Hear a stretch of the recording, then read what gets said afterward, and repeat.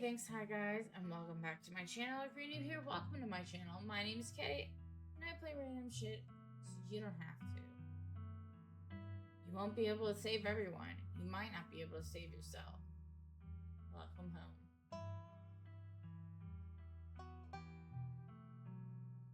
Okay, I'm sorry I stopped and started a couple times. We got some serious tornado warnings. I think we're in the clear. If I happen to hurry up and get up and run away, you know what's going down. Anyway, chapter 5 just came out. When I say just came out, I mean it is fresh.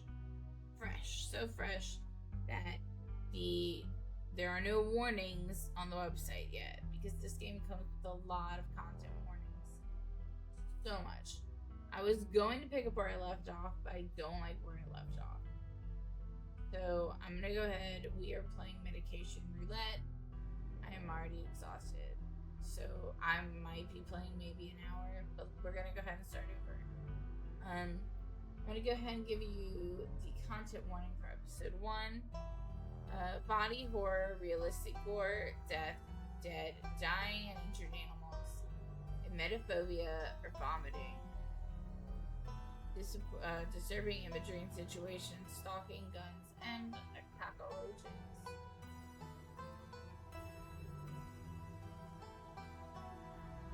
I'm really exhausted.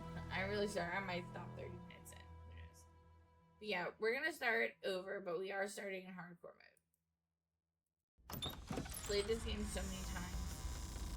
Every trait in Scarlet Hollow provides an opportunity to avoid making a game-defining sacrifice. Hardcore mode removes these opportunities, but you'll be able to select a third trait. Even with your new abilities, this is the darkest world state. By clicking continue, you agree to suffer. My name is Kay. I'm from the city of sorrow. Because I'm a lady, that's why. Alright, now we have to decide. We will always pick talk with animals. Always. Let's see what else we have. God, I'm so tired. I really just want to start this. Tough as nails, the pinnacle of fitness. An imposing presence that commands the room. A mean right hook. I've never picked power build. Extremely good looking and natural flirt. People just like you because you're a good person. I feel like it's sarcasm.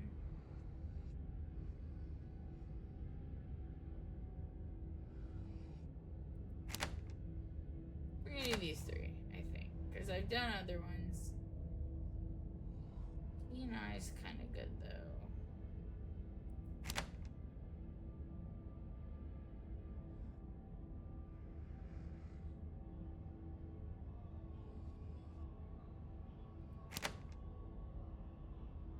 Let's just see how it goes. No, I don't know. I'm scared.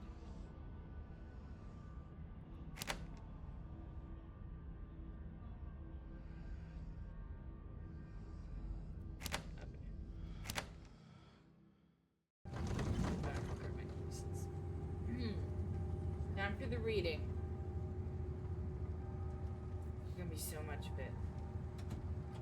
You jolt awake as the bus hits a particularly nasty bump. You feel like you'd only just managed to start drifting off. Now here you are, awake again. And still exhausted. Reading's gonna make me even more tired. For a moment you're hazy on the details of where exactly here is, confusing this bus with the many others that came before it. But as your mind continues to reassert its existence in the awaking world, the past few days come back into focus. I feel like I'm slurring. I feel like I'm slurring today. The long-lost cousin, the bad news, the 26 hours of bus rides with countless late-night stops, seed deposits that would have felt unsafe even in the middle wouldn't normally find yourself traveling like this, but your cousin bought the tickets. Funeral of Pearl and Scarlet, your cousin's mother and your aunt. Seemed like something you shouldn't ignore, even considering your only mother's rocky relationship with this side of the family. Mystical. But it was also more than just the social pressure of the invitation that pushed you to accept it. Something has been tugging you back to this place your entire life. There was no choice to be made because you were always going to find your way. Your way here. So when your cousin called, you knew what had to be done. And now the end of your long journey is in sight. You're almost in Scarlet Hollow. So anyway, as I was saying, oh no, he's still here. He's been sitting next to you for the past 5 hours talking at you without pause. You're not sure he even stopped when you started to doze off.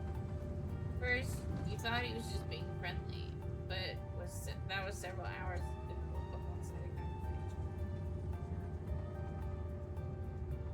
I was up in Maryland looking for work, mostly messing around because I was a dumb teen. Me and my buddies were doing our usual prank stuff, you know, pushing joggers in the harbor, that sort of thing.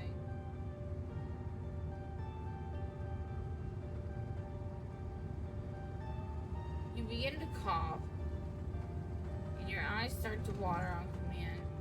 Pretending to be sick has always been one of the better ways to get people to leave you alone in strange places. Oh, are you sick? That's alright, I'm pretty sure I've already had whatever you got. I'm sick all the time. Gotta keep my immune system on its toes, you know. So this girl comes up, swinging her purse, yelling about how she was gonna call the cops or whatever. It was hilarious. She doesn't shut up. She actually hit my friend, and he said it hurt a lot, so I guess she really was mad and not just playing. But she kept swinging, and soon enough, she lost her balance and fell into the harbor all on her own. We didn't even have to push her. We had a good laugh and fished her out, and her phone got soaked so she couldn't call the cops on us. We wound up hanging out all day. She kind of became my girlfriend after that. Kind of. And we've been on and off for about a year, so it's pretty serious. About 5 months ago, she tried to break up with me. Like, for real. Jeez. You ever get so mad you just want to kill somebody?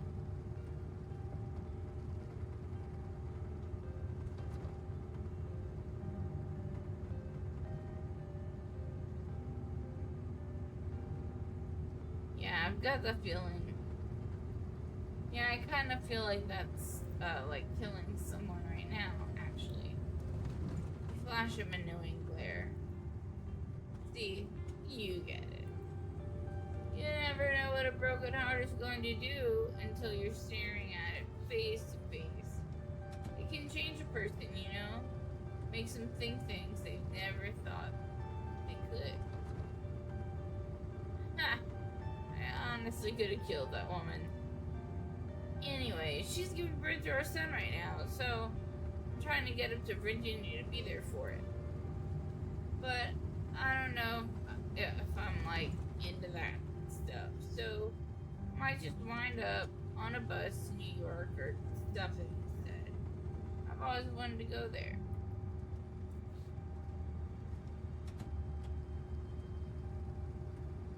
Move, get out while you can. You don't want to get saddled with some kid at your age. Go out and be free. Have fun in New York. You're right. I should enjoy my youth while I have it. Plus, her mom is there, so it's not like she's alone. Her mom doesn't like me, so I'll probably just make things super stressful. She'll understand. She's chill. Anyways, where'd you say you were headed?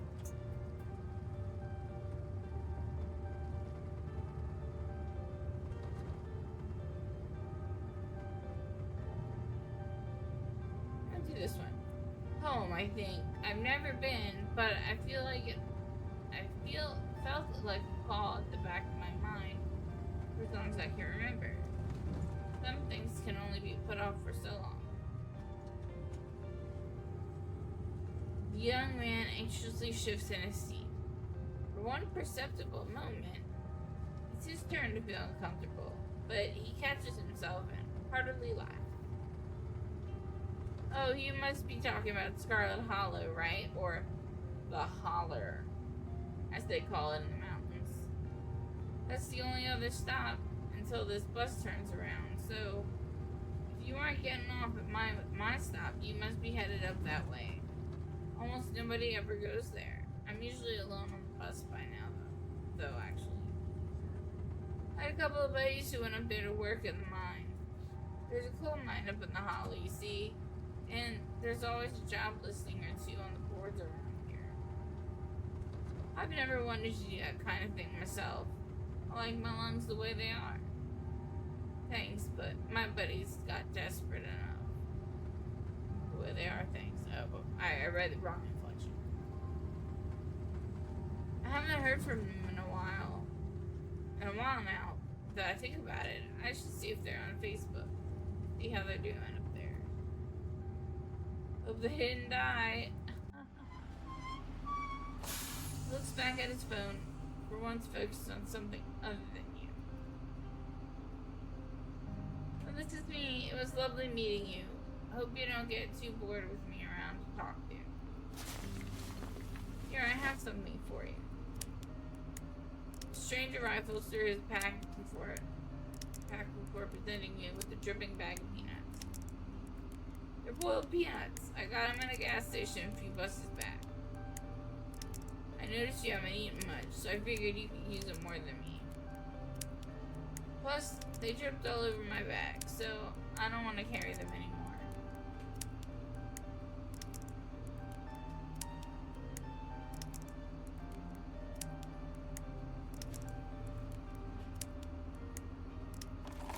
You shake the bag of peanuts. Thanks. You're welcome. And with that, I leave you. Safe travels, friend.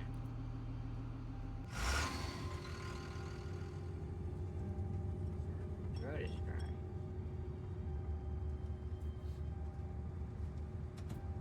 You ever what you like put chapstick in your throat?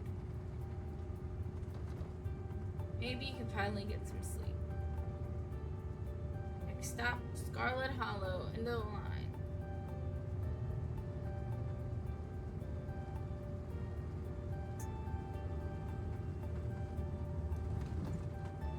Almost there.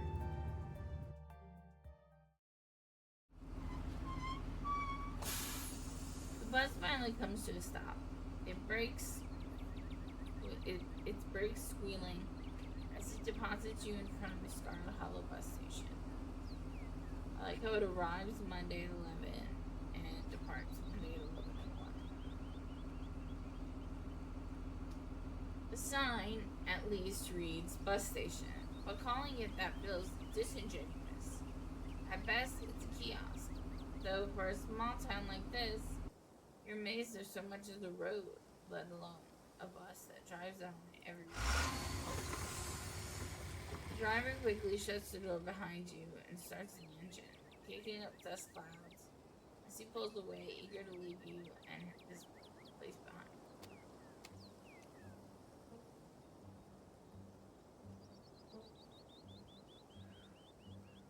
Okay. You instantly recognize the worn young woman from a few public photos on her Facebook page. She's your cousin Tabitha, and she looks annoyed to be here.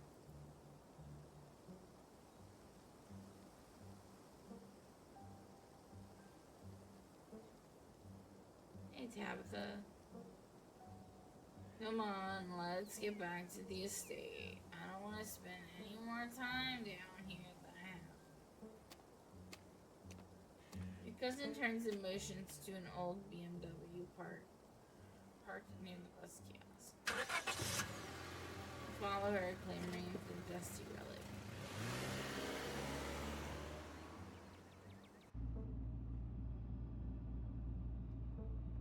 It doesn't take much driving before the only signs of civilization are the car you're in and the road you're on. Tabitha maintains an icy silence as she focuses on the road.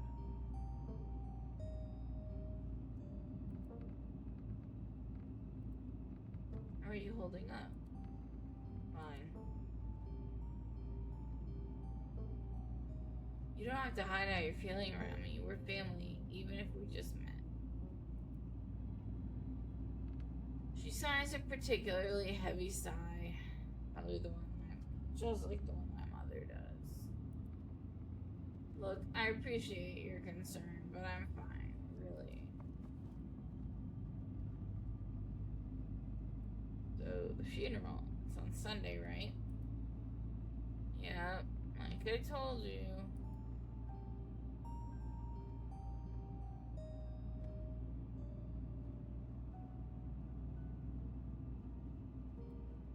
Have you worked out all the details yet?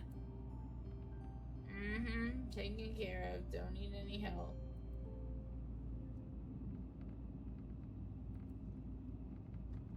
I can't believe we've never actually met before this. You have your mom to thank for that. Or had, I guess. You can feel the same careless cruelty in Tabitha's words that your mother would use when she talked about Pearland and the old Scarlets. The wound that tore your family apart runs deep enough that it bled through the generations.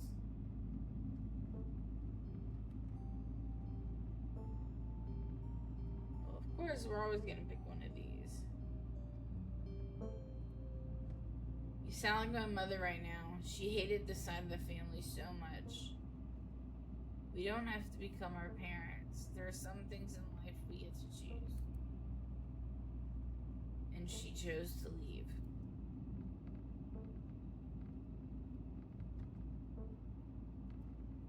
I guess we're both members of the Dead Moms Club now, huh? Your cousin turns to you with an icy glare. Maybe this would have worked to ease the tension if she were someone else, but she isn't. She turns back to the road, her expression cold and unforgiving.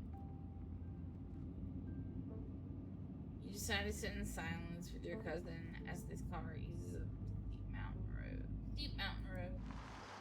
Sorry, my throat is. And here it is, the Scarlet Estate. It would seem better days of crumbling elegance is not lost on you. Someone used to cramp, not lost on you. Someone used to cramp apartments in great cities. My inflection's really bad, and I can't seem to do whatever's going on with my throat. I'm very sorry. Your mother told you about this place many times before she passed away, with an anger burning beneath her words. The faded majesty you once imagined doesn't quite compare with what's in front of you. As you stare at it perched on the crumbling cliffside, you can't help but feel like it's something that should have been left to rot a long time ago. You're hit with a blast of dusty air as you step across the threshold into the foyer. Everything in this room has been here for much longer than you've been alive. Each object cemented in place with layers of dust and cobwebs. You can hear doors creak on their hinges and the aches and moans of ancient floorboards as the house itself sways in the wind. Welcome to the family's humble estate. Unfortunately, due to the current state of the house, only a few rooms will be safely accessible during your stay. I would go wandering anywhere else if you value your limbs. The floors have been known to give out. If you know what's good for you, you'll stick to your room, your bathroom, and the kitchen. And hallway, I guess. But only the hallways you need to use to get to those places. I'll show you around so you know where it's safe to walk. You can leave your bags here for the time being.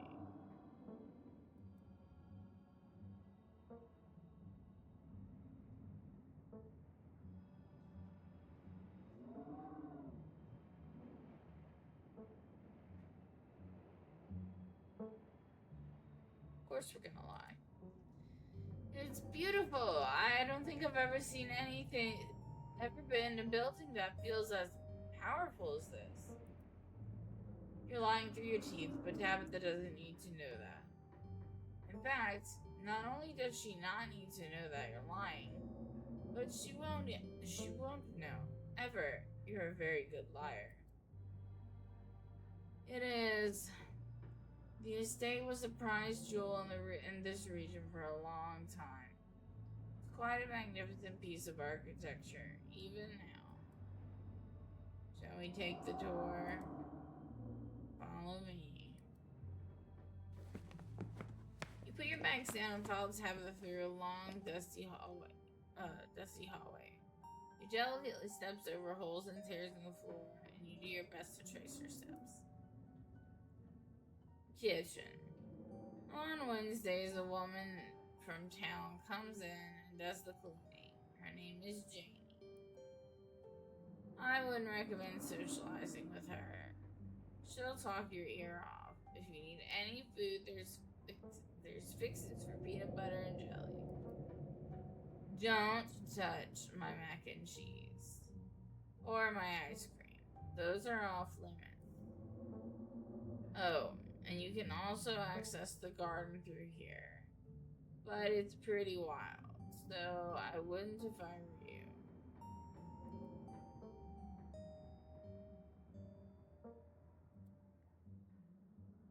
I've always dreamed of having a kitchen like this. It's so much bigger than what I'm used to in the city. Is that a kitchen island? It is, thank you.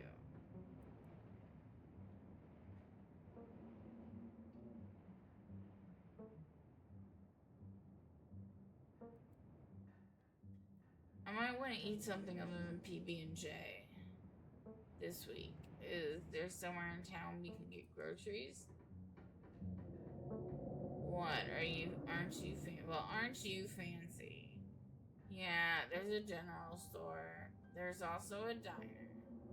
I usually order my food in bulk online though, so I would be going with you. A general store? How folksy. Is it? It's a store that fulfills your general shopping needs. General store. Just describes what it is. What if I want ice cream? And you can buy yourself some at the general store. If you touch my stash, I will know. And there will be consequences. I've never eaten her food and I really want to. Alright, what's next on the tour? Bathroom. Follow me. Great, it's been hours since I've gone. So as soon as you leave the kitchen, you pass the tuxedo cat sitting on the countertop. Don't try to pet-proof her. If she wants to be pet, she'll let you know. Okay, my French is terrible. Just so you know. Ne me parlez pas.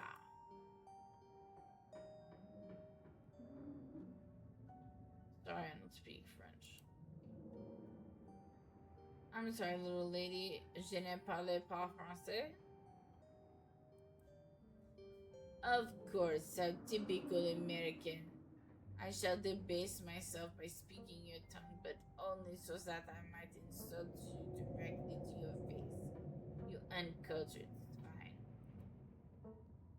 Ha ha ha, very funny. Her name sounds French. Stop wasting my time and let's finish the tour. You once again follow Tabitha through a long, dusty hallway. Maybe after a few nights it'll get easier to navigate these spaces. But for the time being, you feel lucky to have not fallen through the floors. Guest bathroom. Not much to show. It's a bathroom. I'll wait outside. Do what you must if you must. It is a wretched bathroom. Piles of junk sit untouched in the corners of the room, and mystery stains paint the floor. Okay, I just have to...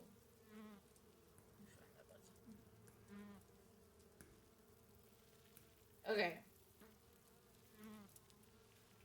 I just want to point out all the shit that's in here. We have piles of toilet paper rolls. We have food. We have what looks like pads. Because there's blood, but they look like pads. All up in here. That's yellow like a diaper. Hair dye. Wine glass. I just had to point that out.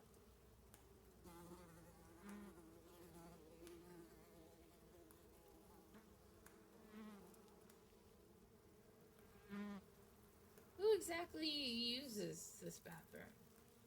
Yes.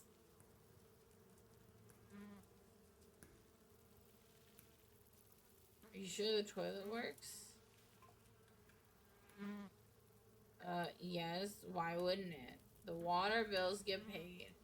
Therefore, the toilet works. Now to your business so we can move on.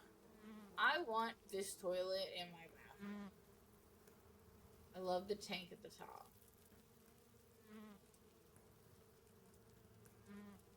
You sign resignation. Okay. That's the spirit.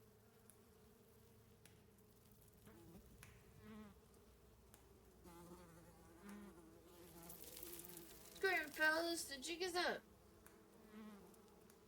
Bugs skitter from the bowl as you lift the seat. Use the facilities. The toilet's a toilet. Sure, it could be cleaner, but your business needs doing. And this is as good place as any. You do what you must and rejoin your cousin in the hall. Next up, the guest bedroom. Last stop on the tour. Follow me. You and Tabitha briefly return to the foyer before climbing the stairs and reaching the guest room.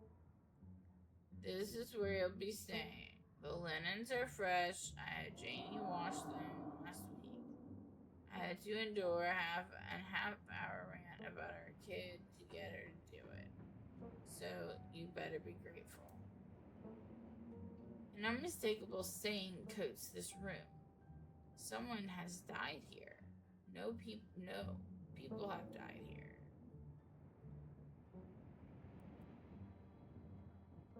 The closet is full of old family stuff, so you can't hang your clothes up, but you can use the dresser. It should be empty.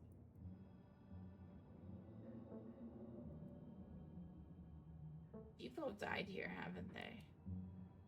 When? This house is almost 150 years old. Obviously, people have died here.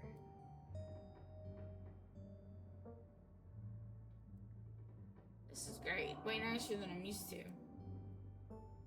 I can't say I'm surprised. Each and every piece of furniture in this room is genuine antique, handed down through the family for generations. This is not an IKEA bedroom, or whatever such nonsense you're used to in the city.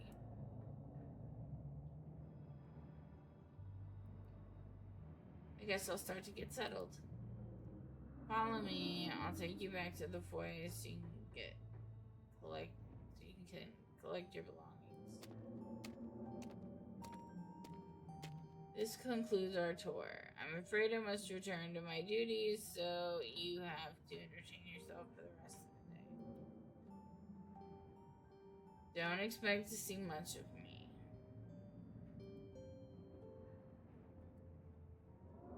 Wait, where are you going? To work. Somebody has to pay the bills around here. What kind of work do you do? I run the coal mine, same as every Scarlet who came before me. Except for you and your mom. It requires a lot of time and concentration. So I'd appreciate it if you didn't keep me for long. Can I come watch? What? No. The mine is dangerous. I can't babysit you and my job. I didn't know we owned a coal mine. We don't own the coal mine. I own the coal mine. Your side of the family forfeited that claim to it years ago. That sounds pretty impressive and exciting. Good for you. I appreciate your enthusiasm, but I don't think of it as exciting in the same way. In the same way, I don't think of cleaning a toilet or painting a wall as exciting as a task.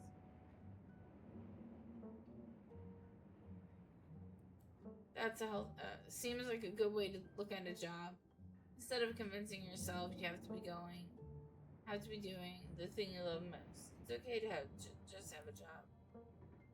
Exactly. Would I rather be doing something else with my life? Maybe. But I know I had to take over the company. So why think about that other stuff I could be doing? What am I supposed to do while you're gone? There's a very demanding job I should be getting back to right now. That doesn't include figuring out activities for you to occupy your time with. I'm not your babysitter. Why don't you, I don't know, go walk around in town or something until you get tired. There are historic buildings to look at. I'm sure you'll have a great time. Your fucking face.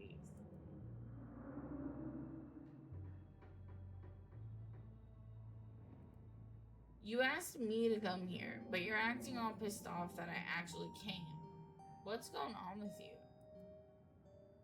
Look, I'm sorry I've been testy since you got here. But you have to understand, you haven't exactly been easy. I'm under a lot of pressure right now. Just stay out of my hair, okay? I have work to do.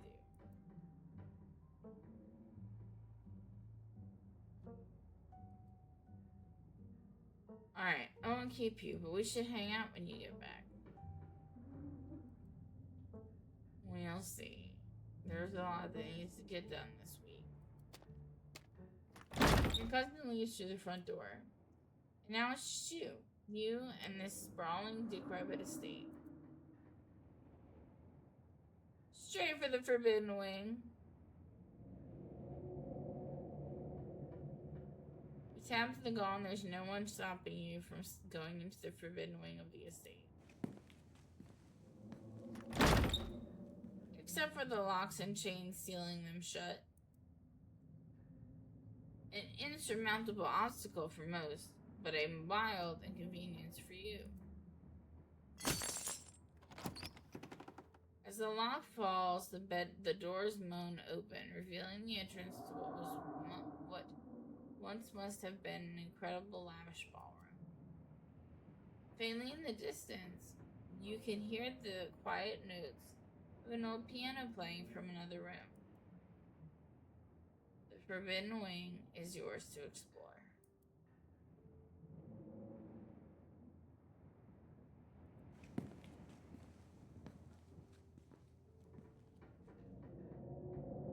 You can see why your cousin warned you against coming here.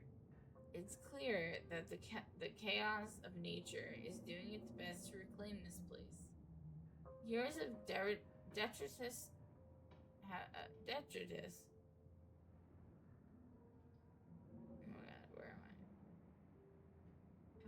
world here, like gathering leaves, and the tile floor has been torn apart, destroying the order that once made this place beautiful. My throat really hurts.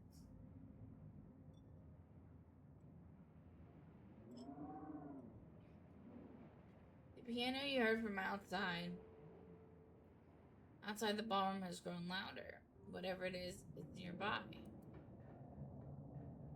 Maybe it's just a self-playing model, or maybe you aren't alone here as you thought.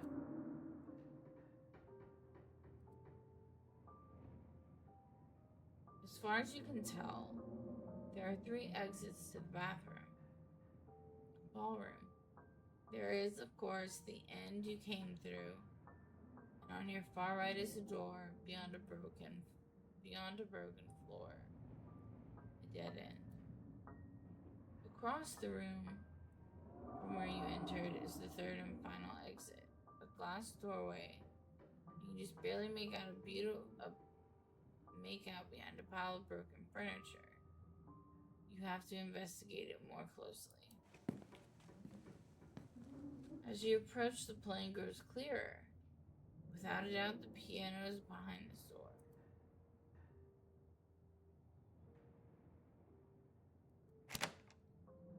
Though you try with all your might, it's just too heavy for you to do anything more than budget. You make your way down over to the painting covering the wall. It's a family tree. Angry scratches cover the space where your mother should be.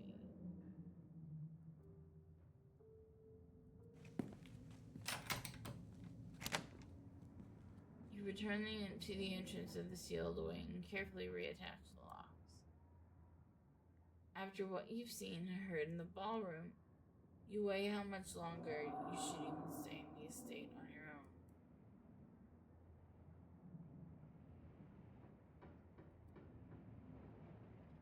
Now that your cousin is gone, the aches and pains of your journey sink into your bones. You stumble back up the stairs to your room, suitcase in tow, eager to unwind before you face the rest of the day. You stand at the entrance to your room.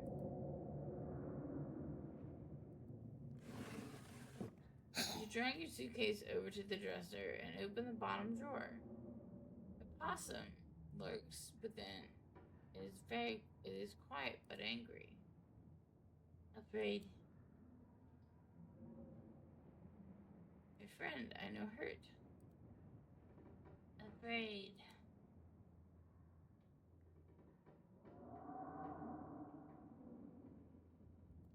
Oh, what's your name, little guy? I'm Kay. Dustin.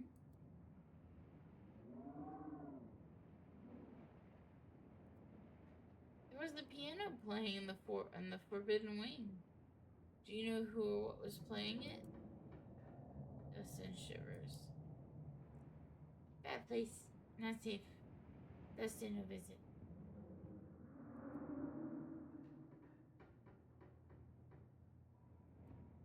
Can you tell me about the human who lives here? Which human?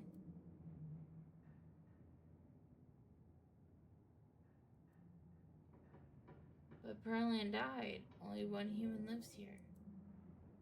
Thus I now go with names. 2 humans live here.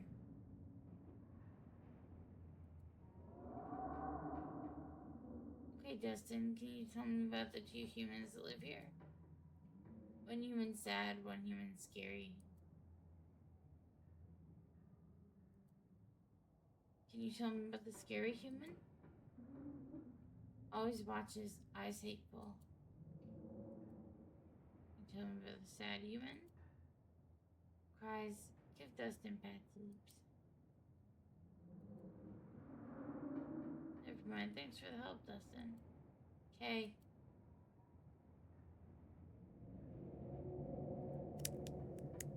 You hold out your dripping bag of boiled peanuts.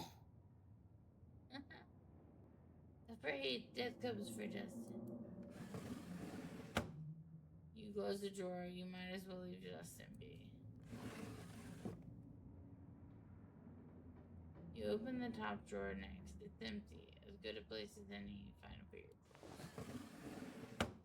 Aww. Did I lose Dustin? Based on the state of this house, you wonder if you have been better off keeping your clothes in a nice clean bag, but there's no going back now.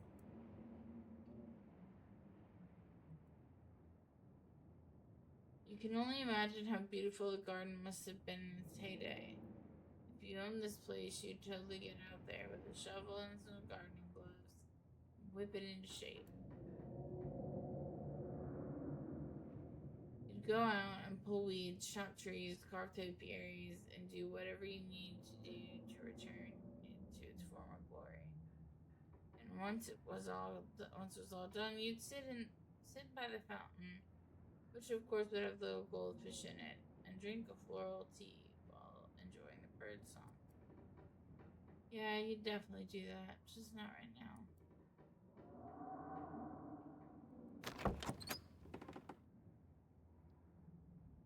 You can see why your cousin said you should put your clothes in the dresser instead of the closet. There must be decades of family history stacked up in here.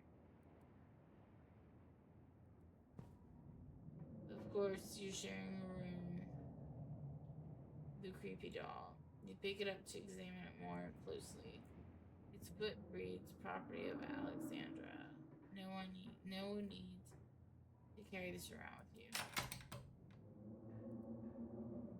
Close it behind you. And the painting.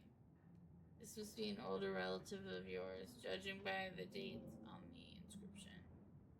You've never heard of her, but you'd barely heard anything about her, your aunt and cousin until a week ago. So that's not really a surprise. Maybe you can ask Tabitha about this Maribel Scarlet, the next time you see her. It is if she's actually in the mood for conversation. Sorry, I can't. I'm actually gonna call it in a minute. It doesn't seem like there's much else for you to do here right now. You haven't had anything to eat all day. The only thing louder than your stomach right now are the creaks and moans of this ancient place. A PB&J sounds exactly like what you need to take the rest of the day. To take on the rest of the day, you head to the kitchen.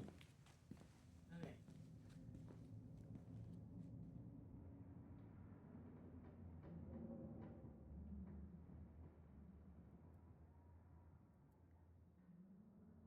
Okay. My throat is not working anymore. So I'm gonna go ahead and call it. Sorry that I can't talk, it's gone.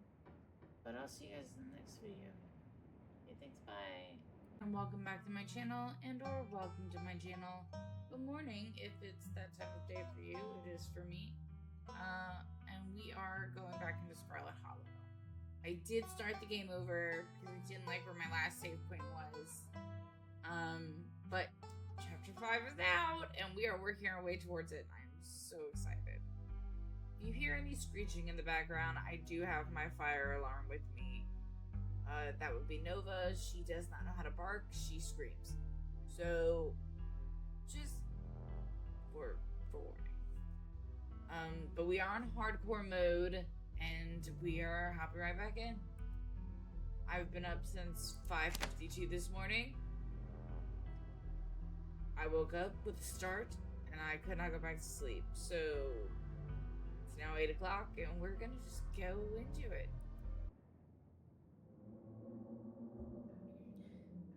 You're back in the kitchen, ready to craft a beautiful peanut butter and jelly sandwich.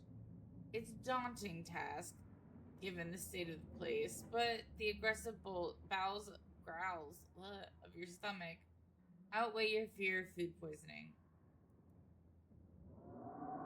To get started, you'll probably need to find some peanut butter, some jelly, bread, a plate, and a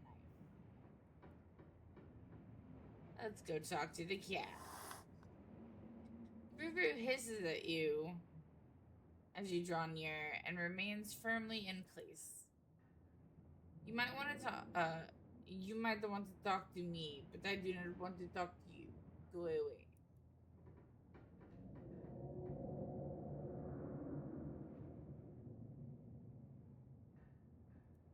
Dustin says there's more than one person living in the house.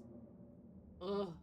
You talk to that disgusting rat who lives in the house is who lives in this house is none of your concern. Someone or something was playing the piano in the sealed off part of the estate. What is that expression? Curiosity killed the cat? Keep poking your head where it doesn't belong and you might not keep it for very long. But what do I know? I am only a cat myself. You tell me about my aunt? You tell me about Pearl Ann? I never knew her. I never knew my aunt. She's dead. I don't waste my time on corpses. If you won't take the hint, I suppose I'll have to take things into my own hands. Gertrude lunges at your hand and bites you hard. You back away. Lucky frou-frou. Go to the pantry. Tabitha sure loves her mac and cheese. I'm gonna examine mac and cheese. Pick up a box of Tabitha's mac and cheese. You can't say you've ever seen the brand before. Let's cook it. Let's see what happens. Your hunger is satisfied, but you can't help but wonder what consequences might await you in the future. Staying away from the mac and cheese was one of your cousin's hard rules, and she already seems to not like you. Oh well. That's a problem for future you, though.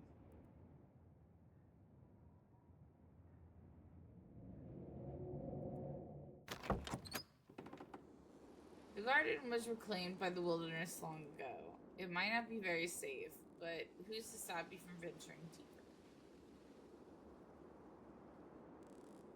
You wander further into the garden. It's quiet out here. You won't, that's it? I was really hoping when the new stuff came out they'd update that.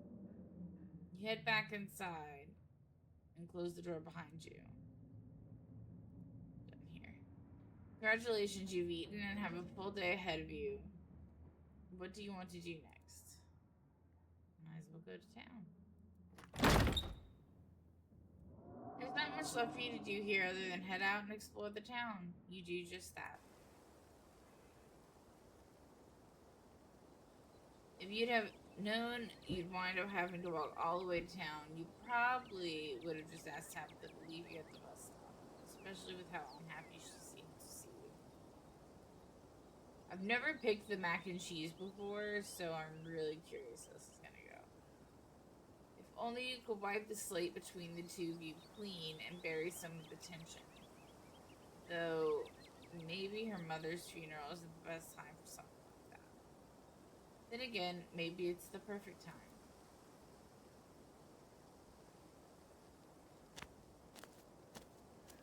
It's really pretty out here.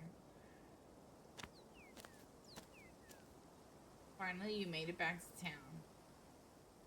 The holler, as that guy on the bus called it, has probably seen better days. It still has the feeling of an idyllic country town, but its sidewalks are cracked, and many of the storefronts are boarded up, their windows dusty with age. A chill breeze sweeps down the lane, and you shudder, suddenly feeling as if you're peering into a grave. Gretchen! Gretchen, come back. Quit bothering the strangers. Why, I do declare, who is this stranger? Sorry about that. Gretchen can be very slippery when she wants to be. She loves to get loose and cause havoc. That's how Mabel is. Offer Gretchen your boiled peanut. Want some boiled peanuts, Gretchen? You whip out the bag and hold it in front of Gretchen. Why, yes, of course, I most certainly do. Fucking face. Gretchen, okay, if you're new here, Gretchen's face is like the most important thing to pay attention to. Gretchen is the best thing in this entire game. Oh, that's sweet of you, but those are probably way too salty for my little Gretchen. For my little Gretch. It's nice to meet you, Gretchen. I'm Kay.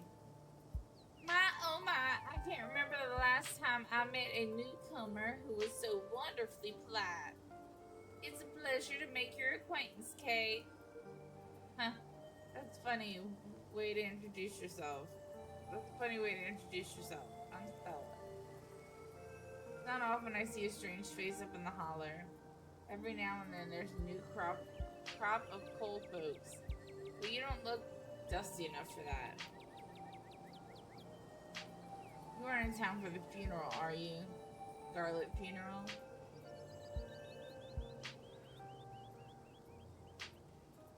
Maybe I am, maybe I'm not. You must be Tabby's cousin, right? Upon mentioning of your cousin, Gretchen mutters under her breath. One of these days, I'll get that Tabitha to pass me. And pet me. That's the only person I can think of who would come to town for the funeral. How's she holding up? To be honest, I've been a little worried about her. All alone up in that big house. I'm sorry, did you say Tabby? Can't imagine Tabitha ever going by something so cute. She did back when I knew her better. It's been a while. I hope she's okay. I feel like whoever I met today isn't the real Tabitha, just a mask she wears. I hope that's a metaphorical mask you're talking about. To tell you the truth, she's always been a little rough around the edges, but most people don't really catch on to that. It'll probably be good for her now that you're staying there, even if she doesn't think so herself. How long have you known her? Oh, quite a long time. The town's really small, so everybody's known everybody else as far as back as they can remember. Tabby and I got a little close when we were both in the school's production of A Midsummer Night's Dream. I was Puck, she was Mustard Seed. I don't fucking know who any of that is. As you might have expected, she was more than a little prickly, but I managed to soften her up a bit in the end. But then she graduated and that was that. I've seen that girl and her horrible little I haven't seen that girl or her horrible little cat since I was middle-aged. Oh, before it slips my mind, if you're staying up in that spooky old mansion, you must have met that frou-frou. How does that monster fare? Tabitha's cat? Unfortunately, yes, I have met frou-frou. Wait, what? Are you messing with me? You can't actually talk to my dog, right? It's fair.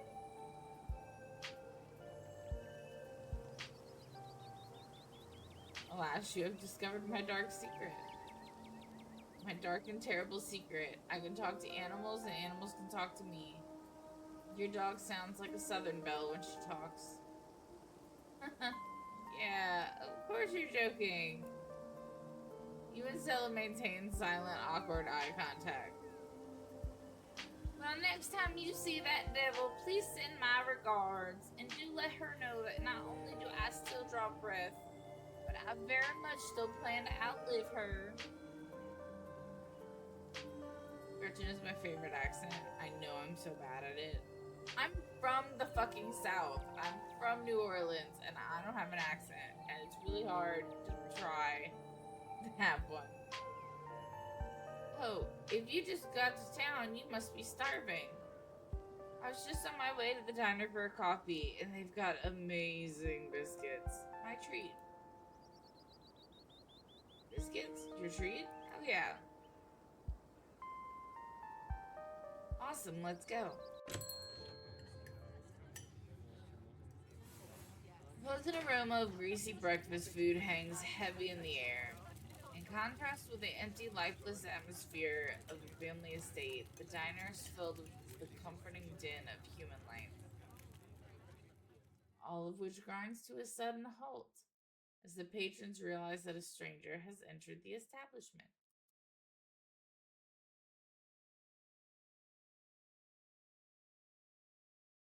Silently stare at the patrons, because that's what I do. If I ever catch people staring at me, I just,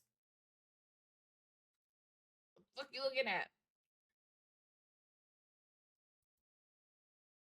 Hey, this is Tabitha's cousin. She just got into town for the funeral. I'm showing her around. Stella moves to the nearest booth and you quickly follow. There's no need to be nervous, you know, they won't bite. Avery!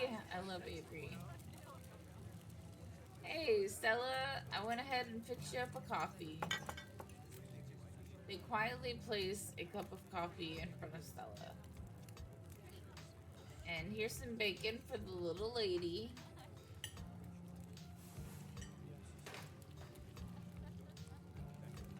For me! For me! Everybody look at Gretchen, because it's Gretchen. Gretchen sniffs the bacon and digs in. Tip, you can hit the H button. We can see. Anything for you? The name's Avery. I'll be taking care of you today.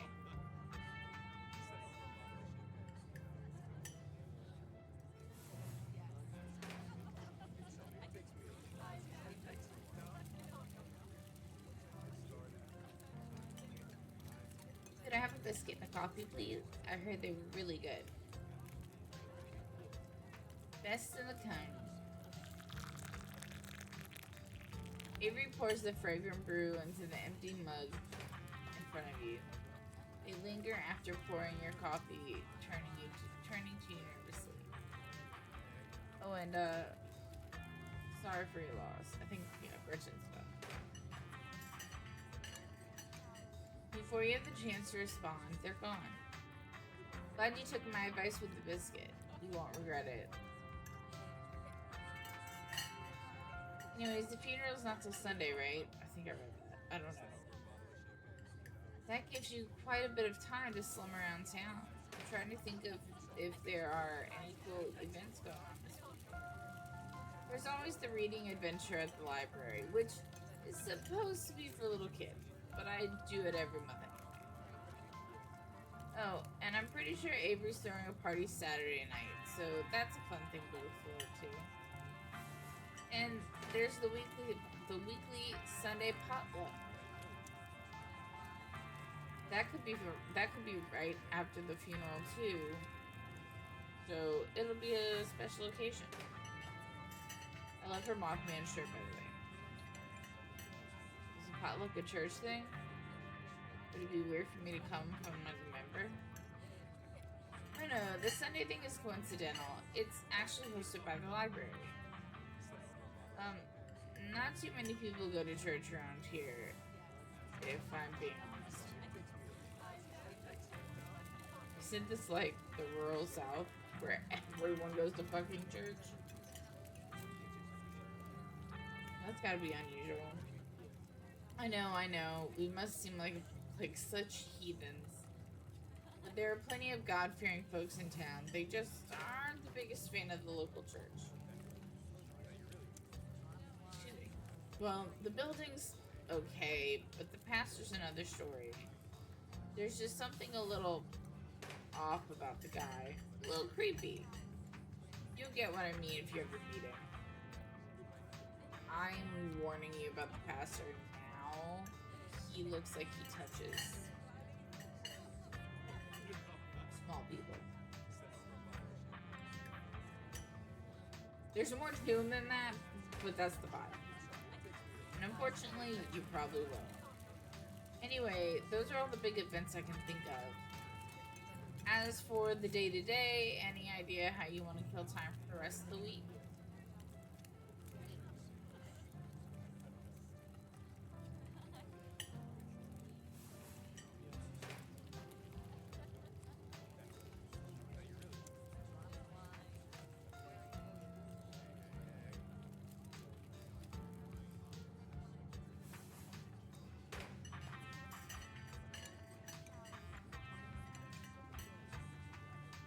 I kind of assumed I'd be spending my time trying to help Tabitha, but with how quickly she ran off today, I'm not sure that's enough that's not enough for her schedule.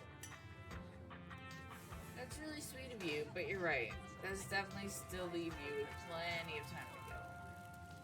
Have you thought about exploring the local trails at all? I'm usually out there a few nights a week for my job, and I'd be happy to show you around. Before Stella can finish, Avery returns, biscuit in tow.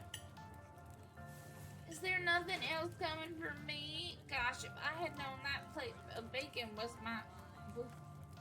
be my main and only course, I would have waited before digging in.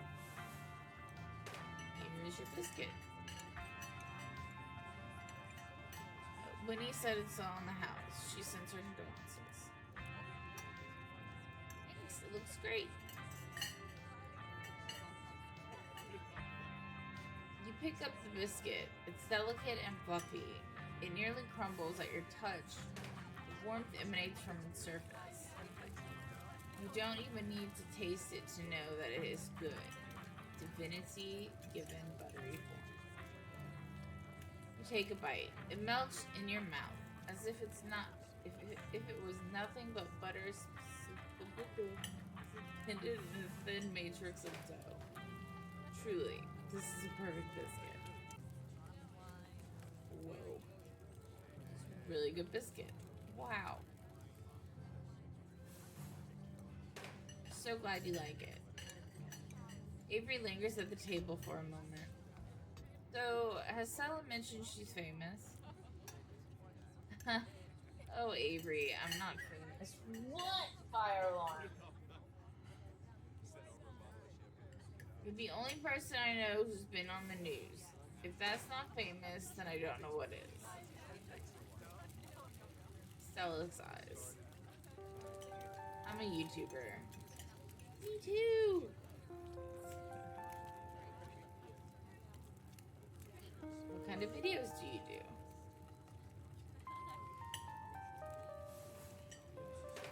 She unscripted.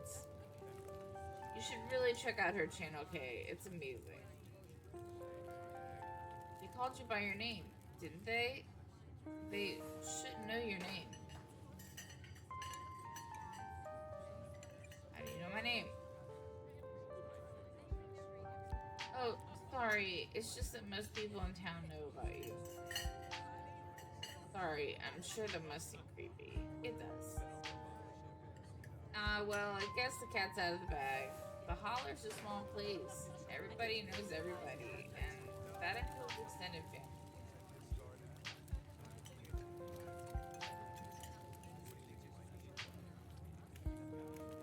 Oh no, who's been talking about me? I've never met this side of the family. What would they even talk about? Your aunt must have been getting it from somewhere. She was always on about something you were up to. Oh, oops, I'm sorry. I shouldn't have said anything. What matters is that people can meet the real you. So, it doesn't matter what Pearland may or may not have said. Yeah, you can always make a good first impression and wipe the slate clean with the whole town. Oh, what a jerk. Ah, jeez. Look, I'm sorry I said anything.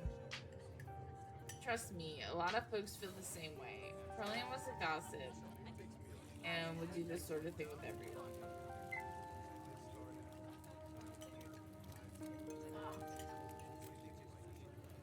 Spreading weird little rumors about town, about folks was kind of her trademark. Anyways, weren't we in the middle of talking about Stella's illustrious YouTube career? Bye.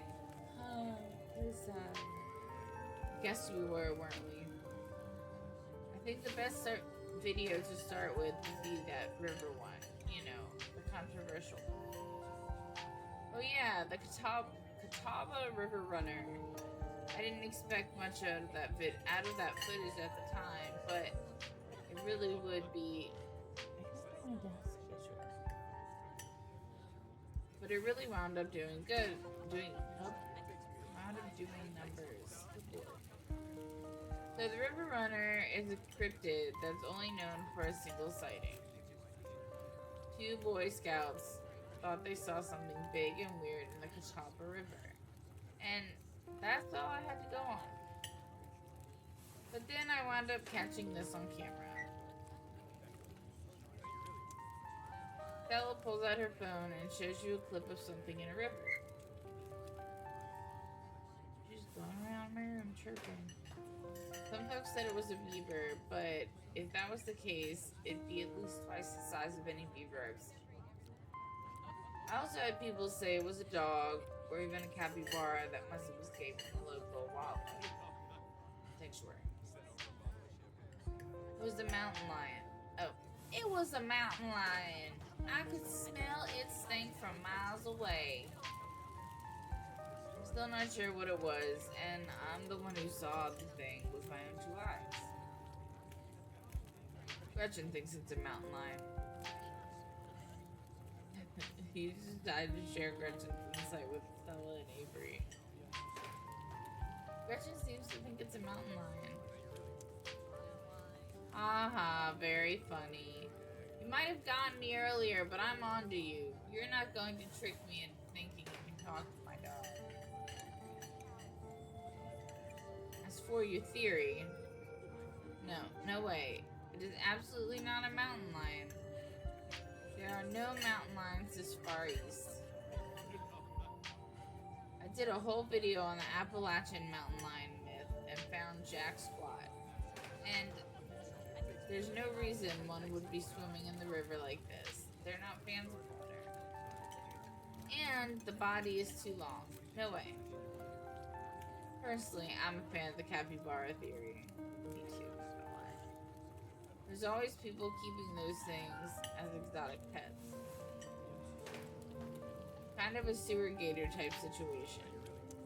Yeah, exactly. Some exotic pet owners set it free, and now it will forever roam the Catawba, confusing Boy Scouts and YouTube commenters for years to come. So, speaking of things to do around town, I was actually planning on filming this week's video tonight. I was wondering if maybe you'd want to come along. It's a pretty easy one this week. We wouldn't even have to go camp anywhere. I'm gonna go after the... Wait, no spoilers. I should probably get back to it instead of standing around chatting with friends anyway. See y'all around. Now that the coast is clear, I'm going after Skunk Ape.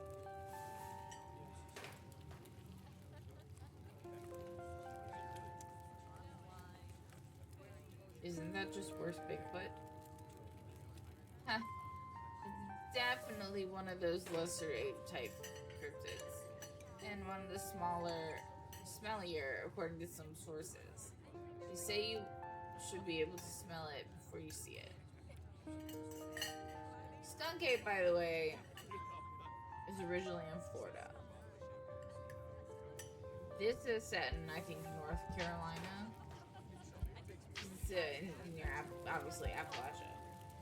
But Skunk Ape is originally from Florida, and we supposedly have him in Louisiana, too. Louisiana also has what's called the rougarou. But fun fact.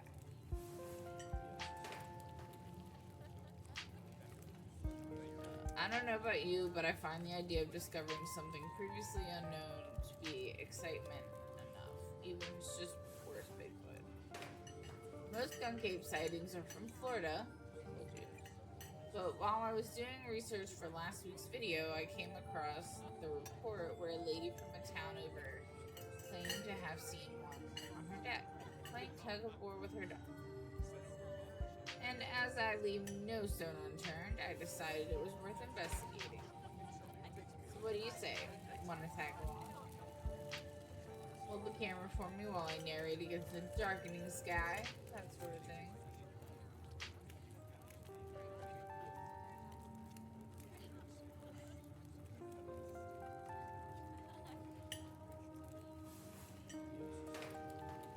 Are you actually asking me, a stranger, to follow a girl I just met into the woods unknown at night to chase after a dangerous beast? I'm gonna have to decline. When you put it that way, it sure does sound like this is a bad idea. It'll be fun though, I promise. You'll be able to see the stars at night with no light pollution whatsoever. You're guaranteed to encounter some interesting wildlife, and best of all, you get to eat hiking snacks. They're my favorite part of hiking, so I always have a full stock. Most of the snacks are homemade too, in case that's an issue.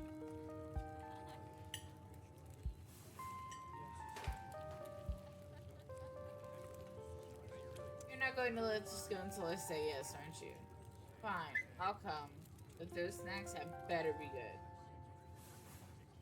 Don't you worry, I take my snack making very seriously. Hear that, Gretch? It won't just be me and you. We'll have somebody else with us, just like old times.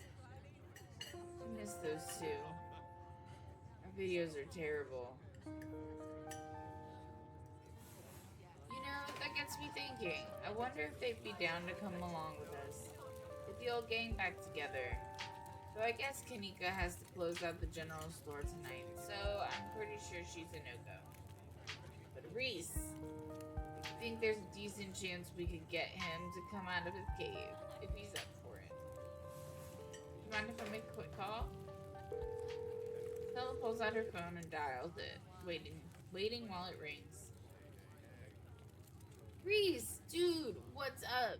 Feels like it's been forever. Oh man, I'm so sorry to hear that. Do you want me to come by, or? Okay, if you're really sure, but if you change your mind. Oh, I was just calling to ask if you wanted to come out to the woods tonight. I met somebody cool in town today. She's Tabitha's cousin. I know! Yeah, just here for the week. Anyway, we're going out to look for Skunk Ape.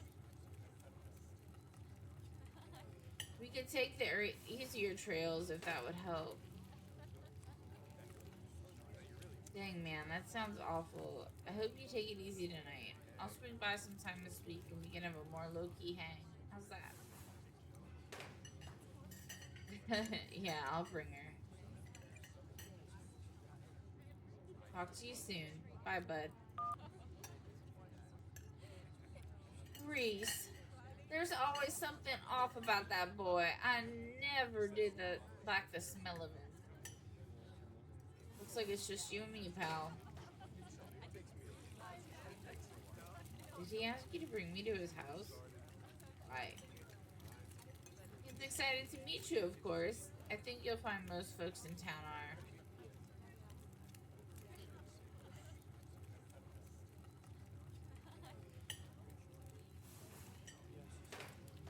Is he okay? Whoops, I hit the wrong one. Are you okay? Yeah, I'm fine. I'm more worried about Reese. He's had a lot going on in the past, gosh, 10 years or so. But I feel like it's gotten worse recently. I can't remember the last time I saw him leave his house. Oh well, it's not my place to talk about, really. I just got a little excited thinking about having him along again. He's hilarious. You'd love it. I would swing by his place. We should swing by his place sometime this week. That'd be nice. Love to meet your friends. Awesome. I'll make it happen. He's definitely the trickier one to meet. Tanika is much easier to track down, since she's at the general store basically every day. Nova!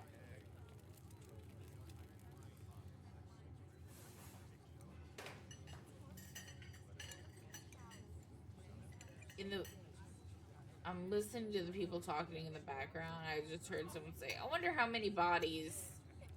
Blah, blah, blah.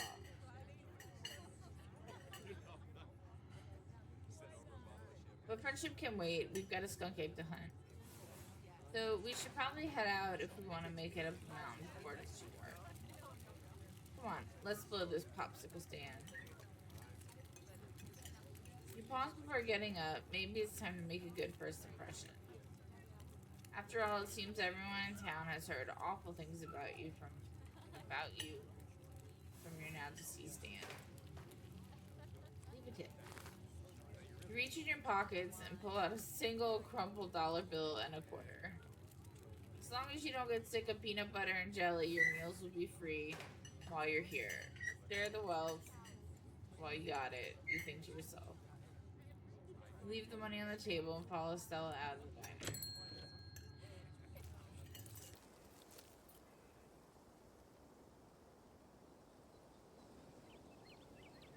It hadn't been very cold when you first arrived in town, but as the sun dips closer and closer to the horizon, a chill descends upon the hollow, and you see your situation with renewed clarity.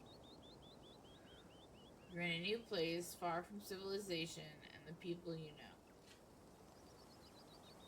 Following someone you just met in a dark forest in search of monsters.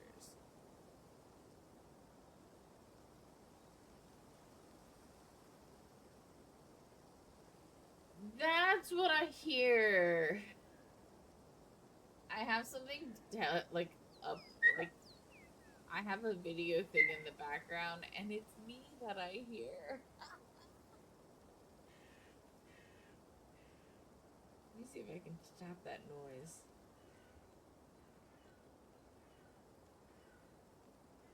Give me a second.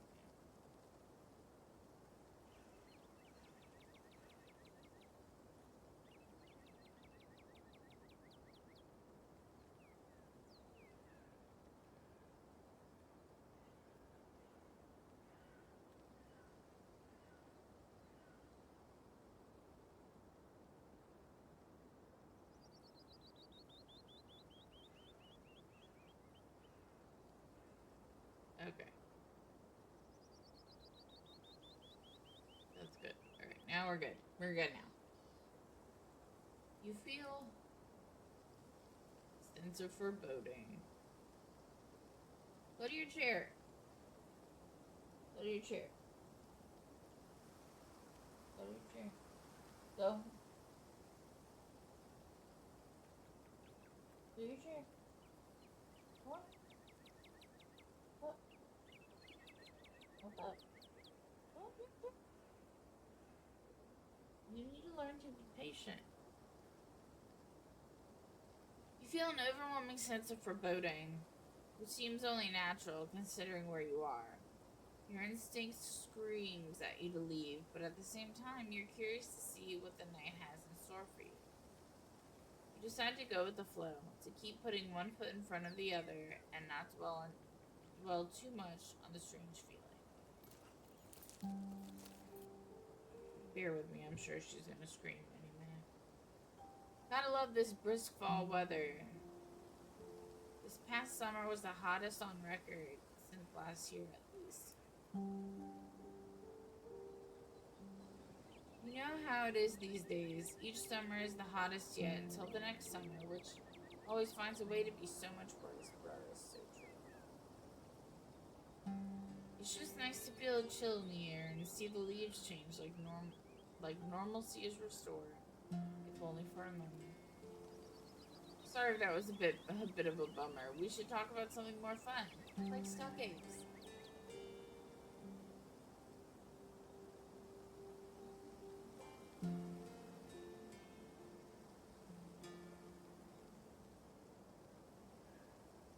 Has anything bad ever happened in one of these hikes? You know, just curious. me think. There was that time back in early high school when Reese fell down a cliff, but he was fine. We had some folks from town rig up a pulley to get him out of the ravine, and his leg only took a week to heal. All in all, not too bad. Though I guess there was also that time I was out here alone and kind of got stuck in a cave. I was getting great footage of what I thought was a family of wampus cats, but I wasn't able to wiggle my way back out. Turns out that the wampus cats were actually skunks who very much did not appreciate me blocking the entrance to their hidey hole. And instead of running for help, Gretchen just sat outside, bored to tears. Lassie she is not. I object to that accusation. I made sure to give those nasty little skunks a piece of my mind. That's what I did. And I kept Stella company, just as she would for me if I decided to hide in a hole for hours. It took about an hour to get loose, which was pretty intense, but a few tomato juice baths later, I was right as rain. So it could have been a lot worse.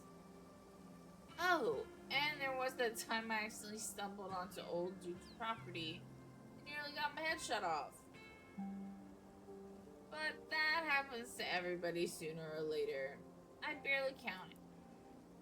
So yeah, these hikes aren't all that dangerous, all things considered.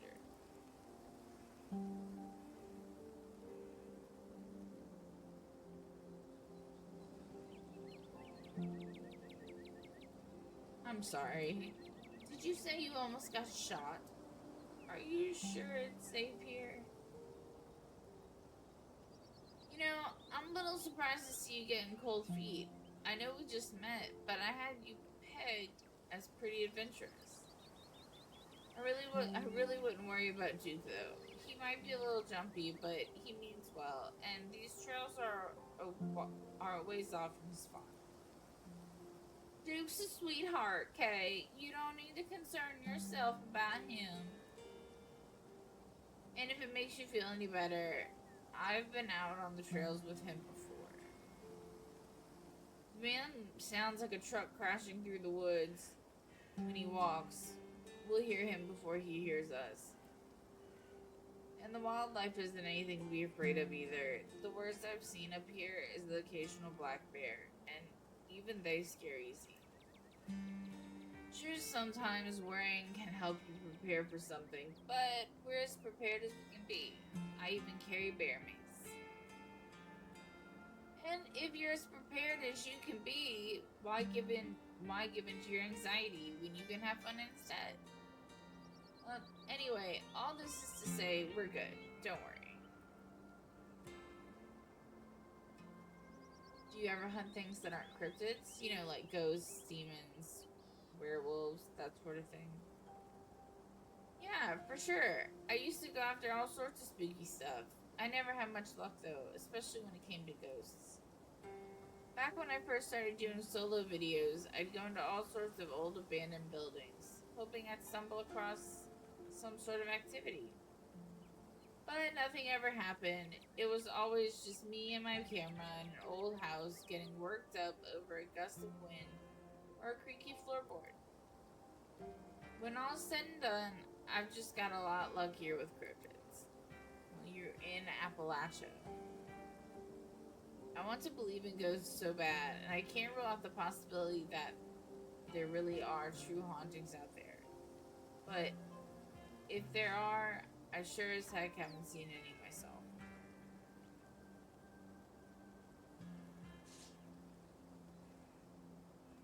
Werewolves, I kind of lump in with cryptids. I'd be shocked if there actually were people out there who turned into animals, but werewolf lore lines up pretty well with the grave beast genre of cryptid. As for demons, I don't know. I honestly don't even want to consider the possibility that they exist, because if they really are out there, a lot of folks are doomed to an eternity of flames. So let's hope all of that's just bunk. Am I right? What about aliens? Don't even get me started. Did you see those UFO videos the government declassified? Aliens are definitely real, and they have absolutely visited Earth. Like, I believe in aliens way more than I believe in cryptids. I adore my darling Stella, but she gets the strangest ideas in her head these days. Ever since her parents went away, she's been more and more foolhardy with all this critter nonsense. Booty hole. You don't see me hunting aliens out here because we all know they're real. We're not alone out here, but everything is cut from the same cloth. You gotta meet my friend Kanika's mom. You two will get along.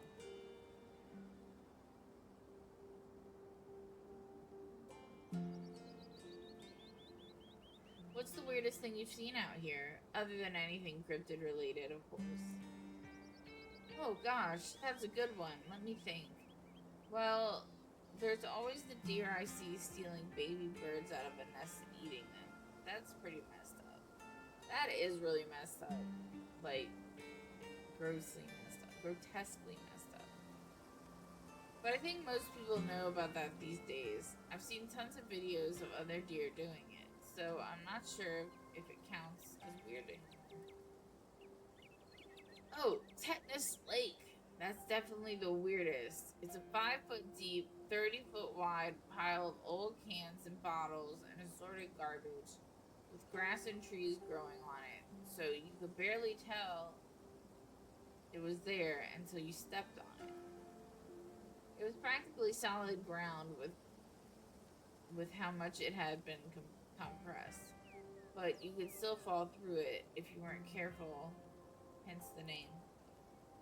Better be up on your shots if you want to mess around in there.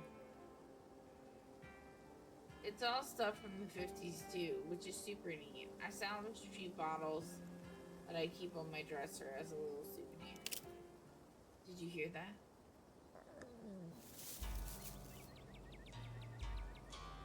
I had an accent for him, but I'm not good at it. I'm gonna try. Oh, calm down now, Gretchen, you old butt. Oh, dude, you rascal.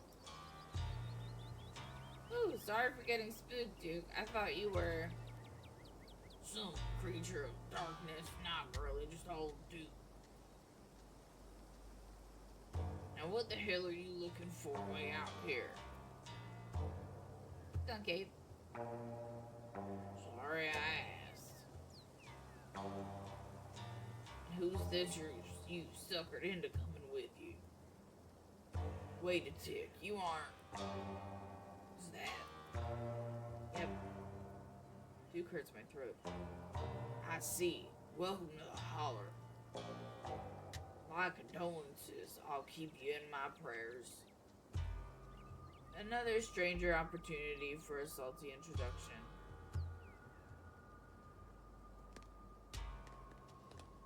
You hold out the slippery bag in front of Duke. It's grown quite fragrant since you first put it in your rucksack, like the rest of your old, like the scent of old beer. But you're pretty sure that's what it's supposed to smell like? Boiled peanuts from your backpack? No, I'm all set, thank you. I am still more than happy to take them off your hands. Now both y'all head on back to town. It's best you steer well clear of this area tonight. I'm out dealing with my own critter. It won't be too appreciative for a couple of fools with a camera to scare away the more sensitive wildlife. I feel like I need to put a finger in my mouth, but I feel like he has dip. What are you hunting tonight? Something tall and hairy? Something musky? You you see something like that recently? Wouldn't you like to know? You never could stay in your business, Stella Richmond. Put that damn camera down. Oh, come on, Duke. Maybe I could help out. I'm pretty good at tracking. You know I learned from the best. That you did, but I have yet to see a shred of proof that you listen to any of it. The way you tromp around the woods at night yelling about chuckabungas or what have you. Something's getting at my chickens. I bet I've lost 3 this week and can't afford to lose any more than that. Huh. I wonder if Skunk Ape has a taste for chickens. Now see this is why I don't come to you about these things. I ain't no Skunk Ape. It ain't no Skunk Ape, whatever the hell it is. I know exactly what this is, but I know you won't believe me if I tell you. Oh, dude, you don't think it's... I do, actually. It's those damn mountain lions. They're out there, Stella. I don't care what your little investigation turned up. You haven't been out in the woods as long as I have. Those sons of bitches are sneaky. Of course you wouldn't find any in one night of tracking. And I know for a fact that's what's getting at my chickens. Couldn't be anything else. Could be foxes. It's always foxes. I'm telling you, man, mountain lions are extinct in these parts. There hasn't been an actual sighting since the 1990s. And even then, those were iffy. It's true, there are mountain lions out here, sure as sin. They pee on all the best trees.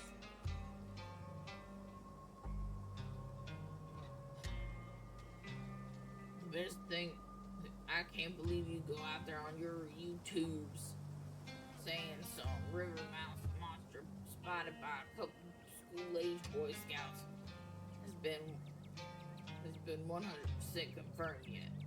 Appalachian cougars are some kind of far-fetched fantasy made up by geezers like me. Make me feel like an old fool. I read those comments people are posting on your video. I read.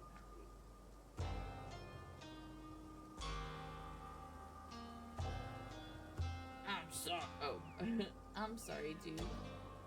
I didn't mean to stick anybody on you. I just don't think it's possible. You eat those words when I come carrying a mountain lion corpse out those woods at dawn.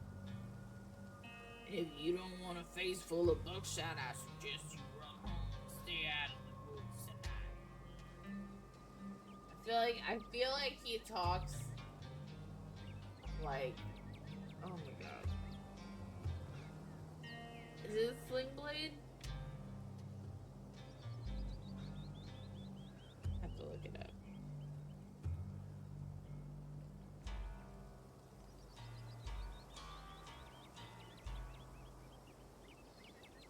It is this sling blade.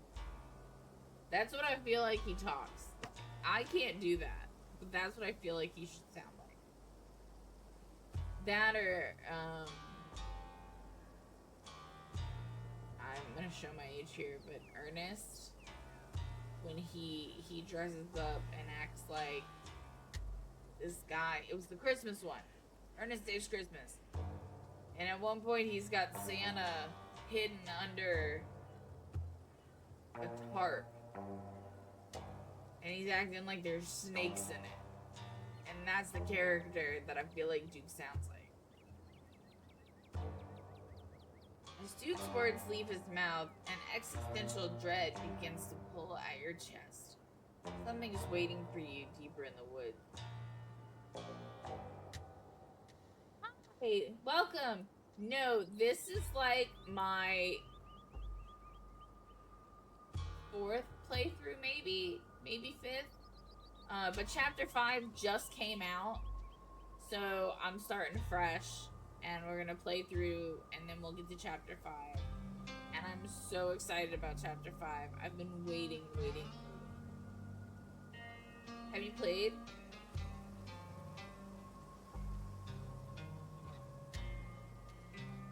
Whatever it is, the four of you are bound to meet it, and it will change you forever.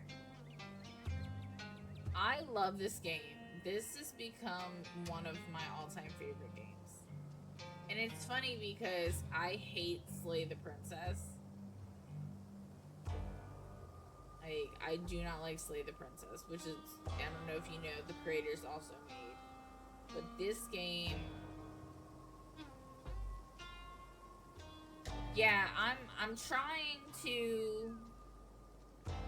really hard to pick choices I haven't made before, but I will not, I refuse to not save Gretchen. That's like the one thing I cannot do. I have to save Gretchen. And to those of you who are watching and don't know what I'm talking about, you'll see. Yeah, Gretchen is love. Gretchen is everything to me.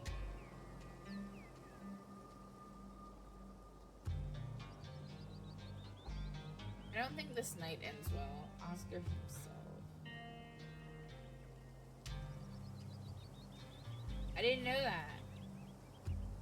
I didn't know that about Oscar, but I'm glad to hear it. Did you play Chapter 5 yet?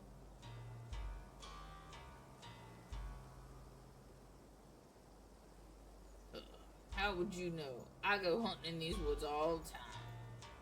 Night, day, possums, bears, it don't make a difference. Even a mountain lion wouldn't stand a chance against this ingenuity of man here. Unless it's not a mountain lion.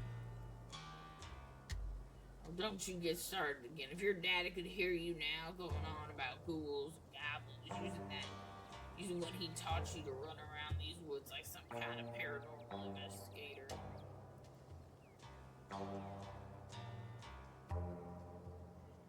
No! Oh, don't tell me that! Don't tell me that! I can't do it. I cannot do it. I have a pug. So Gretchen is like... Gretchen is love. I can't do it. Maybe one playthrough. One day, maybe.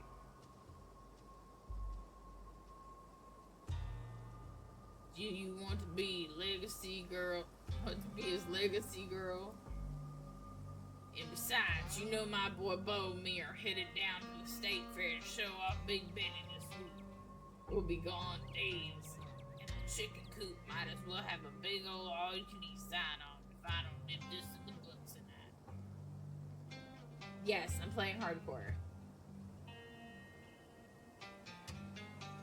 I had a hardcore game saved, and we were at doing the library investigation, but I hadn't made it to made it to the actual investigation yet, and I was like, oh, I'll just play from there, but I don't want to. I have to my soul says I have to start from the beginning with new choices. Except Gretchen. Gretchen will always be my choice.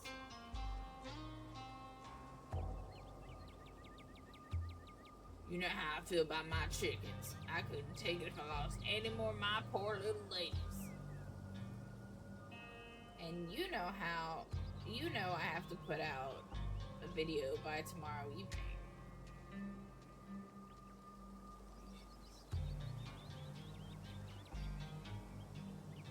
No!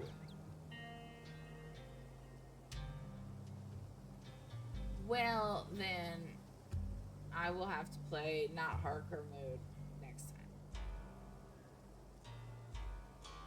Yeah, I can play this game over and over and over and be okay. Like, I love it so much.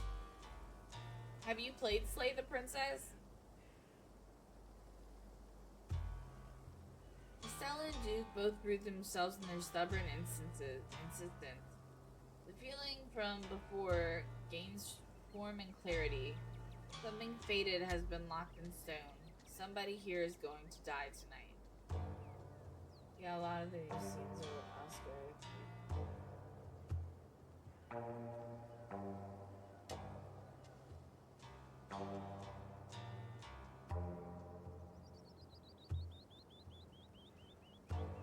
See, I tried Slay the Princess, and don't get me wrong, like, I like loops in a game, but not that many. I was so just pissed off. Like, I was so aggravated at the loops. If I miss an update, I might lose my new sponsor, and who knows what that'll mean for my career.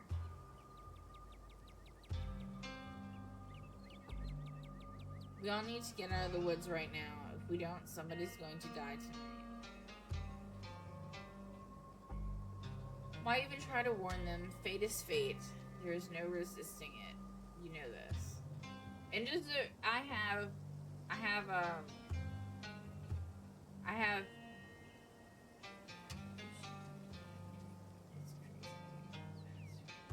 dude, I'm so excited. I'm so excited. But yeah, I have a... Oh, what was I gonna say? My brain just disappeared. I have mysticism. Talk to animals, and the one where you could lie and not get caught. Street smarts, I think is what it is.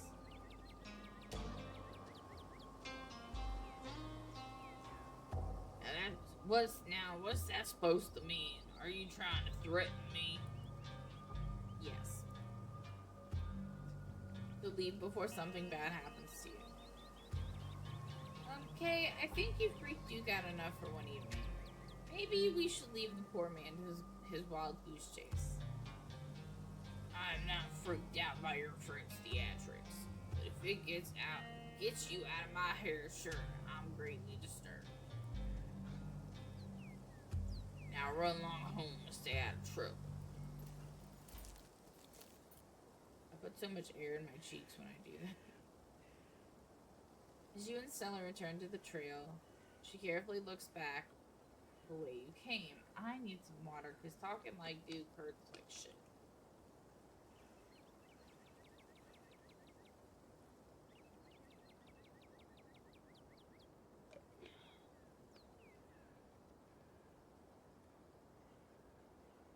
Am I gonna drink the tea later?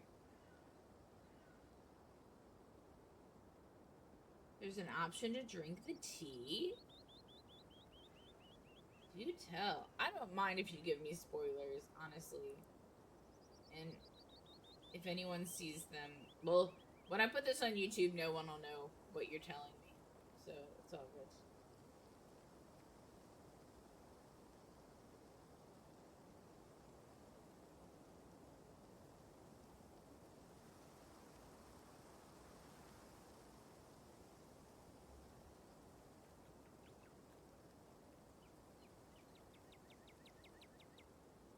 But I'm very curious. Yeah, please do tell.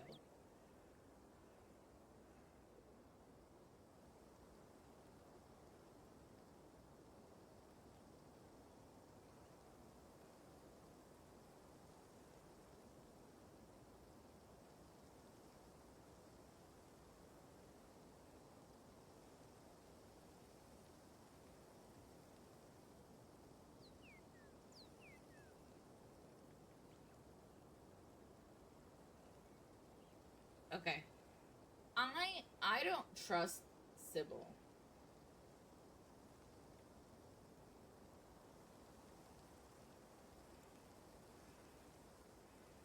Okay, good to know. Yeah, but when it comes to Sybil, I really don't.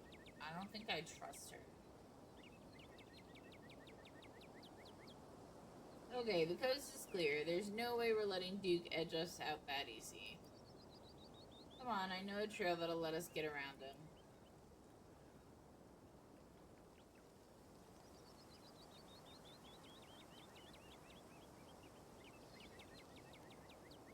Nuh-uh, no way. Not with Duke and his shotgun out there.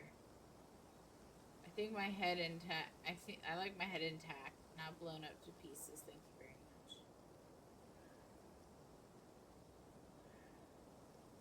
much. Okay, good. That's good to know. I don't I really don't like her. I never have. Like, something's just not right. I stick to my guns where she's pretty much doing to Kanika what Reese's mom is doing to him. That's what I feel like. Now, granted, I don't think Kanika is what Reese is going through, but I don't trust her. She's always like, Kanika, you have a cold. Kanika, you know you're not well. Here, drink some tea. Well, I understand your fears, Kay. This is an opportunity for once-in-a-lifetime adventure. Seize it while you can. I love Gretchen. I love her so much. Go ahead, dude. Like I said, no, unless someone's actually watching this on Twitch, no one's gonna see it on YouTube, so go right ahead. I do not mind. Aw, you don't have to worry about old Duke. He's never actually shot anyone. This isn't about Duke. Something bad is going to happen if we stay here. Wait. You don't want to dip... Wait. You don't want to dip out now. The sun is about to set. Things are just about to get good. I know it.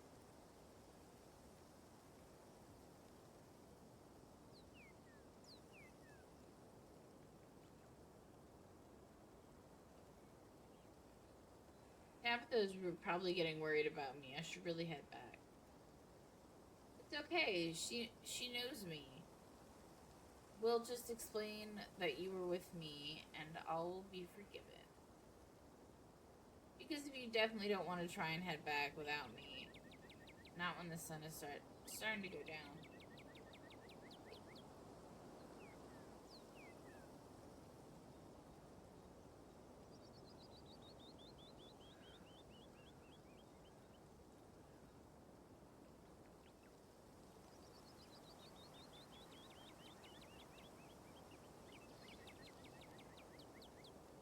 I knew that about Sybil.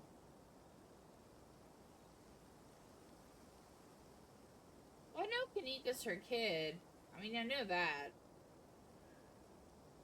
But yeah, I knew that about Sybil. I was waiting for, like, to have the option to be able to point it out. And yeah, but Tabitha knows. Tabitha has to know. Because, like, why else would she try to call her?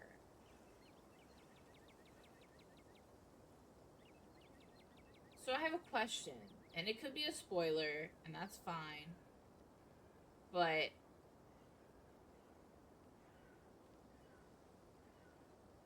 what is there? Or do you find out what Tabitha knows about Sybil?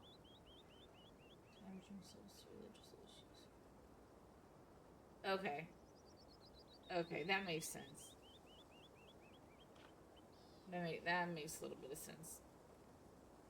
Because that's what I was wondering. I was like, Tabitha goes to her for the tea.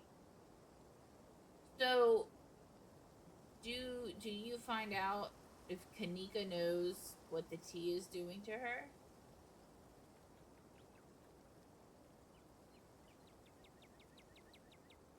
My husband hates when I do this, when I want spoilers. At least stay long enough to help me with my intro.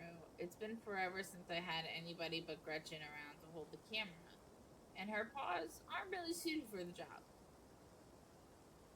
Not for lack of trying, dear Stella. I thought though I never understood your fascination with strange little boxes that be. If you romance...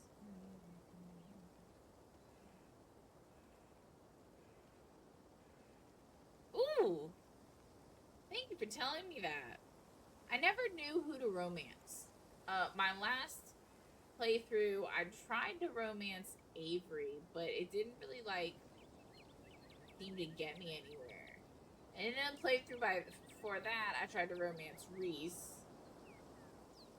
I don't know. I've never tried to romance Stella, but it's weird because I find, depending on things you pick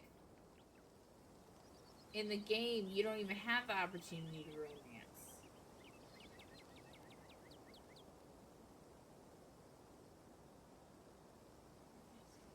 Okay. And you know, it's funny, I almost picked that one, but I was like, this just, I don't know, it just didn't seem right. So, okay, well then I can't romance her. I'll have to do it another playthrough.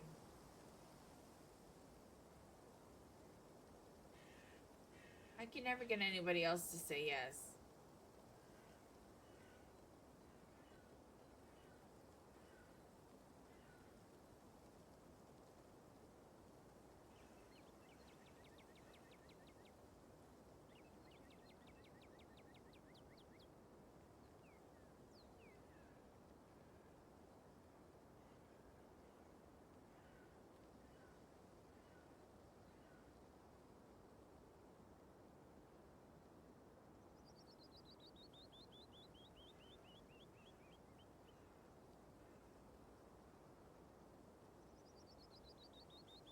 My dog is chewing on something.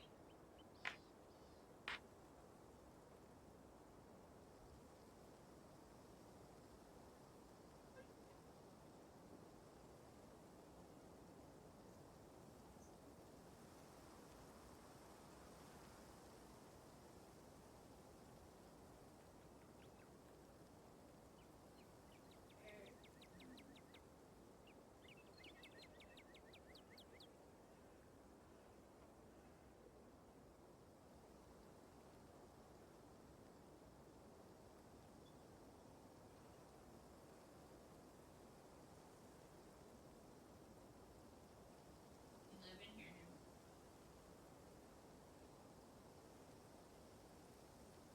now. Okay. My dog had something she shouldn't.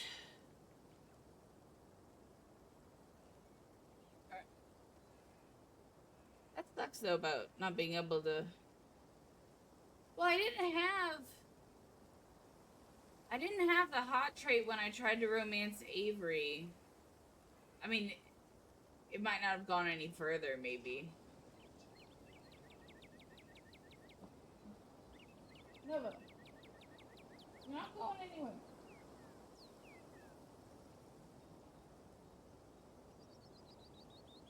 Some of these are mean, like that one.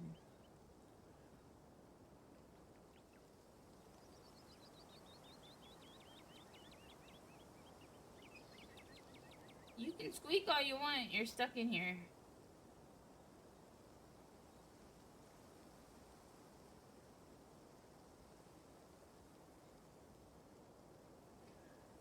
Okay, fine. I'll help you, but this better not end up with us, with either of us dead in the ditch. Great. I promise it'll be chill. Nova, come here. Nova! Come here. Get in your chair. Get in your chair. Up, up. Let up. Up, up. Well, I'm not helping you. You're stuck in here. Makes you feel any better. Not much usually happens on these hikes. We'll probably just head home pretty soon after it gets dark. Duke will never know we were up here. There's a great overlook just up the path. We can start there. I'm glad my Stella won't be alone out there tonight. The woods don't feel as safe as they used to. The trail's just up this way. Let's go. Alright, this looks like a good shot. Mind holding the camera? She hands you the camera and takes position.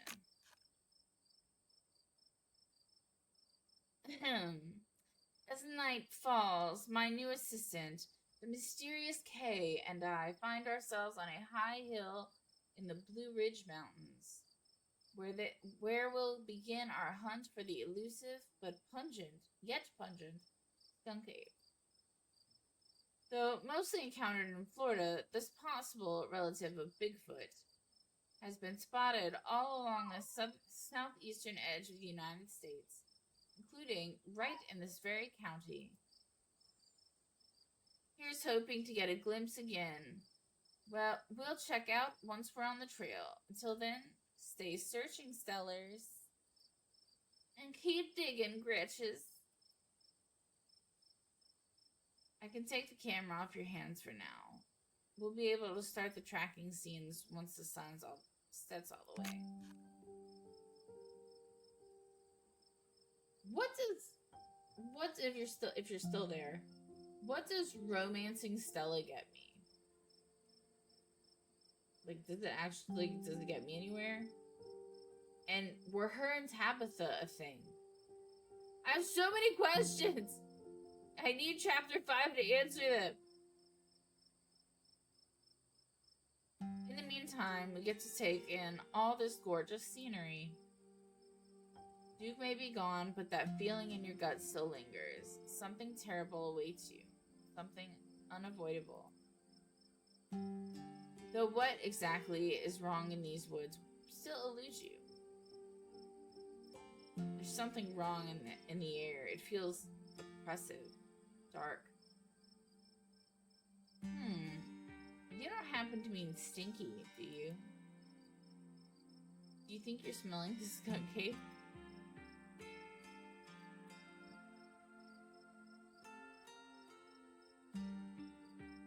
No, something metaphorically oppressive and dark. Dang, I thought we might have stumbled across its trail. Oh well, I wouldn't worry too much if I were you. My gut usually warns me if I'm going to run into trouble, and I feel a-okay. Your quiet moment with Stella is broken by a loud, percussive snort.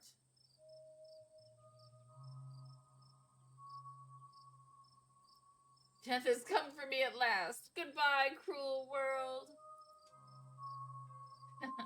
No need to come to terms with your own mortality. Just wait. I'm sure it's nothing. Let's check it out.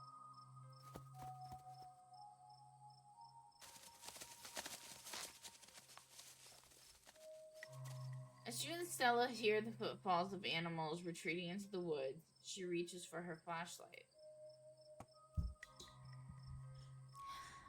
Can you hear the sweet whispers of new growth?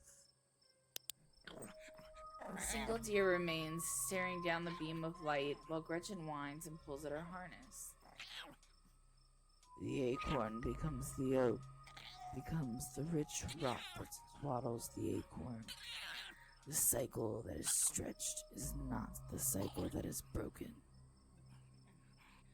A deer! And there is something uncouthly fake and vile to its odors. Let me at him.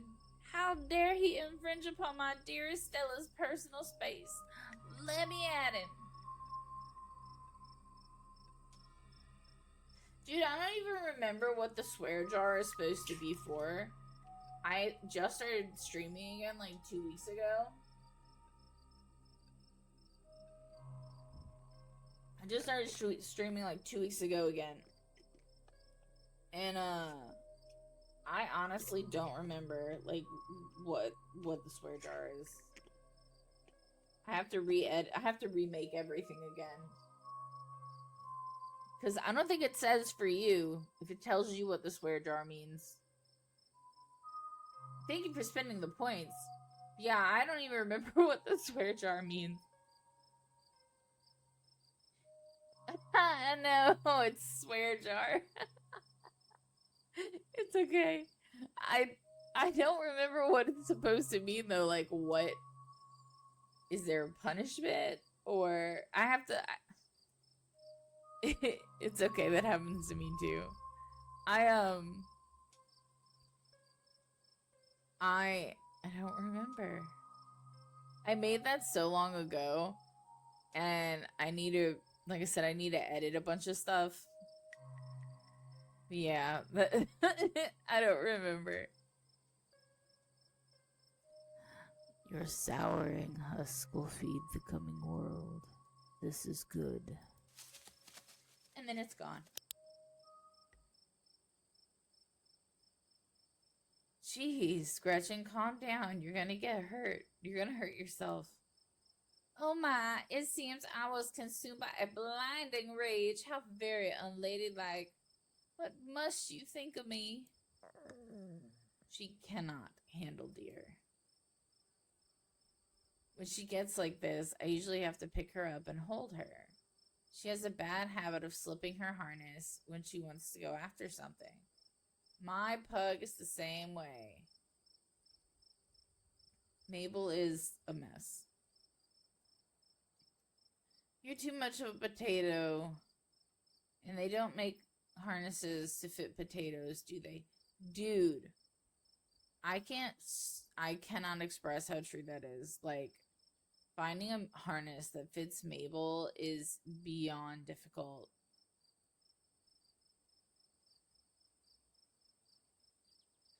I think that deer was threatening us, or warning us. It certainly looked scary. That thing on its face. Yikes. Why do you bring Gretchen with you?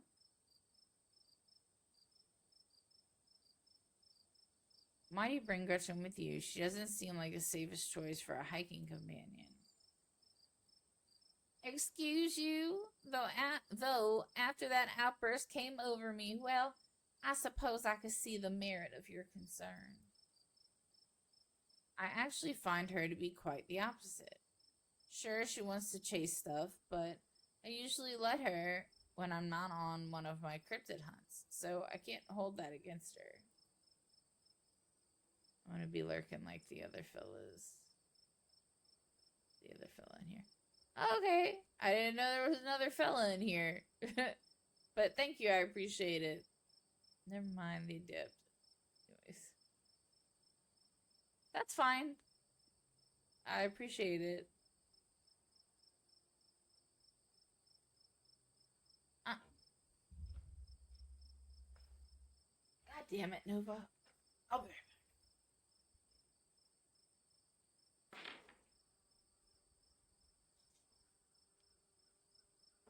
No, come here. Come here.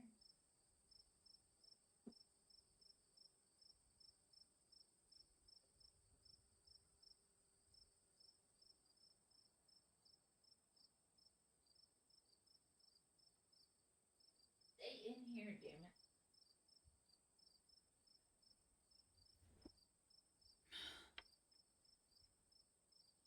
Sorry, my dudes. Getting up and walking away is better than putting up the be right back thing. Okay.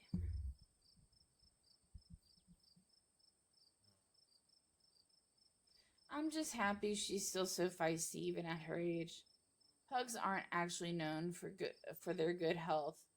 But here she is, running around in the woods at 17. I can only hope the same for Mabel, who I may go get in a little bit. Give her some time around me.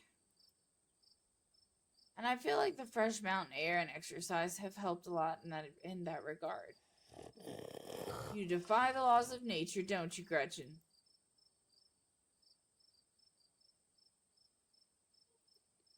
Nova. I got my heart rate up. I'm so ready for the hunt. Same for me. How about we take a quick snack break and fuel up when we get right into the night's activities? As you settle down to rest, Stella breaks open a bag of assorted snacks. Trail mix all day. I don't even have to read the others. You grab the trail mix. Classic choice. It never fails to satisfy. I like to mix my own. Nova. Fire alarm. I like to mix my own to make sure it has the best stuff. Mostly M&Ms. And I left out the raisins. No one likes those anyway. I like raisins. Nova! Come here. Come. Sit. Here. Be a good girl. Chew on the bone. Heavy ass bone. You and Stella settle down on an overlook, snacks in hand, as the quiet sounds of evening wildlife wash over you. Gretchen gnaws a stick, distracted for the time being. So, tell me what it's like in Sorrow. Sorrow's where I live, by the way. That's the name I picked for my town. Do you have a house, an apartment? Do you live with family, roommates, pets? Tell me what it's like to be Kay. I don't know what my hair looks like, hence the hood. Let's see. I live in a dingy studio apartment. And it's a mixed bag. At first it was kind of nice to finally have a space that was just mine. But now it feels cramped. Eyes. There are eyes right there. It's like I'm stuck in a closet alone, and no one can come let me out because I chose this for myself. And as far as they know, I'm happy being here. The lights flicker. The toilet is constantly getting backed up. No! Actually, I'm gonna go pick Nova up. I'll be right back, you guys. Stay tuned.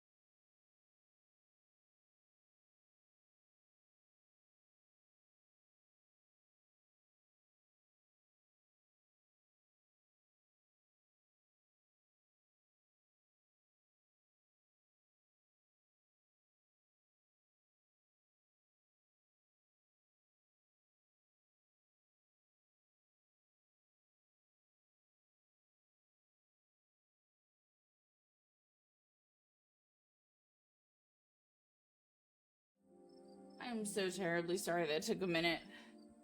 I had to let my dogs out. And it rained really bad last night and knocked some shit over in my yard, so I had to take care of that. I'm so sorry.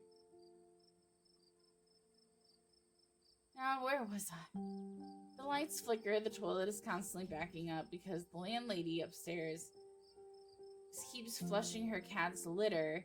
It smells like cigarettes for some reason, and it's home to an extremely durable population of roaches. But I guess it's home. I do what I can to spruce up the place. I got a plant. You know how they say living things are supposed to brighten up a room. When you put it like that, I wonder if staying in that old mansion is a step up or a step down for you. Maybe just a step sideways. Have you tried looking for a different place or maybe finding a roommate? There's gotta be something better out there for you.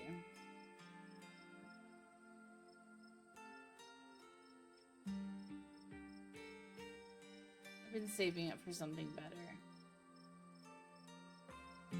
Oh yeah? So, what do you do for a living?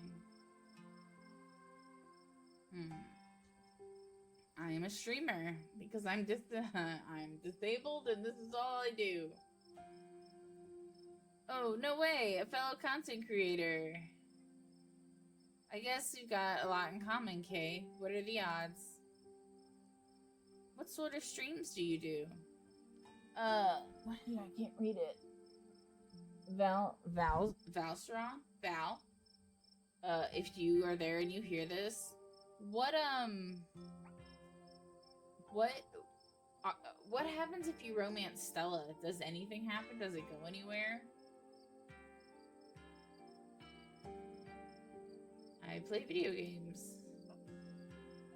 I mostly stream video games. That's cool. I'll have to check out your channel sometime this week. How do you like it?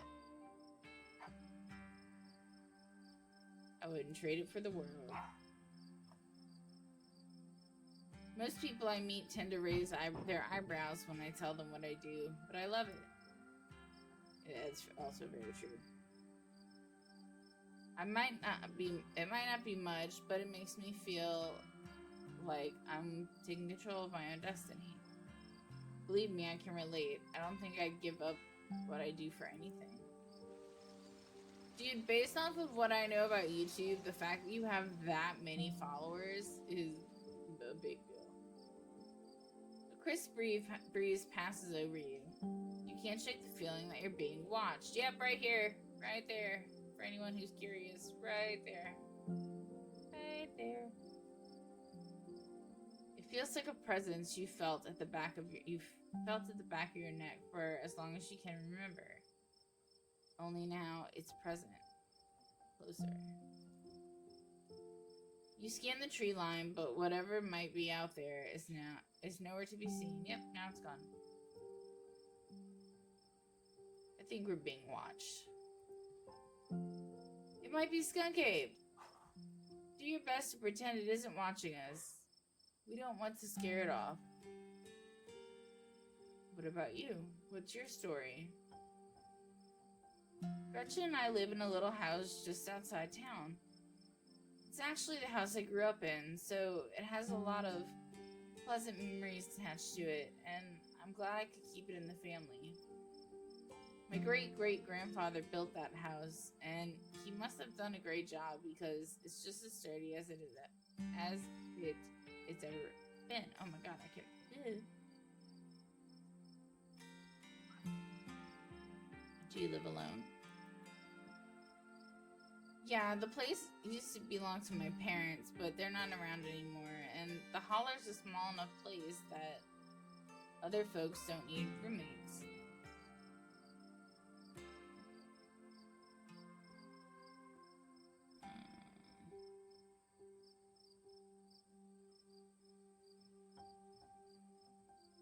Oh geez, I'm sorry. It's okay, you didn't know.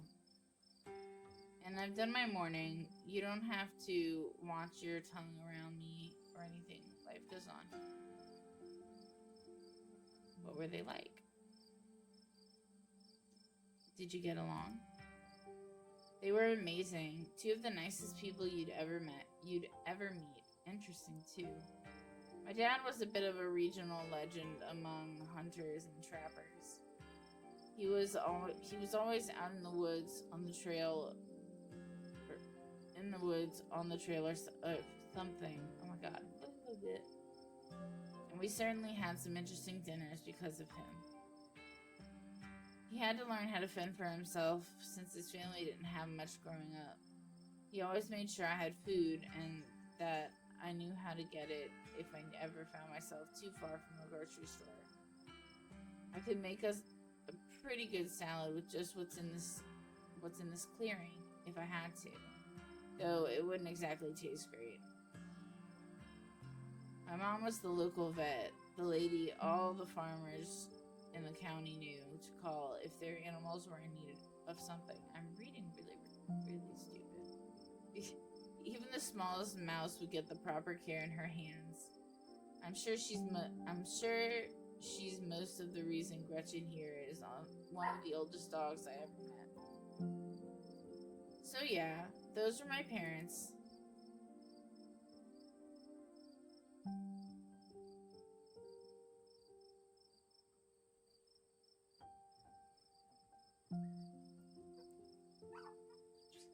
My mom died pretty recently, so I get it. It's all right if you ever need to talk about things. Oh, thanks, Kate. That's really sweet of you. How are you holding up?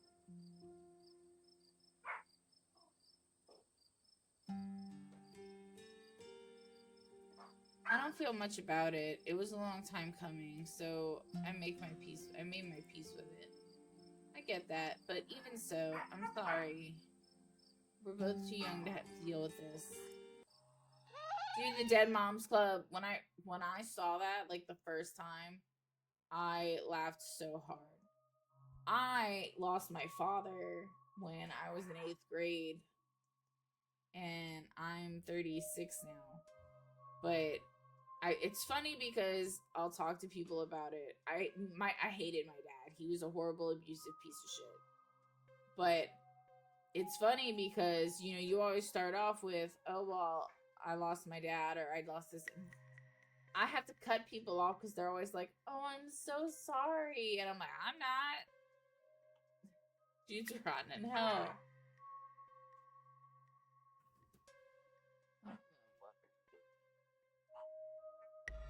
My stars, what was that? It's showtime.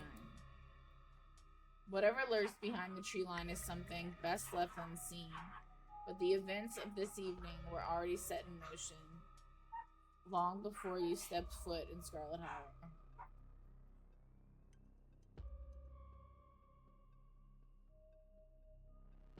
Why is my phone going off?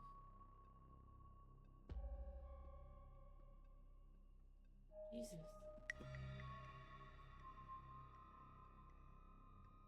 I have the dogs out in the living room. I have my door cracked.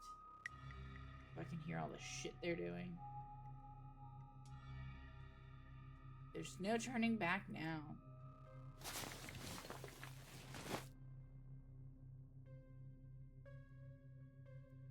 That isn't Skunk Ape, Stella. Whatever it is, it's far worse. Whatever it is close. Here, watch Gretchen for a moment. While I check this out.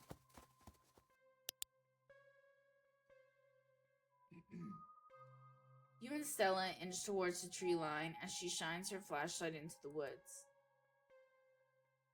Do stay close, Kay. I wouldn't want any harm to befall you. I see it. A bed of flowers, a nice wind, a gentle gardener. Maybe Duke's birds weren't eaten after all.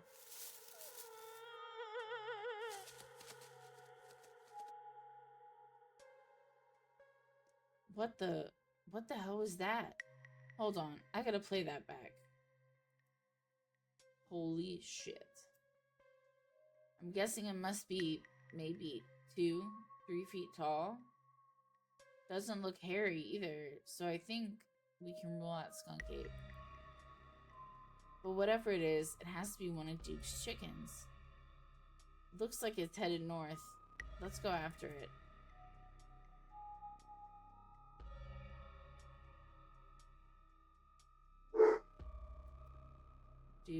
Do we have to? Now's not the time to hesitate. If we're catching this thing, we've got to go now. Stella sprints in the woods in pursuit, leaving you no choice but to run after her. Gretchen excitedly pulling you along by her leash.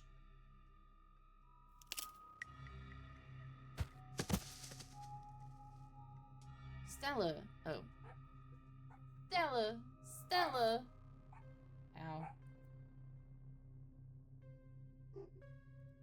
Oh god, the monster's got you. We're both gonna die out here.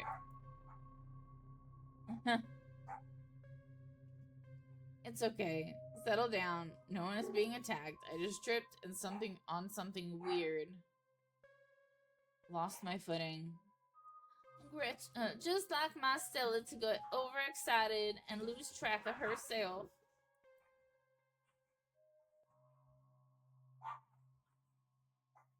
My dogs are idiots. I'm so sorry for all the noise in the background.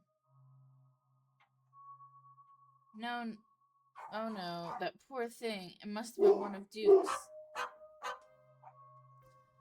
A new beginning. I'm going home. I'm going home. I'm going home. Oh Jesus, it's still alive. I guess we have to roll the camera. It seems we found one of Duke's chickens, folks, and she's not looking good. I'm hesitant to speculate, but she definitely seems to have some sort of growth under her skin. Could be a tumor, could be something else. Either way, I don't think there's much that can be done for her at this point. Jeez, I hope I don't get demonetized for this one. Wait, do you hear that? I know that smell. That's old Duke. Stella, I swear to God, didn't I tell you to go home? Birdie? Birdie, oh no, what happened to you, sweetheart? Dude, we just found her like this. I think there's something wrong with her. She smells terrible. Nothing like an animal at all, just like that deer. I can barely even smell the woods anymore. It's all that uncanny plastic stench. Jesus H. Christ.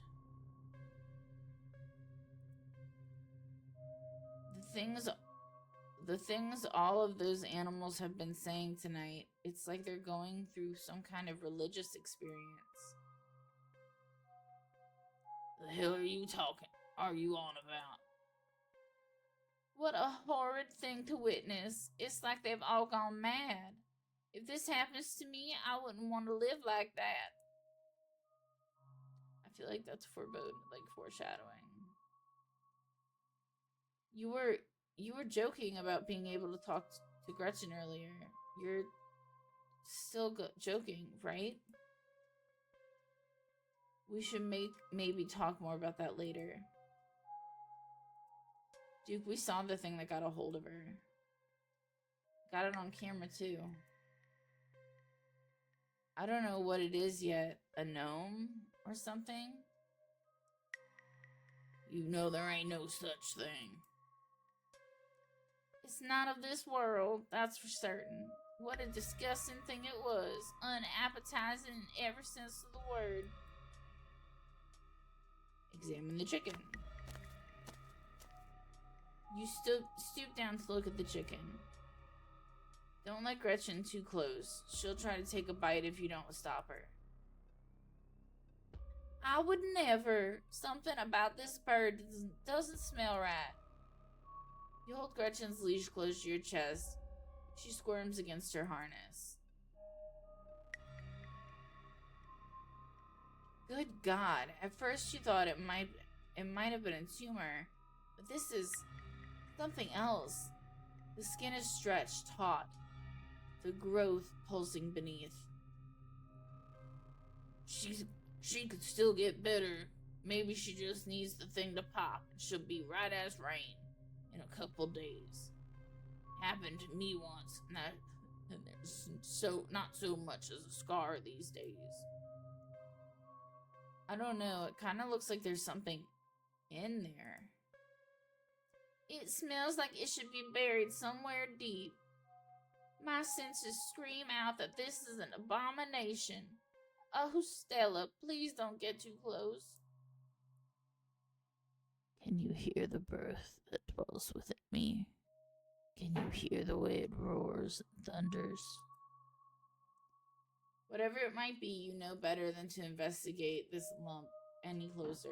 You've seen horror movies. You back away from the chicken, your curiosity eclipsed by the instinct for self-preservation.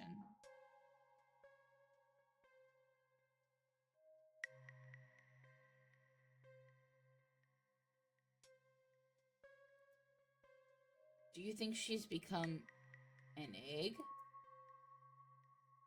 Like one of those things is going to pop out of her? What a horrid thought. No, I refuse to entertain that notion. She ain't some kind of incubator. She just needs that drained. Maybe some antibiotics, that's all. All I hear is Sling Blade. I wish I could do it better.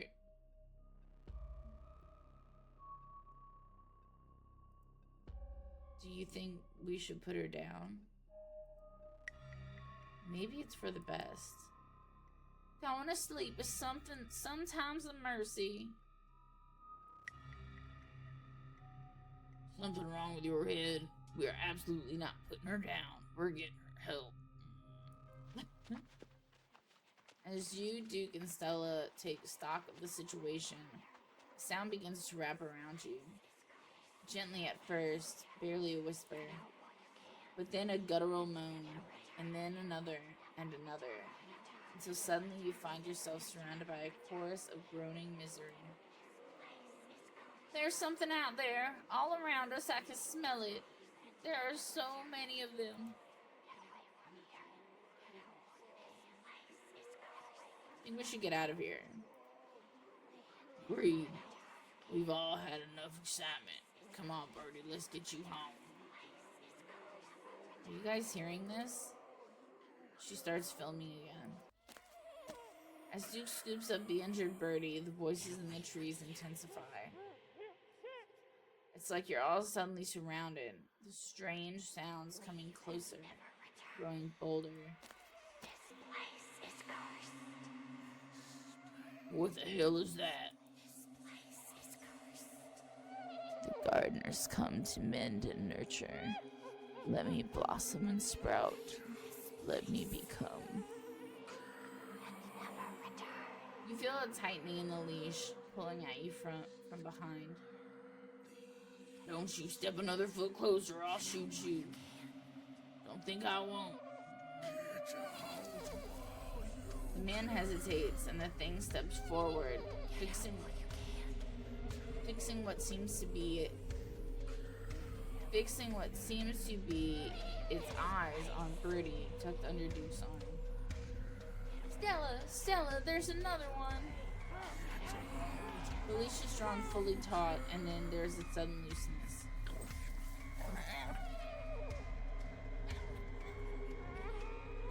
Val, if you are still there, have you ever not saved Gretchen? Oh, well, you said Duke's in chapter 5. Disregard. You and Stella turn just in time to see another of the creatures slithering out from the bush. Oh my god. What's going on over there? As Duke glances back, everything seems to happen at once. Patter of unnatural feet, and then chaos. Duke grapples with the thing as it grabs. Okay, Val. if you can hear me. I'm assuming if you don't save Gretchen, she is gone, no longer in the game, correct?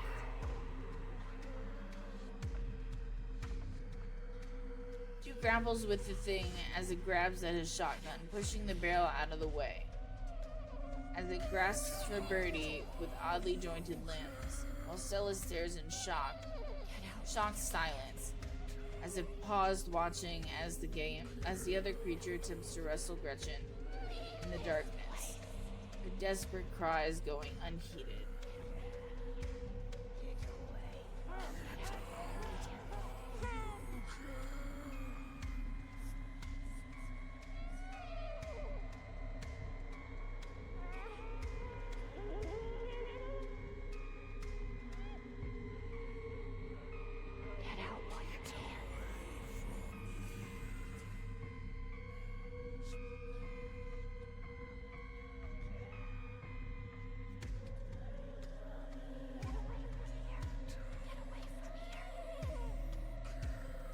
Sorry, I had to check something. Shit. Oh, shit. Get your grubby little hands off my bird. Helping Gretchen, sorry. No other choice. You die for Gretchen, attempting to snatch her from the thing's misshapen hands. Okay, my hero. You manage to grab her, but the creature isn't deterred. It rears back on its hind legs, its mouth opening, whispered tones sliding out alongside something sharp and unnatural. But then there's the deafening blast of Duke's shotgun, and suddenly it's gone. Duke? Blood! Blood! My heavens, I smell blood!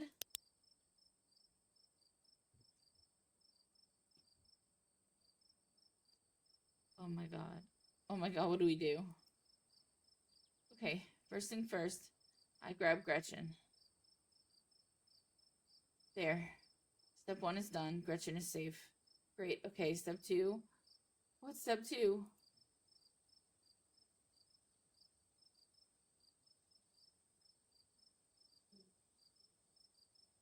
Stella, we need to get our story straight.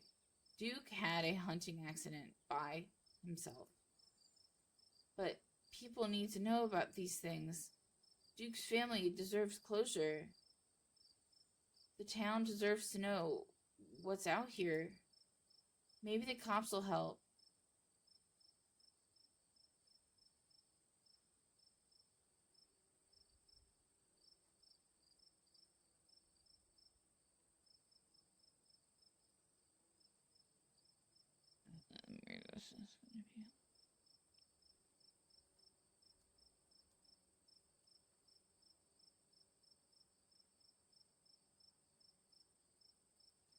It's going to be a lot harder for them to believe what really happened than to decide that the stranger from the big city came to town and shot someone. It'd be too easy for them to pin this on me.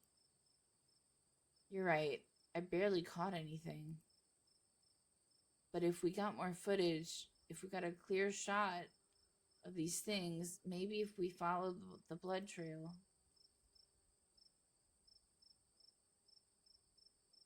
Lead the way. There are more of them. Get away from here. A lot more of them. They leer at you from the trees, no longer hiding as they bellow their warnings out into the night. This place is cursed. Stella films as she runs, narrating to an invisible audience. We're being pursued, I think, by these weird things. It seems like they're all riled up from what just happened. Leave and never return. Two of you come to a stop at the edge of the clearing. Okay, we seem to have found a nest or a crop circle, but of animals. God, that smell. The air here is flavored with rot, pervasive stench rising up from the spiral of corpses that patterns the room. Birdie has been placed among them, her body laying still as the creature crouches protectively over her. Stars above, is this wretched place where they wanted to take me? At the sound of the dog's disquit, the creatures flow out of the woods and surround the place. Dead eyes peer out from pale, doughy faces, watching the two of you and the small, terrified dog.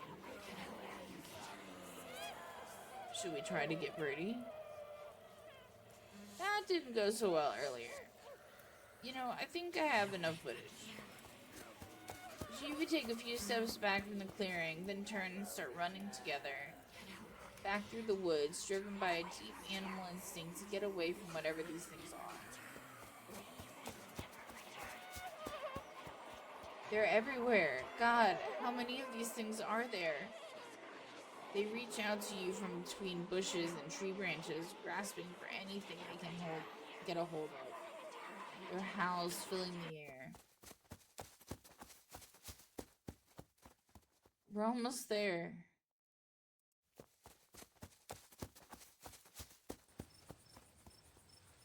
You and Stella reach the main road, and the whispers fade back into the sounds of nature.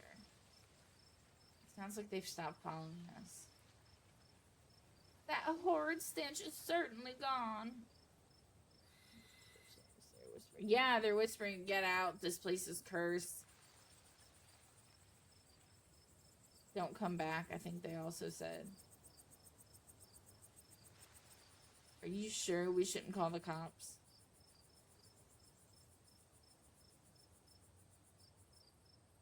Yes, I'm goddamn sure. They're only going to make things worse. Okay, but we've got to take this to someone. My friend's mom knows about all sorts of supernatural stuff. She's usually up at this hour. Let's head over to her place. Your phone buzzes in your pocket. Now that you're back on the main road, you must finally be getting reception. 6 missed calls from Tabitha and 13 text messages. Text her that you're okay. Your message sits unread. Yikes, Tabitha's been blowing up my phone. I guess she must be worried about you.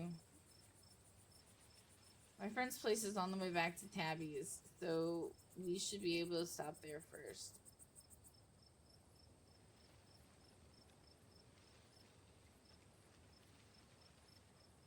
Sure, why the fuck not? Who cares? Let's keep this nightmare going. You alright, pal? Seems like you might be losing it a little. All the more reason to visit my friend's mom. I always leave her place feeling lighter. Come on, she's just down this way. I'm glad you're sticking it out with us, Kay. Oh, sticking it out with us. It's always so nice to have an extra companion.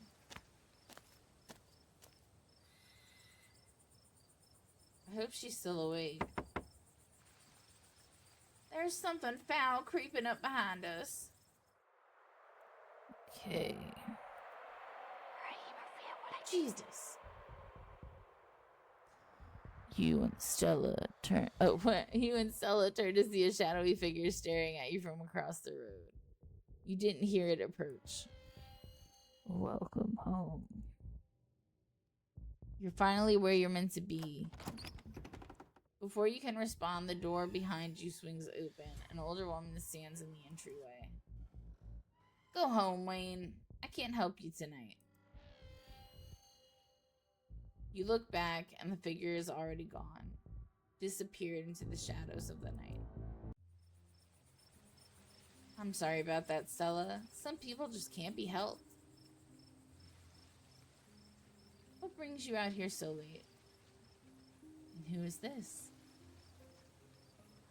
Hi, Miss Forsyth. This is Kay. Is it okay if we come in? You and Miss Forsyth briefly lock eyes. She's impenetrable, and you feel small and almost naked in her presence. And yet, you feel no threat, no malice. And then the moment passes, and you see only the woman before you. Of course. You're in luck. I just put on water for hibiscus tea. I had a voice for her, and I can't. It was weird.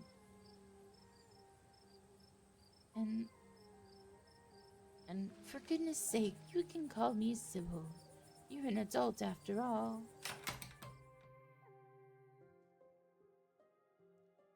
Welcome to my little nook. This place always has the loveliest aromas. It's fine. Nice to finally meet you, Kay. I was so sorry to hear about your mother. Vivian was such a lovely soul, and she's been sorely missed in the Hollow. And now poor Pearl Ann is gone as well. Do let me know if there's anything you need while you're in town.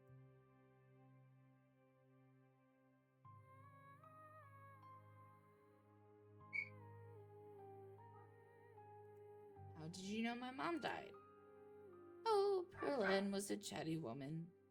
Not much went on that I wouldn't get an earful of. Bless her heart. Offer Sybil your peanuts. You hold out your bag of peanuts as a gift to Sybil. She offered you and Stella tea after all. And it's only polite to offer something in return. Oh my, thank you for the kind offer, dear, but I'm afraid it's far too late for me to have something so salty. Who is that outside? Just a very sick man. You don't need to be worried about him. You knew my mom? Of course, dear. She was a good friend of mine for many years. She was such a lovely woman. You should come by sometime. I can delight you in unsavory tales of her youth. I never met Pearl Ann.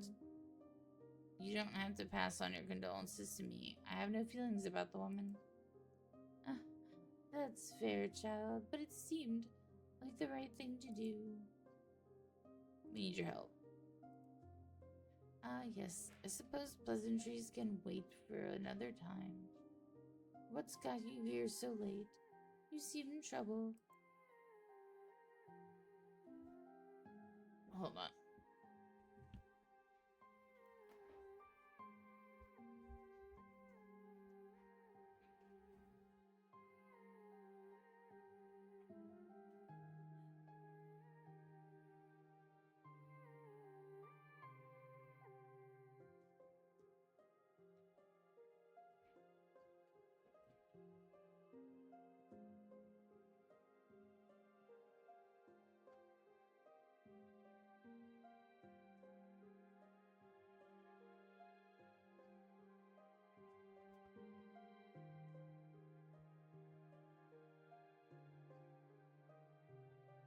Sorry, the doors had pushed the door to my office kind of closed and they couldn't come in here.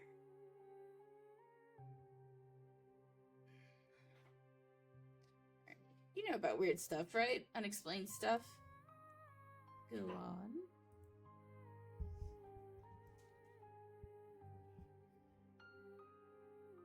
Duke was killed tonight by something in the woods.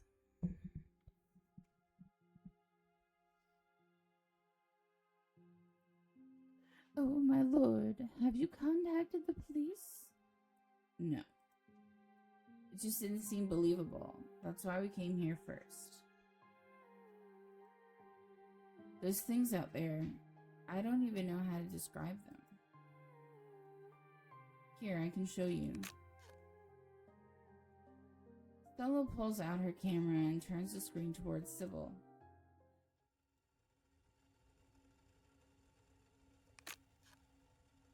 Where was this? Up the mountain to the northwest. Within the town limits. Oh, whatever. Yes. I see. Is there a way to make the video bigger and louder if you can? I need to plug the memory card into a computer. I could go back home and get mine. No need. Kanika should still be awake. She can lend us hers. Kanika? Are we seeing Kanika? You'd better come with me, with Stella. I'm sure she'll be more willing to help a friend than her nosy mother. My nose is drippy. Hold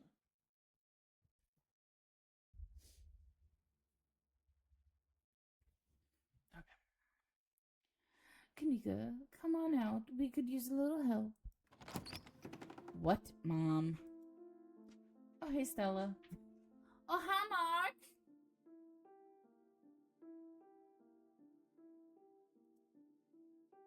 And Gretchen, who's a good potato? Kanika, it's me. Is it me? Am I the good potato? I most certainly hope I am. And the stranger. What are you doing in my house? Offer Kanika your peanuts. Generosity is the best way to make new friends. No. Tabitha's cousin. Oh, great. Sweetie, we were wondering if we could borrow your laptop. Stella and her friend have a video to show us. It's really important. Oh, it's really important, Kanika. Okay. My room's a mess. I'll just bring it out here. Out there. Heads up, Kanika. It's graphic. Duke got killed out in the woods tonight. It's on the recording. Wait, are you serious? Duke's dead? Silence washes over the room as the video plays. Stella, what the hell is this?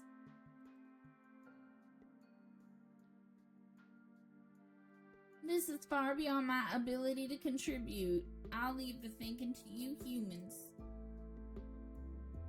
I'm sorry either of you had to see this, but Kay and I have no idea how to make heads or tails of it.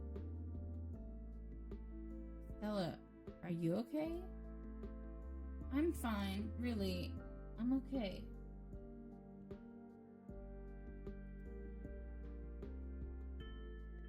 Well, I'm not fine. The other three look at you, unsure of what to say. Poor Duke. Poor Beau. Has anyone told him yet?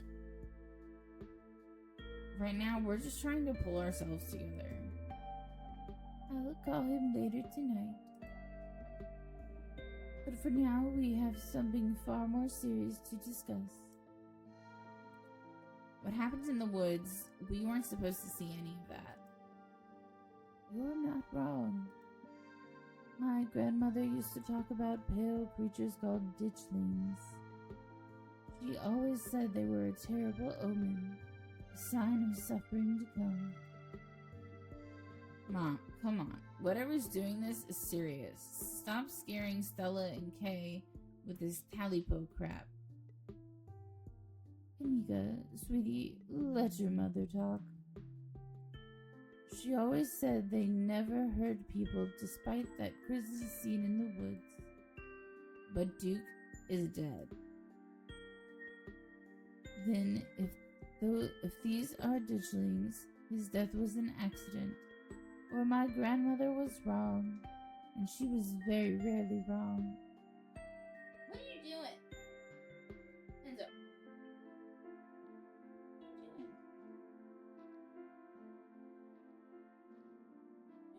Big guy.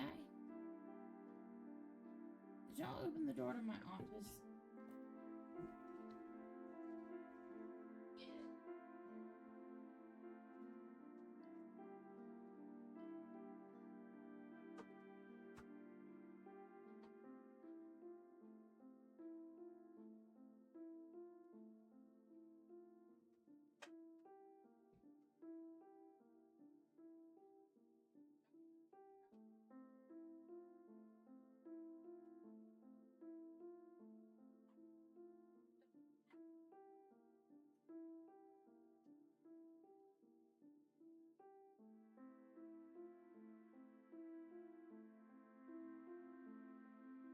Well, guys. I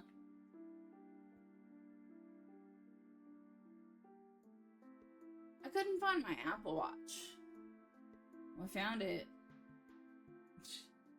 with no band on it.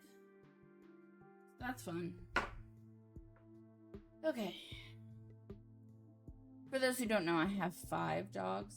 5. I have an 11-year-old. I think Enzo's 4. Mabel's 1.5.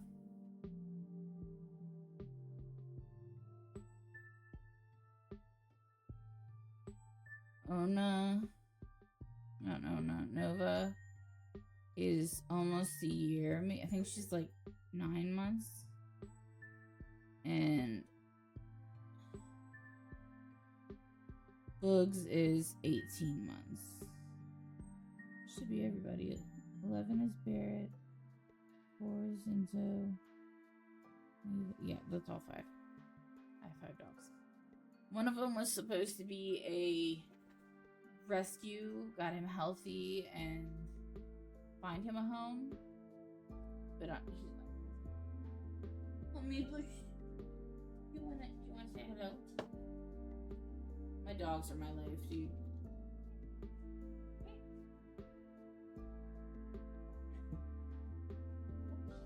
I'll pick you up, stupid.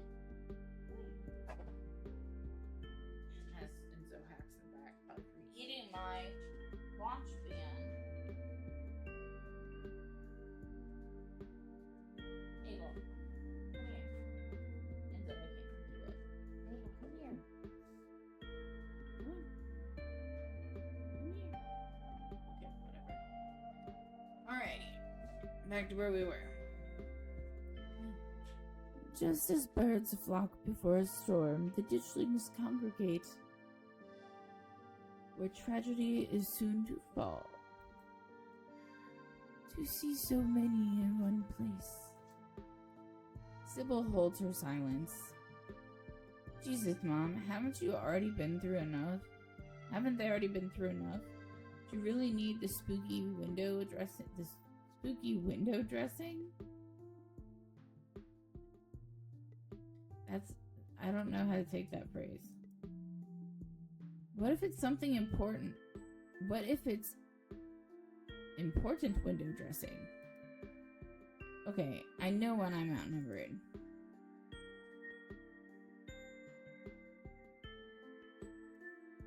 I have to agree with Sybil. I could clearly hear them telling us that this place is cursed and to get out while we still can. Spooky stuff. Wait, are you serious? I couldn't make out anything. It was all just garble whispering to me.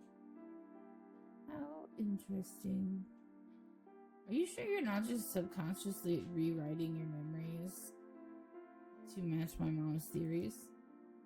Even if we were to assume for a moment that you and my mom were right, I'd still want to know what they're doing in the woods. These things seem like parasites, right? They're incubating animals because that spiral of bodies you saw didn't have to any gross. They popped.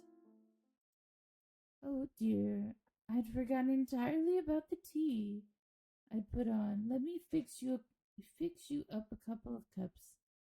It'll help soothe your nerves. I don't know, it's getting late and I should let Kay get some rest. I ran her ragged today with all the hiking and running through the woods in terror.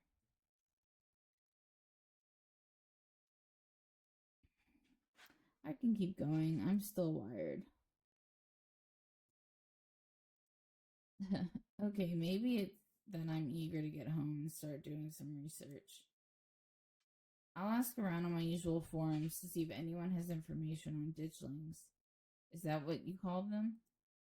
That's right. You go home now and try to get some rest. Don't stay up all night on the online. It's probably one of my top favorite phrases so far in this game. On the online.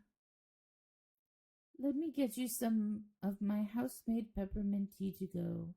It really does wonders to soothe the soul. Bye, Stella. I'll see you tomorrow, okay? And call me if you need to talk. Thanks, Kanika. I'll see you. What are you doing? Mabel. Y'all getting into shit. There's nothing in here to get into. Bye, Kay. It's excellent, iced or warm. Though, with the nights getting chillier, warm will probably be best. Helps wake up the bones. Be careful out there, both of you. Sybil turns and closes the door behind her. What an unfortunately short visit. Alrighty, let's call it a night. Mind walking me home? This is fucked up to me. I walk Stella home, but no one walks me home, and I have a way longer walk. And here we are. You're welcome to stay the night if you want. Yes. Hell yeah, sleepover. I don't know what choices I made before in a previous playthrough, but I didn't get to stay the night.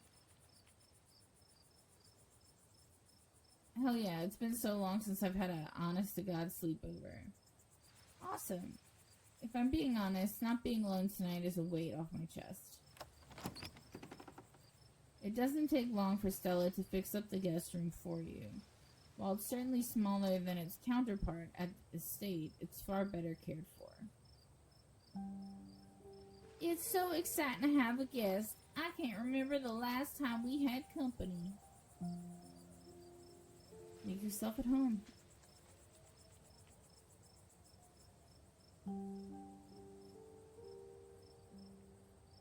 Who was that guy outside of Sybil's? I felt like I could barely breathe until he left.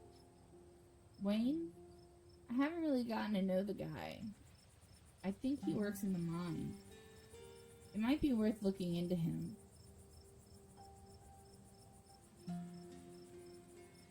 What do you make of all this? Gosh, I don't even know where to begin. Those creatures are out there, and Duke is dead. I know that some of the things Sybil said were a little wild, but she is right, and they are an omen. Maybe we can change things and stop whatever's brought them here before it happens.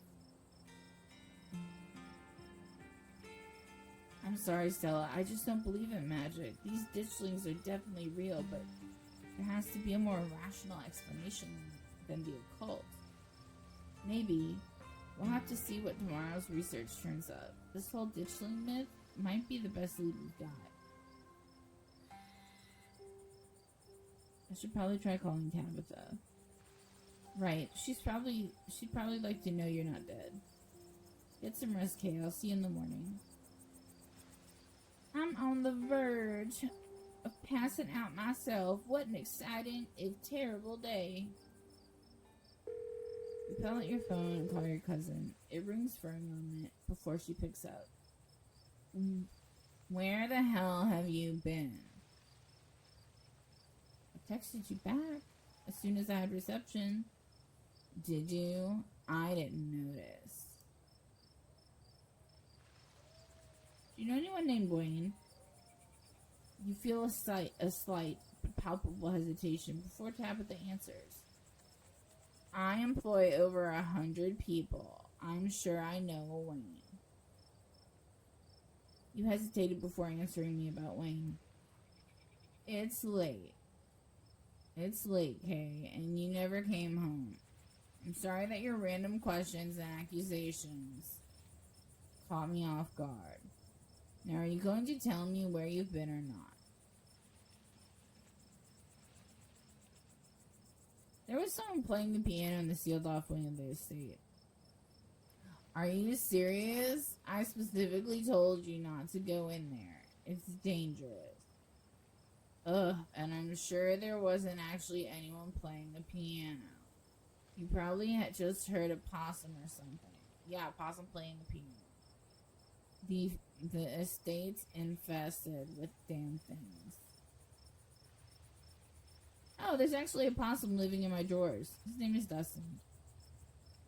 And what do you want me to do about it? That's a rhetorical question. Don't bother answering.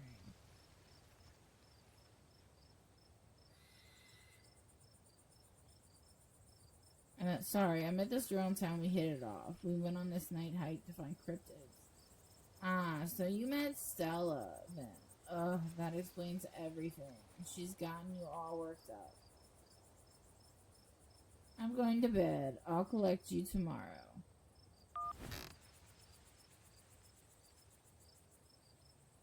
Okay. I'm going to be playing this pretty much all day, but I do have to go back and forth to take care of the dogs. So I will be right back.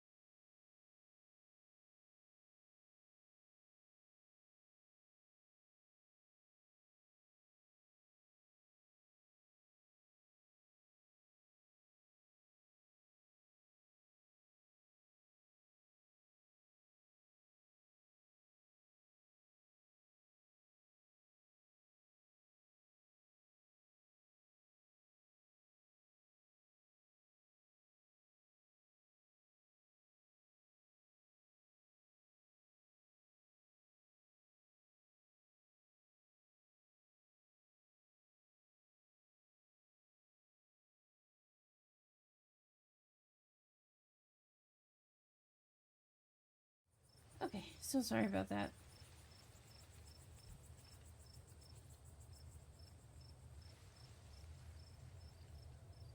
Okay. From the comfort of Stella's guest bed, the events of the past evening seem like something that happened to someone else.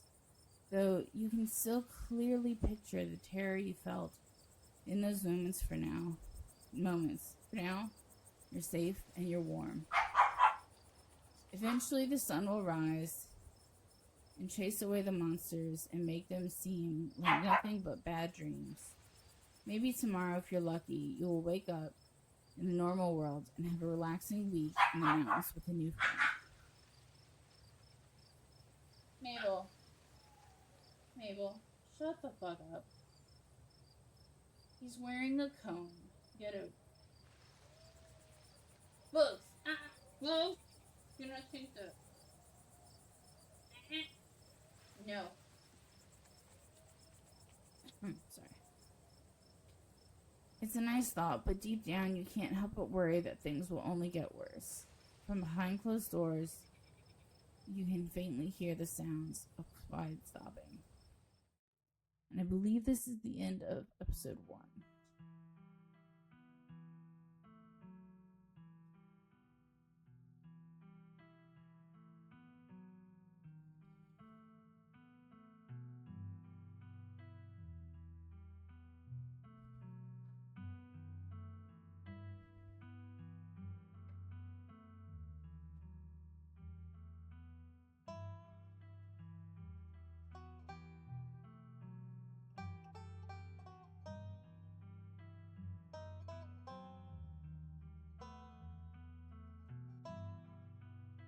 Mabel, what are you doing?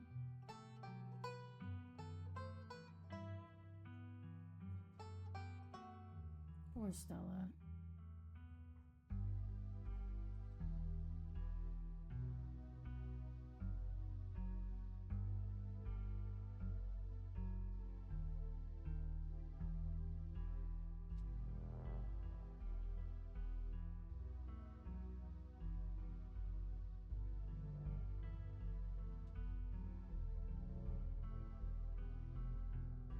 See, this pumpkin, I don't recall anything about the pumpkins. I don't know if it's just an image for image sake or if there's a choice where I end up there.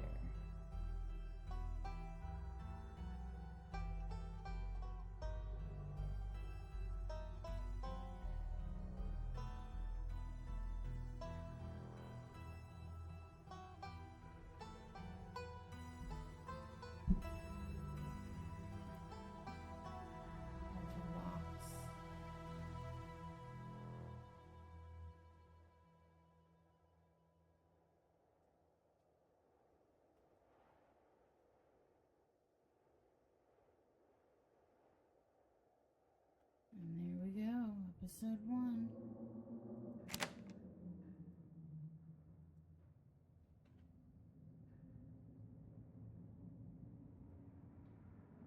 Alright, since this ended, I'm gonna go ahead and stop and go eat some breakfast because I still haven't had any. And then I'll be back with episode 2. Thank you for watching. I'll see you in the next video. Okay, thanks, bye. Back to my channel. Or if you're new here, welcome to my channel. My name's Kay, and I play random shit, so you don't have to. Today, we are hopping right back into Scarlet Hollow. We are on chapter 2.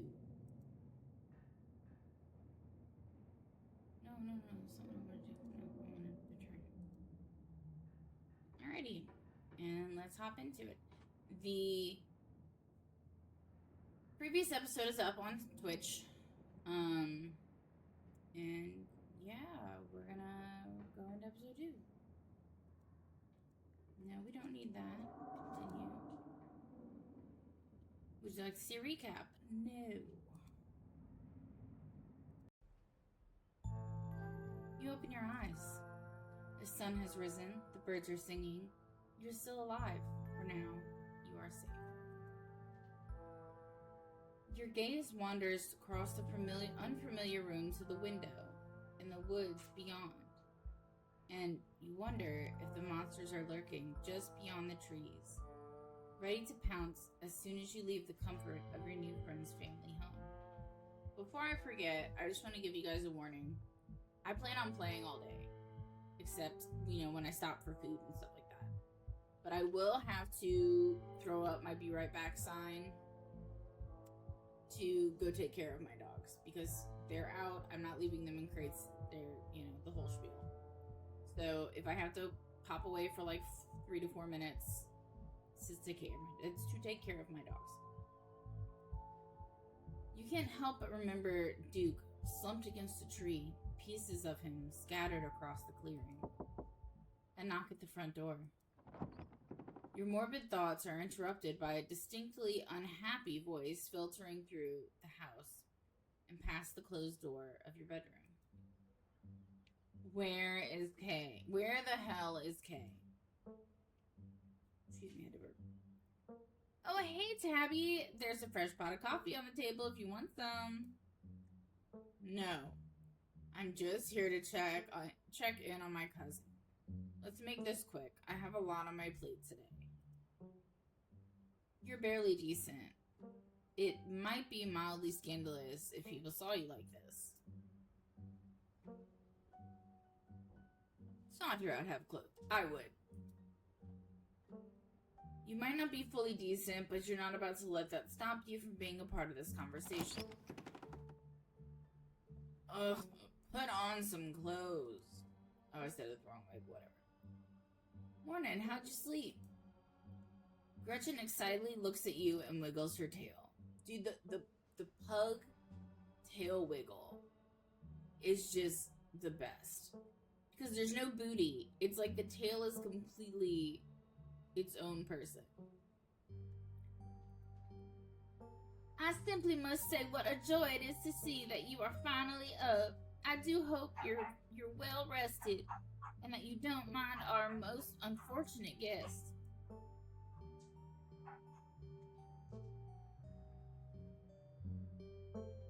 Speaking of pug, oh my god, so it begins. One of my dogs got neutered a couple days ago, so he has to wear the cone of shame. The one I recently rescued, and she is just so obsessed. Like, this cone is not normal to her, and even though Enzo had it before we got her. Regardless, 1 minute she's okay with the cone, and the next minute it needs to be torn apart. What exactly did the two of you get up to last night? Hey!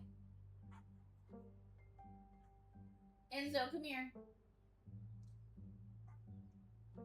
Your name is not Enzo. Your name is Mabel. Yeah, there goes the pug wiggle. A little donut when it wiggles. Sorry, I love my dogs. We went up to the woods to film a video. Never mind, I don't actually want to know. What I do want to know is why on earth you decided to blow me off to spend the night with a stranger. Hey, don't be so hard on Kay. I asked her to crash here.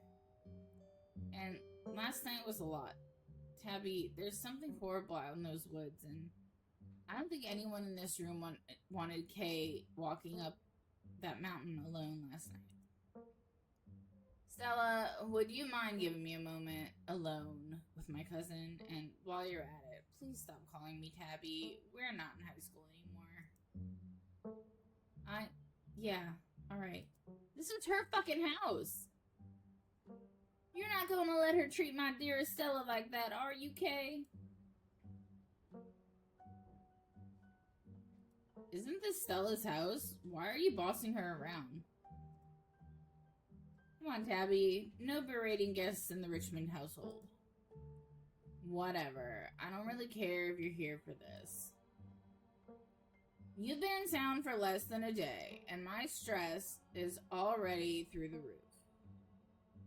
I mean, I get it. Stella got you all worked up, and you were too scared to walk home. Sure, whatever. That checks. But I don't care if those woods are chock full of ghouls and ghosties. You had me worried sick. From now on, you're back at the estate by bedtime. No more impromptu sleepovers. Do you not understand that bedtime is a relative term?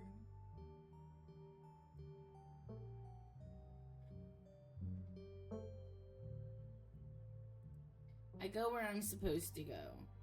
And something told me that this is where I was supposed to be last night. Ugh, just text me, okay? I've spent more time than I'd have liked coming down here, and I have an incredibly busy day ahead of me. I expect to see you back at the estate tonight. No, you said you didn't care. Just text you. Wait, Tabby, let me know if you're free sometime, okay? Tabitha sighs.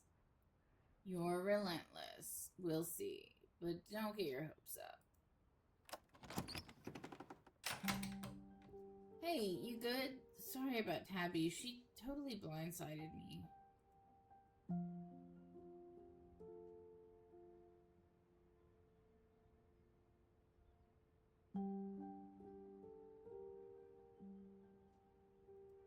I'm good, but how are you? That was a little tense. I think we're in the same boat. I probably should have known Tabitha would have been stressed about you spending the night here, but I haven't seen her in a while. I didn't think she'd actually come all the way down here. Look how she is on her bed. I fucking love it. I just realized something sad. Those are clearly not her shoes. And they're cobwebbed. So they're probably her parents' shoes. Oh, my heart. Oh. And then look at her shirt. I love her shirt. It's from the fucking Ghost Hill in San Antonio. So... Don't take the blanket. So... There is this... I don't want to call it a theory, but... So... If you're on a hill, you're on this hill... And I believe you put it in park. But anyway, what happens is your car starts to move. And then all of a sudden, you gotta put it in neutral. And all of a sudden, it feels like you're being pushed. And when you get out of the car to check, there's little handprints all over. I just think that's... I love her shirts. It sucks that this was probably the longest interaction I've had with her since high school. Anyway, sorry for that rude awakening. I'd been up for a little while, but was hoping to let you get a little rest. A little extra sleep. But you're up now, and we've got a full day ahead of us if we're going to get to the bottom of this. A full day ahead of us? That sounds like it's walking time to me.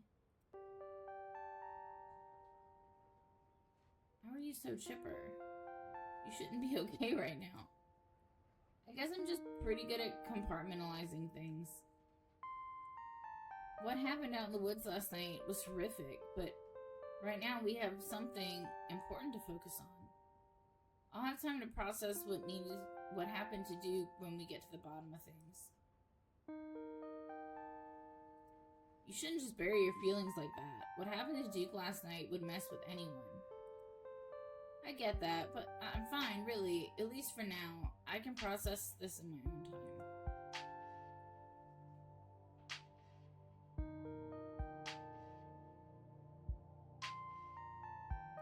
I want to check on the mines at some point today. Maybe some of the miners there can tell us about Wayne. He scared the bejesus out of me last night.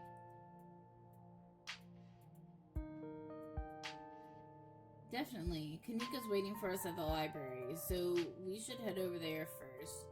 But unless we can find something solid on ditchlings there, the mine seems to be the strongest lead we've got.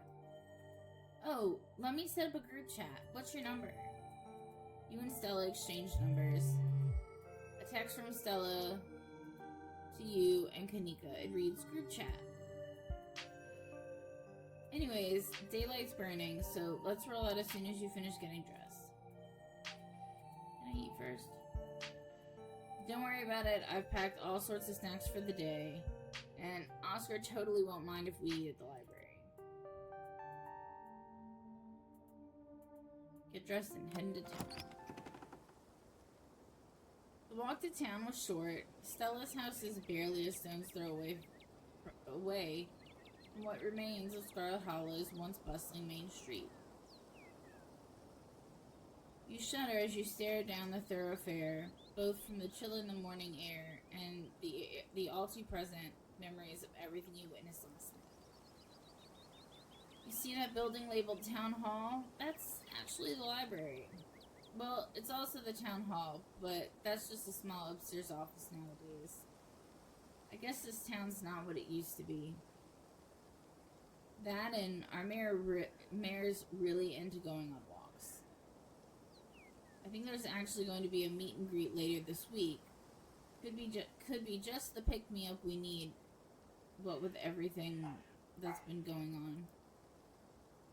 Stella may be fond of him, but I certainly didn't vote for that beast. Gretchen doesn't seem to care for him.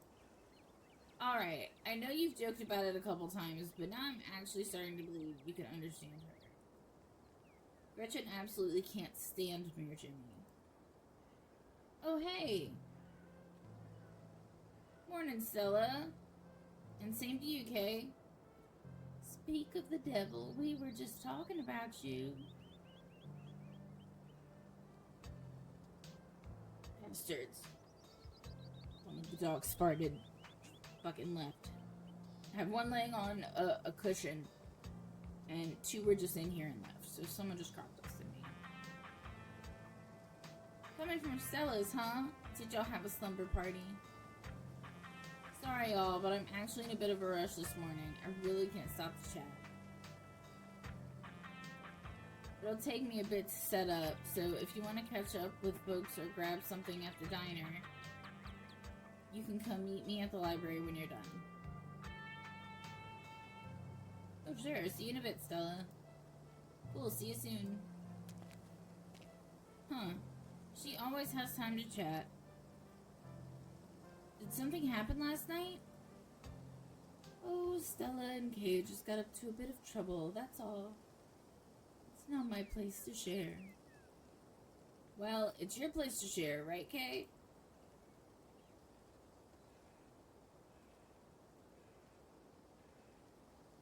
Tell Avery everything. I trust him. Stella and I went into the woods to try and find a skunk ape, but we ran into something way worse. Actual monsters. Sybil said they're called ditchlings, but whatever they are, they killed Duke and have been mutilating the local wildlife. You know, I don't think they killed him on purpose, though. I think they were fighting with the gun. And I think that should be addressed, but it's not. Whoa, slow down. Duke is dead? It's true, I'm afraid. That's awful. Has anyone told Beau? Yes, he's taking it as well as you can imagine. I'll be going up to check in on him today. The poor lad. I can't believe you had to see that, Kay. I don't know why. I still keep leaning further and further into the monitor and my microphone. Sorry. Tell you what, I'm on break for the next half hour. How about you swing by the diner? Winnie can fix you up some of Sybil's new blend and try to calm the nerves. It's chaga and lemon balm. It's always helped me on the bad days. And if you need to talk about what happened, I'm all ears. And there goes Mabel against the comb of shame. Anyway, it's up to you. See you around, Kay. See you, Sybil. Take care now, Avery. I'd better get back to it myself. I'm glad I was able to catch you this morning, if only to see how you were holding up. Please don't hesitate to stop by if I can be of any help. Lady, you're not fooling me. You've got an aura like I've never seen. Be honest. Are you a witch? I'm flattered to be asked, but really I'm just an old lady who learned to listen when the world's showing me its secrets.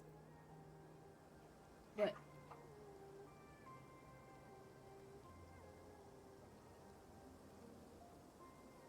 I'm surprised it's not picking up Mabel's bark. At least according to OBS, it's not. Whether that's the priorities of this leaf or that mushroom, or about the things that go bump in the night. I'm so sorry to cut our conversation short, but I've got things that need tending to. Stay safe, Kay, and God bless. No, thank you.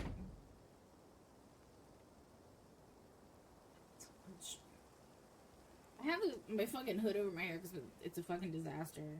but I keep, like, thinking it's, like, hair in my face. It's that kind of day. Stella said you had some kind of time to kill before she finished setting up.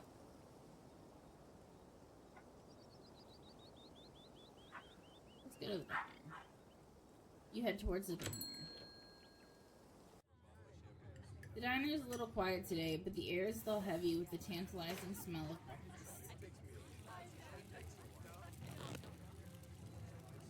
You slide into the booth across from Avery. Hey there, stranger. Before you can exchange words, Winnie sidles up with a fresh mug of tea in hand. Heard you might need this. The answer to 29 down is oink, by the way. What? But the clue is pen sound. How is that a sound a pen makes? Wait, pen? Like pig pen? Are you kidding me? How was I supposed to guess that?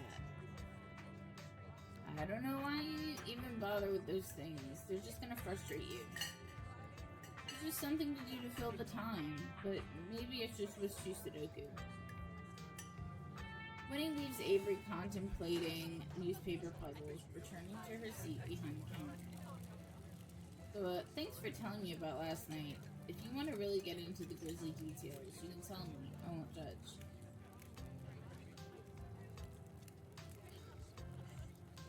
Well, Avery, about last night. You share everything. Glad to have someone to talk to about the horrors you've witnessed. Wow, that is some heavy stuff. No wonder Stella seemed distant. Monsters in the woods? I may not have lived here long, but I've never heard of anything like that happening around these parts. How exciting. I hadn't pegged you a transplant. Where are you from? Moved here from Charlotte. Gosh, 3 years ago now? Maybe a little more. I've lost track. Aunt Winnie offered me a place to stay and a job, and who was I to pass on that sort of generosity? To be honest, it still feels like I just moved. Practically everyone apart from the Cole folks grew up in this town, so it's like I'm a perpetual new kid. Don't get me wrong, folks here are plenty polite and friendly, but there's a shared history I'll never be a part of.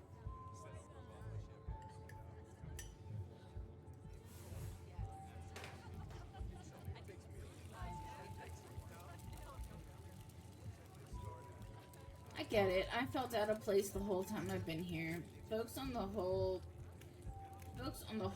have been plenty friendly, but life here is so different than what I'm used to. It's hard to explain, but I just don't feel like I belong. Exactly. There are worse ways to be, but I'm not sure I'll ever entirely feel like I belong here. Do you regret moving here? I don't think I have the choice to have second thoughts. I'm not going anywhere without Aunt Winnie, and there's no way she's leaving this place. Why'd you leave Charlotte? If you don't mind me asking. Nah, it's cool. I was having some issues with my folks about my education, which, wasn't great, especially since I was still stuck under their roof. When my aunt heard about it, she offered me a job and a place to stay, and the rest is history.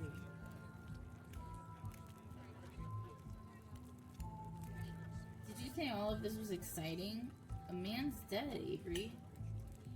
Exciting doesn't have to mean good, but nothing ever happens around here.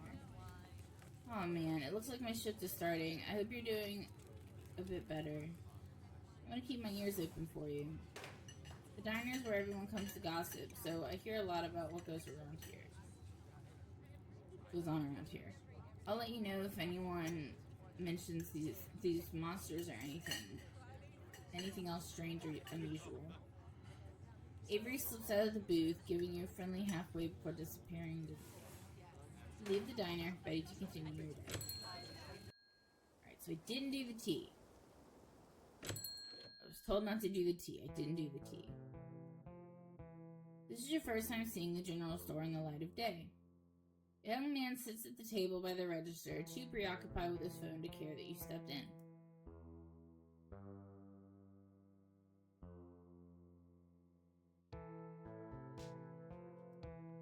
So if I wanted to buy some chips or something, do I talk to you? He sighs. I guess, yeah, Kanika decided to skip work today, so of course, whatever plans I had didn't matter. Just take the chips, I don't care. Oh yeah, thanks for looking out, man. Grab a bag of salt and vinegar chips from a nearby shelf. It will sustain you in the coming days. Right on. Hi, I'm Kay.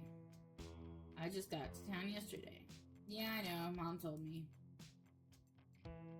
Offer him your boiled peanuts.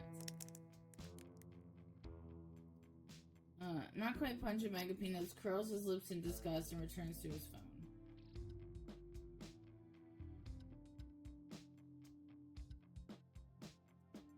What's your name? Miles. You're done here. You turn and leave the general store. I thought Sybil was going to be there. I had the option to talk to her, but I guess not. You enter the former town hall. She's so cute. What once must have been a stately foyer has since been converted into rows of shelves. Sorry, I was trying to not burp. Rows of shelves, meeting rooms, and offices long ago gave way to assorted reference collections and reading areas. Oh, hey, you made it!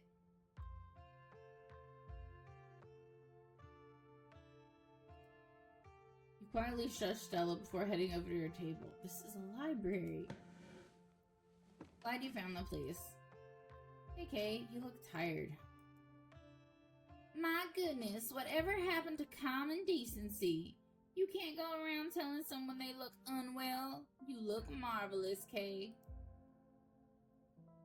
Snitch on Miles. Oh, before I forget, I met your brother, Miles. He made me take chips without paying for them. Kay, you can't just snitch on someone like that. I asked him to cover the store for one day, and he can't even be bothered to do that. Typical. I'm paying him, you know. It's no wonder he's chronically unemployed. Anyway, I guess we should get started. Hey there, strangers. And literal stranger. Offer him your boiled peanuts. And a gesture of friendship and good faith. I don't know what to say. Is this a gift? I'm allergic to peanuts. Not serious allergic, but they give me a rash. Hey Oscar, this is Kay. You know, Tabby's cousin. Oh, I should have known you were a Scarlet. You look so much like Vivian.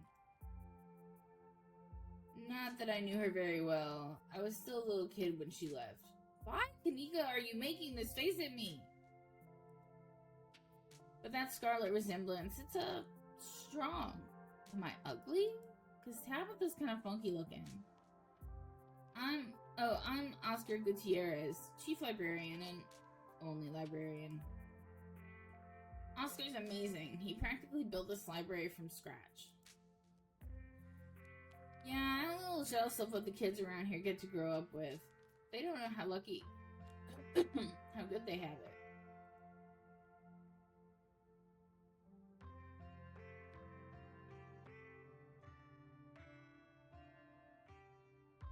It's really quiet. Are there any dogs?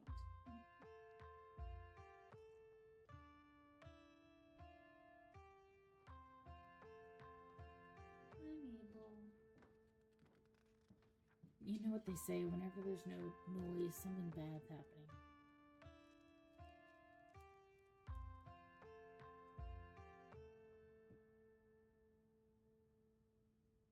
Really quiet. Back when I was in elementary school, all the library had was a couple shelves of boring books donated by old people. Y'all are too kind, but speaking of kids, have either of you seen Rosalina around town? I don't want to be a helicopter dad, but she hasn't been answering my texts, and I wanted to make sure she wasn't getting into trouble out there. You know the crowd she hangs around with. They're good kids at heart. I'm sure they're just up at the old Maxwell place doing teen stuff. I went up there plenty of times in my day, but I'll be sure to keep my eyes peeled.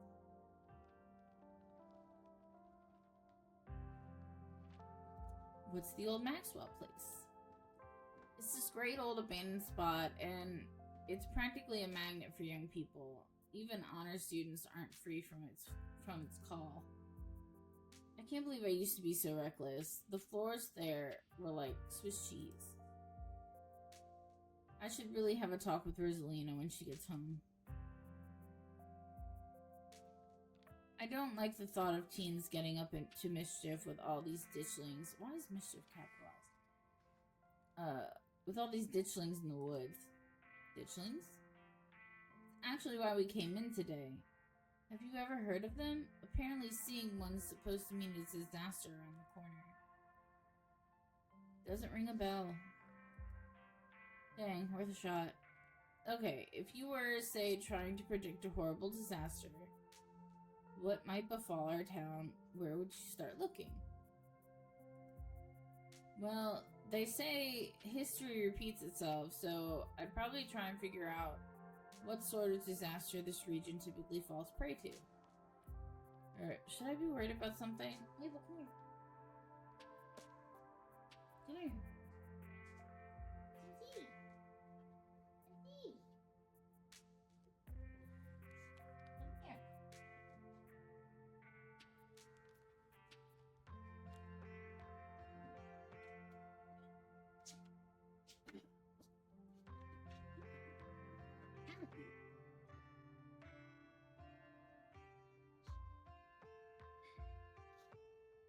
Everybody meet Mabel. My pug. She hates being picked up. But I love picking her up and she likes biting my chin. Ever since she was a puppy. Biting my chin.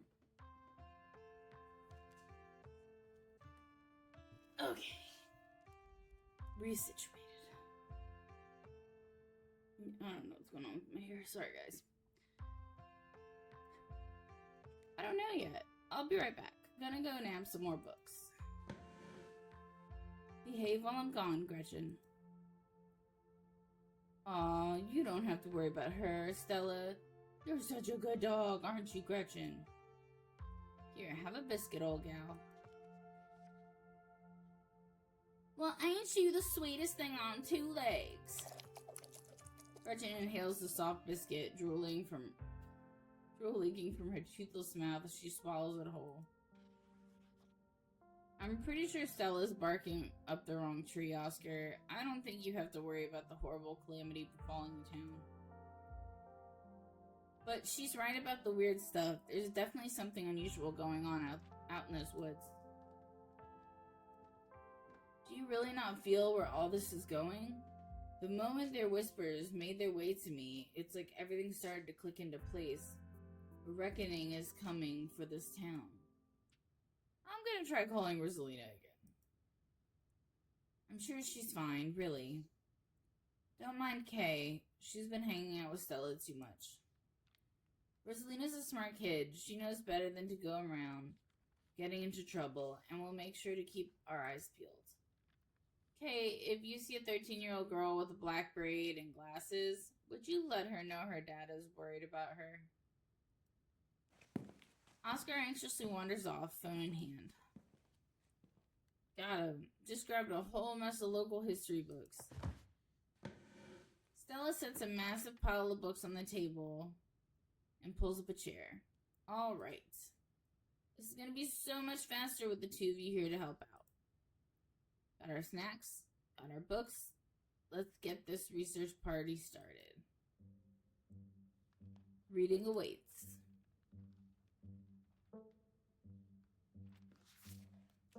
A few entries into your catch your eye. Tommy knockers originated in Cornish mythology, spread into the United States. What are you doing?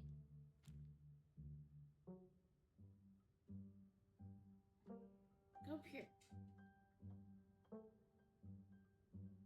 Jump on the chair. Whatever. Dogs aren't smart. When Cornish immigrants began working in Appalachian mines, they're named for the knocking that can be heard from seemingly within the walls before a cave-in. According to some, the knocking serves as a benevolent warning. Others believe that the creatures take stolen hammers to the supports of mines and collapse them on whoever is unfortunate enough to still be inside. They are traditionally thought to be impish, leprechaun-like things, but some claim they are the spirits of dead miners, forever cursed to haunt their final resting place. Talipo. There was a hunter who lived in a tiny cabin in the middle of the woods, all alone with his hunting dog. One night, after a particularly bad week of hunting, both their stomachs empty, the hunter spied something out of the corner of his eye. Some small creature had gone into the cabin through a hole, and before he could even figure out what it was, he'd drawn his gun and fired at the thing, his hunger guiding his actions. But it was quick and ran back through its hidey hole and out of sight, leaving only its long black tail shot off by the hunter's rifle. "Guess this will have to do," he said to his dog, and threw the tail in a pot to cook a soup. He and his dog ate well that night. The tail filling them both up, the hunter crawled into bed, satisfied, and his dog curled up at his feet. He woke up to the sound of long nails scrabbling across the wood. His dog was nowhere in sight, only a rumpled spot on the covers where he'd been, and in the gloom he saw two big yellow eyes staring right at him. "I want my Talipo," a high, hoarse voice croaked from the darkness. "Go away," he screamed at the thing. But it stepped closer to him, still shrouded in darkness. The sound of long claws dragging across hardwood floor accompanying its movements. "I want my Talipo." I thought it was Talipo, but Talipo, I guess. The creature growled again. "I'll get my dog after you," the hunter squeaked, his voice catching in his throat with fear. There was no dog to be seen. "I want my Talipo." Before the hunter could so much as scream, the creature leapt from the darkness, long claws stretched out toward the hunter. No one is sure what the creature did to him that night, but the next morning, all that remained of the hunter, his dog, and his cabin was a chimney standing alone in the woods. Okay, I know that stories are stories, but like, how does anyone know that happened if they're not there? Anyone? Often linked to Cherokee legends, some cite the Wampus Cat as originating with the story of a woman who sought vengeance against a monstrous cat demon for driving her husband mad. She hunted it down, and by wearing a bobcat mask, tricked it into using its own vile magic on itself, freeing the people of their region from its evil. Others say the creature comes from the story of a woman who wore the pelt of a wild cat to witness forbidden hunting rites. The hunters of her village gathered to perform the rites, and she watched in secret from underneath the cat's pelt, but was soon discovered. For her indiscretion, she was fused with the pelt and transformed into a creature that was neither human nor cat, forced to wander the wilderness alone, feared by all. Her calls are those of great sadness and serve as a warning to anyone who dares go against tradition. You're done here. Shh. Stop. Fire alarm.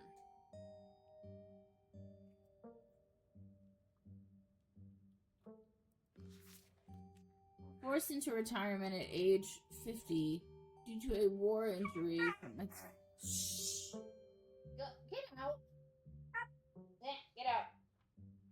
Out. Stop. I love my animals. I love my animals.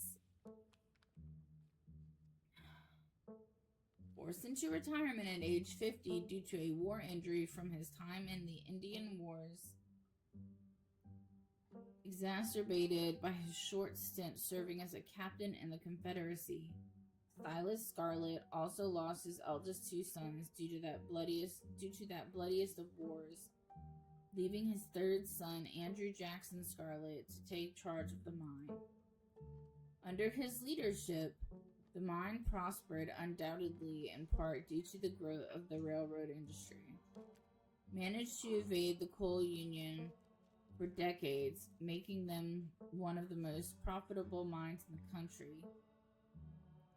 Andrew Scarlet built the surrounding town into what it is today, with expensive stone buildings, a bustling main street, and overseeing it all, the elegant Scarlet Estate that was, until 1895, the largest and finest feat of architecture in the region.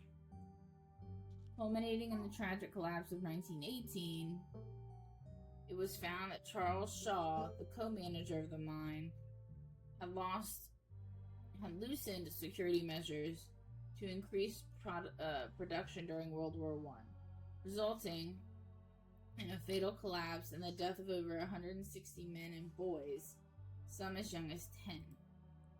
The casualties included Andrew Jackson Scarlet's son, Theodore, his brother Enoch V. Scarlet, who had taken over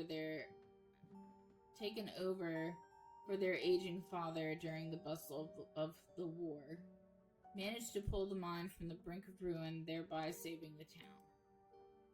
So, this is how your family made his fortune. She's just so happy. Silas Everett Scarlet was born to Colonel Everett J. Scarlet in 1818. One of 12 siblings, Jesus Christ. He grew up in eastern North Carolina during a tumultuous time in the state's history, and not much is known about his life before he joined the army in 1836. He quickly rose through the ranks, in part due to his father's connections, but also due to a particularly ruthlessness for which he received the nickname Bloody Silas Scarlet. The federal government granted the now Captain Silas a tract of bounty land in exchange for his service in the Indian War, and he settled into the hills of North Carolina in 1841. That land would become Scarlet Hollow. But it started as a simple log cabin built by Silas's own two hands, occupied by his family of 10. Silas, his wife, Mary Joseph Scarlet, and their 8 children. Logging business brought many workers and fellow landowners to the hills, but it wasn't until Silas discovered rich seams of coal running underneath the entire region that Scarlet Hollow was really put on the map. Put it on the map. He saved what he could and bought the surrounding hillside at a great discount, cleverly hiding what he knew about the land's true value. Thus, he had all the resources to found Scarlet Hollow's new famous gold mine. Oh, I got it. I'm slowing down. You're finished with this one. Okay, we're done reading. You don't have to hear me anymore. I think I'm all done. Let's check in. Alright, if we're going with what Kanika's mom told us last night, I think we can rule out any natural disasters as what brought the ditchlings here. But not nuclear incidents. Looks like our state had a history with those. What about y'all? Find anything? Before you can respond, a handsome black cat leaps onto the table. Almost on instinct, Stella slams her book shut. Aw, hey Pixel. You might want to close your book. He loves to rip up any paper he can find. Pixel, my dear friend, it's been too long. How have you been? Hungry. Did Stella bring the good stuff?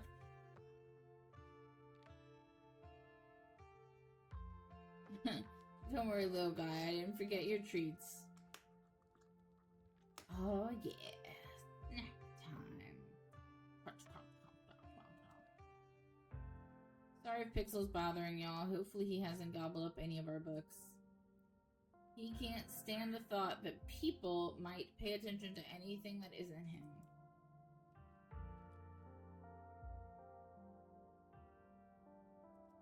Why do you let a paper shredder freely wander the library? Why don't you mind your own business? Have you seen this little guy's face? How could I say no to that? Hey, Pixel. What do you think about the monsters we saw in the woods? I'm an indoor cat. I don't know anything. I don't know nothing about no woods.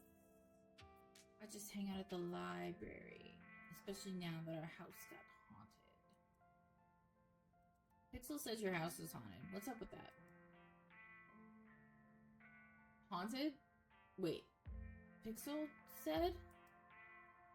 So it is true then. Yes, at least I think it is. There isn't any other explanation. Katie's either psychic or she can talk to animals. It's a long story. No comment.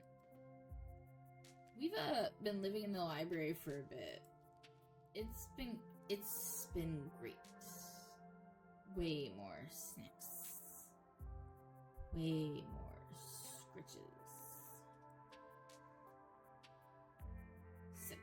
Sometimes there's too many scritches. Hold up. What kind of haunting are we talking? What are we talking about here? Unexplained noises, objects appearing in strange and unfamiliar places. Aw, Oscar, don't get her hopes up like that.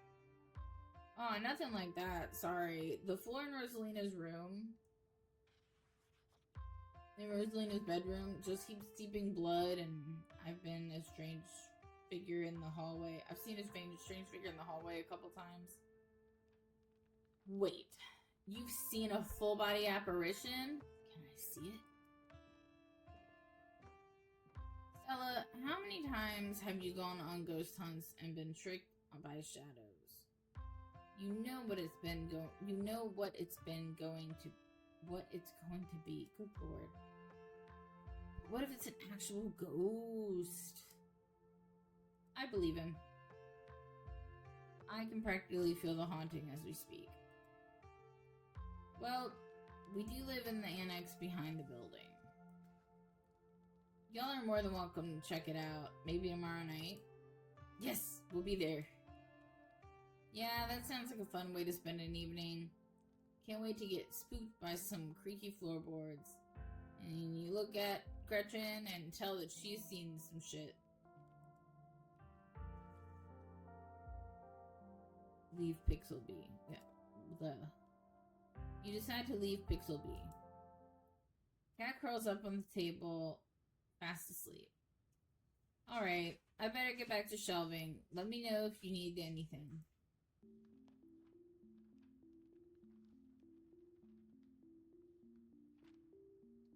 You lean in and quietly whisper to Stella and Kanika. Do you guys think there's, like, a cult here?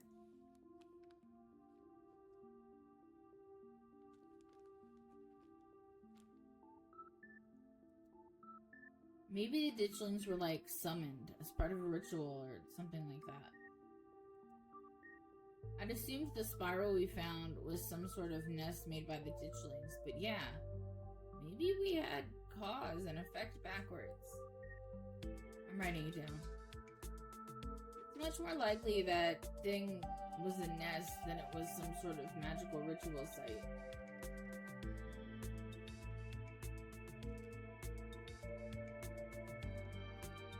So Appalachian folk monsters. You think Wayne is a Tommyknocker?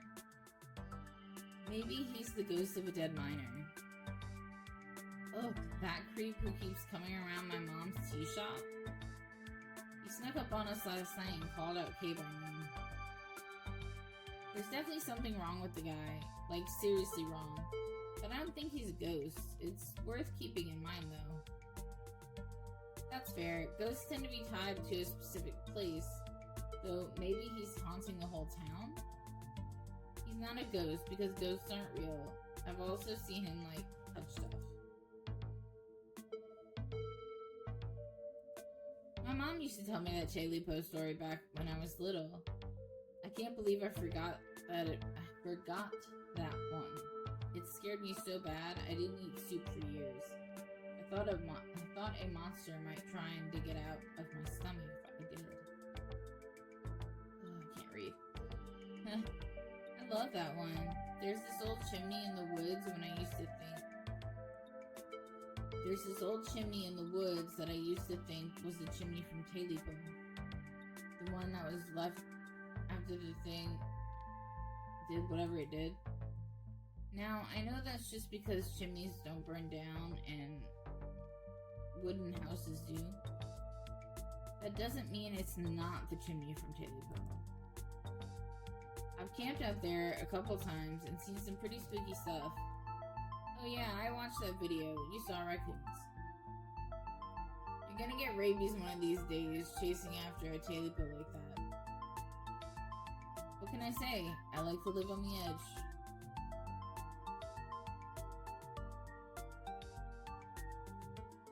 What are you doing? Books. What are you doing? What are you doing? Ladies, I did not call you.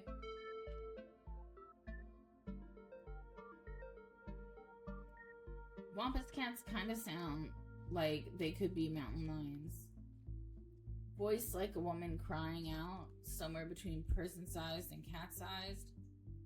Definitely, they are 100% mountain lions.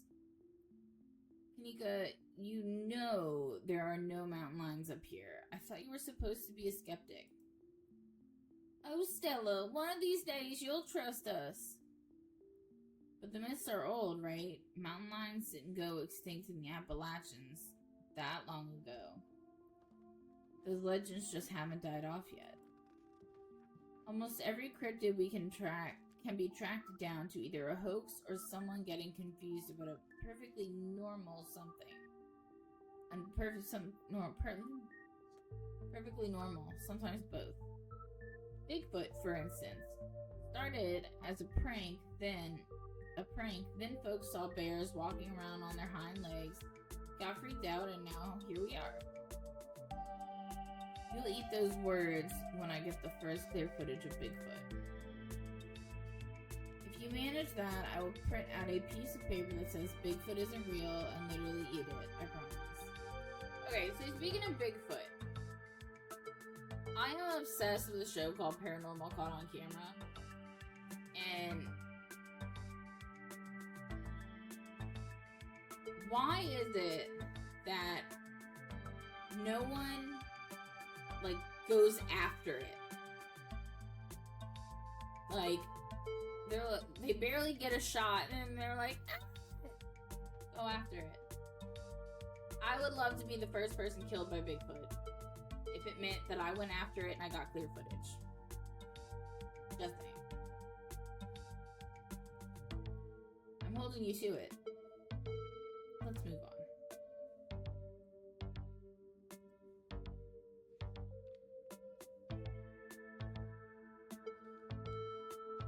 So Silas Scarlet. Yeesh, I figured old money from the South wouldn't be great. But he, sure did some things to get where he was, huh? That book is a perfect example of why you should use multiple sources for your research instead of trusting the first thing you read on a subject. Yep, dude was a monster. The mines made a lot of money during the Civil War too, and you can probably guess which side a North Carolinian business owner would be working for. Sorry you're related to him.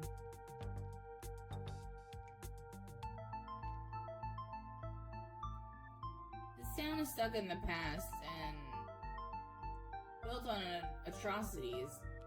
It's already practically collapsing onto itself. No offense, but maybe that's why the ditchlings are here. None taken. Why would the ditchlings be here now, though? Scarlet Hollow's been like this for as long as I can remember. So about the coal mines here. Kanika visibly shudders. I get cold sweats just thinking about being in a place like that. I feel for the guys who work up here. I could never.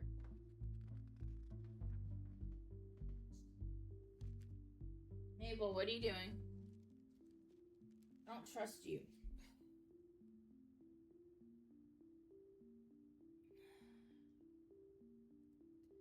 Speak for yourself. I love a good crevasse. What happens after the mine collapse? The book just kind of glosses over it. There was a union for a little bit, but it didn't last. There's not a whole lot written about the past century here. Yeah, the Scarlet Hollow mine isn't exactly the most ethically run business. I'm sure Tabby runs the mines better than Charles Shaw did. Still hasn't let the union in though. There's a reason she and I don't talk. A union-busting mine collapse from poor working conditions? Color me shocked. Yeah, it's pretty awful. That's what that sculpture out front is for, commemorating all the men and children who died that day. Every kid in Scarlet Hollow learns about the collapse of 1918. Our teachers love to emphasize how many children they had working down there, probably to try and show us how good we have it now. Have it or whatever. Low bar if you ask me. You know, that could be what the ditchlings are warning us about. Another collapse. Writing it down on the list of potential disasters. Yeesh, Stella, that's morbid. And besides, it was all Charles Shaw's fault. The labor market is way more strict now. There's no way you could get away with the kind of safety cutbacks he pulled. Y'all don't actually think the mine is about to collapse, right? No, I don't think so. Whew, had me worried there for a second. I hate to give Tabitha any credit, but the mine is far safer now than it was back then. Still, what a horrible thought. Never know. You guys really seem to have a bone to pick with Charles Shaw. That's what happens when someone directly causes a monumental disaster, especially in a small town like this. People tend to spit when they hear your name. He got run out of town on a rail, you know. And that's not a figure of speech. Back then, they actually tied you to a rail and ran you out of town. There is a big mural of it over on the far wall. He got off easy if you ask me.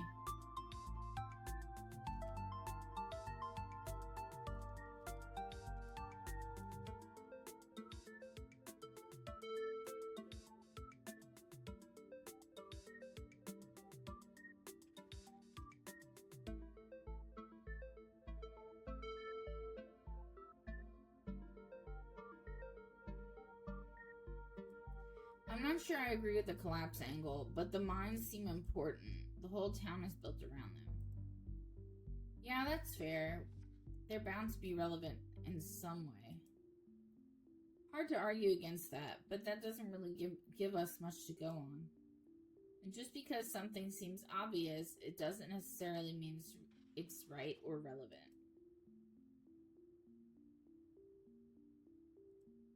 Stella, what was that thing you were saying about nuclear incidents? You were talking about the Goldsboro thing, right? Yeah, apparently in the 60s, a B-52 carrying a live warhead broke up midair and dropped a couple bombs. Fascinating bit of history. The first of the two bombs landed upright after its parachute got caught in a tree. Thankfully, it didn't go off. At the time, the government claimed that the bomb was unarmed, but it later came out that the only thing preventing a detonation was a single electrical switch, which failed to trigger on the descent. And 60 years later, the second bomb still hasn't been recovered. Right? It's conventional explosive disintegrated in midair, but most of the nuclear material was made unrecoverable by flooding. If I remember correctly, they just buried it and sealed it up. I'm sorry, did you say they buried it? Do y'all need something dug up? Because if so, I'm your gal.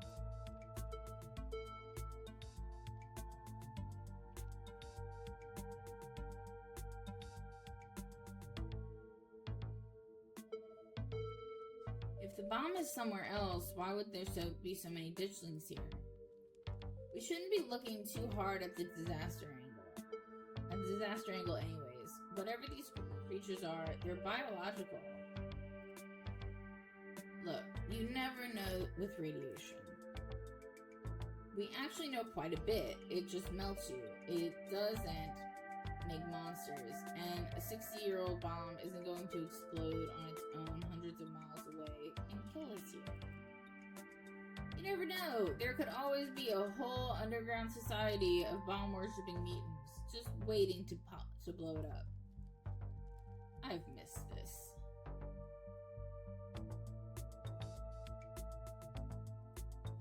Any luck on Rosalina? Not yet. I knew a teen would be a handful. Why are we capitalizing this? I knew a teen would be a handful, but I didn't think it'd happen overnight. I'll probably head out once you're all done and check in on her usual haunts. I think we should head back to the woods. We know those creatures are there. Anything else right now is just speculation.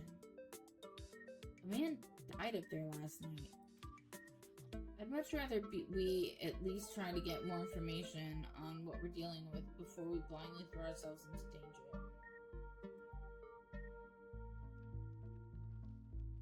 The ditchlings are either exactly what Kanika's mom told us they were, in which case they're not what we should be going after, or they're a potential dangerous cryptid we know next to nothing about.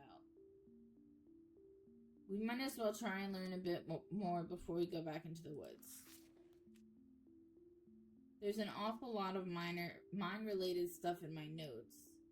Maybe that should be our next stop. We can poke around, find out if anyone's seen anything weird. Just to clarify, you're suggesting we go to question some of the miners, right? We're not... blah, blah, blah. We're not poking around unprepared in actual mines, right? Still doesn't answer. Right? Yeah, totally. 100%. I would never. We don't even have a good reason to go down there. Good. Let's keep it that way. You know how I feel about mines. I promise, Sneaks. We're just going to question some of the miners. And if that questioning gives us a good reason to poke around, say a cool abandoned coal mine, then we'll cross that bridge when we come to it. You can cross that bridge.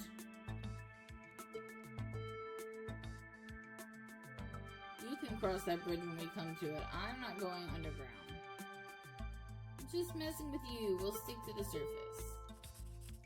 Okay, good. And hopefully we can find out what happened to Wayne while we're at it. We're always going to wind up in the mines. Well, that's kind of ominous. I'm a little worried about Tabitha. She's not exactly going to be thrilled to see us snooping around the lawns. We can be sneaky. I'll make sure to be a good lookout. She'll never even know we were there. Look at us, going on a caper together. I miss this. I missed it too. Though there is something missing. Reese. Really miss that dude. I can't believe how long it's been. Have you seen him lately? Nope, I've tried to plan stuff, but he's been too sick. I didn't realize it was getting so bad. That poor guy.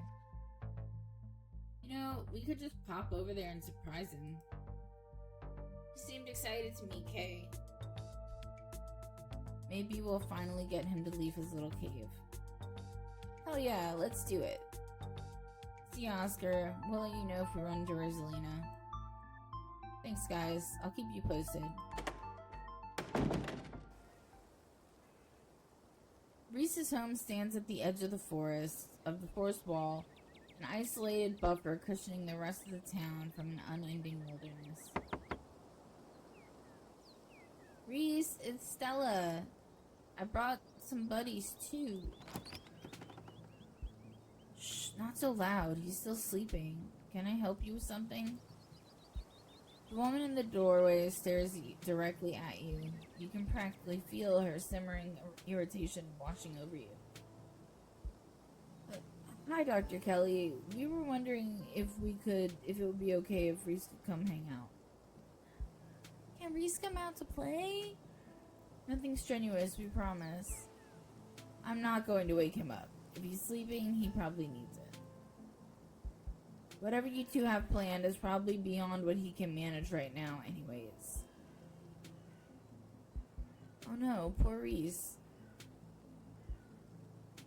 It's just been so long since either of us gotten the chance to hang out with him. I'm sure he and Kay would get along super well.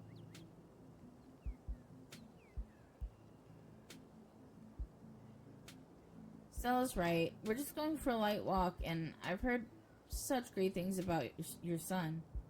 I'm only in town for a few more days, and it'd be a shame if I didn't get the chance to meet him. Dr. Kelly looks you up and down and sighs. Alright, you win. Fuck yeah! He's usually feeling his best around mid-afternoon. Why don't you come over tomorrow? We can have some supper, and y'all can hang out for a bit. I don't promise that he'll be perky, but I'm sure it'll brighten his spirits to see you two again. I'm sure he'll be happy to meet you too, Kay. That would be great. I can bring a side dish, maybe deviled eggs. Does he still eat those? No eggs. No, eggs are a little much for him. They don't settle well. You can leave the cooking to me. I know what he can handle. Okay, I'll bring soda then. That's not... Okay, yes, fine. You can bring soda. Nothing with caffeine. Ginger ale, preferably. Oh, and leave the dog at home. She might cheer him up. You know they have those therapy dogs in hospital. No dogs.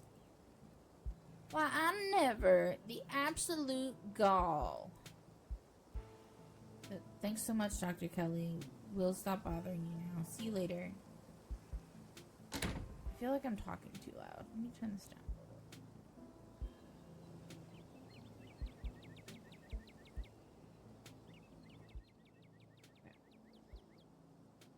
little. Dr. Kelly nods in acknowledgement and quickly shuts the door. The sound of several locks clicking into place can be heard from within. God, that woman makes me so nervous. She used to be so nice when we were kids. Always had the best stickers when we had to get our shots. Maybe she's just stressed about Reese. Or maybe she's just nice to kids. Either way, I guess it's just the three of us. You gonna drive? Okay, excuse me. Yeah, sorry. I don't like the thought of going up there without the van. Cool, I'll take my shortcut then. It shouldn't take long for me to get there. You're welcome to tag along, Kay. Don't worry, I won't be offended if you'd rather ride with Kanika. Either way works for me. Why don't you just drive with Kanika? Aren't the mines a bit of a ways off? Don't worry about it, Kay. There's a lot of junk in the back of my van. It gets a little tight with more than 2 people. I'm gonna ride with Kanika. See you at the mines. Kanika's a careful driver, maintaining her control even though her old van bumps around on the unpaved mountain roads. She treats the tight turns with the fear they deserve, unlike your cousin whose mood seems to make itself known through how aggressively she speeds around the treacherous bends. Thanks for indulging us on this little diversion. Reese's mom is intense, but I'm glad we have plans. It sounds nice. Stella and I haven't really seen much of him the past few years. That sort of isolation can't be good for his health, no matter what his mom says.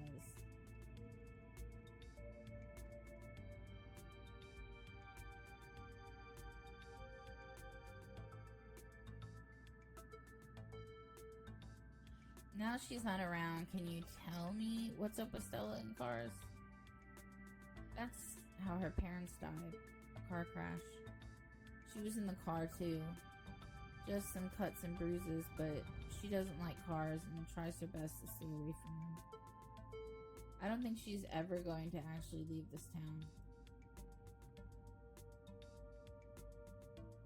Holy shit, poor Stella. Yeah, it just wasn't fair. She's such a sweetheart, and so were her folks. Breaks my heart. So what's actually going on with Reese? Good question. I wish I knew. His mom's been saying he's sick for years, and it's not like she's wrong about it. He's been wrecked a few times I've seen him. That's rough. Yep. What's up with your brother? He's just difficult. Have you ever had someone in your life who just can't seem to get their act together no matter how much you try to help them? Sometimes it feels like I can't trust him with the smallest bit of responsibility without him leaving a mess for me to clean up. Don't get me wrong, he's family and I love the guy. But he sure doesn't make it easy.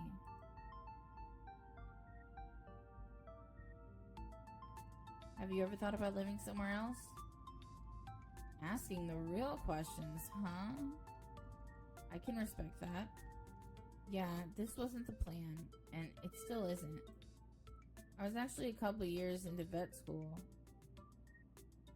Top of my class, might I add, when my dad died. My mom wasn't up for running the store, and you've met Miles. I only wanted to take a semester off, help them get back on their feet, but it's been a year and change now. It's not just about my family too. The general store, that's the general store. If it winds up going under, it's hard not to imagine the whole town collapsing with it. Maybe I'll get to go back next semester.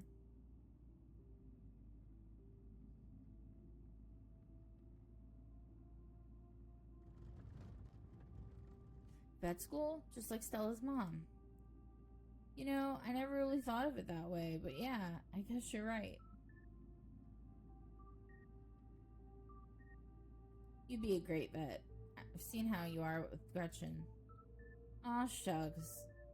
I was really into biology during undergrad, and growing up around Stella and her mom gave me a special kind of love for animals.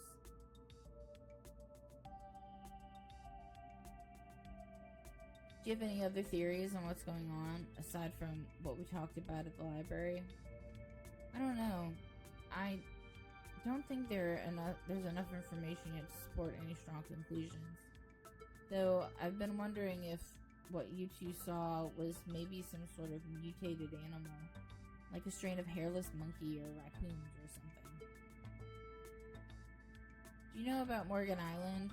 It's off the coast of South Carolina, and there's a whole population of rhesus monkeys infected with herpes, like 4,000 of them. Maybe the ditchlings are some kind of alopecia research monkeys. Which sounds ridiculous now that I've said it out loud. Forget I said anything.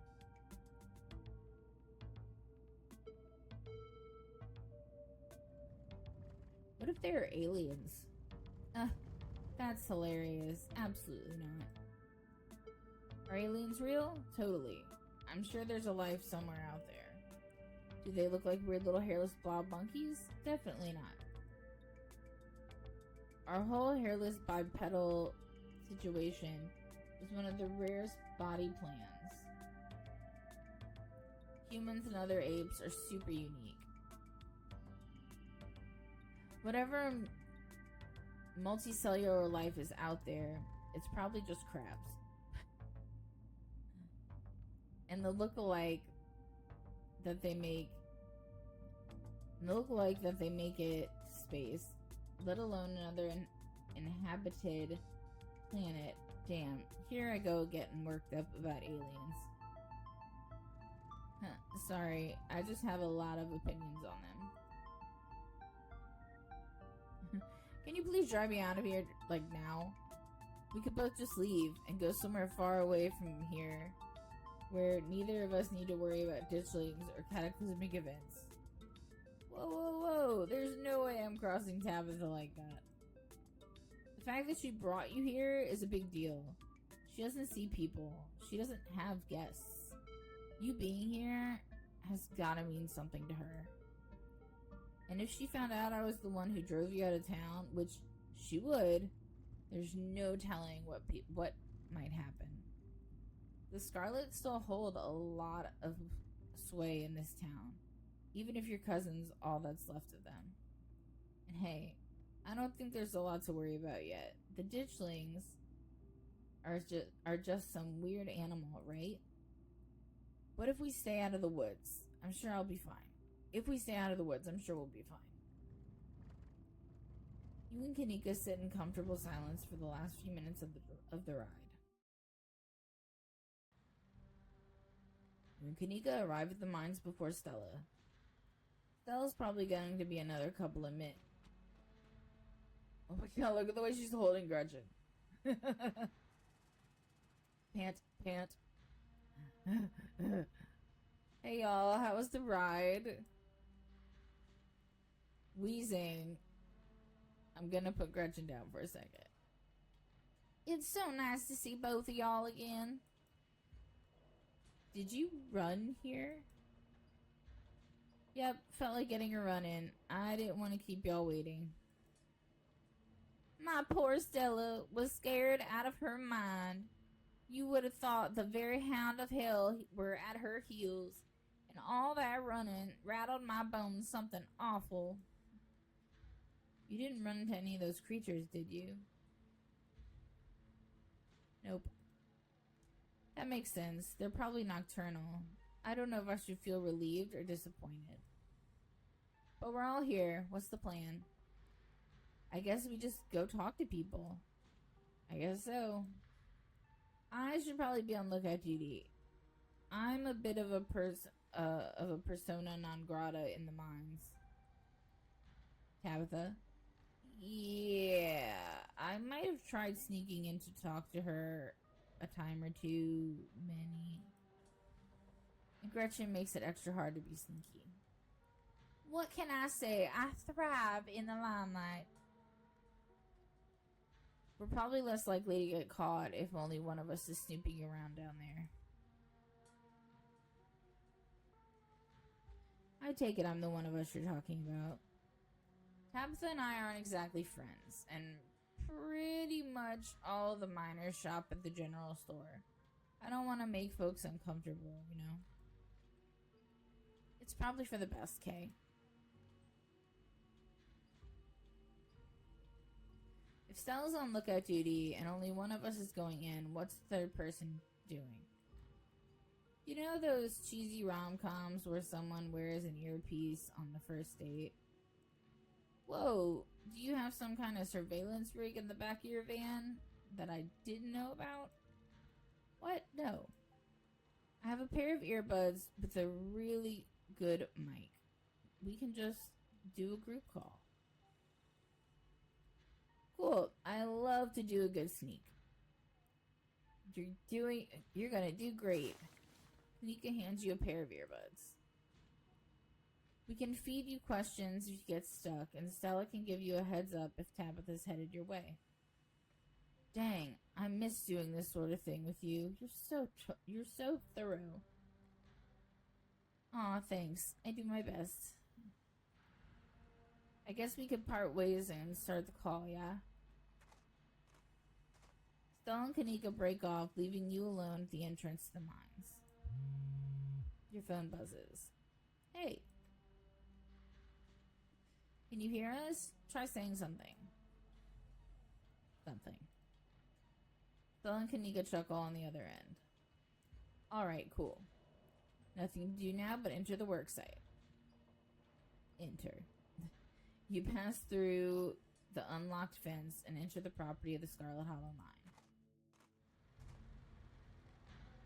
Okay.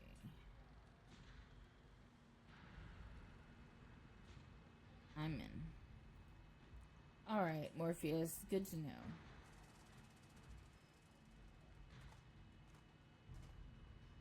You approach the nearest group of miners, a blonde woman, a broad-shouldered man, and an old-timer. Your uniforms identify them as Harrison, Davis, and Sachs. You got a reason to be bothering us.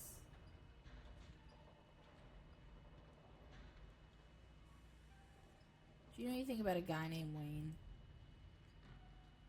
Yeah, we knew him. He was such a cut-up. Miss that dude. What happened to him?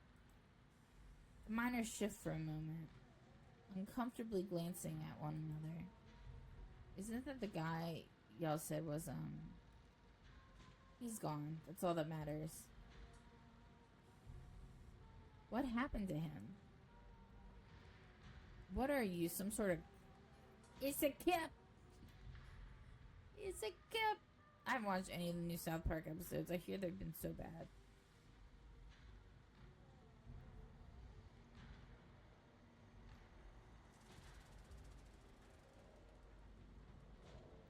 Keep it on the down low, but I'm working for a competitor. Unionized competitor. We're thinking of buying Miss Scarlet out of the mines. Part of my work here is due diligence. No, you're not. That townie told everyone who you were when you were staring at us like a deer in headlights yesterday. We know you're the boss's cousin. Dang, sorry, Kay. Come on, let's get out of here. Our shift's about to start anyways. Sorry. Well, fuck. Supposedly they weren't supposed to be able to catch me in a lie because of one of my settings, but not settings, but what they call it? One of my choices of personality. The miners pack up their things and leave. Approach another group. Before you can reach the miners, you're struck by an intense feeling. You recognize the hollow terror as the same thing you felt last night when you set eyes on that awful man in the miner's jacket. You shouldn't have come here. It's dangerous. What are you? Flesh and blood. Much like yourself, you don't have to be afraid of me. I am the only person in this town who truly cares about your safety. Don't forget that. Even if it's already too late to stop what's going to happen.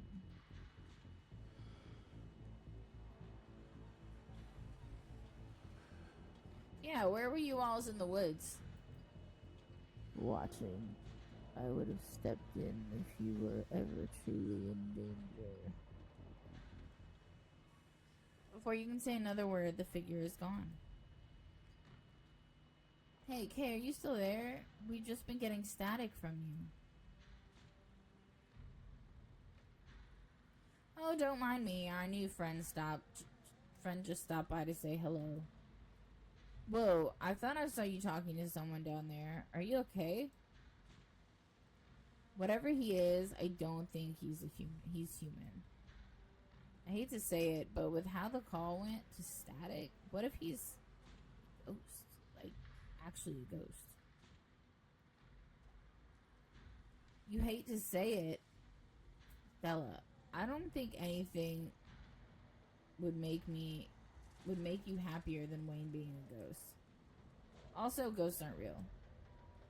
Well, hey now, just because I want ghosts to be real doesn't mean I want this ghost harassing Kay. He said some real ominous shit to me. I am the only person in this town who truly cares about your safety, that sort of thing. What the hell is that supposed to mean? Yeah, I care about your safety. Wayne trying to make me leave just means that we're on the right track. I'm not about to back down. Oh, so brave. Heck yeah, okay. Oh, I have sleep in my eye.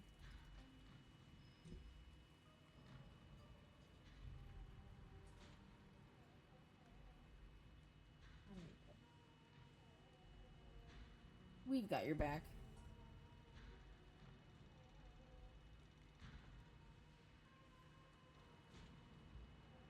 I hate when my husband sends me TikToks when he knows I'm doing something.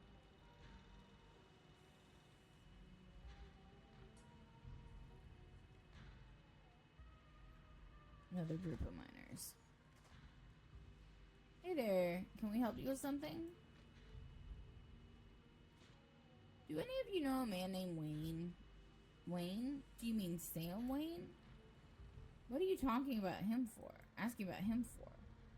Wait, have you seen him? He's been following me around. It's really creepy, man. Oh, thank God. Everyone thought he was dead. Now hold on. Creepy doesn't exactly sound like Wayne, does it? How do you know it was him? That's what the folks at the general store have been calling him. Kanika and Sybil. Good people, but I don't expect they'd know every mining fella in town by sight, if you catch my drift. Smith, you're losing me. I'm just saying, it's been an awfully strange... It'd be awfully strange for Wayne to still be in town, wandering around, following some stranger and not checking in with any of his buddies. Sounds to me like somebody who got sick of work and is having a little fun playing hooky. The following, though, okay, yeah, that sounds a little unlike him. I thought his lady friend had him under lock and key. Just smells fishy to me. Until I see him face to face, I'm not convinced whoever's calling himself Sam Wayne ain't the very reason we haven't seen hide or hair of him, of the man. No, there's no way. He can't be. I'm not ruling it out. If you want my theory, that girlfriend of his, he wasn't the first to catch her eye. Any one of her jilted ex-lovers could have seen them sneaking around and gotten a little hot under the collar, if you catch my meaning. Dang, who are they talking about? The miners are silent for a moment, glancing between each other nervously as they imagine the possibility. I told him not to get involved with her. I told him.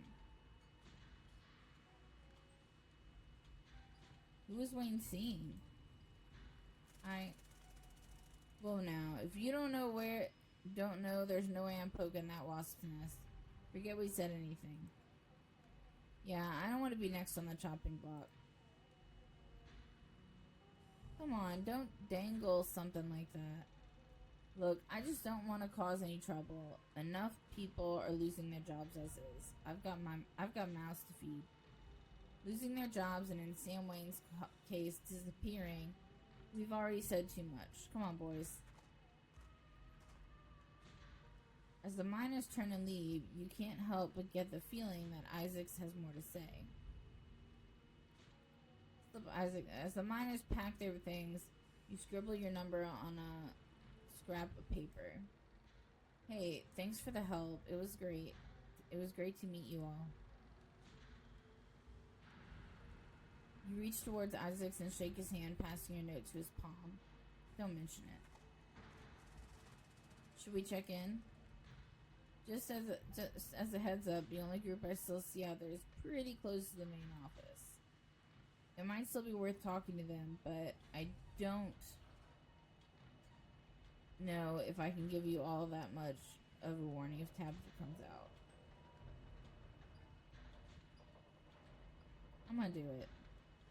I'm talking to one last group of miners, and don't worry, I'll keep my eye on Tabitha's trailer. Good luck.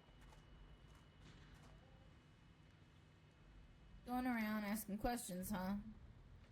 Stella wasn't kidding when she said the miners were dangerously close to Tabitha's office.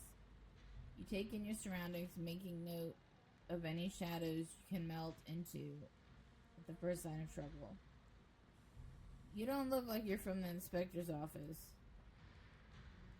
What can you tell me about Sam Wayne? Oh, ho, ho, ho. He got himself in trouble, didn't he? Why, you seen him around? What's that young buck up to?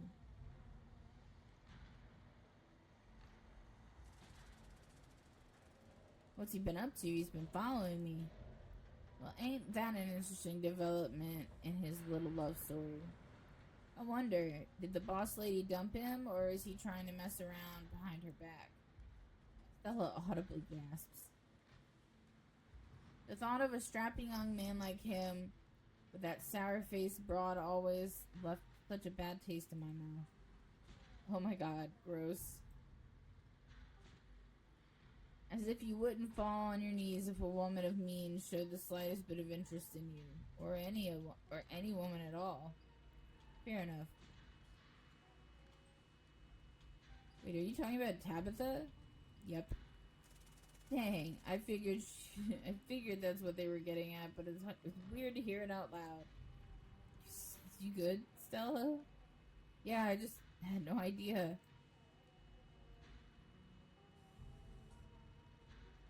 Have you noticed anything strange around here lately? All kinds of weird stuff happens in these hills. What sort of weird do you mean? Any weird animal sightings? I saw a raccoon with a big old tumor last week. Spooked me something awful. That's nature for you, not always pretty. Leave this place. A darkness looms heavy in the air. Can't you feel it? I'm too old to be going anywhere else. Scarlet Hollow is where I live. And it'll be where I die. Whether that's... okay. You know, maybe I'll cash in a few sick days. Head up to my cousins in Asheville. Just in case.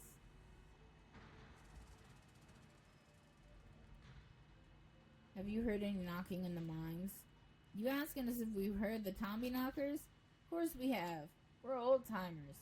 All us who was here before the machine got brought in know the Tommy knockers. What a nuisance, always stealing my hammers. It's true, had a pickaxe stolen too. And when you heard knocking coming from one of the old tunnels, it was enough to make a man pray. Looks like I figured out what to do for my next video. You better not be thinking of going into those old mine shafts alone. I could always use a partner in crime. I'm gonna go wind up going down there with you, aren't I? People getting sick? I mean, some of the older miners, sure, but I wouldn't call that unusual.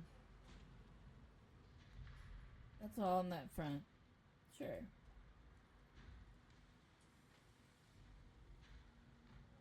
Sorry, I should be reading. If that Wayne keeps bothering you, just let us know. We'll whip him into shape. Okay, I think you've got a problem. By the time Stella finishes her sentence, you've already ducked around the corner and out of sight. You continue back towards Stella and Kanika, moving from shadow to shadow and keeping out of sight. That is awesome, because I thought I was going to get caught. You're interrupted by a sudden movement out of the corner of your eye. A girl carrying a bundle of snacks pops through a hole in the fence and disappears over the crest of a hill. Hey, I think I just saw Rosalina. Wait, really? What is she doing here? She's doing a delinquency. We should call Oscar. Let's handle that after we catch up with her. You rush over the hill and get your bearings, the sounds of active mining fading into the distance. Rosalina is nowhere to be found, but dusty footprints point toward a nearby mine. Something about the mine feels wrong, as though a cold anger lies burning inside, sucking the life from the surrounding hills. This is the site of a mass grave. She didn't. I guess the old Maxwell place doesn't cut it as a secret hangout spot these days. But the Shaw Mine? That place was shut down like 100 years ago. After a collapse that killed over 100 people. And here I thought Stella was going to be the one to drag me into an abandoned coal mine. Hey, remember all of those bad feelings I got last night? This place feels straight up cursed. I feel like Kanika said a lot of people died down there. Kanika said a lot of people died down there. There's a lot of spooky history to this place. For all we know, maybe all that death left some kind of mark down there. Okay, just because a bunch of people died in there, it doesn't mean it's cursed. Come on, I'm not about to let Rosalina get hurt in there. Even if it means I have to go underground. Whoa, you sure, Neeks? Kay and I can handle this on our own. Kay says no. Yeah, I'm sure. As much as I hate confined spaces, I hate the thought of other people getting trapped down there even more. Stella and Kanika disappear into the mines. Before you follow, you briefly wonder if you should let Tabitha know about this. You pull out your phone and dial your cousin.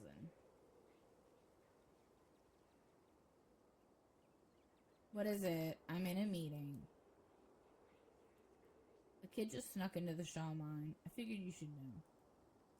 What? Are you serious? Why do things keep happening to me? Also, why do you know about this? What the hell are you doing at my mines? Ugh, whatever. I'll head over there as soon as I can. Just stay where you are and wait for me, alright? God, I don't even know why I'm trying to reason with you. It's not like you'll listen.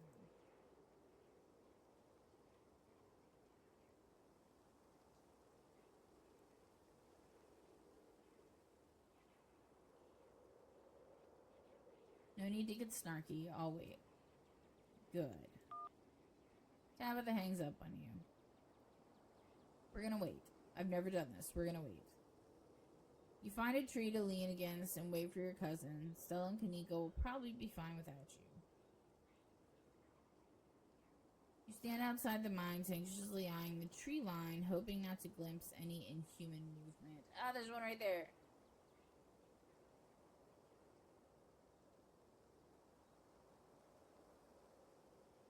Yeah, it's just the one. Huh, you actually waited for me. I don't know what to say. Aw, yeah, cousin bonding time. Tabitha sighs. Let's just get this over with, alright? I don't like the thought of you walking around an abandoned coal mine, but I'd rather not leave you out here unattended. You should be safe enough with me, there to guide the way. I have to situate myself. Tabitha huffs her way up the mine entrance and disappears into the darkness. The darkness. I don't have a choice. You follow her and enter the mine. The inside of the mine is warmer than you'd expected. The air thick and wet. The ceiling hangs much lower than you are tall, forcing you and Tabitha to hunch over. Your legs bent in a painful squat as you begin to navigate its maze of corridors.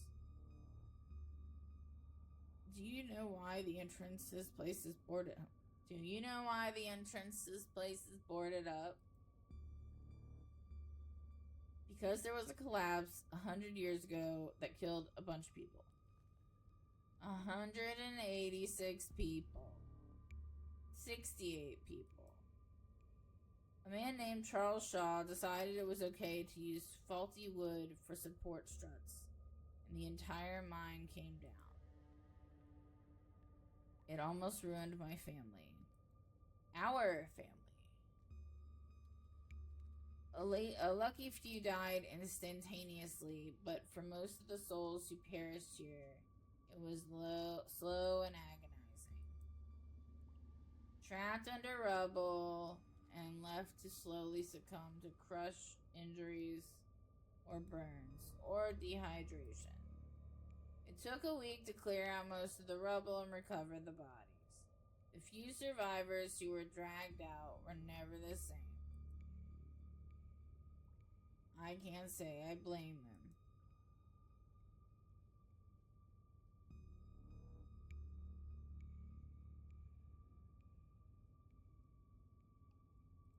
What makes you so sure it was Charles Shaw's fault?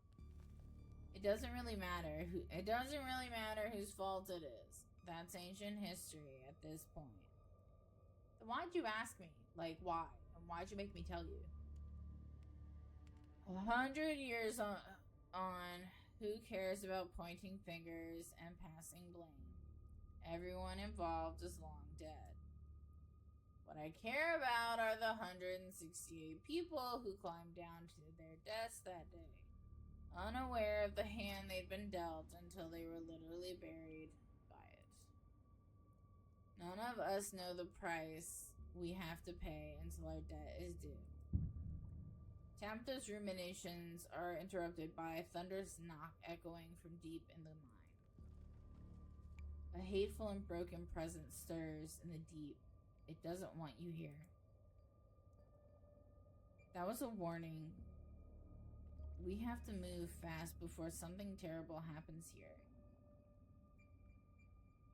Hey, this place is haunted by the tragedies of the past, not literal restless spirits.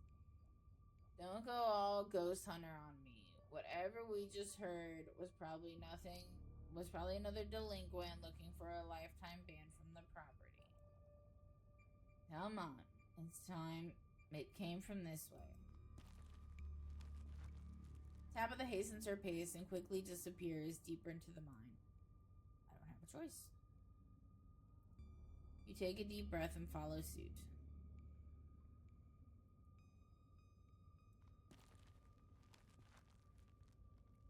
The deeper you progress into the mine, the heavier the air becomes. Coal dust hangs in thick clouds around you, even though this place was abandoned over a century ago. Echoing through the tight corridors, you and Tabitha can pick up snippets of a tense argument. I'm getting warm, hold on.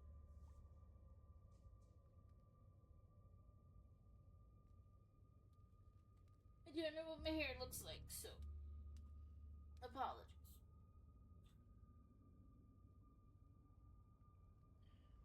Who knows? But okay. Oh, it's cold without it. Oh, I need like a middle ground. It's cold without the robe, but I had to grab a sweater. I can't believe I can't believe your dad sent people to follow you. That's messed up. I think that qualifies as harassment.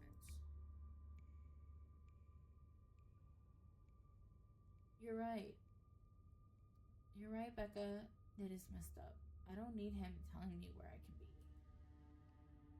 You could at least check in so he knows you're not dead. He loves you and worries about you. He's really not asking for much. Come on, kiddos. There's some real spooky stuff going on in town right now.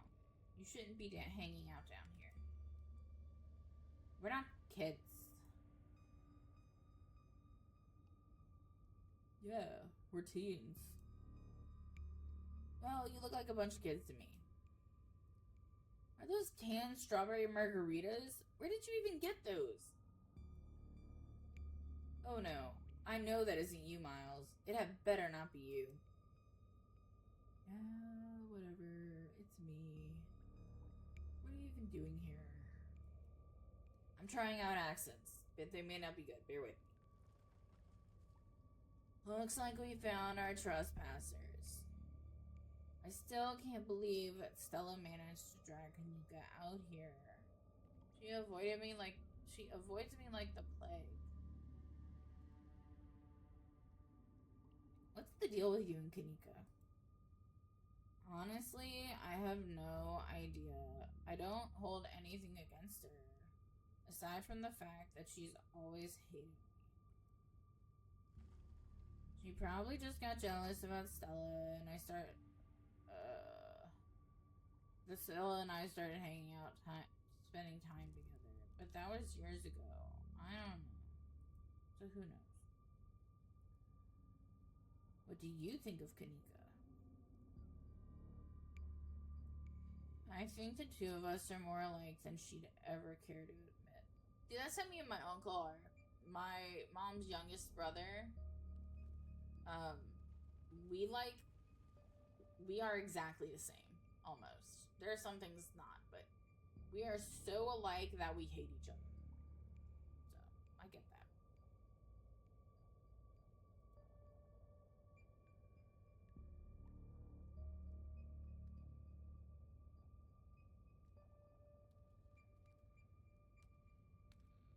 No offense, but you are a little rough around the edges.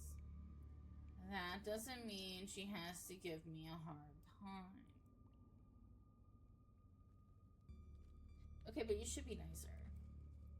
Ugh, fine. Maybe I'll try. We'll see.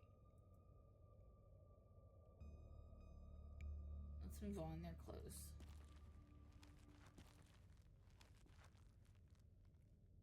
You breathe a sigh of relief at the tight passageway as the tight passageway gives way to a small cavern. Within a group of teens engages Stella and Kanika in a heated argument. All of them are too caught up in the moment to notice you or Tabitha approach.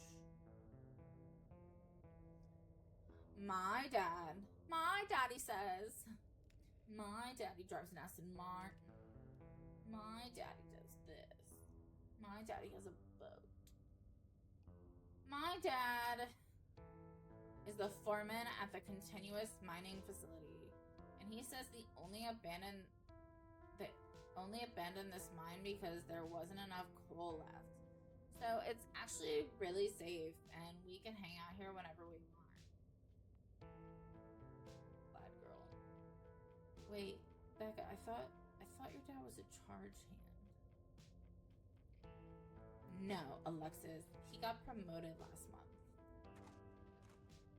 Correction. Your father was a foreman at the continuous mining facility. We'll see if he even has a job in the morning. Fucking face. What? Oh, shit. Oh, hey, Tabby. Hey, Kay. We thought we'd lost you there. Did you run off to snitch Tabitha? To Tabitha? Nika sighs. It's probably for the best. These kids are refusing to listen to us.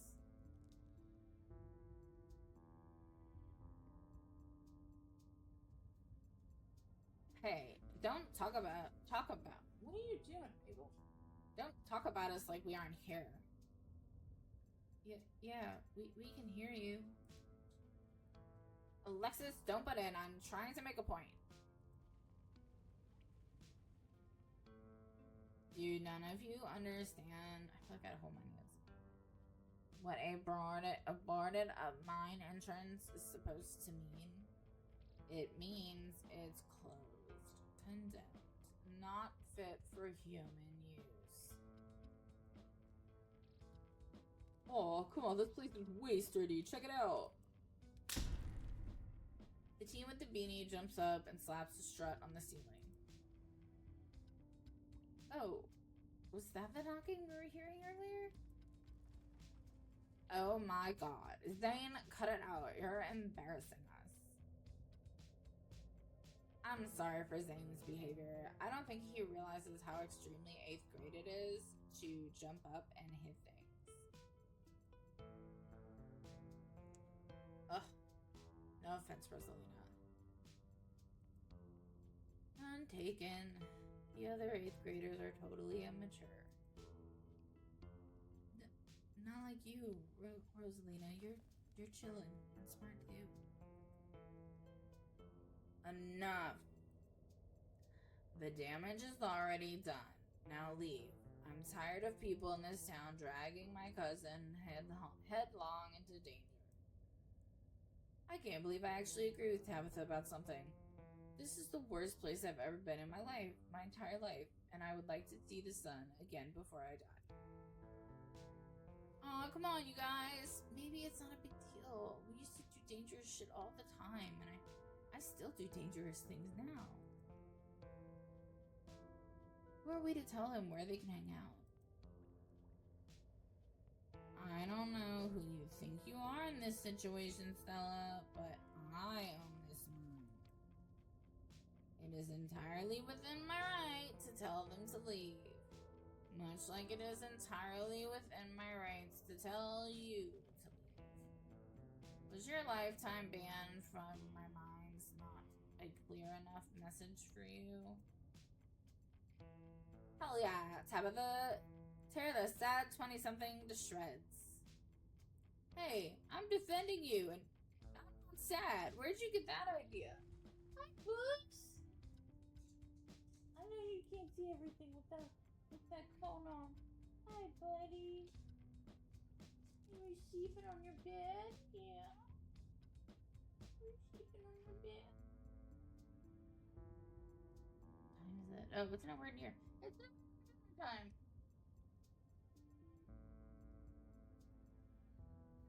My Stella can't possibly be sad with me around. How absolutely rude. These pups need to learn some manners.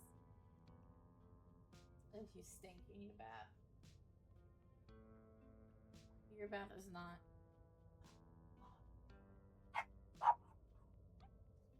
Get out. Maybe if you're gonna bark at his stupid collar. Ugh. Now my hand smells like a dog. I bathed one dog yesterday, for those of you who weren't around. Bathed one dog yesterday. I'm gonna bathe 2 small ones today, and then I have 2 big ones left. My back can't handle doing it all at one time, and I only have so many towels. I don't know, my hair is still done. It's making me self-conscious.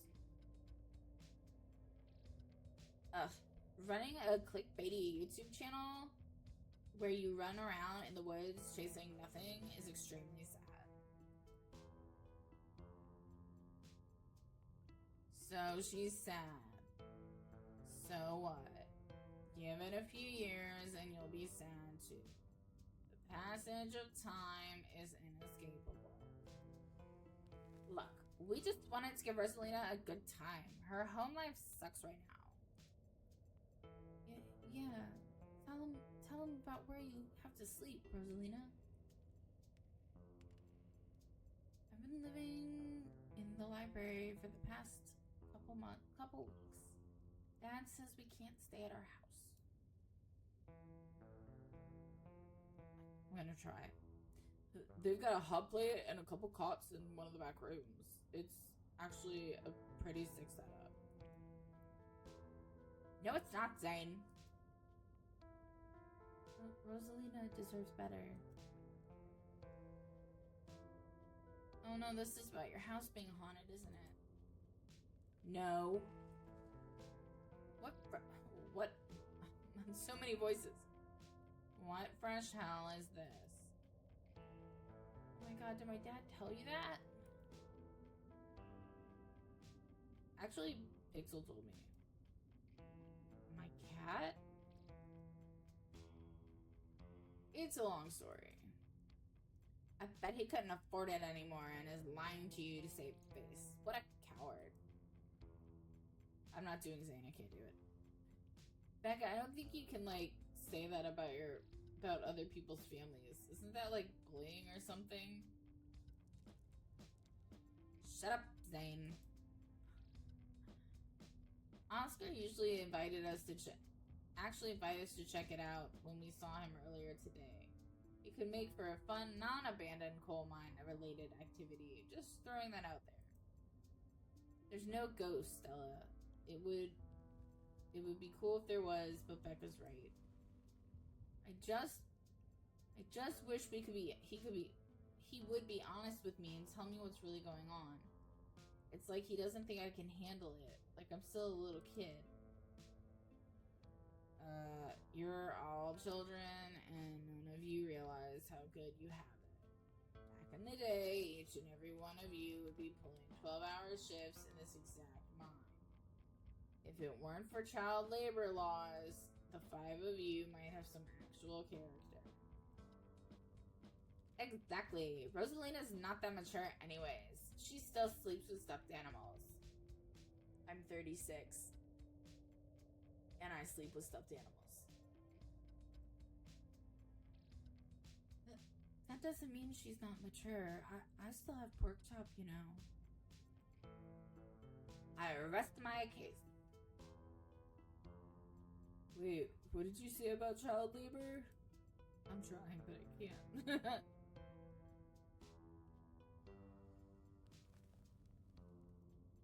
I'm not going to weigh in on this. This is between you and your dad, and the two of you should talk about it anywhere that isn't here. I couldn't agree more. Yeah, if Rosalina's house is haunted, we should break in and, like, Ghostbust it or something. Sounds pretty rad to me. Whatever gets you delinquents out of my mind. Oh my god, Zane. You can't Ghostbust if there is no ghost. Also, Rosalina lives there. She can't break into her own house. There's no ghost that you know of. I bet we could figure out how to bust it if it's actually real.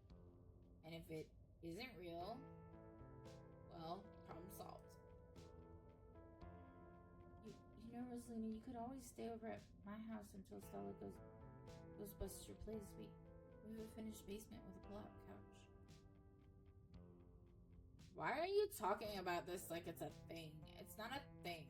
There is no ghosts. I don't care, and I can't believe I've wasted this much time trying to argue with children. I'm washing my hands of this and calling the cops. Feel free to leave before they show up. You hear that, Miles? We're leaving. I suggest the rest of you kids leave this empty mine before someone gets hurt, gets black lung, or gets crushed by rocks, or meets any one of many terrible fates. Fates people tend to meet in abandoned mines. Kanika is interrupted by a pair of thunderous knocks. That wasn't me, I swear. Then what was it? Come on, Stella. Didn't you have a whole list of perfectly natural explanations for scary mine sounds? Mine noises? Tommy knockers, sure. I know this isn't why we came down here, but we've got to check it out. Stella.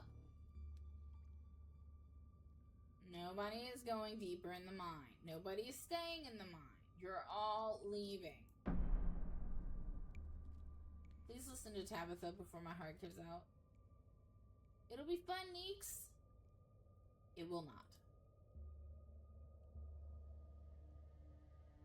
Wait a second. Where'd 3 of you run off to? Are you kidding me? Unbelievable. Wow, Kanika, maybe if you weren't so scared of the dark or whatever, you would have noticed them sneak off. I noticed them sneak off, and like, I've been zoning out the whole time we've been here. They must have squeezed through that child-sized tunnel. Dang, I've always wondered where that goes. I've never been able to get these hips through, though. It's probably for the best, dear. Stella, stop sneaking into my minds.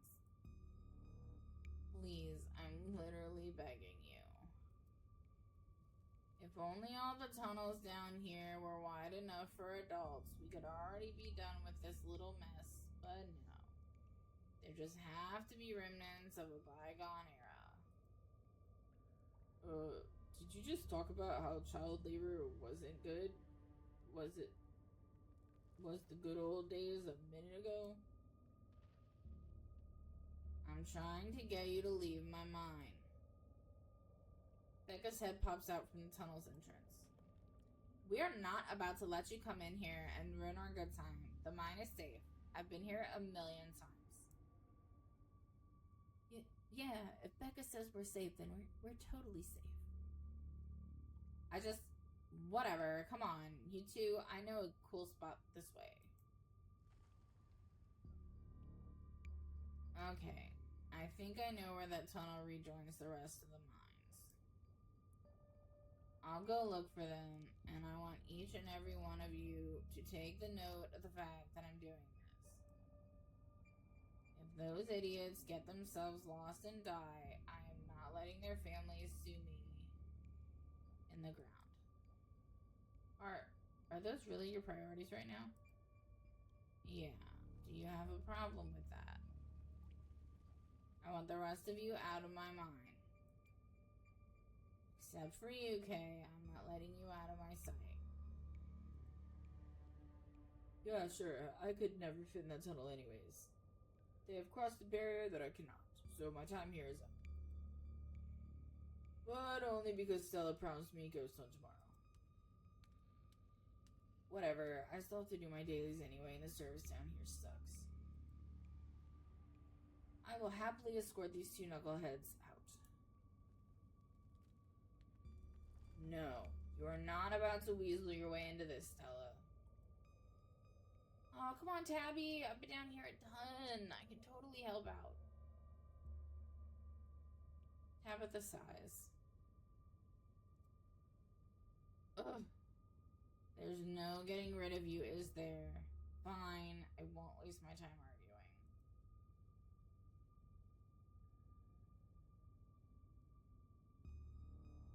Let's see.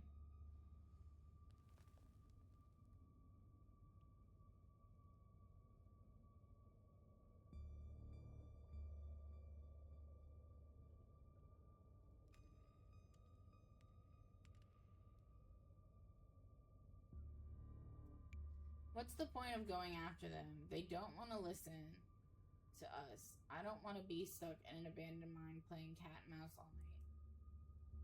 Look, I just want to put in my due diligence in case their parents try to sue me for their own negligence. If we catch up to them and they decide they want to continue to be a nuisance, then fine. They can rot down here for all I care. Inspiring.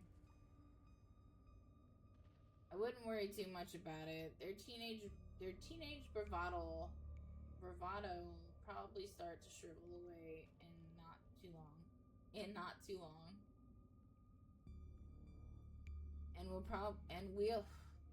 we'll be there to help them safely and calmly find the nearest exit when that happens. Don't worry, it'll be fun and safe. I'm sure that's exactly what you told her last night, and we all know how that ended.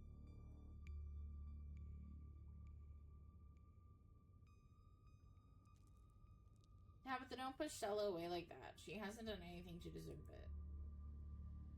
Not you, me too. I said she could tag along, didn't I? What's the big deal? It's alright, Kay. Tabby's just a bit of a curmudgeon.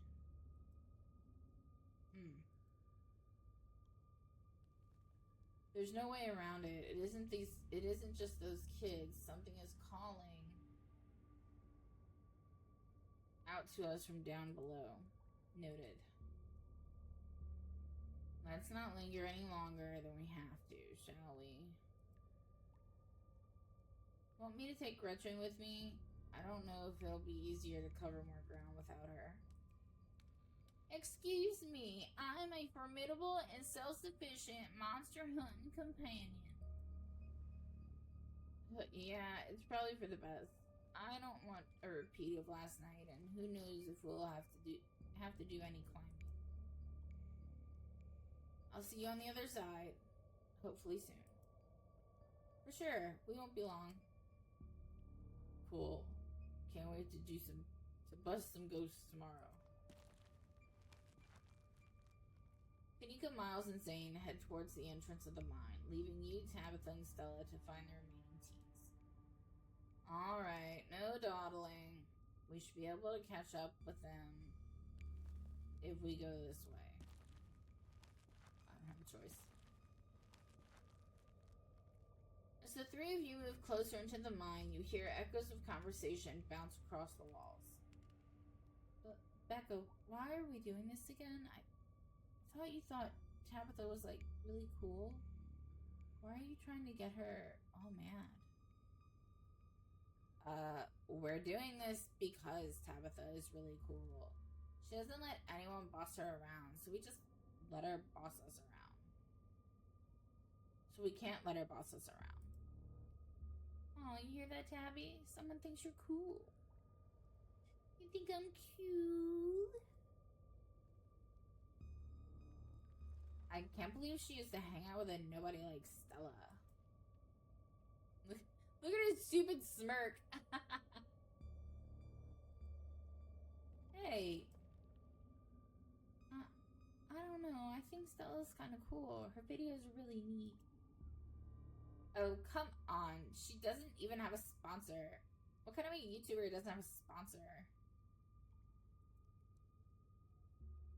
I mean, not yet, but I'm in talks with Meat Rice, and I make plenty from ads and donations. Dang, Stella, Meat Rice? That's a big deal.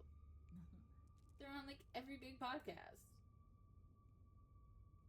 Thank you, thank you. It feels like a really big step for the channel. How does it feel to have a teen girl think you're cool, Tabitha? I feel nothing about it. The opinions of children don't interest me. I don't know, you kind of hesitated there. You're reading into that things that aren't there, Stella. Just because your livelihood revolves around what people think of you doesn't mean that I care what people think of me. Congratulations on your sponsor, though.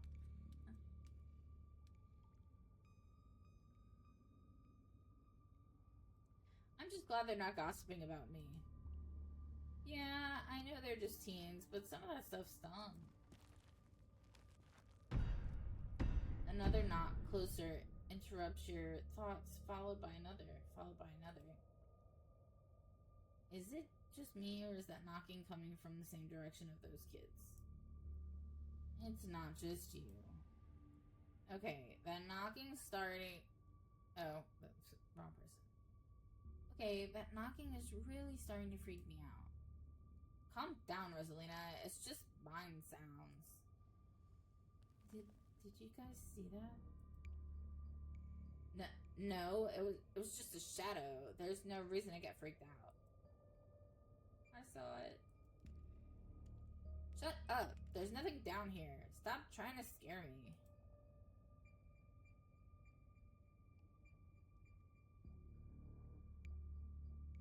What did they see? Tommy knockers? It's not Tommy knocko. It's not Tommy knockers. They're probably just jumping at their own shadows. You said it yourself, Stella. As soon as they got out of our sight, their bravado would vanish into a puff of smoke. It's probably just rocks falling somewhere deeper in the mine, which is also bad for obvious reasons.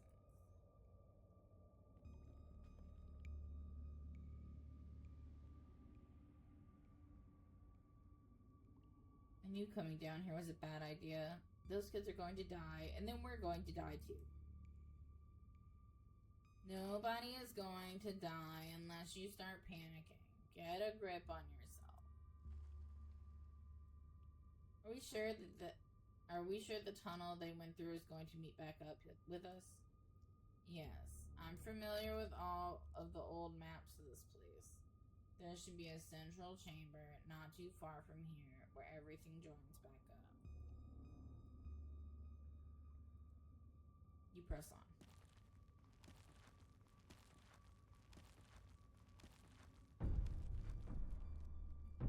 As you progress deeper into the mine, the knocking grows more frequent. It's still distant, but it's much louder than before.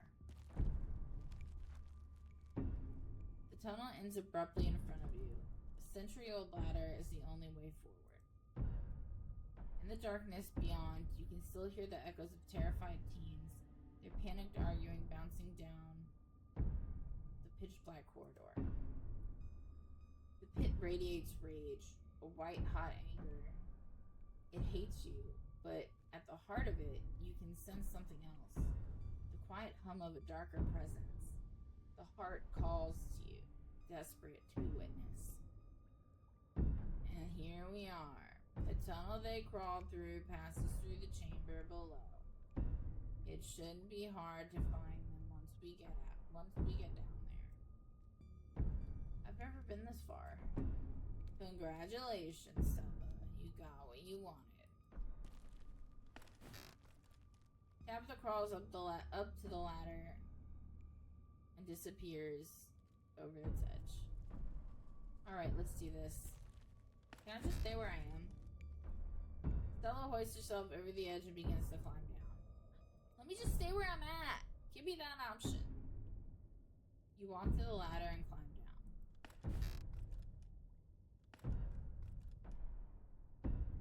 I'm pretty sure this is the way. Oh. I'm pretty sure this is the way back. Come on. Pretty sure? I thought you'd been down here before. Yeah, maybe I didn't get this far in. But whatever, it doesn't matter. I definitely remember the way out. Hurry, I don't want to be down here anymore. I think it was actually this way. Oh, shut up. No one even wanted you to come with us anyway. Becca. Yeah, they're close, alright. Good thing they're so damn loud. It sounds like they're really lost. The voices around you, those of the teens and your companions, sound odd, distant. There is something in the darkness before you that's much louder, though you don't hear it. Walk towards it. You don't hear it, but you can feel it in your chest. A desperate need to perceive and be perceived. Wrap yourself in the darkness of the pit. Hey, are you alright, Kay? Bear witness.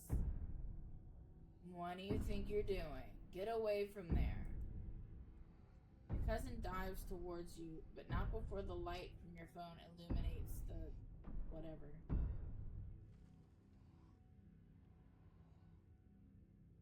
You said we wouldn't use this shipment. You know it's compromised. We couldn't afford to wait on new wood, Charles. We had to go ahead with it.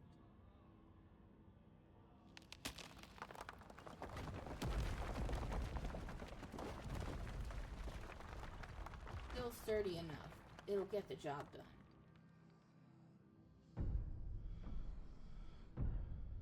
Hey, Kay, are you alright? thank God you're alive. It looked like you had a seizure or something, and then you and Tabby just conked out.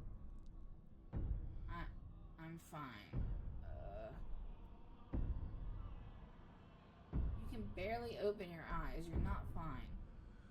Neither of you move a muscle. I don't want you straining yourselves while you still recovering from whatever that was. I'm going to get you both some help. I'll be back soon, I promise. You fade back out of consciousness as your companion clambers out of the pit, intent on your rescue. You raise up on your elbows, head still swimming from the visions. Your surroundings coming back into focus. You hear your head throbs as the knocking continues, now magnitudes more intense than ever. Through it, you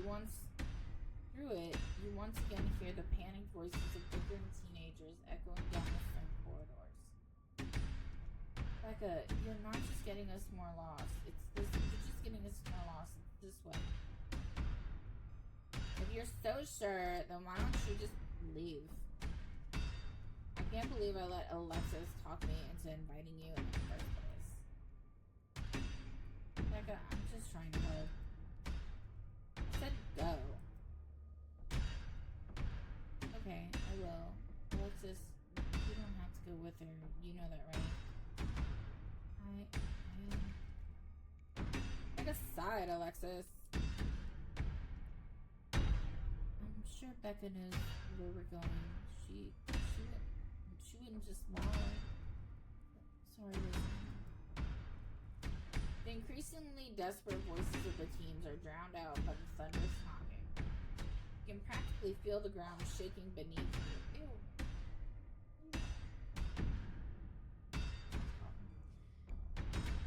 You can practically feel the ground shake beneath you. You can almost see the walls vibrate with the intensity of the hellish sound.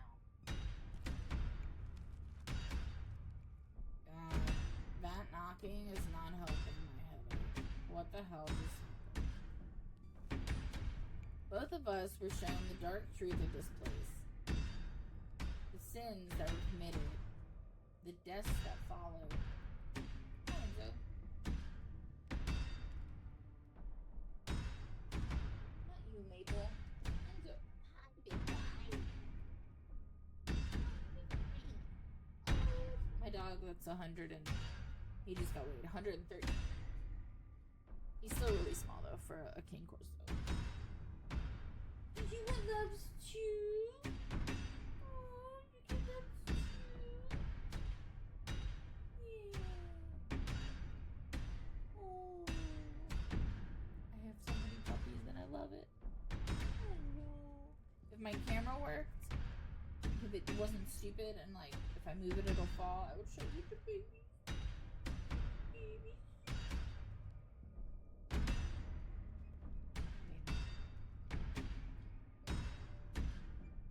There's gotta be fumes or something down here. It's an old mine. These places are death traps. We probably just hallucinated. You're literally gaslighting me. I said I saw it too. Stop being weird. We're leaving. Rosalina appears in the passageway to your left, out of breath and teary-eyed. I'm so sorry I snuck off like that. I just wanted Alexis to think I was cute. The entire cavern shakes with the sounds of rockfall. I don't know what the hell is up with this knocking, but that is the sound of a mine collapse. Quick, up the ladder, both of you. Wait, Becca and Alexis are still down there. You can't just leave them here. I know which way they were going. They'll listen to you this time, I promise. Do you have a death wish, girl? This isn't a movie. The best thing we can do to help those girls right now is to not be buried alive ourselves.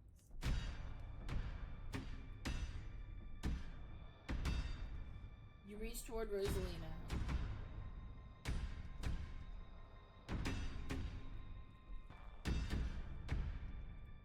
They made their choice, Rosalina. Don't die for their mistake. They didn't know what they were doing. I should have pushed back harder. If they die down here, it's my fault. If it makes you feel any better, you can die down here too if you want. I don't care. Rosalina hesitates for a moment. Alexis, Becca, the way out is this way. If you can follow my voice, you'll be able to make it out. Okay, let's go. She grabs your hand and the two of you start climbing. This way. No, this way. Come on. Your cousin moves with the kind of swiftness you'd expect from someone who spent their entire working life in Becca, Alexis, can you still hear me? Knocking drowns out Rosalina's desperate shouts as the three of you crawl closer and closer to the entrance. I'm so sorry. I'm so sorry I left you guys. It's deafening now, as if someone were trying to break through the walls with fists of iron. You continue to push forward, your burning muscles giving way to pure adrenaline. Then comes the sound of splintering wood. You pick up the pace. The entrance is so close. I'm so sorry.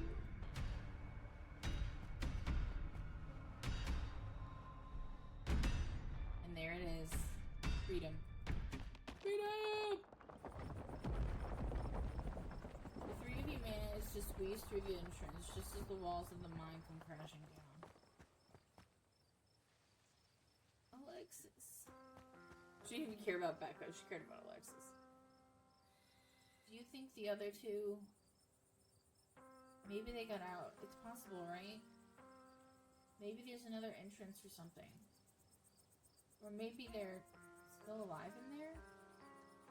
Oh god. I'm so sorry. Rosalina, are you okay? Your dad's on his way. He should be here any minute. I'm so sorry. I'm going back to camp. I'll be back with some men. And they can start digging. I'll call Earl. It takes a bit of time, but eventually Tabitha arrives with men and a machine to start digging through the rubble. What are you doing? Just rubbing your cologne on everything?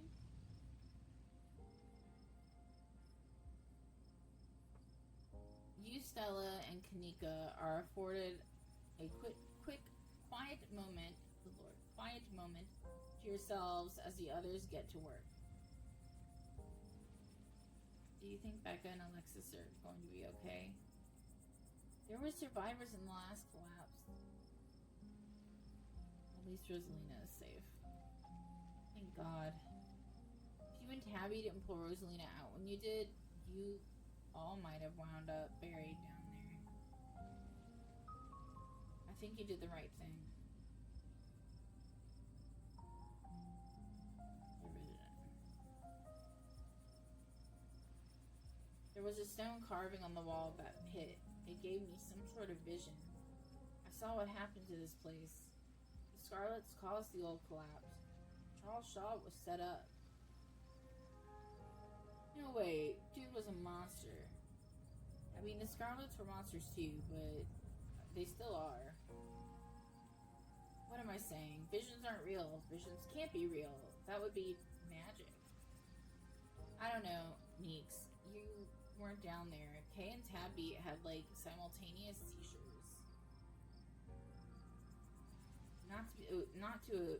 Next to a creepy stone carving. It was like something out of a movie.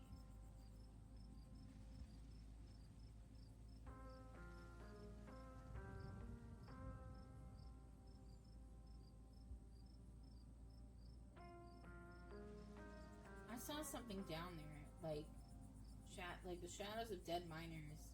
They were right behind you just before you left. Did you not see them? Whoa, I didn't see anything other than the two of you and that carving. That's super weird. I don't want to doubt what you experienced, but You were pretty deep in a dark abandoned coal mine. You might have just been primed to see things. Now that I think about it, that totally fits the profile for some of the Tommyknocker stories. What if they're actual bona fide ghosts? Oh, Stella. Everything that happened down there centered around that main chamber where I saw that carving. Stella showed me a photo. Weird stuff. Maybe you weren't entirely off base about the cult stuff you mentioned earlier, but this thing felt old. Are you sure you saw Tommyknockers? Depends on what you mean by sure. Is anyone really sure of anything? They fit the description pretty well, and I don't know what else they'd be. I have no idea what happened in there. I need to do some reading on my collapses, I guess.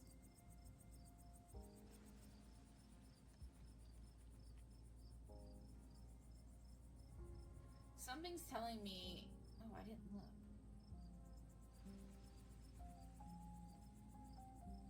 I was thinking if there were any ditchling. Something's telling me that this was only the beginning of our ditchling problem. I can't imagine how much worse this could get. This is... Oh, I need lunch. It's not dinner time yet. This is all still a little too magic for me. Just because two bad things have happened doesn't mean there's a pattern. Right? What happens now? Hey guys, I don't think she's quite ready to talk just yet. What happened down there? She's okay, Oscar. I made sure of that. Thank you, Kay. I just wish I could have kept her from going in there in the first place. If I'd just paid closer attention to her, maybe oh. My brain just stopped braining. For the people who don't know, I have seizures, and it causes a lot of issues in my brain. So sometimes I just kind of... If I just paid closer attention to her, maybe none of this would have happened, and those kids wouldn't be down here. I can't help but feel like it was my responsibility to prevent this, and I blew it. You're being way too hard on yourself. You can't be expected to predict and prevent accidents. You're only human. She's right, Oscar. As a former reckless teen and a current reckless adult, yeah, there's not much you can do about a situation like this. I suppose you're all right. I am just human. I could be a better human, though. Have you met the kids Rosalina hangs out with? Oh, and there go the kids. Barking at nothing.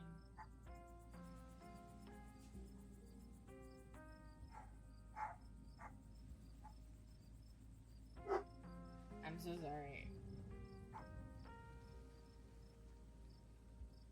Are you done? Enzo. Hey.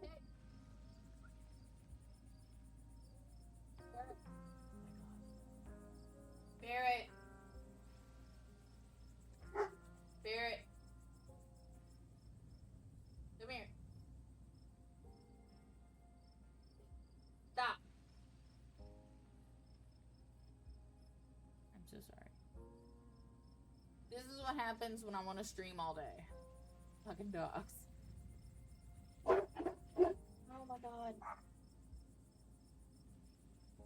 Uno momento.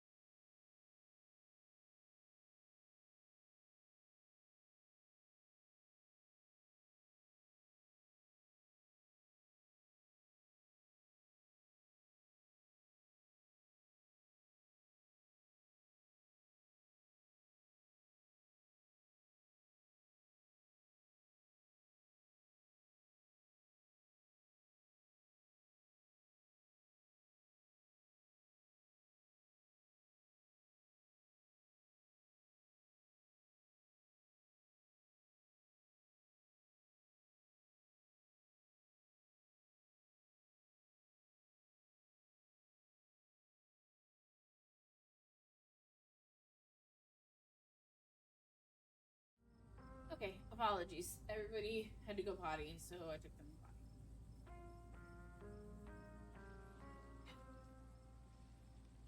Yeah, Rosalina's lived here since she was 2, so basically grew up with them. They're a little older than her, and yeah, they get into some trouble, but I don't think they were bad kids or anything. Especially then Alexis. That poor girl. Gosh, that poor girl. Always acted like a dog somebody had kicked. And now she's in there. It's not right. It's gonna be okay, Oscar. None of them deserve this. It's not fair that such bad things can happen to kids so young. It's just not fair. Rosalina made it out of there because she stood up for herself. You should be proud. She's a good kid, Oscar. Thanks. I need to do something. This is what happens when...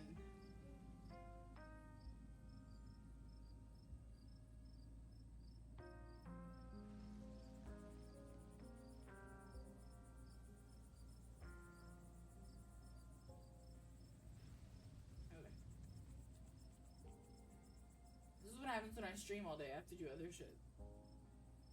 Thanks. There's something terrible in that mine. I think it was the Tommyknockers. I can't believe they're actually real, but I got some audio of the knocking on my phone. They must have been furious that we went down there. This is all my fault. She's been so angry with me. He completely just disregarded what she said. If I'd just been there to provide more stability, she wouldn't be doing things like this, putting herself in danger. I think she was trying to get away from the whole haunted house situation. You have to understand that I'm not making it up. There's something in that house. We believe you, Oscar. I couldn't let it hurt her, and since I didn't know how to get rid of it, I set up a back room at the library for us. Just until I could figure out how to fix things. I know she hates it, but I thought it would be better for her. Instead, it just drove her away, staying with friends, not checking in, and now this. It's all because of that house. And because of me. Because I haven't been able to fix this. I just wish she could understand. I'll put the spirit to rest. We can perform a seance tomorrow night. Yeah, we'll do whatever it takes, Oscar. Well, this is a shocking turn of events. But sure, I'm into. Thanks, you guys. That really means a lot. I shouldn't have kept this to myself, but I was so afraid of seeming ridiculous. Dad, you must be so mad at me. Oh, Rosa, no, of course I'm not mad at you. Do you think that maybe they got out? Maybe there's another exit somewhere? Rosalina. I should have pushed back harder. I knew the way out. I should have made them come with me. I just don't want them to be dead. I'm so sorry, Dad. You don't have to be sorry. You're alive and you're safe. We couldn't have gone back for them. But we couldn't have gone back for them, right? We wouldn't have made it out if we went back.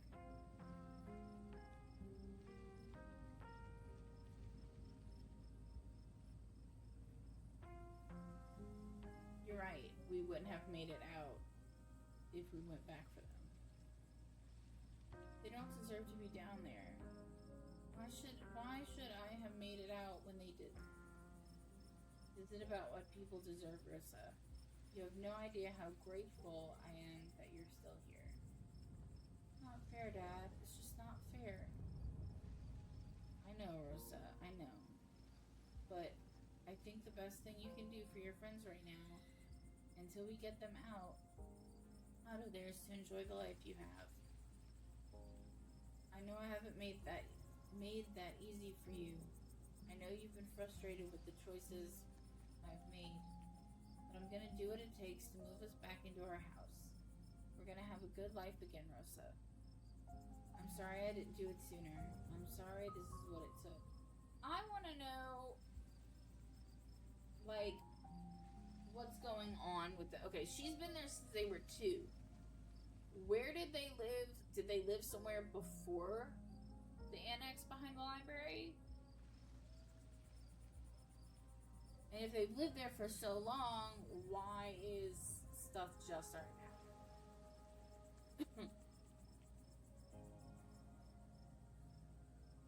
Dad, we're on the case. We'll be okay, I promise. I'm going to take her home.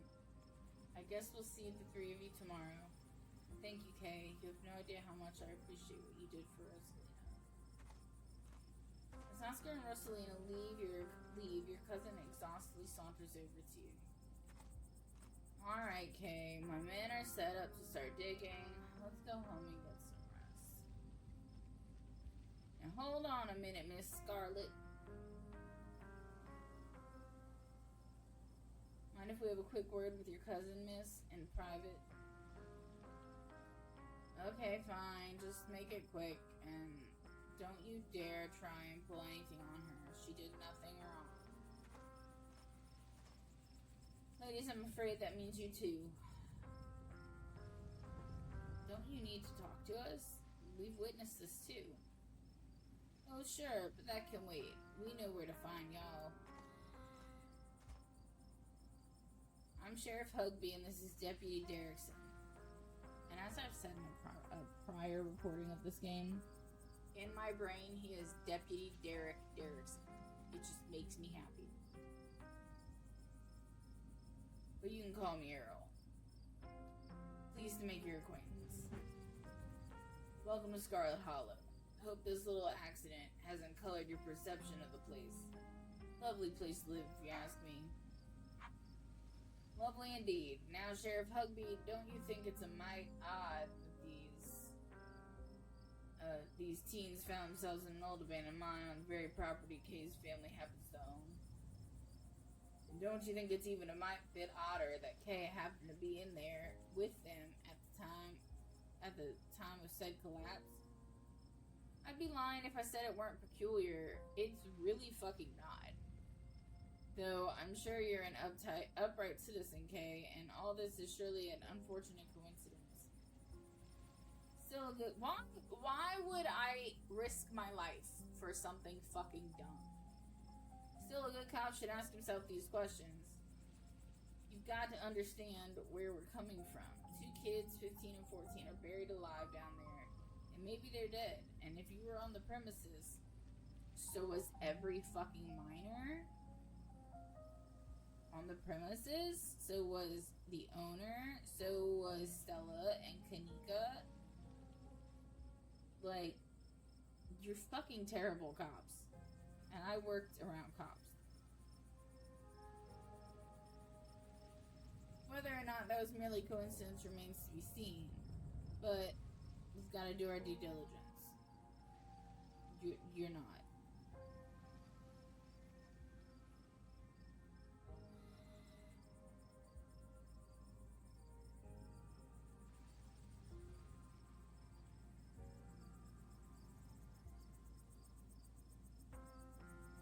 Why are you asking me this? It was a mine collapse.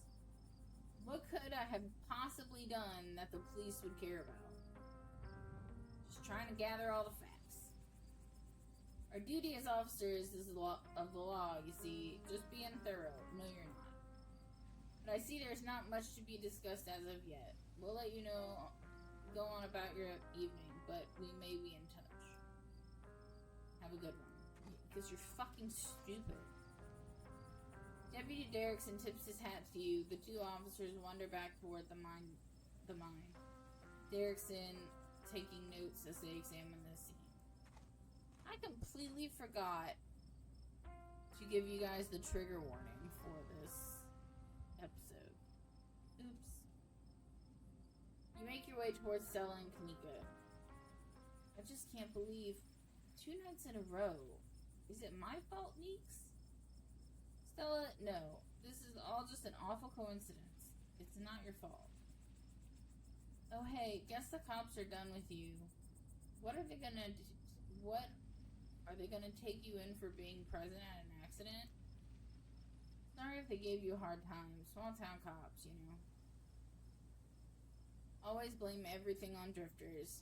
Even acts of God, I guess. Excellent. You didn't get arrested.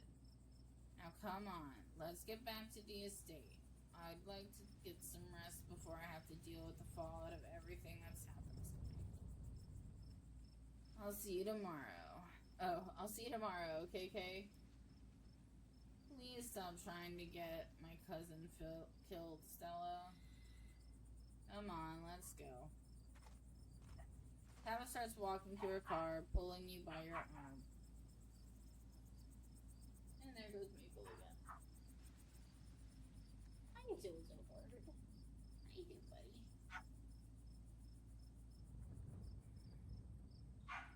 Let's see. Are you kidnapping me? Don't be ridiculous. I'm taking you home. You can practically feel Tabitha roll her eyes as she drags you to the car.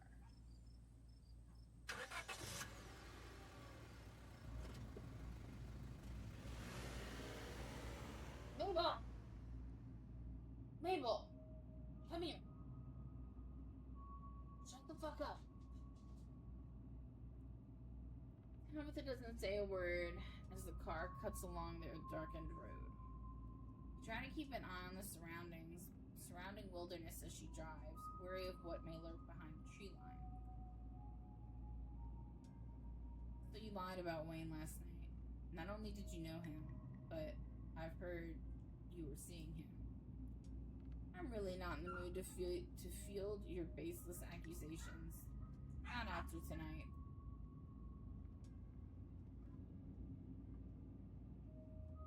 Do you think Becca and Alexis are okay? We won't know for days, the earliest. Their parents should have kept tighter rings on them. I never got into any trouble like this. Mabel! Mabel! Come here. Mabel, come here. Jesus Christ, I'm so sorry. And then you hear me yelling at my dog. That doesn't help. What I get? What I get for streaming so? I never got into any trouble like this when I was a teen, and I have Pearland to thank for it. Hated it at the time, but that strictness paid off. Ugh, what am I telling you this for? Whoa, are we bonding? I guess. Sure.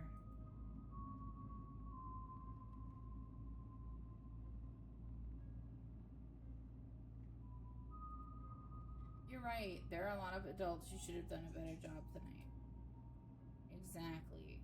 People who aren't ready to be parents shouldn't be parents. God, preach. Fucking preach. And clearly there are some parents who aren't ready.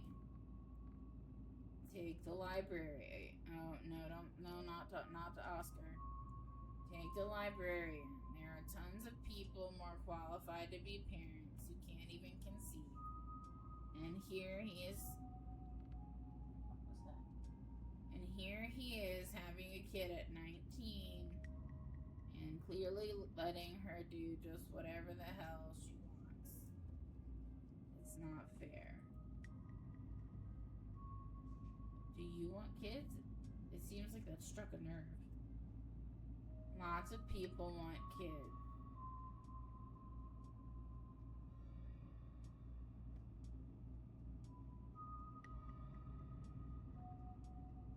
Why do you treat Stella like that? Didn't you two used to be friends? It was a different time in my life.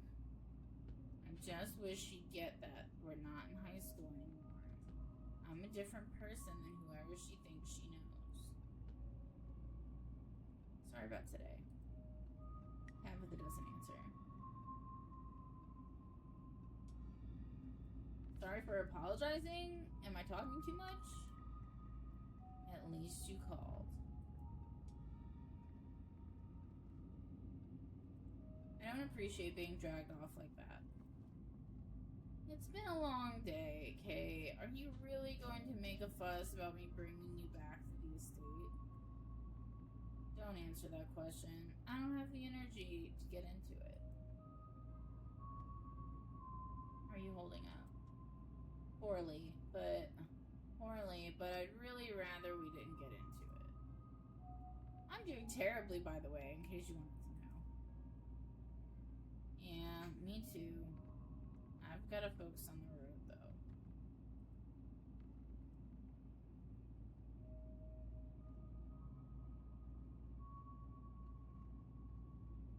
Your eyes wander back to the tree line as you and Tabitha sink back into silence.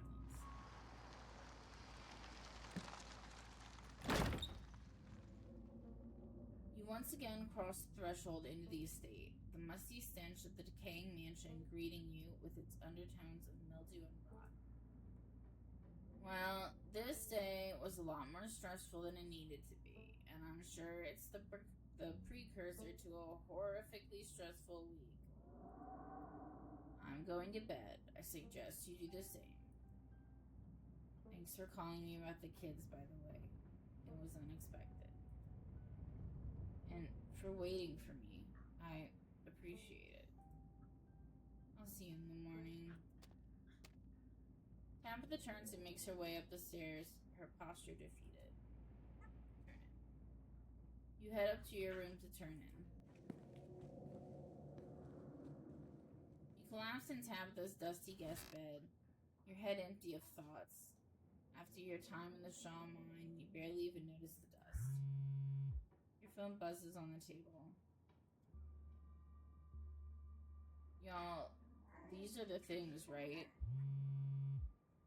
Kanika sends a picture of a pair of ditchlings by the side of the road. I saw them again, too. Another picture, this time of them staring from a tree. What the fuck? These things are definitely not hairless monkeys or raccoons or whatever. I don't know what the hell they are. I guess there's more to them being here than the mine collapse. No way. No way I'm sleeping tonight. Hi, buddy. Hey, bugs.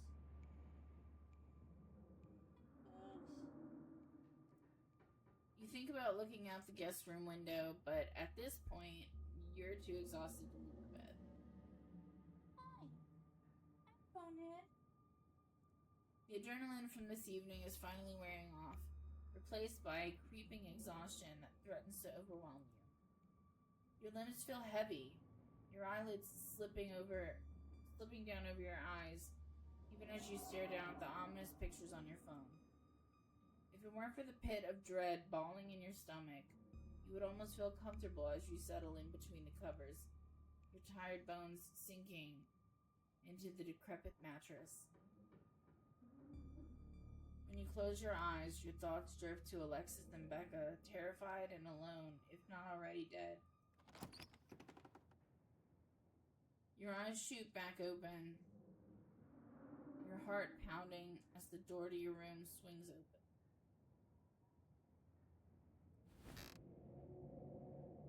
Just the cat.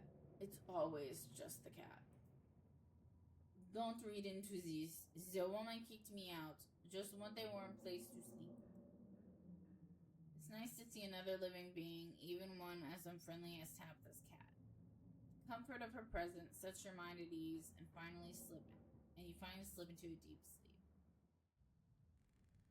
And there goes part 2.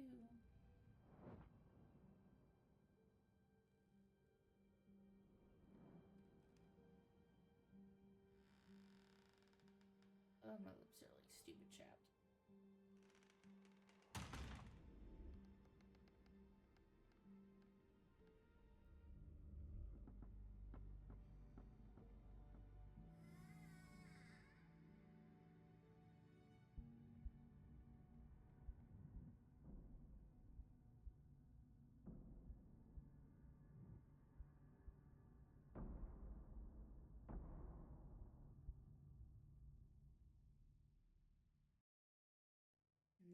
end of chapter 2.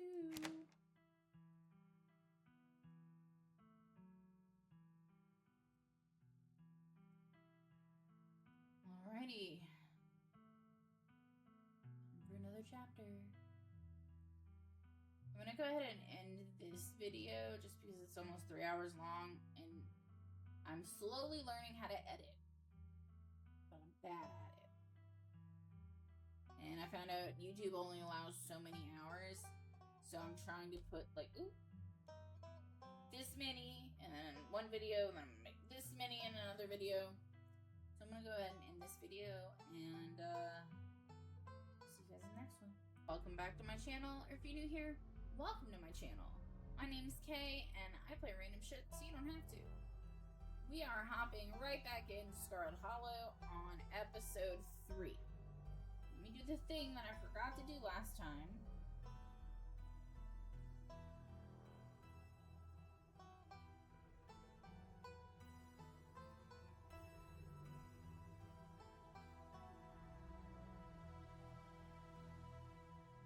I'm gonna find it, sorry.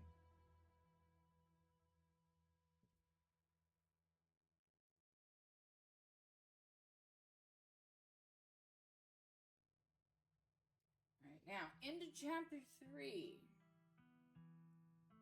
Our content warning. Amputation, child amputation, unreality, hanging, which is, I don't fuck with hanging. If you're new here, that's the one thing I don't deal with. Implied parental abuse, mild jump scares, substance abuse, disturbing imagery and situations, stalking, auditory gore, and murder.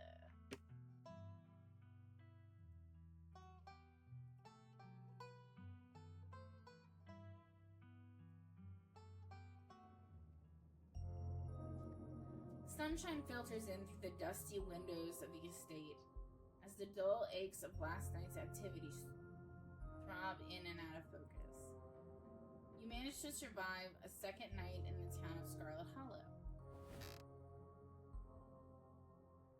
As you pull yourself out of bed, you can feel the soot and grime of the Shaw mine still stuck on your skin as if you didn't shower. Take a shower. Ew. You step into the guest bathroom and into the shower.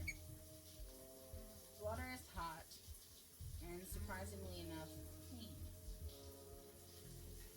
As steam fills your lungs and soot washes down the drain, you...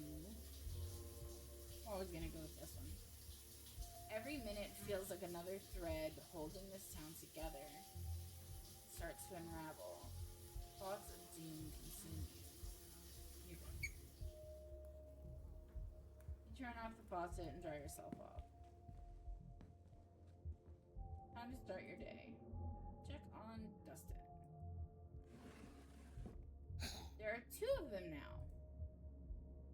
Good morning, Dustin. Who's your friend? Her name, Mom. She come to visit. Hi, Dustin, Mom. Gotta stay with Dustin till glass house empty.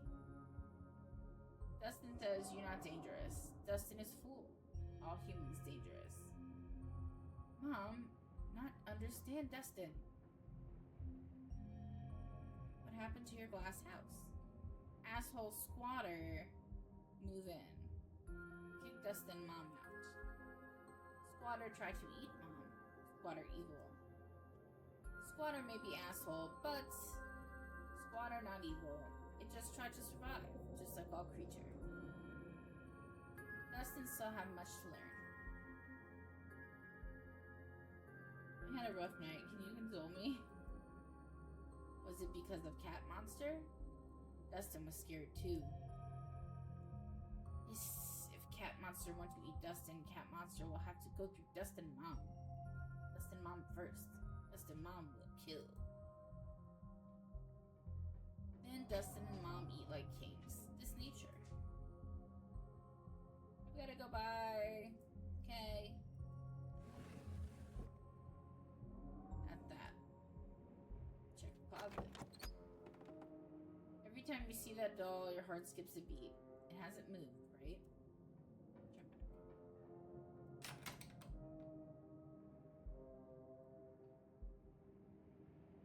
Message the group chat. You pull out your phone and open up your group chat with Stella and Kanika. What's the game plan? It'll probably be a bit before you get a response. Text Stella. Are you holding up? It'll probably be a bit before you get a response. Text Kanika. Same thing. Wanna hang out before recent ghost hunting? That'll probably be a bit. Yep. Look out the window. You walk over to the window, fondly thinking about the pleasant view it provided you on Monday. I don't see anything.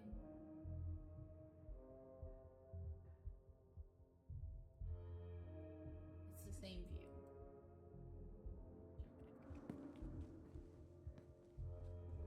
You turn back to the guest room. You've done everything you wanted to up here. It's time to start your day. You enter the kitchen to find your cousin in the midst of devouring a pint of banana chocolate chunk. She isn't alone. Frou-Frou glares at you from her usual spot on the counter as a red-headed woman busies herself trying to tidy as best she can. Vile woman, destroying the natural order of my kitchen. Tabitha's gaze swivels from the woman to you, her glare intensifying.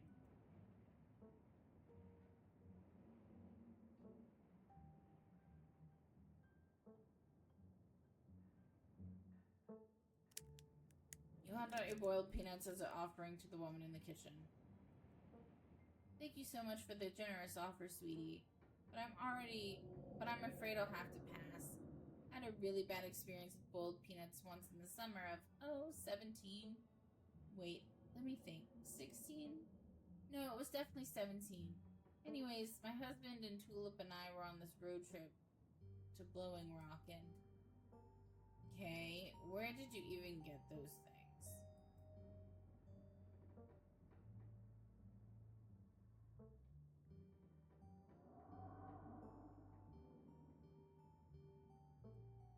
The possums in my dresser told me someone's squatting in the greenhouse. Possums with an S? Possums with an S? A couple of days ago you said there was one. Those little bastards are multiplying, aren't they? Oh, be nice. I think they're cute. Anyway, nobody lives in the garden. Why are you asking? Out with it. And I don't want any of this talking animal nonsense. Why are you always so dodgy? Is there or isn't there something out there? Why are you so confrontational? You really want to duke it out over nothing. How about you save it for when we're not around Janie? I don't know what's out there. You've seen what I have to do for a living. I can't keep stock of whatever creatures roam a garden I don't even have time to use. Gosh, you two sound a little heated. Is everything alright? We're fine, Janie. Alright. Y'all just let me know if there's anything I can do. Alright. Y'all just let me know if there's anything I can do to help.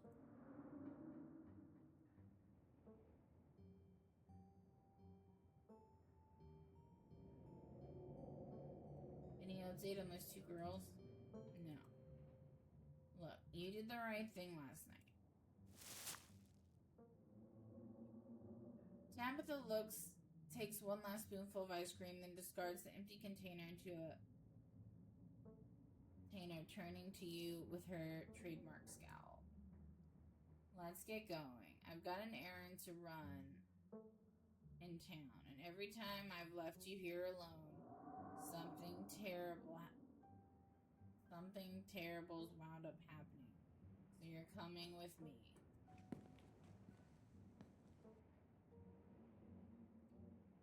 I'll be out there in a couple minutes. I feel like shit from last night, and I still have to wrap up my morning routine.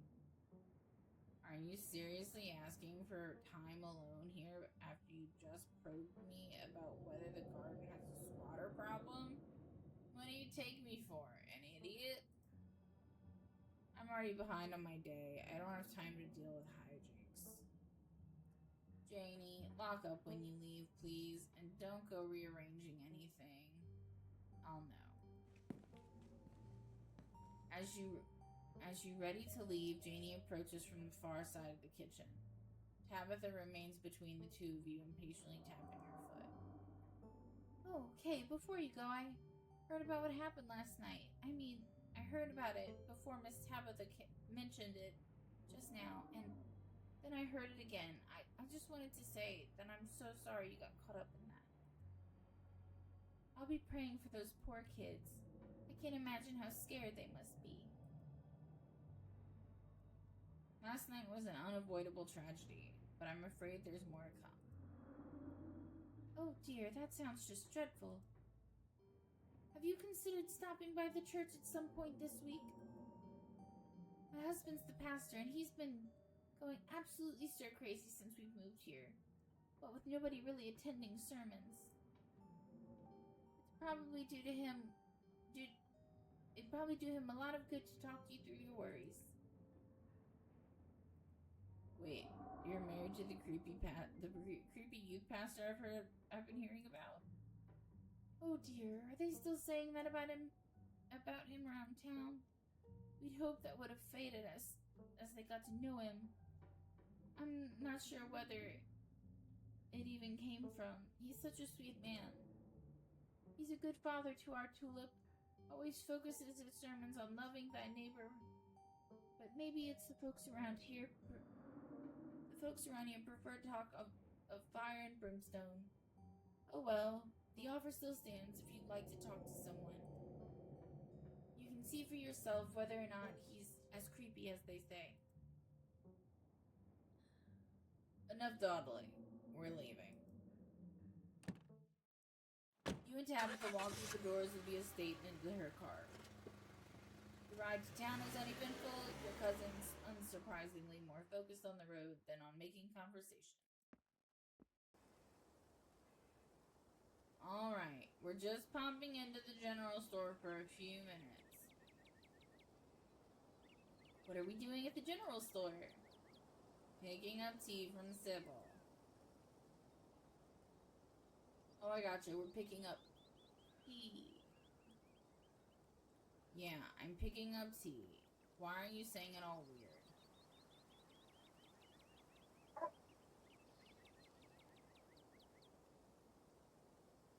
I don't know what that was about.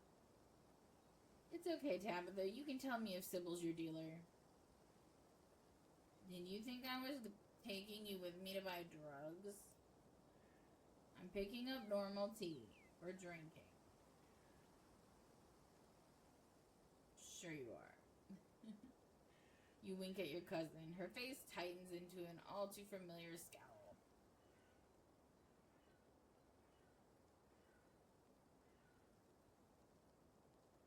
After everything that's happened the past 2 days, it's nice to just go on an errand. Exactly. You and Tabitha turn as the door to the general store bursts open. A flustered Kanika exits shouting behind her. Fine, okay, keep coddling him. Keep letting him get away with stuff you never would have let me so much as think about. I'm sick of carrying this family. Always the same too. Come here.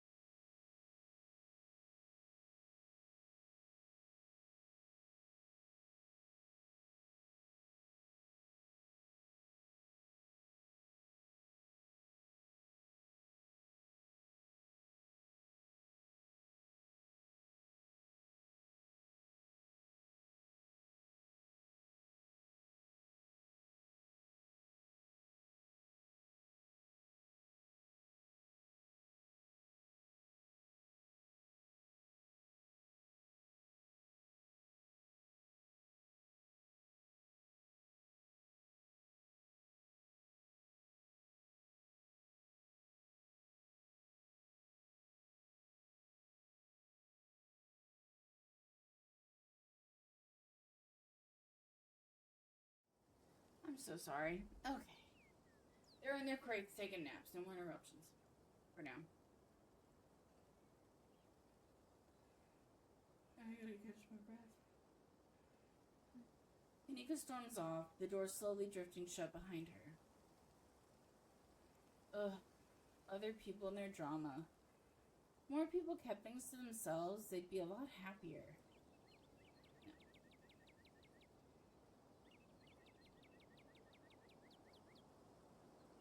I'm glad she's finally letting loose. She's been so measured since I met her. Maybe her family will finally stop taking advantage of her. Her family is taking advantage of her because she lets them, not because she's normally measured and composed. A display like this means nothing if she's still here next year. And yet again, the year after that. If anything, it just tightens the ties that bind her here.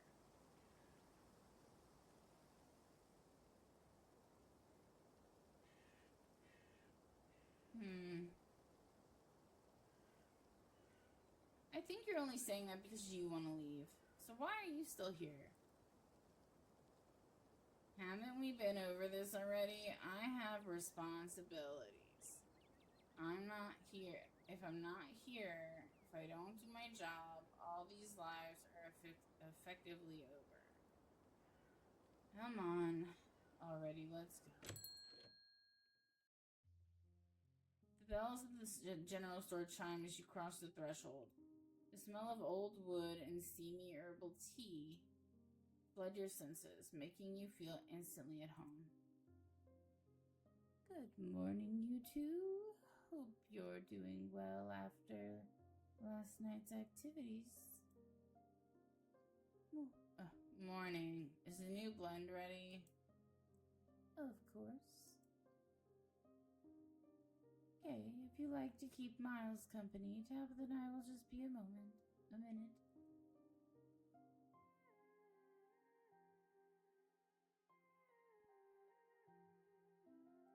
I can't believe you actually tried to tell me you weren't here to buy drugs.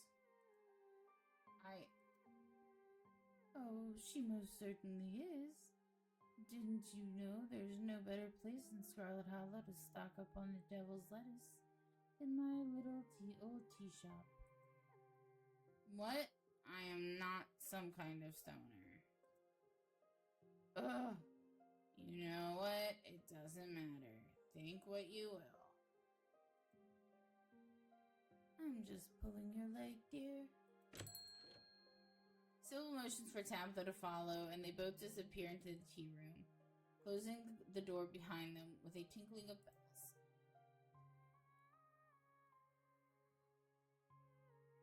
I can't leave. I thought I could sneak away.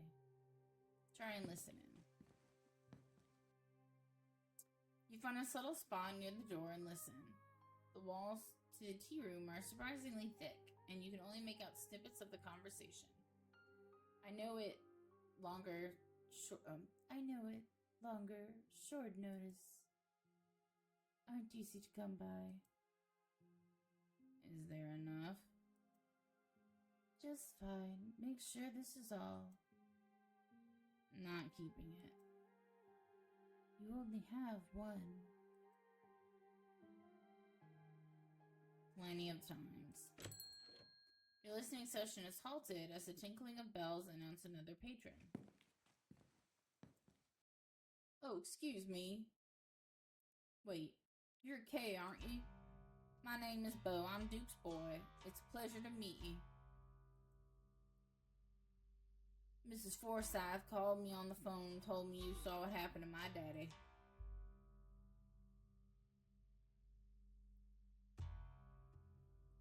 Have you found his body yet? Mrs. Forsyth said that you or Miss Richmond might know whereabouts to look, and that it weren't smart to go looking if I didn't know the spot. Thank you for being there when it happened. Those woods can be awful scary, especially if you're not used to them, and I know you did your best to help. Mama's pretty broken up. about it. I'm trying to hold it together since I'm the man of the house now, but it ain't easy. Me and him were supposed to bring Big Betty to the state fair this week, but now he's gone, and as of this morning, so is she. So I suppose if I'm not going to the fair, I may as well make myself useful and get out in the woods, look for what's left of my daddy. You was there, right? Could you tell me where to look so I can try and find him? Is Big Betty one of your chickens? Nah, she ain't chicken. Big Betty is our prize pumpkin. She was a big lady, too. I'd expect she was at least 2,000 pounds.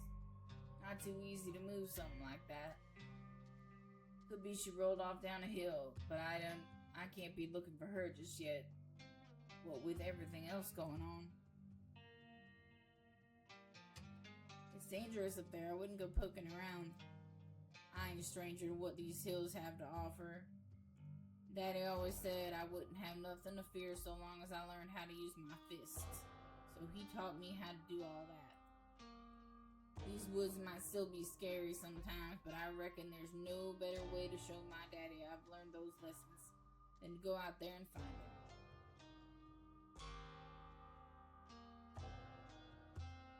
Your daddy was killed by ditchlings. They're monsters that show up when something bad is going to happen. And they're the things that have been stealing your chickens. Mrs. Forsyth said something like that on the phone. I ain't never heard of a ditchling before, but whatever they are, they won't stop me from trying to find him. Have you seen anything strange on the farm the past couple days? Not really, no, but I've been awful busy with everything that's still been happening, and chickens keep disappearing, though. He died on the northwest edge of town, off the Estranged Trail. I think that's how you say it. Thank you, Kay. I appreciate you trying to help us out. I don't rest easy knowing he's out there somewhere, all by his lonesome. And please tell Miss Scarlet I'm sorry about her mama. Tabitha and Sybil are still in the tea room. Your phone buzzes. Oh my god, hey, I overslept. Still gotta make myself breakfast, meet at library after, and figure out plan. And then it buzzes again. Hey again, lol, if you want to come over for breakfast, would not hate it. And it buzzes again. Somebody was busy this morning. Oh, hey again. If you want to hang out. Oh, who did what? Who raided? Hi, thank you for the raid. Hi, hello.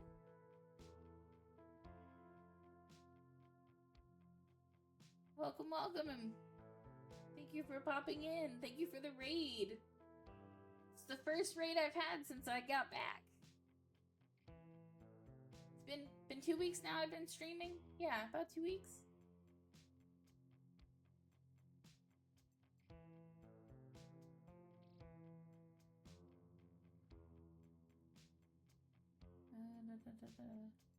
If you want to hang out before the library thing, I'm parked in the abandoned lot by the gas station. It's hard to miss.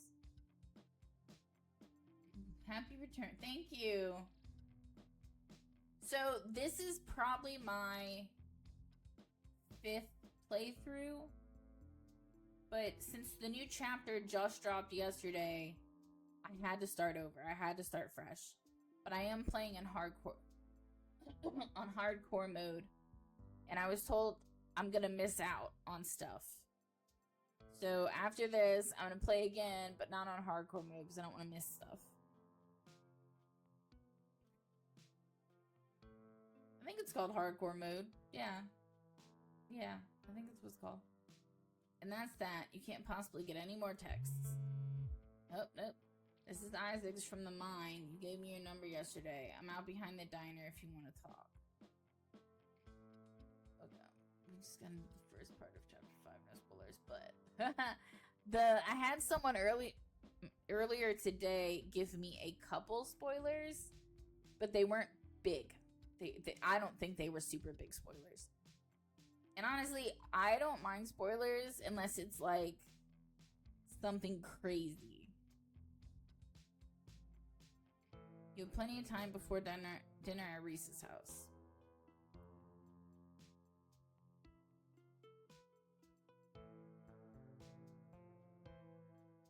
Oscar can wait. I think I'm gonna go to Stella's. Because Isaac's really doesn't give me that much information. It doesn't take long to make your way to Stella's house. Yell. Hi, Stella! But yeah, I'm so happy to see other people liking this game so much. I looked yesterday when I saw the drop. I freaked the fuck out. I was so excited. Your shout is immediately met by the yelps of an excited Gretchen. She's here, Stella! She's here! An exhausted Stella groggily stares at you from her doorway. Hey, sorry. I'm a bit of a mess. I guess I slept in a lot. Give me a minute to finish getting dressed and I can make us some breakfast. I love how Gretchen sits at the table like a person. Stella talks from the other room as she changes. What are you feeling for breakfast? Pancakes, eggs, and biscuits? Maybe just a classic scramble? I also have toaster waffles if that's more your speed. I may have already had my breakfast, but that won't stop me from partaking in whatever scraps may fall to the floor, of course.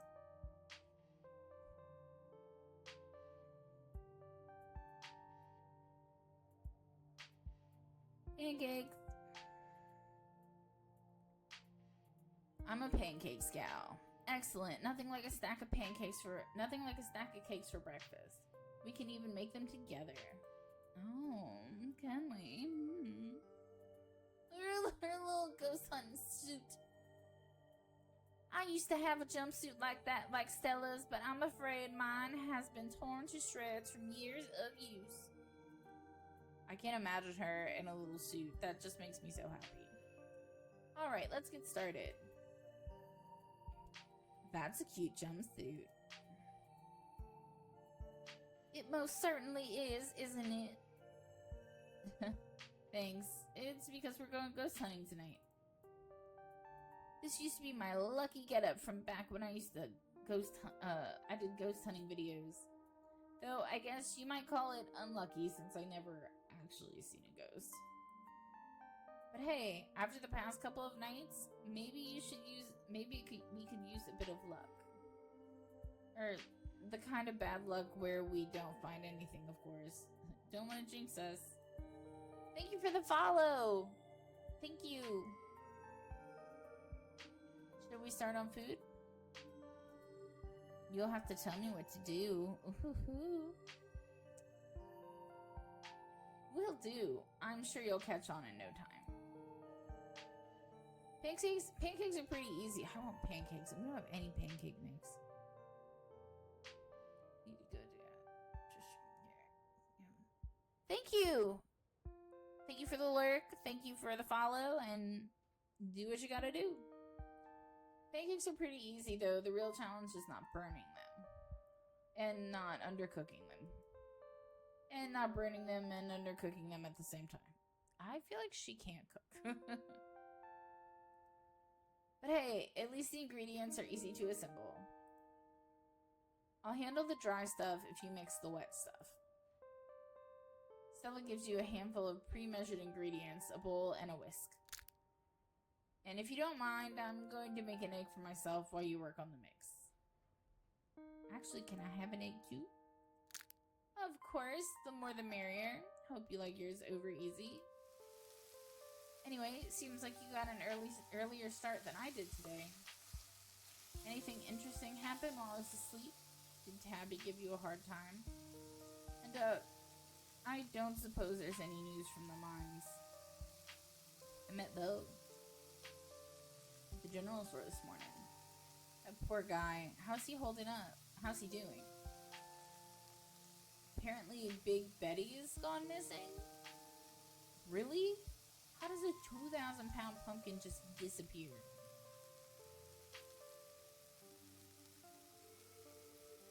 It seems like he's hanging in there. Stella says nothing in response. Tabitha was planning on babysitting me all day, but I gave her the slip. Aw, you could have brought her with you. Though that's probably easier said than done.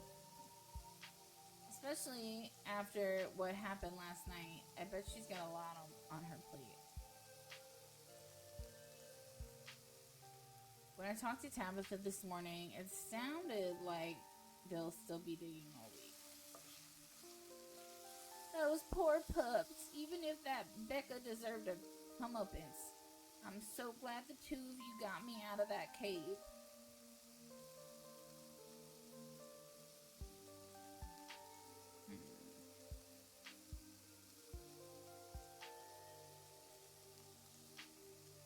I guess there's not much we can do other than wait. Exactly. They'll probably be out of there in no time. I know Tabby said it'd take all week, but when we left last night, her crew had already made it pretty far into the entrance. I'm sure it won't be much longer until the whole thing gets sorted out. How are you still so positive after everything that's happened? Different people cope in different ways. I know there's nothing I can do about this situation, so I just try not to think about it. If I did, I might sink into a pit of despair and then just be useless. But if I just tuck it all away, I can be there for people who need me. Stella may not be lying to you, but these words, she's lying to herself. The events of the past few nights have taken a toll on her, and the harder she tries to bury them, the closer she is to collapsing under the weight. You have to let it out eventually, Stella. If you don't, it'll consume you from within. It does feel like that sometimes. But I'm sure that's how everybody feels, right? Besides,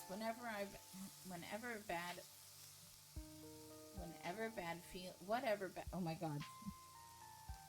Shut up, Kay. Besides, whatever bad feelings that may or may not be festering inside of me are a problem for future Stella. Right now I am present Stella, and my main concern is making sure we get a good breakfast so we're fueled for the ghost hunt tonight.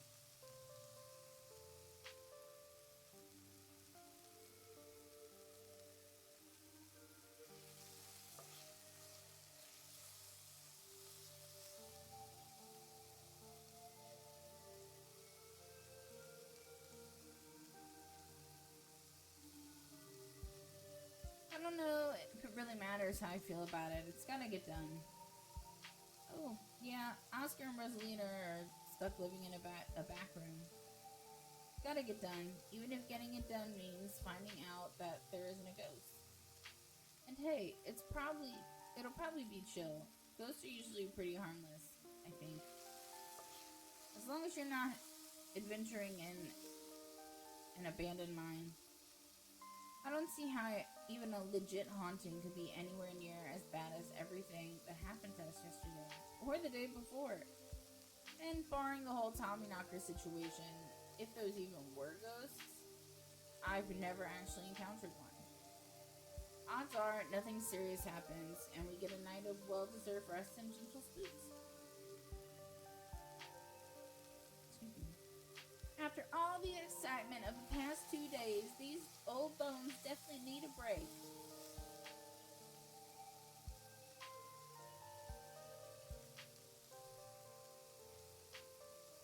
You keep saying things are going to be chill, and then they wind up being very not chill. Should I be nervous?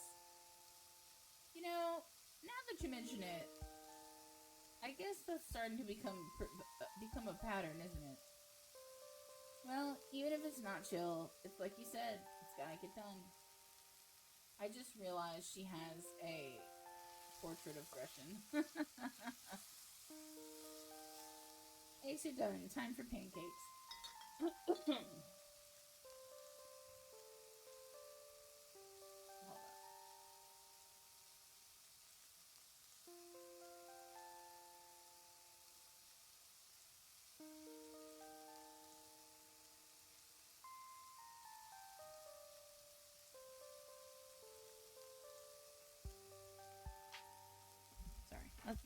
husband's working nights and going. Stella takes your bowl from you, dumping it into her flour and whisking quickly to combine the ingredients. And now we pray to the pancake gods for a perfect stack. Thanks for coming over, by the way. It's nice to have the company. You'll never admit it, but my Stella gets lonely from time to time. It's so nice to have a guest.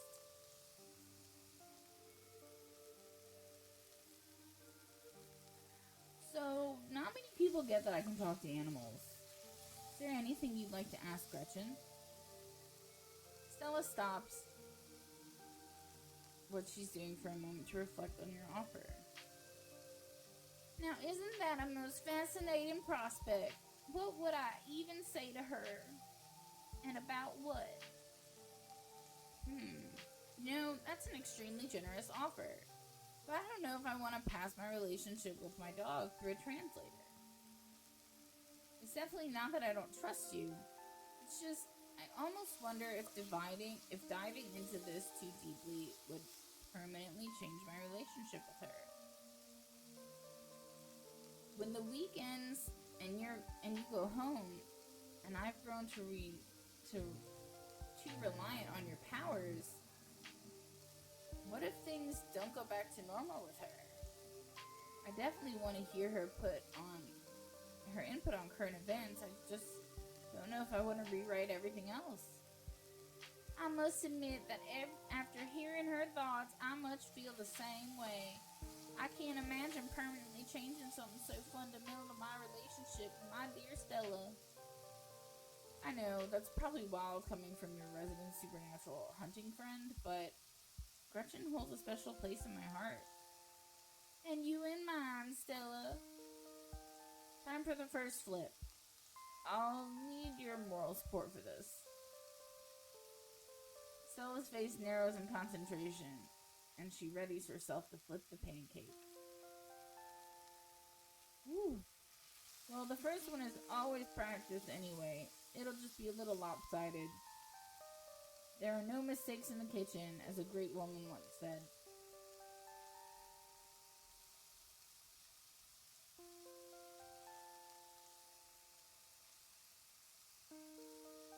Do you think you'll always live here? Have you ever thought of moving away?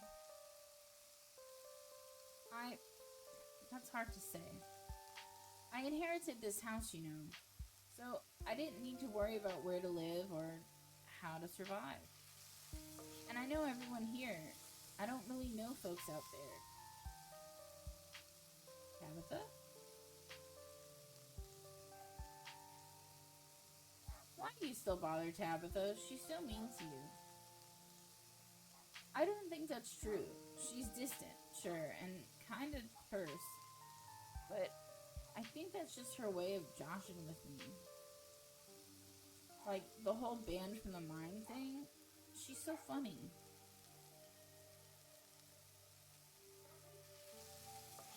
I don't like that she treats you like that. You deserve better. But she treats everyone like that. I'm just more persistent. If everyone backed off when Tabitha acted prickly around them, she'd be entirely cut off from the rest of the world. Besides, it's not like you're one to talk. You're plenty prickly, and I still like you. I'm not prickly.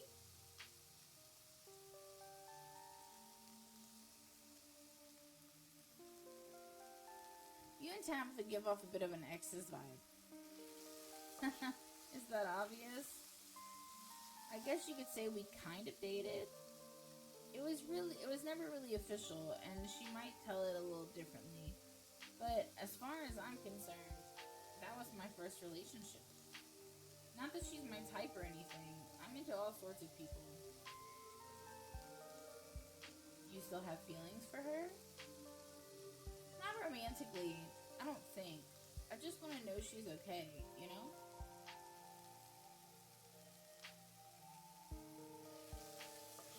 So, you play for left field then? Maybe more like center. I'm into all kinds of people, if that's what you're asking.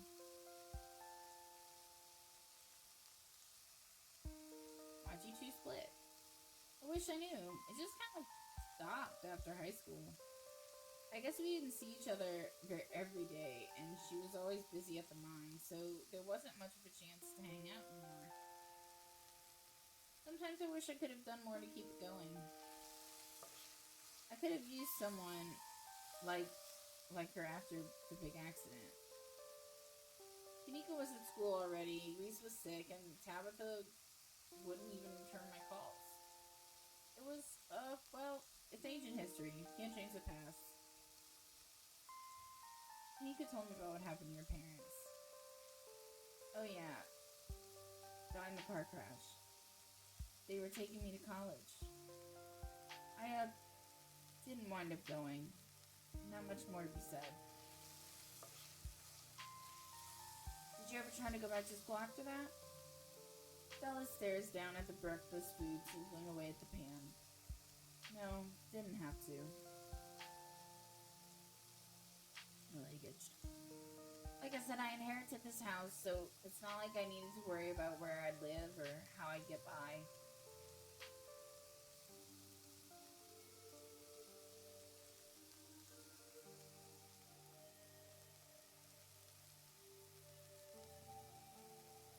That's why you've been so nervous around cars.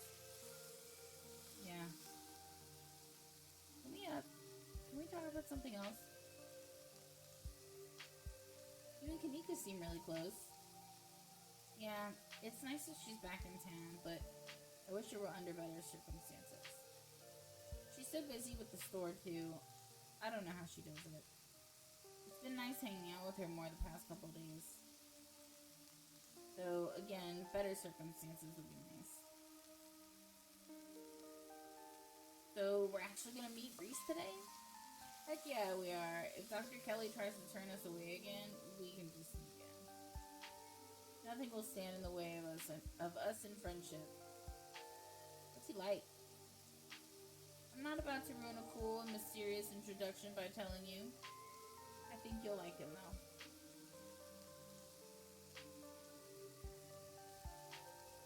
I really don't like his mom.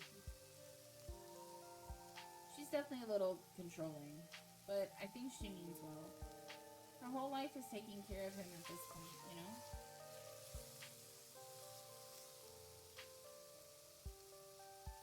You ever hang out with Avery? Oh, that's a good question. I guess I just don't know them very well. I grew up with Reese and Kanika and Tabby. Even you don't seem like a stranger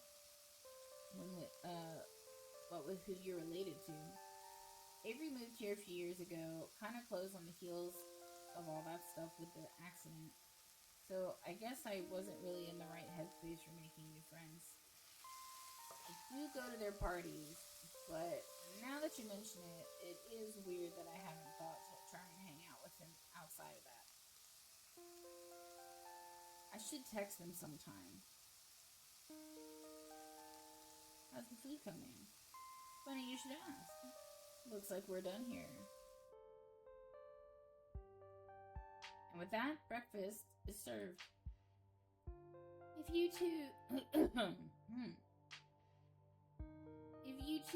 If the two of you wouldn't mind saving me just a couple of scraps, that meal smells absolutely delectable. And look, I didn't burn any of them. The pancake gods wanted to make sure I could impress my guests with my incredible breakfast skills. Bon appetit. It's nice to take things a little easy after the past couple days. As you and Stella start to dig in, you're interrupted by a phone alarm sounding off. Oh shoot, I almost forgot. It's Mayor Jimmy Day! If they're even still doing it after last night. I wonder how far the news has spread. Either way, it's a good excuse to meet up with Oscar and start talking ghosts. Gretchen scoffs at the mention of Mayor Jimmy. Mayor my rear end. I certainly never voted for him.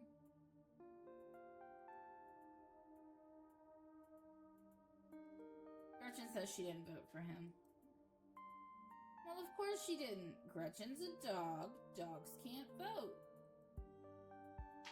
Her face. Stella falls silent. Maybe they should, though. Especially now that I know they can talk. Sort of. How would that even work? Little paw prints? Never mind, I'm getting ahead of myself. Let's finish up and head on over. I'll make sure to bring some biscuits for the mayor. Biscuits? I can't believe Stella's bringing biscuits. Bringing the good stuff for that lowlife. Biscuits? But we didn't make any biscuits. Don't worry about it. Shall we? You and Stella make your way to the library. It's busier than usual. A small crowd has already formed in the corner of the main foyer. Now we're just waiting on Kanika. Surprised to see you here, Kay. I half expected you to finally skip town. Yes, the whole gang's here. I've been waiting to introduce Kay to the mayor for, the entire time I've known her. So, 3 days. I've never gotten to introduce someone to the mayor before. It'll be worth it. Trust us. Alright, shall we? Excuse me. I'm gonna take support. He's the dog.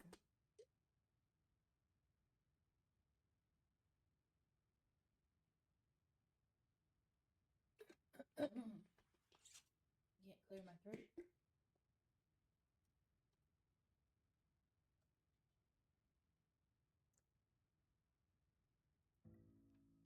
You can tell this dog is the mayor from his little sash and his fancy top hat. There's a regal air about him, almost as if he knows the position of authority he's been elected to. You haven't met the serious man by his side, but you have to assume that he's the mayor's handler. The mayor's little nose starts twitching as you approach. His doggy eyes shine with a curious intensity. What have you got? You've got something. Something wet and nutty. Offer him the boiled peanuts. You hold out your now slightly rancid bag of boiled peanuts.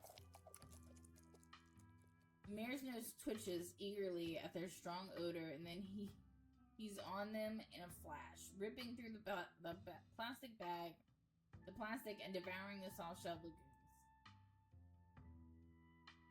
Drop it, sir! Drop it!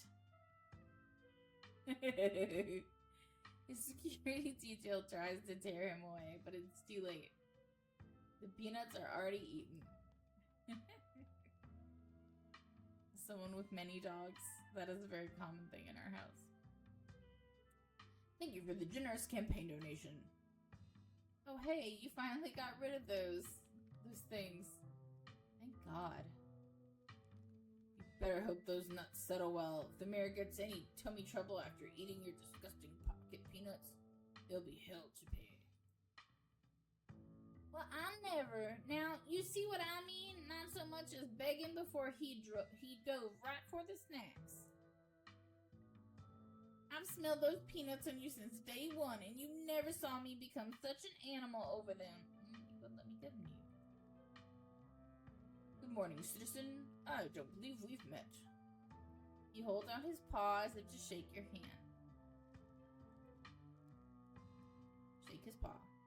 You take his little paw in your hand, but the burly security detail stops you. No paw shaking, only head pats and ear scratches allowed. I must apologize for my security detail. He has my best interests at heart, but he can be a little gruff at times. He's a dog. And you are an ape, and yet here I am, the big dog in charge. He's the mayor. I am so glad no one ruined the surprise. This town has had a dog as mayor since the early 1900s. It's just how we do things around here for some reason. It's the best part of living in Scarlet Hollow, besides the nature. And all my friends and Winnie's biscuits. Oh, and the close-knit small town community, of course. But having a dog mare is a close fifth to no contest. Now, is there anything I can help you with? You're not... She's so pissed. You're not one of the constituents. I'd like to make sure I spend plenty of time with the voters.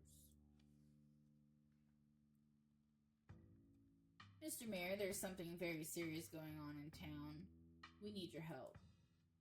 Murmurs stir in the crowd behind you as you relay the danger to the mayor. Of course. The pet disappearances. I've been made aware of the situation. But what do you expect me to do about it? It's autumn. That's tourist season in Scarlet Hollow. I can't turn away the lifeblood of this town, not with the mine faltering the way it is. There was a mine collapse last night. We don't need any more news of disaster coming out of Scarlet Hollow. Do you understand?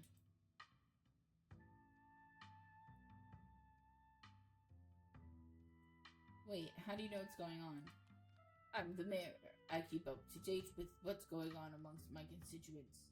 And while it's unfortunate that there seems to be something amiss in Scarlet Hollow, I am a pillar of this community. I need to present myself as strong, calm, and collected in the face of danger. Otherwise, it might cause a panic. And nobody wants that, right? I've heard just about enough from you, Jimmy. Look at you, putting on a show in front of your adoring fans while the dogs of this town are snatched up by monsters in the woods, hoping the humans will clean it all up for you. When are you finally going to do something meaningful for the hairier citizens of Scarlet Hollow? Now, Miss Gretchen, there's no need. Scraps never would have let those things prowl the woods for so long, and yet you sit back waiting for the humans to notice and letting... Oh my god, where was I? And letting more innocent dogs suffer. You know, I almost lost my life to those things the other night. My goodness, haven't you heard about poor Duke? Now, Gretchen, a lot of those were old dogs. It's fair of me to assume they simply went to the big farm upstate. Don't you dare talk to me about old dogs.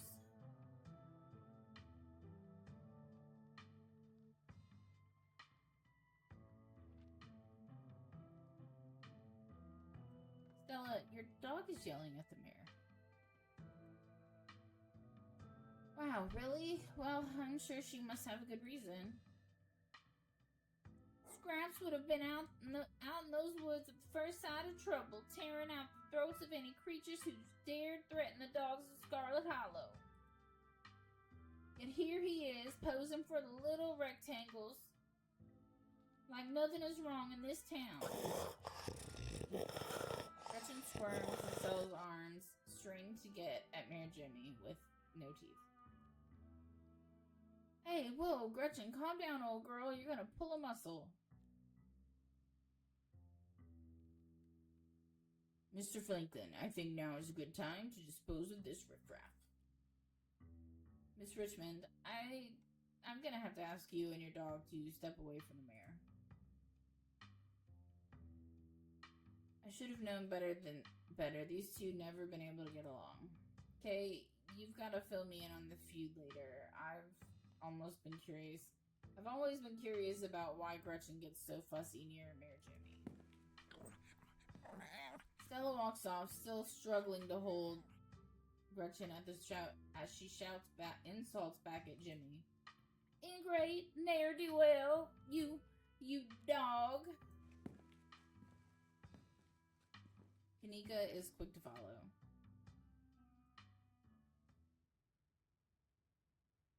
Looks like everyone is already talking to Oscar in the next room. Here he is. Before you can catch up to your companions, you're intercepted by a nervous man with a cross around his neck. It's hard to put a finger on it, but something compels you to dislike him. Whoever he is, you can feel his desperation to make a good first impression, a self-sustained and self-fulfilling prophecy. Oh, I had a voice for him. I don't think I can do it. Sounds like old Gretchen and the mayor may have some unresolved issues, wouldn't you say? I'm Pastor Daniel. And I take it you're Kay. Everyone's been buzzing about you. I'm so sorry about your aunt, but I'm sure she is in a better place now. I doubt Pearline's in a better place. It sounds like she was awful. Oh, I'm sure it wasn't that bad. Most people are good deep down inside. It's best not to speak ill of the dead.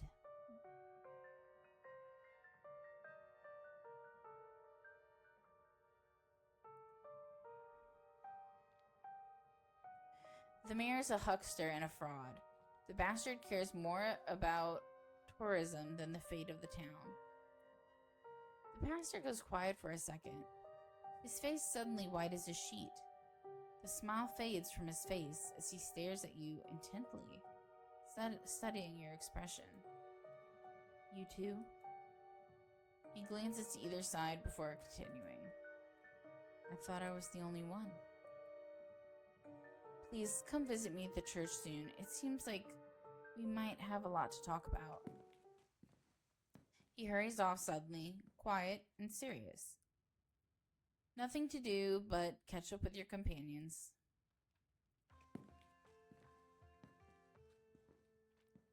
You find them already talking to Oscar deeper in the library. Are you sure we can't get it over with while the sun is up?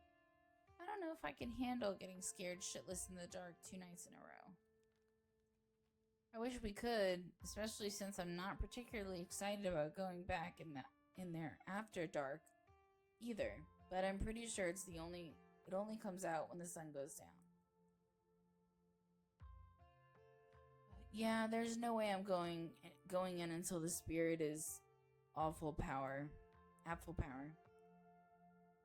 Oh, Gretchen, I love you. I want to be sure we get the best evidence possible. This could be my one shot to get real proof of ghosts. I'm not gonna waste it just because I'm impatient. Y'all are gonna be the death of me. And you're sure there's nothing we can do for Rosalina right now? I don't think so. She's been locked up in the back room all day. Hasn't been very interested in talking to anyone. I think the best we can do is stick to the plan. Ghost bust the house and clean and give her a real bed to sleep in tonight. I just hope it's possible to get rid of this thing. This is a really serious ghost infestation? Is that what you'd call something like this? I believe it's called a haunting, but ghost infestation also sounds good. I suppose we're the ghost hunters, so we can call it whatever we want. Anyway, I'll be bringing all the ghost hunting supplies anyone could ever need, so we should be set on preparations. The only thing y'all need to bring is an open mind.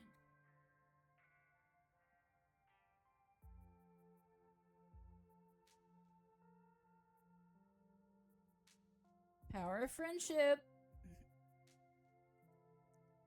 Heck yeah, we do.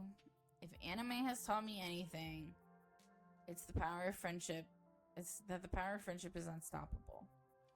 That's a lovely sentiment. I'm sure Rosalina will at least be glad to know you all did your best to help her. Well, if we're not doing the hunt now, I guess we should head over to Reese's. Absolutely. Come on, Kay. Time to go bother our friend. I'm gonna get back to it. See y'all tonight. Time to go. So about the mayor, right? You seem to have some choice words for him. He's corrupt. The dog cares more about tourists, money, than protecting the town. Does Scarlet Hollow even get tourists? Kanika laughs. We get a few who all come to see the mayor. The plot thickens. So I finally met Pastor Daniel. It was only a matter of time until he tried to pull you aside about grief counseling. When my dad died, I had to ban him from the general store for a week. He wouldn't stop leaving these little pamphlets at the checkout. I don't know where he finds so many.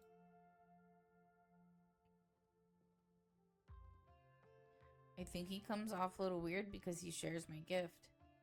But wait, you don't mean... Yeah, I corroborated some of the things the mayor told me. Okay, assuming for a minute that both you and Pastor Daniel have the magical power to talk to animals, of speaking to animals, I don't think that's enough to explain how weird the guy is. For instance, I like you, and I don't like the pastor. I wonder how many people out there share your gift.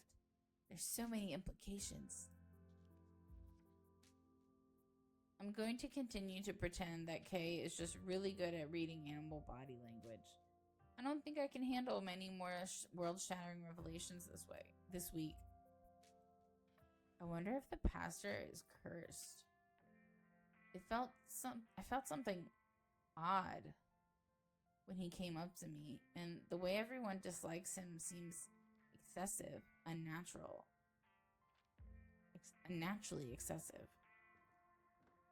I know this is weird coming from me, but not everything in town has to be spooky for supernatural reasons. Sometimes people just give off bad vibes. Agreed, we're allowed to dislike him even though he hasn't done anything wrong that we know of.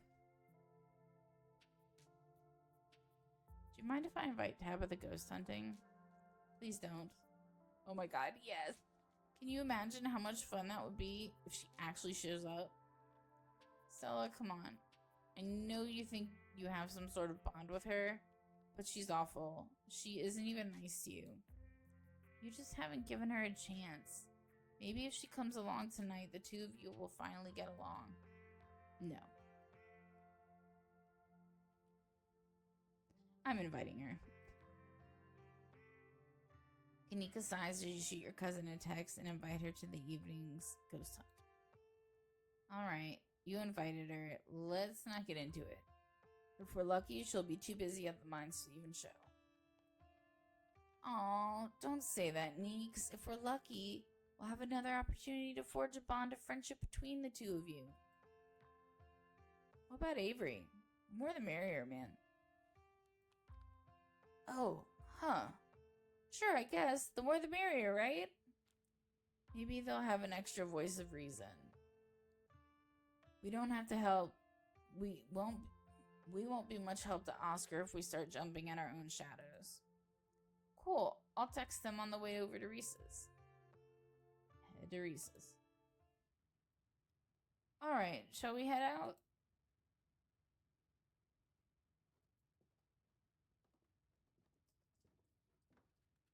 Sorry, I'll have to deal with me checking things.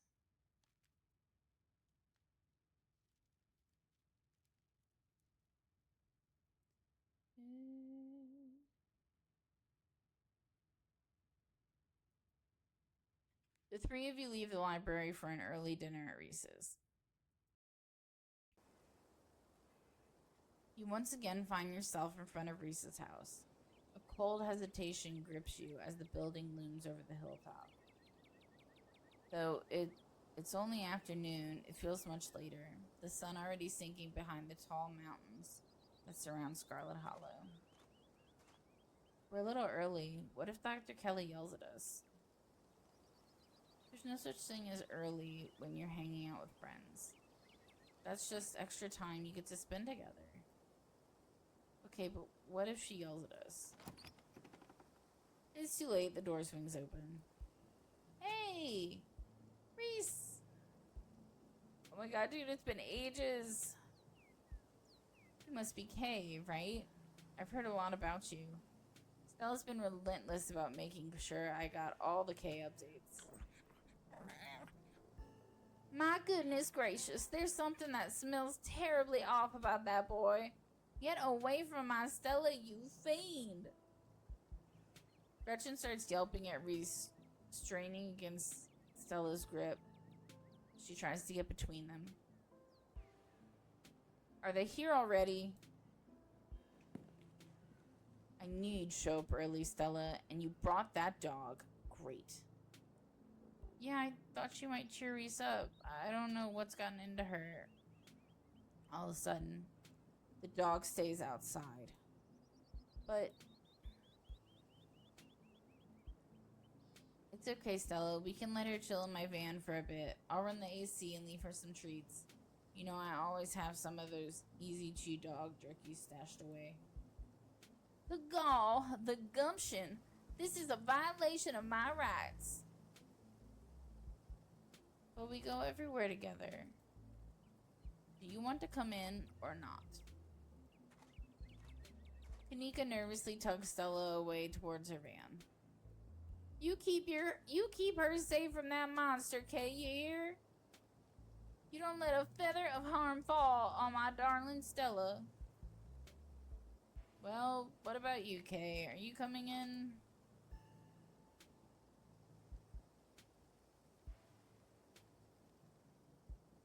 Oh, sure.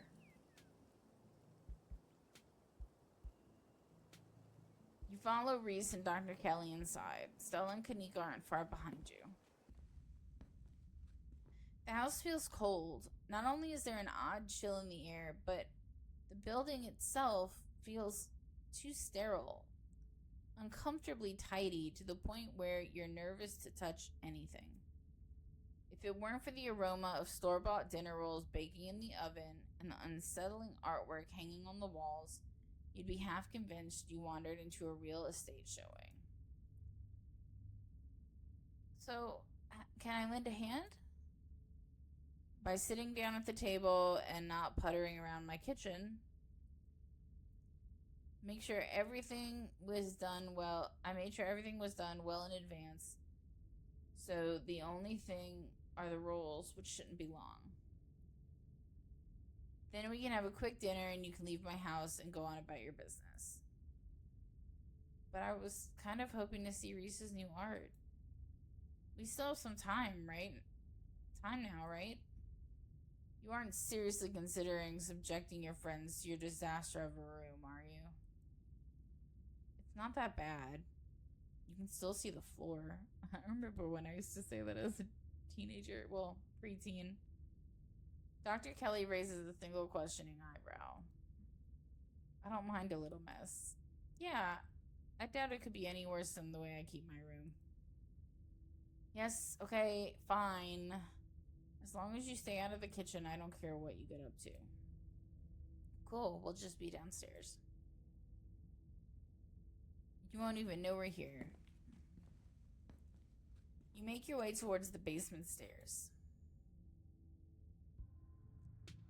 The basement is what you might expect out of a tortured artist who spends all his time confined to his studio. Discarded canvases line its edges, while trash and sketches leak out from their piles in the corner of the room, hiding the bare cement floor. Ghoulish faces coat the walls in paint, staring out at their creator. Your mom is so scary. She can be a little intense, kind of overprotective, which I guess makes sense. Anyway, make yourselves comfortable. You'll have to forgive the mess. I've been distracted lately. Haven't been cleaning much. Do you need us to sneak you out of here? This place feels like a prison. Unfortunately, the prison we're dealing with here is my body, not my room. Are you sure there's nothing we can do? Your company is plenty. It's so nice to have living people down here for a change. You know we'd visit more if your mom let us. Did she tell you she turned us away yesterday? She said we couldn't even talk to you. it's a little controlling. You came by yesterday? She didn't tell me, but I was probably asleep, that's all. She didn't want to wake me up. I don't think that's her being controlling or anything. Not to cast any doubt on that, but she did say I couldn't bring you any food. She knows that's how I show my friends how much I appreciate them, and she knows I can work around all kinds of allergies and intolerances. Not gonna lie, it felt weird. I don't know. My body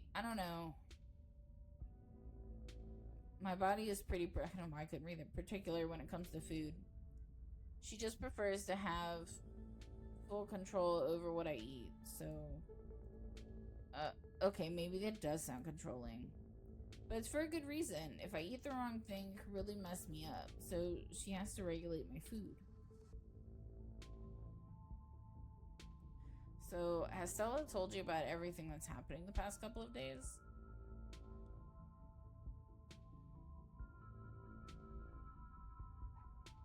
Hold on. I'll be right back.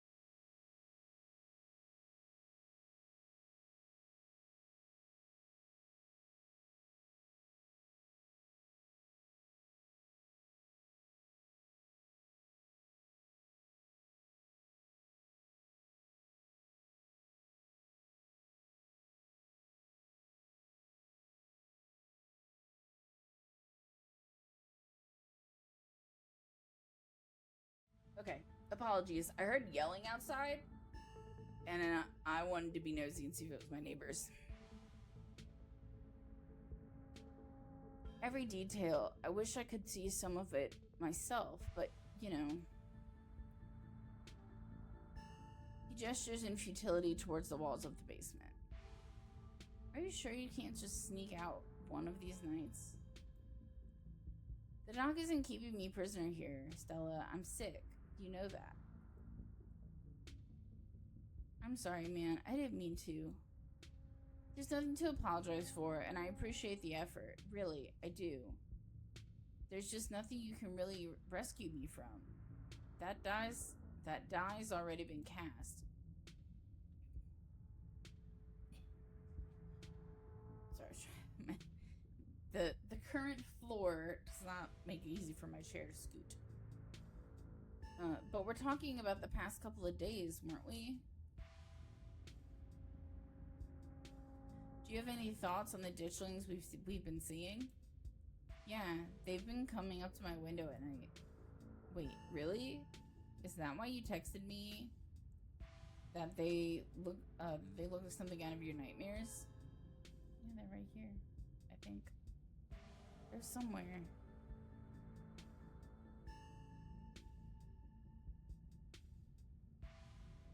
I think that's one.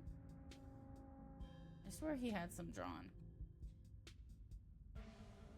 Yeah, I thought I was hallucinating. I hadn't put it together that we might have been seeing the same thing until just now.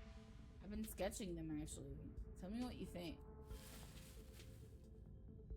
He pulls out a sketchbook from one of the piles in his room. Okay, that's exactly what I saw on my way home last night. What does it mean that they've been lurking around here, though? I don't know, but I like the company. They're kind of beautiful in a sad way, if you ask me. Agree to disagree with you there. Those things are gonna be stuck in my nightmares until the day I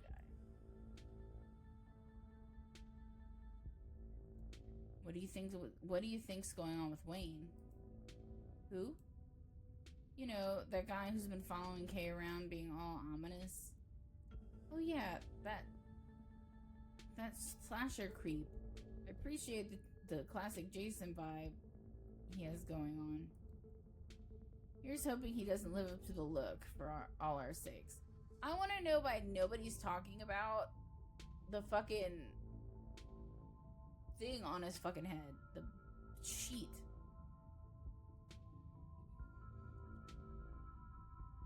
Do you think the town is doomed? I think everything is probably doomed at some point, but I guess that's answering a different question.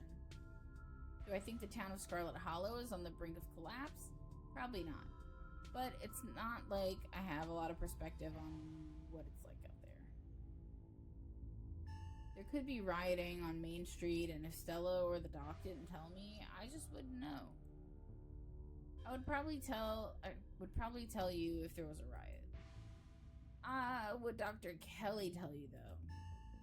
I mean, yeah, I'd hope so, but the point I'm trying to make is that other people are my eyes out there. What do you think of my cousin? She was always so distant and mean. I probably would have thought she had it out for me personally if she wasn't like that towards everyone, or if I thought she even knew my name. But people change. Maybe she's nicer now. She's still terrible. You guys just never took the chance to get to know her. She's actually really funny and sweet. I'll pass, thanks. Your art. Each piece exudes a sickening miasma. Excuse me. It's like you can feel something squirming behind the paint. The brushstrokes acting as steel bars, trapping some anguished being within. I feel the emotions you put into these. They're writhing, just behind the paint, radiating pain and anguish. I know what you mean, I feel it too. When I'm working on them, it's like I'm channeling whatever's plaguing me into the paint. And when they're done, I feel like I've been emptied out. And all the vile things inside of me have been sealed away in the canvas. It's why I make so many of them. Sometimes, when I run out of pieces, it's almost like I'm offering an invitation for those feelings to slither back under my skin. Sorry, I have hardware installed in me that helps with my seizures, and when it goes off, sometimes it takes my breath away, it makes talking hard. Or my seizures. Yay. There are some pieces I can't even look at. I hide them until I forget they exist. I'd rather not let those particular feelings back in. Sounds kind of like therapy? That seems healthy. Probably?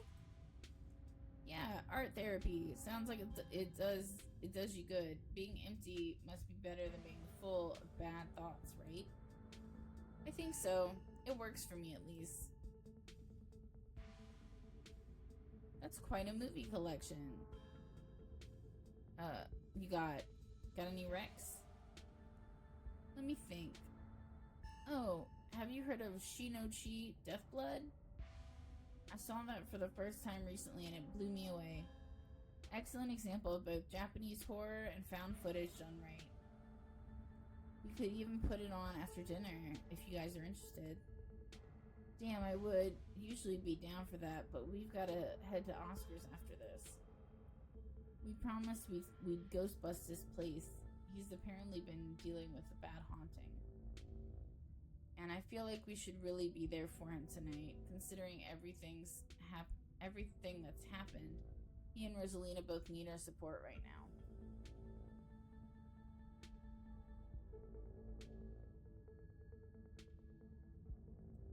We could always ditch. This movie sounds good. Huh. Okay. You're so funny. That sounds like when I talk to when my husband says something funny and mainly stupid. I'm like, my name's Daniel and I'm so funny. I don't know why he gets a kick out of it. So you three go way back, huh? Almost to the womb. The school here is a tiny K through 12. Not exactly a one-room schoolhouse, but not far from it. We're lucky we all get along as much as we did. Some kids weren't able to make friends their own age. They just happened to be born around the same time as some real jerks, and were stuck with them through their whole school career. Poor kids. Not that we were free from dealing with jerks, like a certain Scarlet I could name. Okay, she was a little rough around the edges, but she was pretty friendly when you get past that. Maybe to you. The way she used to look at me, you'd think I rolled in something foul every morning before school. Same here, though to be fair, the feeling was more mutual between us. She deserved it. She deserved it, though.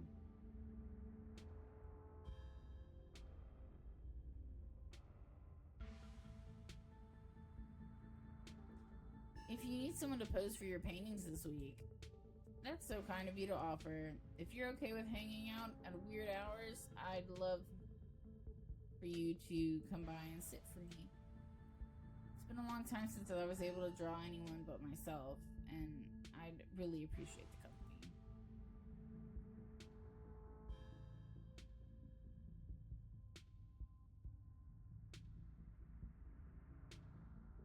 Your whole situation's gotta be rough, huh? Rough, sorry. Thanks, but I've been dealing with this for a while, so you don't have to feel sorry for me. I've come to terms with the way the rest of my life is going to be. You're so macabre, Reese. You make it sound like you've been sentenced to death. You haven't, right? Not exactly. No one really knows what's wrong with me, but it's been getting worse. I can barely keep most food down. My skin always itches, like there are worms crawling underneath it. I could live for a long time or a short time, no one's sure. But I'm definitely not going to get better. Whatever I have left is going to be miserable. Whatever time, sorry. So, I've done my mourning, my best years are behind me, my future is unknowable. But one day I'll wind up in a pine box just like everyone else, and I'm okay with that. Damn, Reese, I may be goth, but that's some real nihilistic shit. We'll make sure to come by more often than from here on out. Friendship heals all wounds, right? Thanks, guys, but you really shouldn't worry about me. I have my art. I'm doing fine, really. Surely there must be something the doctors can do for you, even if it's just helping you deal with the symptoms. The doc upstairs has consulted with a lot of specialists. I've tried a lot of medications. The fact that you're strictly relying on one doctor is the problem. The fact that you aren't seeing other doctors is the problem. Coming from someone who has a fuck ton of medical problems, you can't just see one doctor. Sure, some have been able to alleviate symptoms, but they always come with their own fun side effect. It wound up being a question of picking which set of discomforts I wanted to deal with. I settled on constant nausea and vomiting, and a persistent itch I can't scratch. It's manageable. As long as I can still paint, I don't care. And hey, it isn't all bad. Some of it's just weird, like this. Reese pulls on the skin of his arm. It stretches unnaturally. Ehlers-Danlos syndrome? Maybe? Hyperelasticity. Kinda cool, right? Whoa. Does that not hurt? Nope. It feels fine. Like I said, it gets itchy under the skin sometimes, but I don't know if that's the elasticity, the medicine, or some other part of my condition. Wanna come ghost hunting with us? Oh wow, do you think you'd be down for that? We'd love to have you. That would be so amazing, but I haven't had the best luck leaving the house lately. Even just walking to town is enough to put me in bed for a week. It sucks. But make sure you bring your camera, Stella. I want to see everything that happens. Reese's mom shouts from the kitchen. Dinner's on the table. Guess that's it for catching up. Make sure you all wash your hands with soap. I don't want anyone sharing their germs. Sure thing, Doc. Yes, ma'am. You make your way towards the sink, but are stopped in your tracks by the pull of an odd door at the end of the hallway. It feels out of place, like you've accidentally wandered into a different, older house. But more than that, you feel something radiating out from behind it, something dark and cold. You felt this before in the dusty tunnels you so narrowly escaped last night. An oppressive hum, like a muted scream, heard through layers of rock, trying to draw you toward it. You feel lightheaded. You're compelled to approach the door, drawn in as if hypnotized. Something wants you to find it. Before you know it, the doorknob is turning in your hand, your heart full of both deep dread and a compulsive need to know what might be on the other side. What do you think you're doing? Well, a dark presence lies beyond that door. You feel it calling out? That's called a draft. And there's nothing dark about it. It's just cold air. Now stop being weird and wash your hands already. Everyone's waiting on you. You won't let her interrupt you. You need to know what's behind that door. Oh, no, you don't. Come on, wash your hands and sit down. She grabs you by the shoulder, yanking you away. You do as she says, cleaning up under the watchful eyes and allowing yourself to be ushered back to the table and away from the door. Alright, let's see what everybody's eating. Plain pasta. That's what I wanted to show you. Plain pasta. Maybe buttered noodles? Dinner's already laid out. Dinner rolls, spaghetti, and a light salad. Kanika anxiously picks at her food. Stella is nervously talkative, and Reese is suddenly quiet and tense. His shoulders tight as his mother perches on the chair next to his. Dr. Kelly eyes all of you with sharp, fierce gaze. She sits opposite you at the far end of the table, her features silhouetted against the light of the setting sun in the window behind her. Given her protectiveness towards Reese, you find it odd that he's seated between the two of you, rather than the other way around. It's almost as though she's guarded, not only towards you and Stella and Kanika, but towards her son. Hills.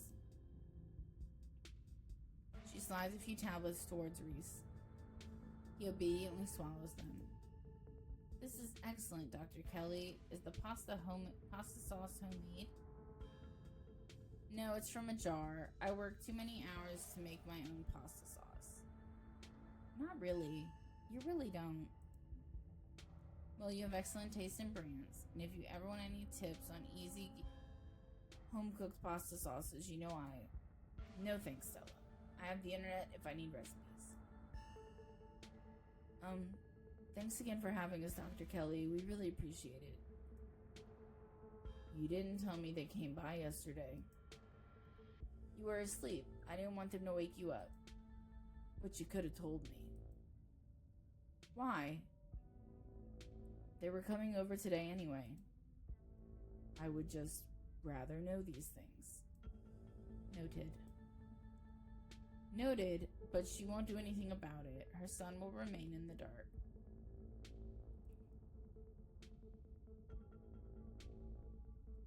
You know, I think I saw a video online about a family like yours. Turns out the mom had been poisoning her kid for 18 years. The dinner table goes quiet. Oh yeah, I think I saw that one too. Wild stuff. Is that so? The silence returns. Seconds draw out like minutes. Aside from Reese's mom staring down the table, nobody's making eye contact with anyone else.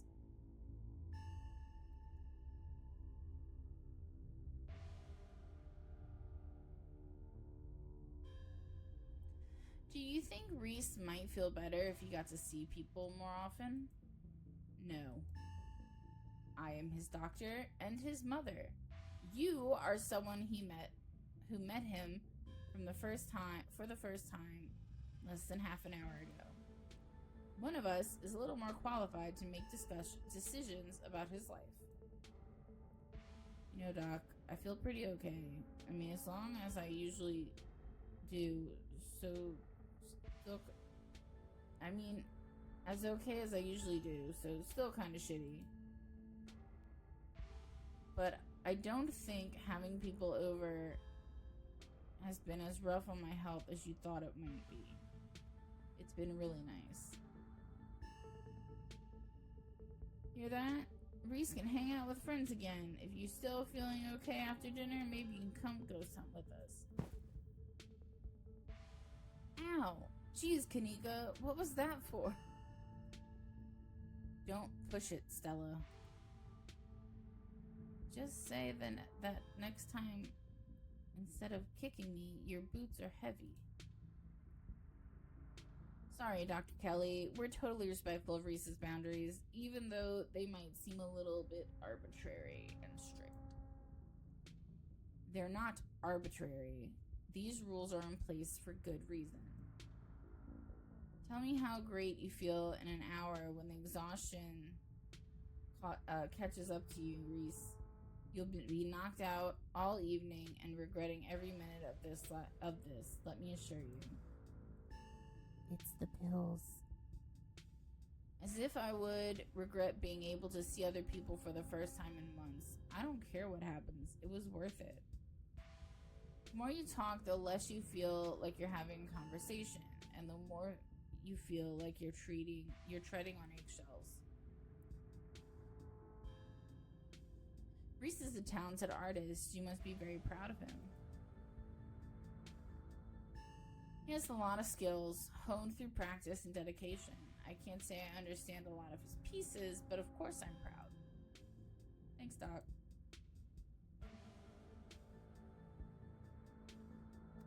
Does no one in this town have two parents?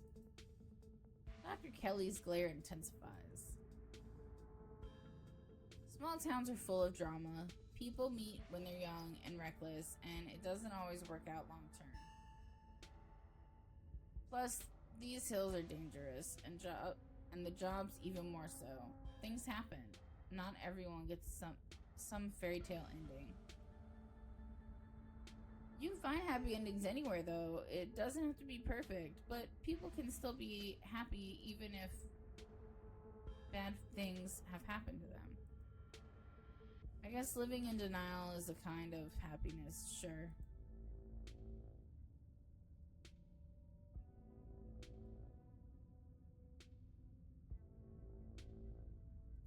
Have the police contacted you about Duke's body yet? Last I heard, they still haven't found it. Body? I was under the impression he was just missing. No, Duke, he definitely died. I saw the footage. And I saw it for myself, in person. So did Kay. He's not missing. How the hell did that happen? Stella said it was those things in the woods, the ditchlings. They made him misfire. Ditchlings? Oh, I see. This was for one of your videos, huh? Reese, you should know better than to lend any credence to Stella's little cryptozoology stories. I don't doubt that something happened to him, but I'm sure there were no little ghouls involved.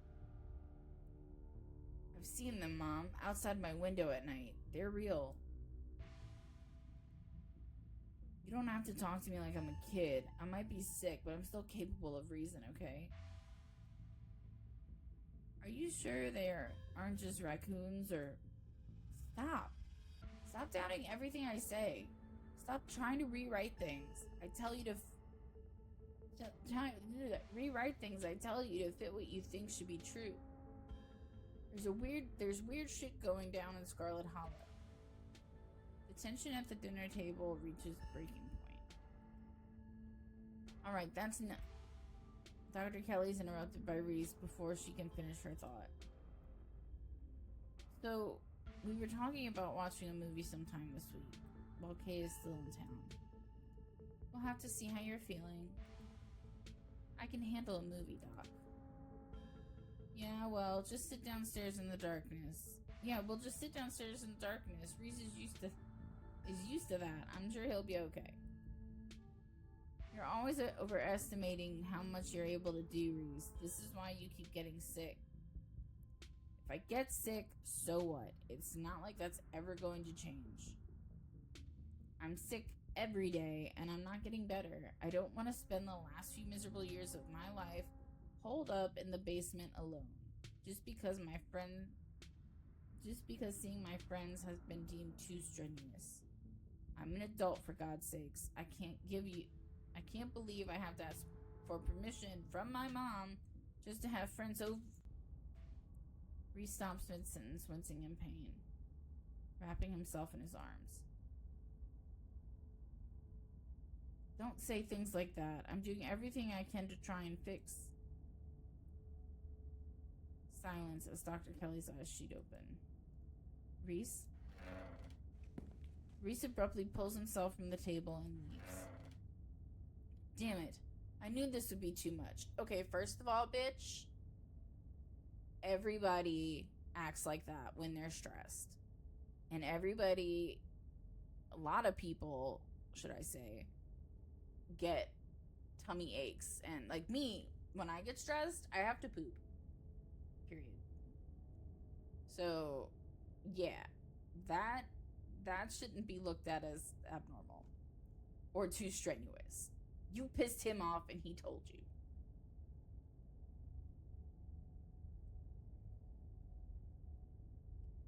Everyone get out of my house. Please, just leave us alone. Stop trying to interfere with his life. All it does is hurt him more. But we can't just leave him like this. Now is when he needs friends the most.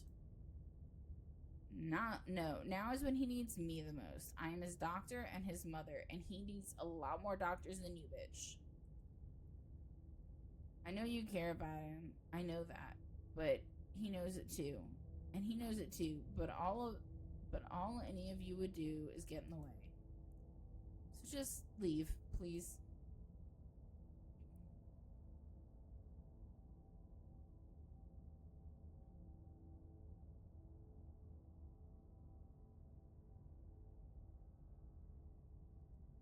Don't think we don't know something is up here. Yeah, wait, do we? I don't care what you think. I just want you out so I can take care of my son. The three of you are rushed to the door. We'll be back, Reese. I hope you feel better soon. Dr. Kelly shuts the door in your faces. The click of blocks signal the end of your dinner at Reese's. Do you really think Reese's mom is poisoning him? If she is, I swear to God. She wouldn't. That's just so horrible. Who could do something like that to their own kid? And for so long. No, there's no way. Y'all are barking up the wrong tree. It seems far-fetched, and it's definitely rare, but I don't think we can rule it out.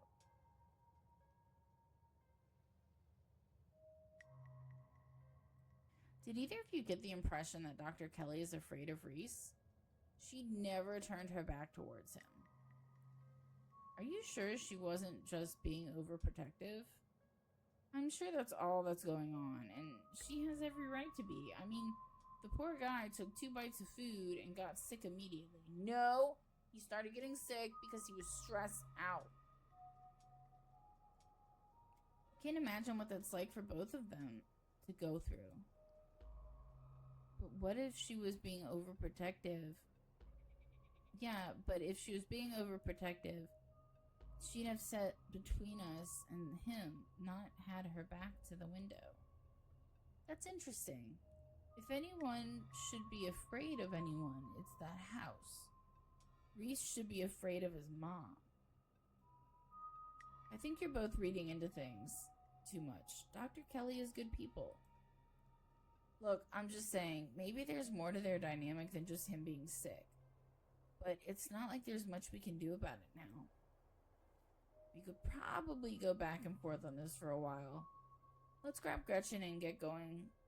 The sun is setting, and we wouldn't want to miss a second of ghost action. Stella hurries off down the hill, almost as if to run away from what just happened. You and Kanika follow her down the slowly darkening street. Lit by the orange hues of the setting sun, the library feels different. What was once a quaint building in a small town now stands an imposing structure, its walls holding something that stares back at you with menace. Maybe Kanika is right. Maybe ghosts aren't real, and the rest of tonight is going to be a pleasant break from the events of the past few days. Foreshadowing. And look, they got the little dudes. 1, 2, 3, 4. Look, there's Wayne.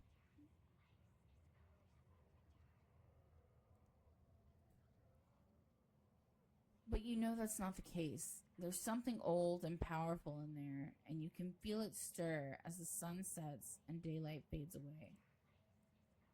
You can't help but feel like you're about to walk into a slasher movie. You run through a mental list of everyone who's joining you, trying to figure out if you'd make it to the end. Who are you kidding? If anyone has final girl energy, it's Stella or Kanika. To the library. Just as its exterior was intimidating in the setting sun, the inside of the library is dark, its shadows deep and foreboding. The meet and greet with the mayor ended quite some time ago, and the throngs of visitors took whatever joy was in this place with them as they left. Hey, Oscar, are you back yet? Shh, you can't yell in the library. It's against the rules.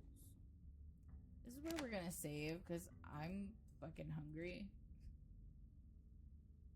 Double tap, because that's what we do. So yeah, I'm gonna go ahead and call it here. I've had half a Pop-Tart all day. And I woke up at 5. And it's 3:42. So I'm gonna go feed my dogs and feed myself. And I might be back. I should. Anyway, I'll see you guys in the next video. Okay, thanks, bye! And good morning, or hello, whatever time it is for you. I'm Kay, and I play random shit, so you don't have to. We are getting right back into Scarlet Hollow. I'm so sorry that I wasn't there yesterday. There was just a lot of things going on, errands and catching up with some friends. But we're here and we're ready. So we are still in episode 3, and I'm gonna go ahead and read those warnings again for you. We have amputation, child amputation. We're past that part.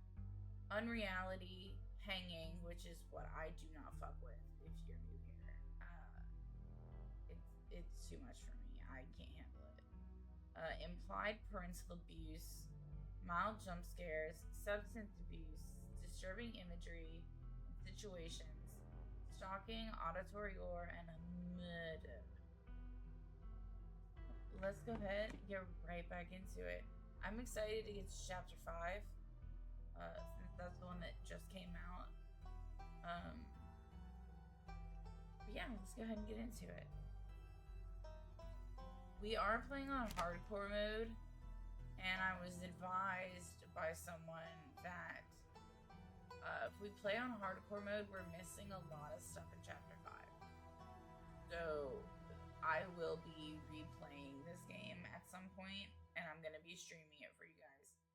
We're not gonna play on hardcore mode because I don't want to, that way we don't miss everything. Anyway, let's go ahead and hop into it. Ignore my crackly voice. I've been up since 5, and I literally just got out of bed because I didn't want to be up that early. So, shh, you can't yell in the library. It's against the rules. It's after hours. Rules only apply before 5 p.m. Now is our domain. Hey, you're here sooner than I expected. Hope dinner went okay.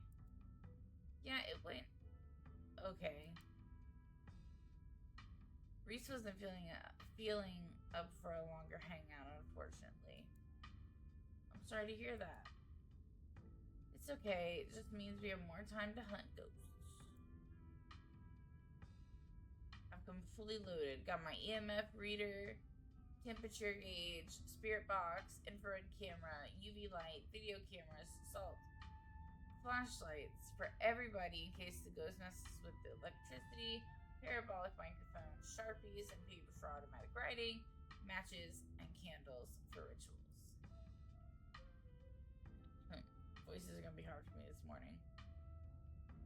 And you've got your specter sniffing compatriot at your side too. This nose can sniff out any ne'er-do-well we might find, whether spirit or scoundrel. Oh, and a Ouija board. I know they're toys, but you never know what might come in handy. So, fuck Ouija boards. I will never touch them. And my house is active. Not as active as it was originally. We had people come in and bless my house, and things were seen and hopefully removed. And there's a lot, dude. If you go on my YouTube, and I'm not trying to like promote here, but if you go on my YouTube and watch the second episode of Supermarket Simulator, I talk about what happened in my house and why people came to bless it and smudge it and things like that.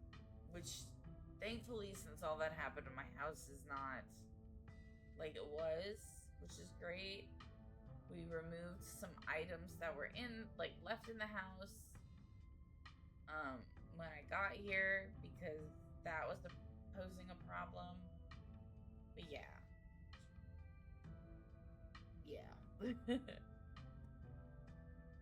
My house was built in 1900, by the way, and they moved it to this property, I think in like the 1930s or something like that. Wow, this is a lot of ghost hunting stuff for something that was so last minute. Do you just have this stuff ready to go in a bug out bag or something? Of course I do. I actually stashed a couple of bags here overnight after I got back from the mines. Excuse me? I wasn't about to carry everything around all day. This way, we can go in late and pop out to grab more stuff once things start getting spooky. I may never have found my compelling evidence of ghosts, but that's not for lack of trying. And after last night, I'm more than ready to try again. And I just realized my microphone is very far away. Okay.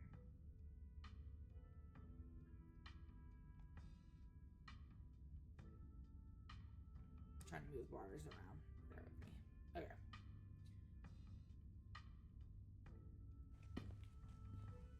Hey, hope I'm not too late. Have I missed any creepy paranormal stuff?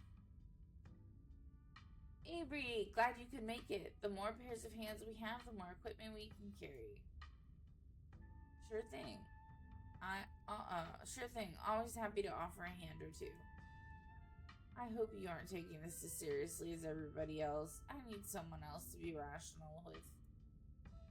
Whoa, is that an EMF reader? I've never seen one in person. Look at all this stuff.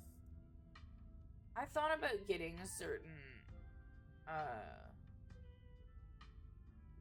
guess you'll call it ghost stuff. Like an EMF reader, a spirit box, and a couple other things. I've thought about getting them just for my house. Because when we had people come here, it wasn't It wasn't ghost hunting. It wasn't EMF read. It wasn't all that stuff. But like we had people that were sensitive to things, and I'm sensitive to things, but I kind of put it off for a long time to try and not be sensitive to things. But yeah. Spirit box, parabolic microphone, y'all really covered all your bases. Oh no. Hey, I'm as rational as they come. I'm just not ready to rule out weird paranormal stuff. When people tell me they saw a ghost, who am I to say they didn't? I mean, y'all apparently saw some really unexplainable stuff on Monday, and that mine only collapsing again,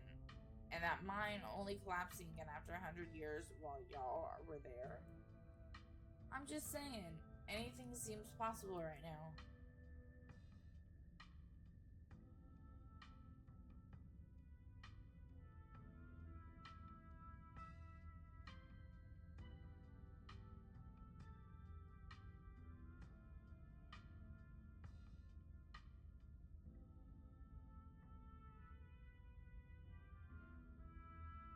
I want to click mystical, but I'm trying to not always click the ones that go with the special things that I do.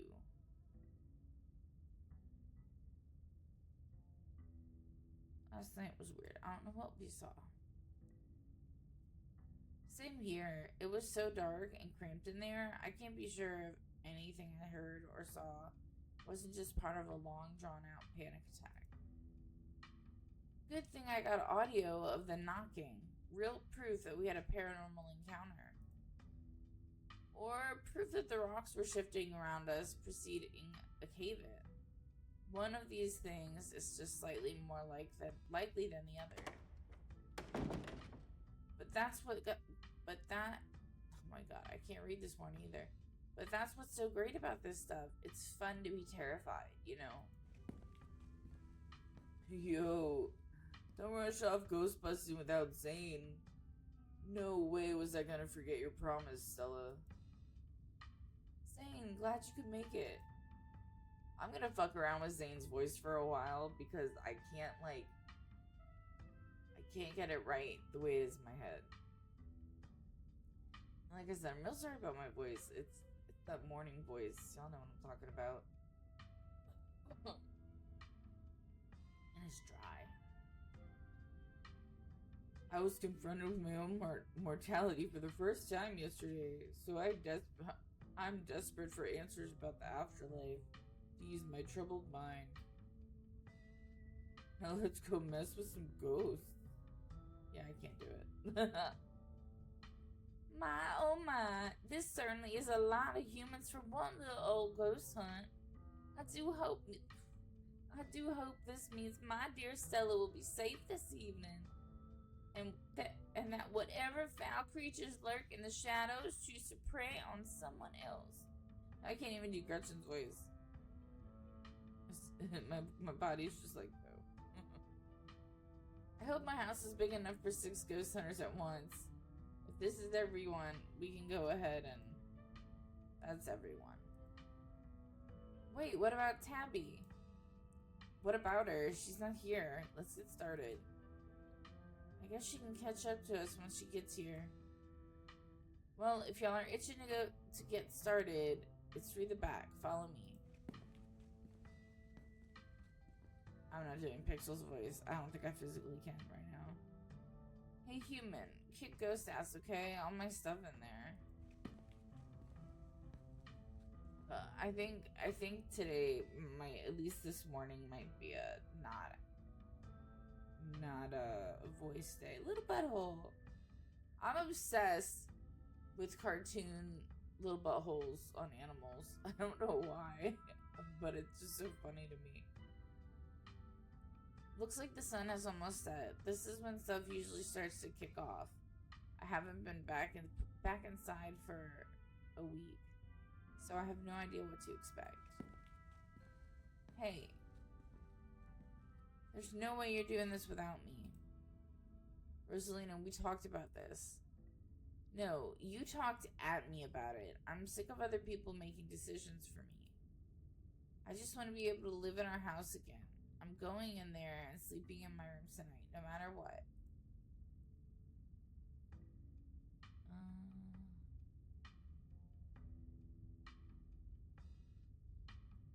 I think this is best to left to the adults. Let the pup come. It's best to give her the chance to face her obstacles head on. Take it from an old soul like me. Yeah, I can't even do Gretchen. We're reading. If voices pop out, they pop out. But exactly, it could get dangerous in there. Just hang out in the library, and we'll have this taken care of in a few hours. Zane is tagging along. I don't want to be coddled just because you're scared. She's got a good point, Mr. G. You're right. I'm sorry, Rosa. Just let me know if it gets to be too much and you want to leave, okay? Thanks, Dad. Now let's get our house back. You all cross over the threshold and enter Oscar's living room. Family photos line the walls, and stacks of books sit comfortably on wooden furniture. And there's that feeling again, like the mines, like the door to the clinic. A dusty, suffocating, dizzying feeling. Something is in this house, though whether it's a ghost or something else, something worse, you cannot know. Okay, looks pretty normal for now. I don't remember that picture being on the floor. But that could be non-supernatural. None of my equipment is picking up anything around the picture. But I'll set up a camera in case it falls again. Could be important evidence. You might want to save your cameras for Rosalina's room. That's where I've seen the ghost manifest. It's just down the hall. Oscar and Kanika startle as the door swings open.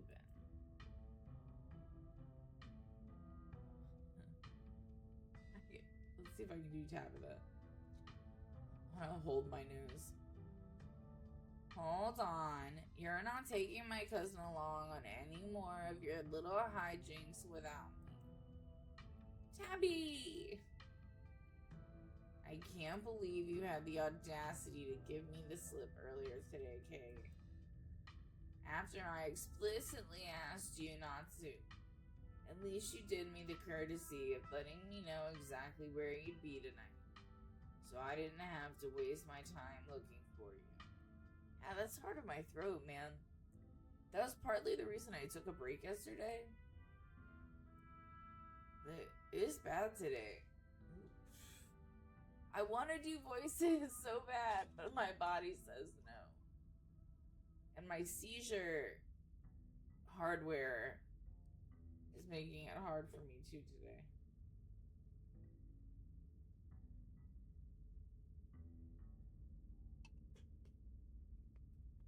So if I randomly seize on you guys, that it's not my fault. Great, she made it. Wow, okay, you really brought the whole gang together today. I have every right to be here, Kanika. My family built this place, you know. Yeah, I know. We all know. Kay, what made you think inviting her was a good idea?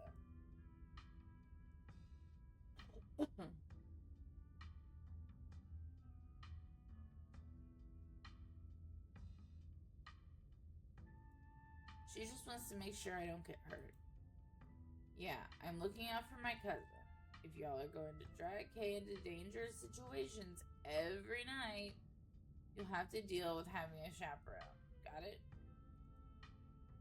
Okay, sure. The mine was definitely dangerous, but a haunted house? Come on.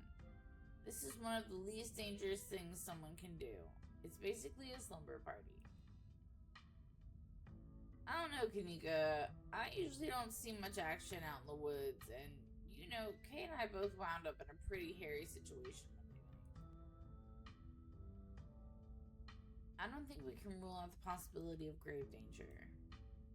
Exactly. I'm not understanding how much danger Kay could find herself in, even while walking through a perfectly normal house. Sounds like we're in for an interesting night. I'm glad I didn't stay in the same town with the people I went to high school with. No wonder small towns have so much drama. Wonder if the ghost will even show with this many people around. Oh dear, how could someone please warm the air back up? My joints are creaking in this dreadful chill. Gretchen's the only accent I care about, and I'm gonna fuck it up, but I love Gretchen. But what? Wait, is it just me, or does it suddenly feel colder? Sure does. I definitely feel that. Same. I've got chills. The temperature gun says it's actually a couple of degrees colder. That's normal. Rooms and hallways are sometimes colder than other parts of the house. Mine is, and I don't even have a hallway. It's like, my house is like 2 shotgun houses smushed together. And if you don't know what a shotgun house is, they're really common back home in New Orleans. And it's literally all the rooms are lined up. So like the house I used to live in, it was living room, kitchen, bedroom, a very small hallway with a bathroom that branched off, and a closet. The bathroom on the right, closet on the left. No, other way around. And then a bedroom, and then the back door. So you could literally stand in the first room and look straight down to the back door. And this room is very, like, it's like 2 stuck together. So my little tiny hallway has my thermostat and the half bathroom that's not finished yet. So like I'll set my thermostat and that hallway gets colder than any part of the house, which sucks because since it gets colder, once the temperature in the hallway is what I set the thermostat to, it'll shut off the AC and other rooms don't get what they need to get. Sorry, that was a ramble. Okay. But that's I read that. Okay. Whoa, a genuine cold spot. I gotta snap a pic for posterity. Stupid. What was the picture gonna do? Is that it? This is very scary.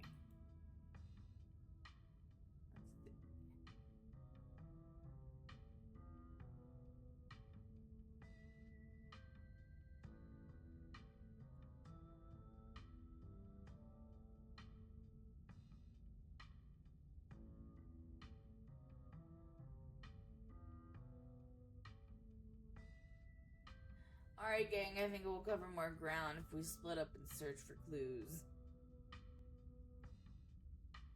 Sure, me and my cousin can search the least dangerous room, like a bathroom or a closet. No, absolutely not. I think we all know how that would go. Ghost or no, splitting up is always a recipe for disaster. Gretchen. Love Gretchen. Yeah, you're probably right. If we discover a ghost here, we should all discover it together. That's not exactly the angle I was going for, but okay.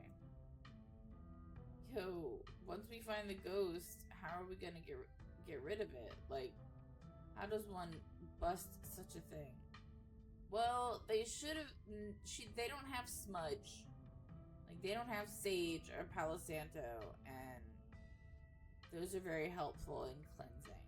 So, just my thought.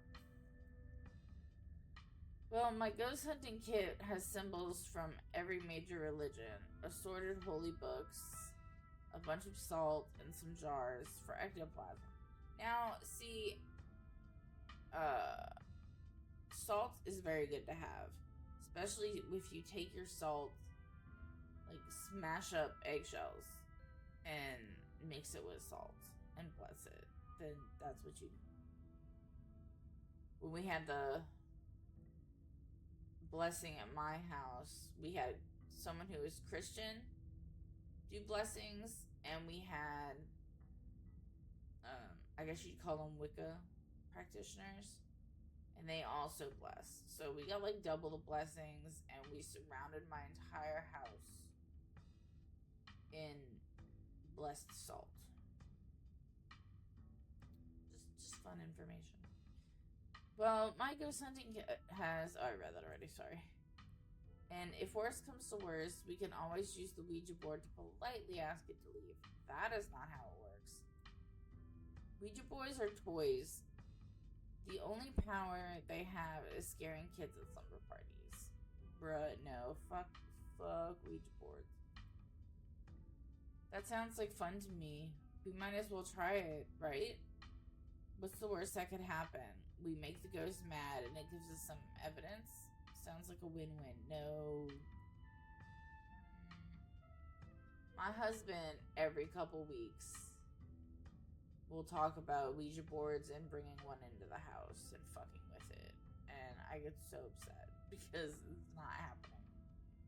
I just got to the point to where I'm comfortable with tarot and I want to start learning how to do it. And I'll even scry, which can be similar to using a Ouija board, but it's not similar. I think I'd rather not take the chance. One ghost is enough to deal with. I don't much like the thought of opening a door for something else, or for something worse. Wow, you've never been this superstitious, Dad. This ghost really has you freaked out. Okay. Oscar takes a deep breath before continuing. Let's head to Rosalina's room. Follow me. Oh, Gretchen, I love you. Whoa. This is where I've seen it. It appears on top of that, of the stain. Do you mean this massive blood stain? It stinks to high heaven. Yeesh, that's gotta be tough to scrub out. Doesn't the county own this house? Do they know about the damaged carpet? So shut up, Tabitha. Have you seen your house? I don't see how that's relevant. Weird, I'm not getting anything. It's not even cold. It's the same temperature as the living room. Nothing on the EMF either. I want to know... I don't want to spoil it for you guys, but I want to know how to get a certain thing.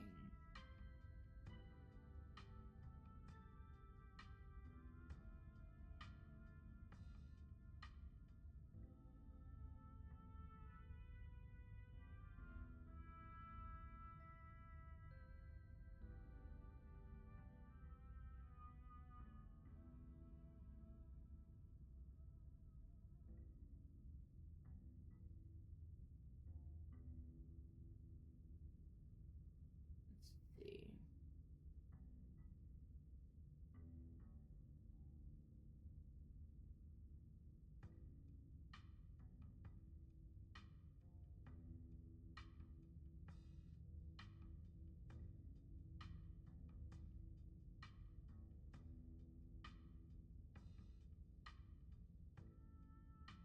Sorry, I want to make sure I'm making the right choices for something.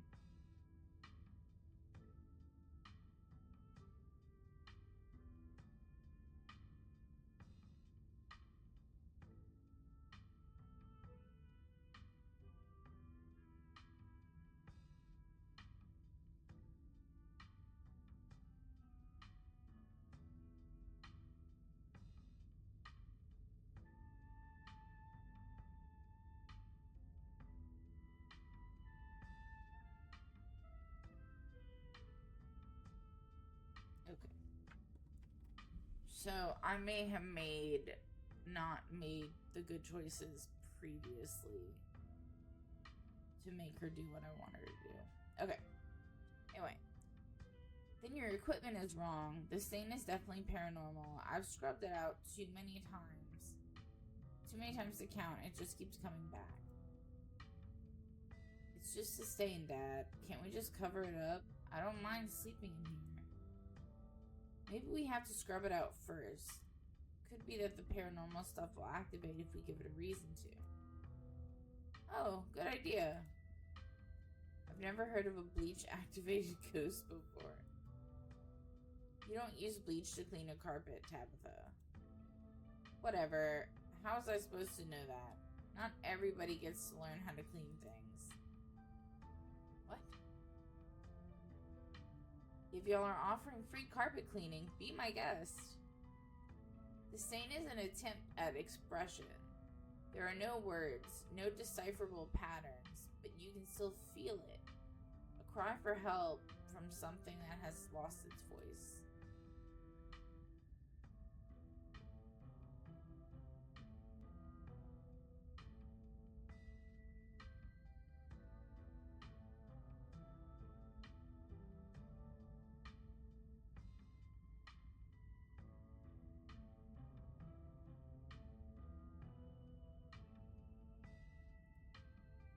Something is crying out for help.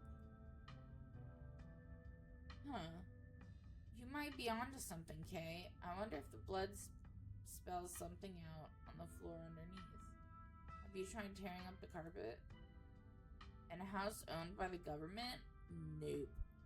I'm not messing with their carpets. I'd rather scrub ghost blood out of it every day than have the government take me to court for destroying their property. Don't worry, I'm sure they'll just take you to court for neglect instead. Did it not occur to you that there could be a leaky pipe under the floor?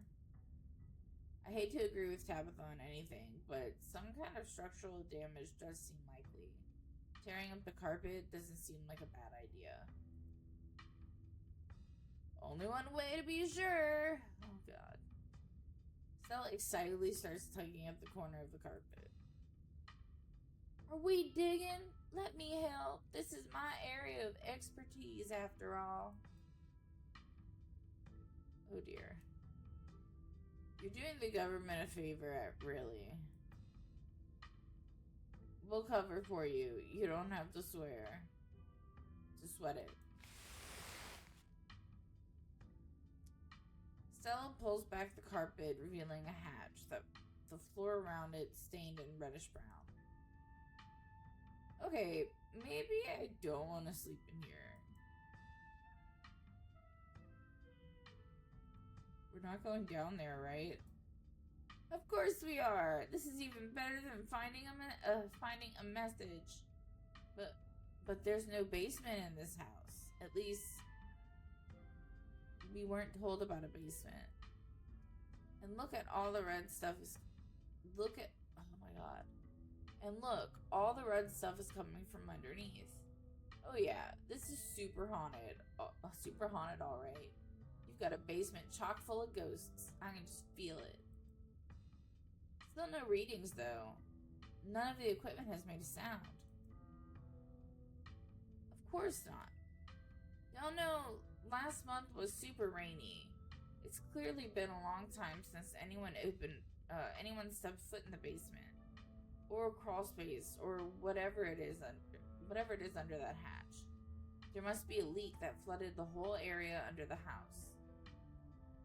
The water dissolved the caulk around the edge and leaked through the carpet. And it's red because North Carolina has red-ass dirt. It's as simple as that. Mississippi has red dirt too. Everywhere. It's not mud, it's blood. Human blood. I tested it. Well, you tested it wrong. They both said the same thing. It can't be blood, right? Phoenix is right. You've got a muddy floor, and that's why it's... Sorry, my hardware's going off. And that's why it's so clean, so cold in here, too. There's wet dirt under the house. Congratulations. We solved your ghost problem. No way. There's an old hatch in the floor, and someone tried to seal it. We're not leaving until we know what's down there. I'm with Stella. This is my room, and I need to know what's down there. Have you considered they may have tried sealing it up because it's unsafe? Uh-oh, do you think the flooding could have made the house unstable? I'm all in on ghost hunting, but I don't know if I could crawl into another dangerous crevice. I'm going for it.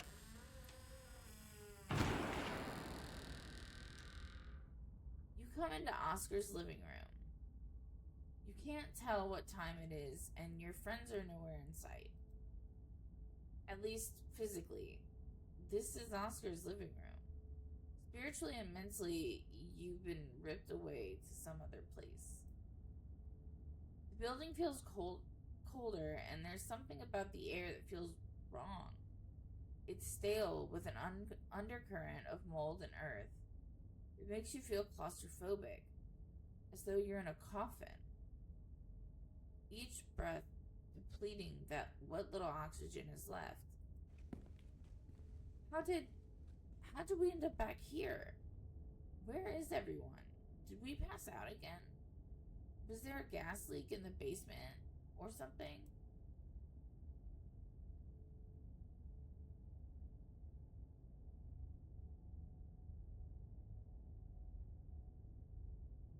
Okay, what the hell is going on? Maybe it's another gas pocket, or mold, or something shaken loose by the collapse yesterday. I don't know. This isn't exactly a normal occurrence for me. Now, let's get the hell out of here before the bad air gives us brain damage. Your cousin marches to the front door and opens it. Why does it look like Oscar's house is in front of us? Didn't we just leave? I must be misremembering things. Let's go.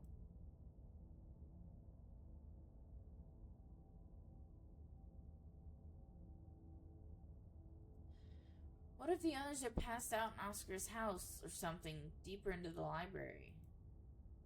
Then going back for them won't do them any good. If they're not outside or in the library, we'll call the cops and let them take care of it. We don't want to wind up passing out again. We're of no use to anyone like that. The two of you cross the hallway and open the door. Something isn't right. It feels like a late summer afternoon. The air is warm and wet, and the scent of flowers drifts on the breeze. Big scary man. This...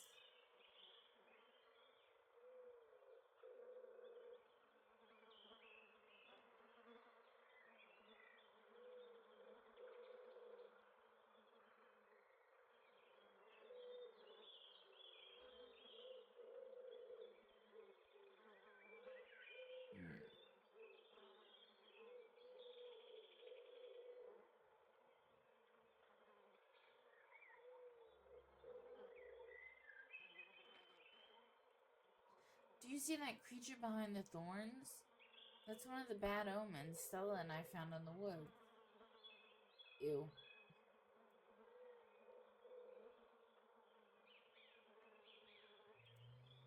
Tabitha, please tell me I'm not the only one seeing that scratchy shadow in the distance. You're not. What the hell is that thing? Am I having a stroke? Are you having a stroke? Are we both having the same stroke at the same time?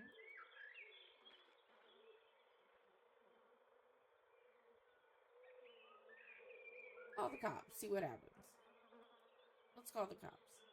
I think this might be above their pay grade. I have a better idea. Tabitha anxiously steps into the brush and anxiously taps her foot as she waits for the phone to connect. It doesn't look like she should be able to stand there, and yet there she is, standing there. Hey, it's... What? No, it's Tabitha. Didn't you see the caller ID? Stop interrupting me. Can you hear what I'm... Your cousin is cut off by the dial tone of a disconnected call. Great. She couldn't hear a word I said. Looks like we're on our own. There's gotta be an exit somewhere. We just have to look. Wait, do you hear music? Moments stir as a figure cloaked in shadow rises to attention. Stella? Who are you? What are you doing on my property? Bark, bark, woof, bark. Huh?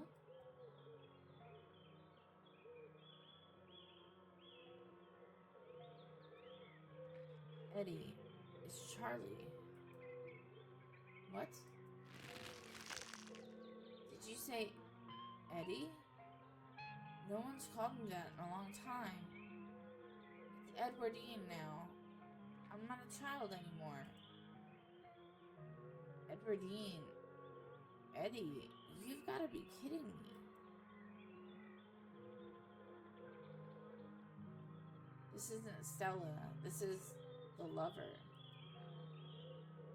What are you talking about?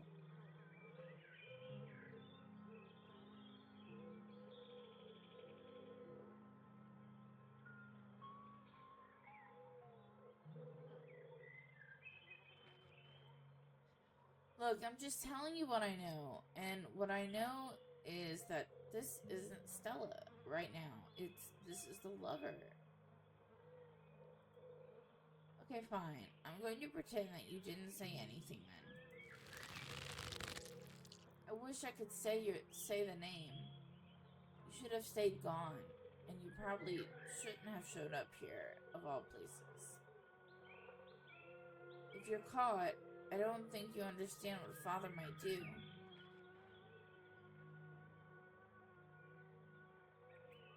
Aw, crud, I think I missed the line. Oh, I get it. You two rehearsed this little scene just to freak out your cousin. Cool. You can stop now. I get the picture. Come with me, Eddie. Haven't you always wanted to see the coast? Now's your chance. We can just leave. Yeah, you two rehearse this. Arf, arf. I can't. It's not that easy for me. My brothers were sent to Normandy, and now I'm the only Scarlet left besides Father.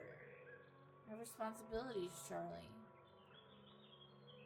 Shut up! Shut up! She can't. She's clearly possessed. By what? Edwardine Scarlet? Tabitha tenses. You should just get out of town while you still can. Whatever you came back for, it's not worth it. Let her spirit go. Let her go, spirit. She's gone, along with the shadow in the corner of the room. Come on, we must have taken the wrong door out of the annex. We're getting out of here before anything else happens.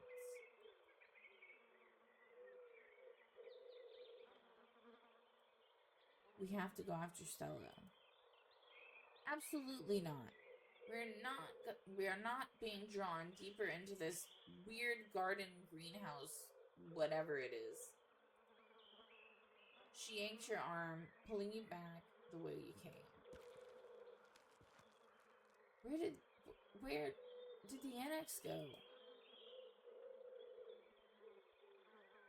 Turn back. Let's turn back. Yeah, maybe we just got turned around.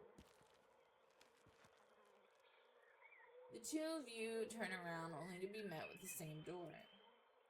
Where's the annex? Where are we? Don't you get it? This is the annex. If I have like any sort of mysticism in this part of the game, I'm using it. Bullshit. This is bullshit. She storms up the door, throwing it open. Bells ring as a cacophony rages outside. The door in front of you pulsates. As figures unseen bang against it. A shaded figure from the garden sits in the corner, ever so slightly more defined. Are you kidding me? Your father has left town. Left town, Charlie. We're moving to a new house, okay?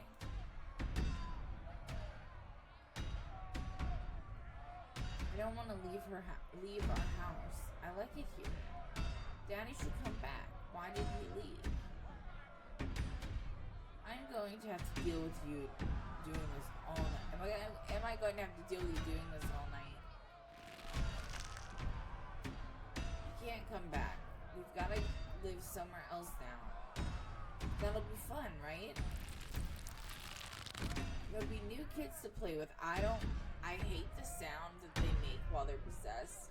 Because you can tell that it sounds like a rope. There'll be new kids to play with. You can show them your little dolls. Hurry, sweetie. We don't have much time. This motherfucker sent me a TikTok instead of saying good morning. My husband. Hurry, sweetie. We don't have much time. Like I said, mysticism every time. But the other kids make fun of me. I don't want to leave, Eddie. Can she come with us? Eddie, again? No, she can't come. I never want you to say her name again. Do you hear me? We aren't friends with the Scarlets anymore. Oh god, they're outside. Are those torches? We don't have time, Charlie. We have to go right now. Mother is whisked away, leaving you and Tabitha in the empty room. As she departs, the front door stops pounding and opens into a beckoning white void. So this is interesting. Every time I've played through the game, this room is where Tabitha tries to make a phone call. But in the last room we were in, because I said something, I guess because I didn't have mysticism, she made the phone call in the room before this. So that's kind of cool to see something different. We're in hell. We both died and we're in hell.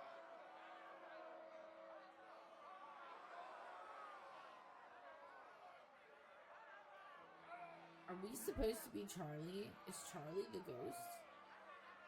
Your guess is as good as mine. Who'd you call on the phone earlier? Friend of the family. Not that it matters though. The call didn't go through, so we're on our own.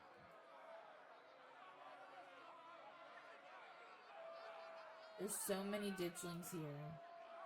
Yeah, there are. Those things are horrible. Now she believes me?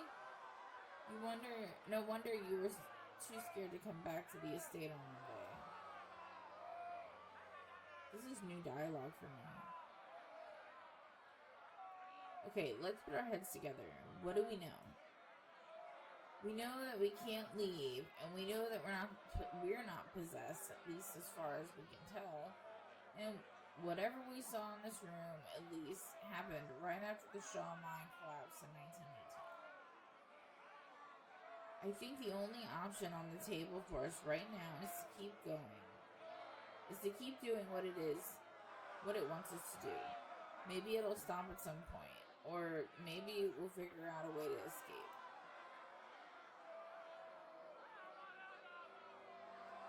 You're right. There's only one way to get to the end of this, shall we?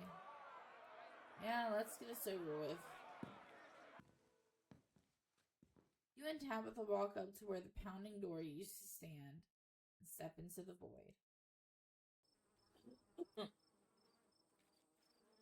You're outside, and it's night. A false moon looming massive in the painted sky. The night feels thick and warm. The insects lively.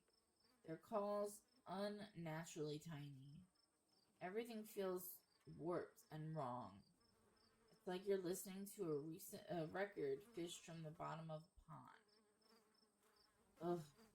What magic words do I have to say to get you to let go? I'm sorry. Whatever my family did to piss you off so much, I'm sorry. Hate that sound. You poor dear. I've missed keeping track of you. I've been keeping track of you. Scuttling around town like a tomcat. You've fallen hard for Miss Edwardine, haven't you? Ooh, this one's the witch. Spooky. This ghost really has a flair for the dramatic, doesn't it? There's no need to be embarrassed. Your secret is safe with me. You know, I never did approve of what the Scarlets did to your family, and what it did to the two of you youngins. Childhood sweethearts. Just think how lovely it would be if you could just be happy together. That's what I want. That's what you want, isn't it?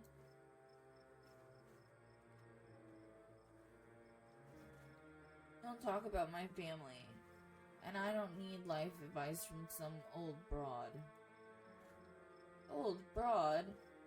Youngins?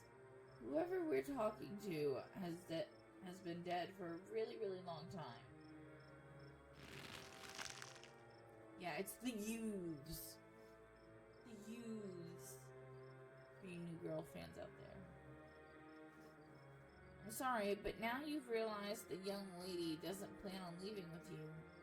But it's not for lack of desire, as you well know. It's Enoch. Even if you dragged her over the town limits, his hold over her would make sure neither of you were ever happy again. Just think of what happened to your poor mother and father.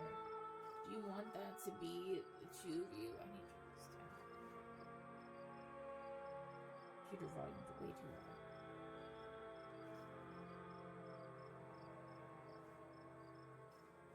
Mysticism. Here we go. We would never be like them. We love each other. My mother just loved his money. As soon as it was gone, so was she.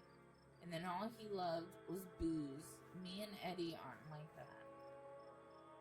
Tabitha stares ahead in riveted silence. Powers at work here are stronger than even your love could withstand. You need to break the bond holding her here. Then you can both go free. No more misfortune, not for you, not for anyone else bold enough to step foot outside the holler. The witch mimes handing you something, though her hand is empty. Everything you need to know is on that map. I don't understand. Is this a map and some kind of poem? That's where you'll find them. You need her here, and be careful. Good luck to the both of you. I hope you get your happiness. Some water.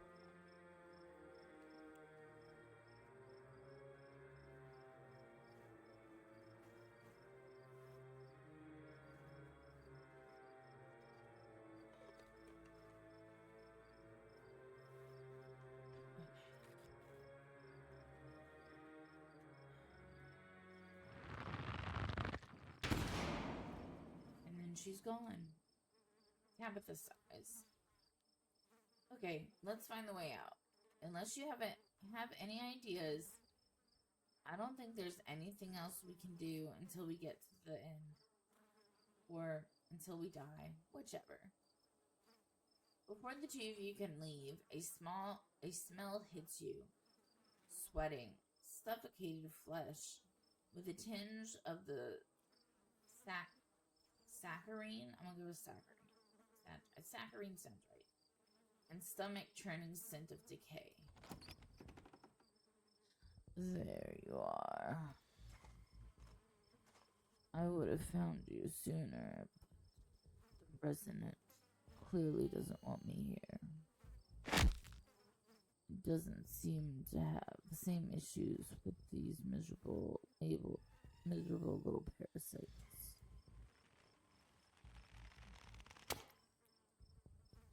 Bottom feeders always manage to slip through the cracks, don't they? Do I have mysticism? No.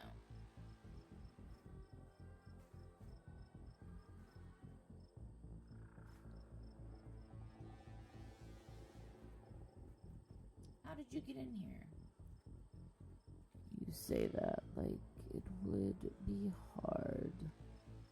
Creatures like this are all smoke and mirrors. No substance, no real power.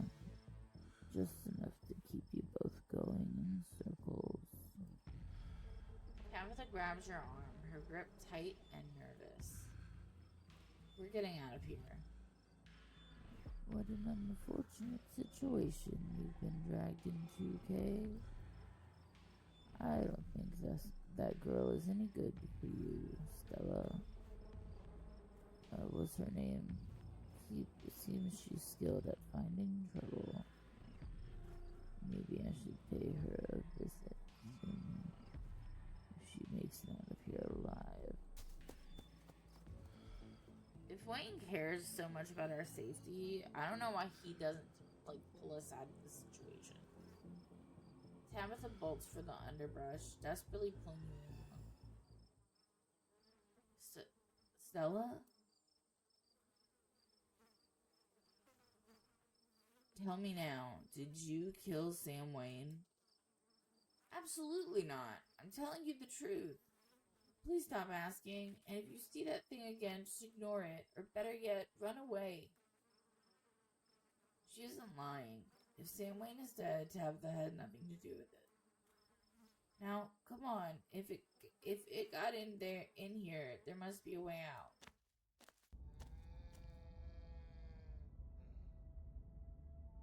Two of you step out from the brush and into a long wooden corridor lined by bottles and rings. The figure rises to attention, blocking your way. I'm afraid he doesn't have long. If there's anything you can say to him, I'd say it now.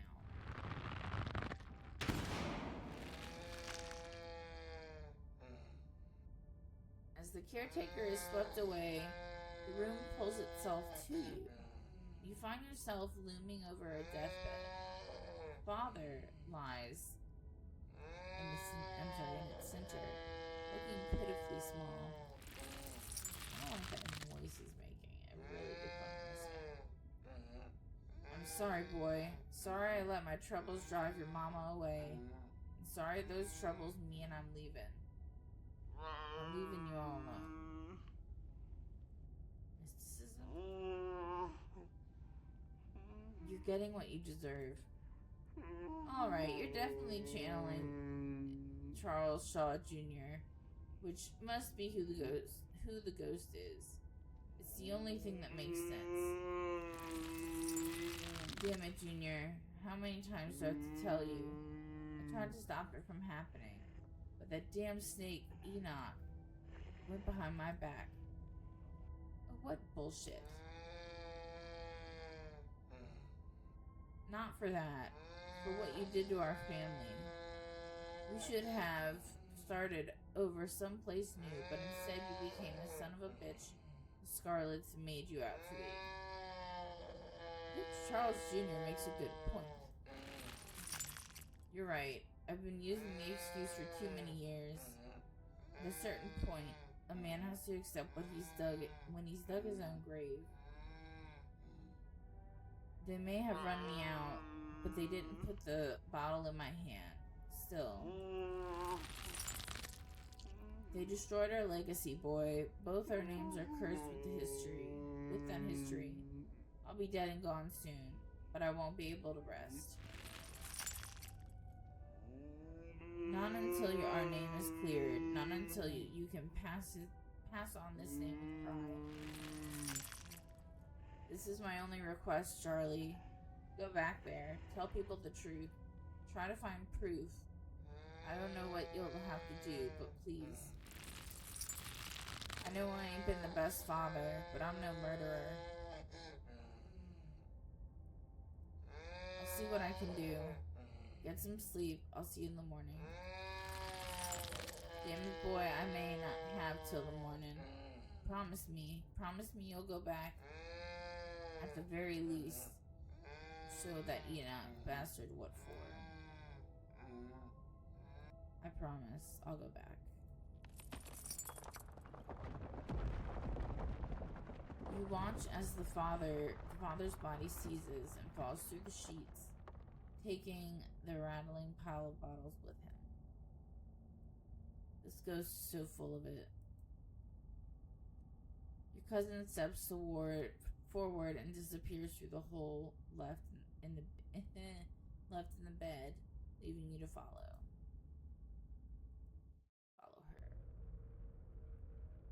You find yourself pressed uncomfortably against a trellis.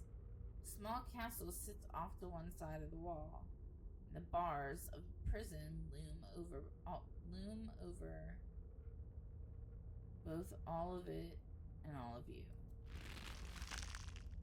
Climbing up the trellis again? How very Romeo and Juliet of you.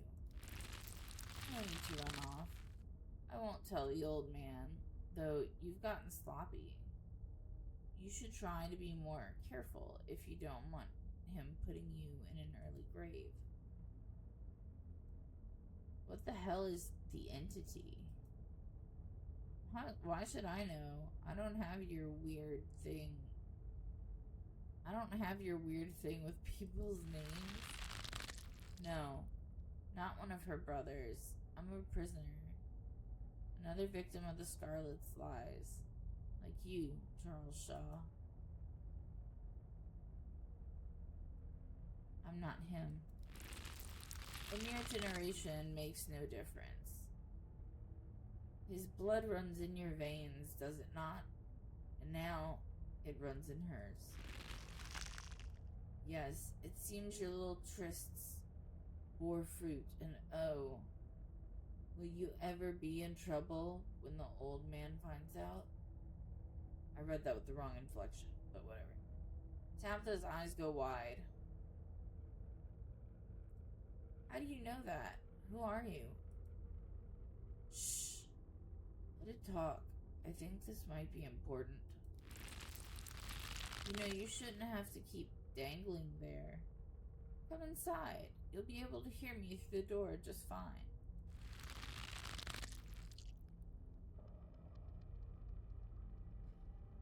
The world around you swirls, and you and Tabitha find yourself pulled up to the other side of the wall, a door bound by countless locks and chains pulsating before you. There are many locks. I can't free you if that's what you are after. Stop talking. You might miss something. That's not what I invited you in for. I couldn't escape even with your help. I merely wanted to offer a warning. Leave town now. Absolutely not. I'm not leaving without her, especially if what you said is true. This guy has nobody to blame but himself. You hear that, ghost? You were given every warning. You could just have left. The entity takes her with you can't take her with you. It's not possible. You can always stay and die. But if I were you, I would use my healthy legs and run as far away from Scarlet Hollow as possible. I hear the beaches are nice. Why don't you take a permanent vacation there? You're wrong. I know it's possible. I have that weird map. I have the spell, or whatever it is. Me and her are gonna get out of here. Ah, you've been talking to the witch then. How very interesting. Charlie, get away from the door. Don't listen to it. Stella? Eddie, are you pregnant? How does it know that? This is too much. I just want to go home. Do you feel sick? I feel sick.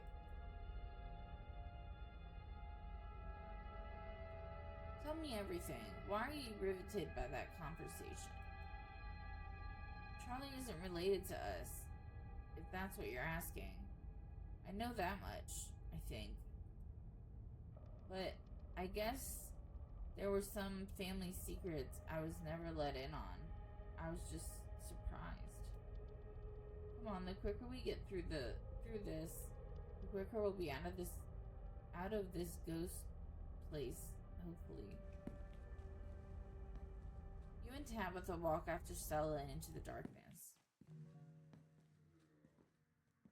You and your cousin find yourself crouched under a large table. The lover stares through you.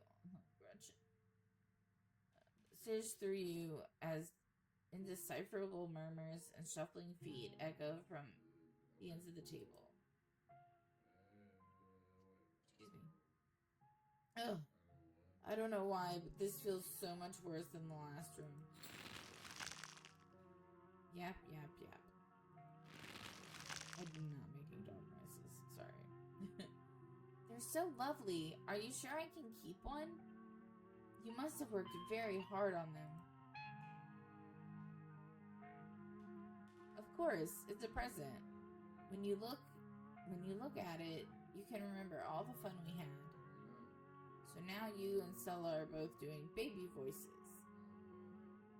Don't expect me to let you live this down if we get out of here.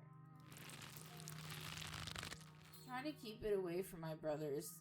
I'll try to keep it away from my brothers so they don't smash it. Though I wish I could make it move like you can. And you can even do the voices. You know you could probably make real money if you put it on a show for people. That's the plan. I want to be a traveling performer. Why don't you come with me? We can go from town to town putting on shows for other kids. Guess that didn't work out for him. Traveling show. And you'd want me there too? Oh, could we go to towns along the beach? I heard the Outer Banks are the most beautiful place in the world. Of course, we can go anywhere you want. Thank you, Charlie. I've always wanted to see the ocean.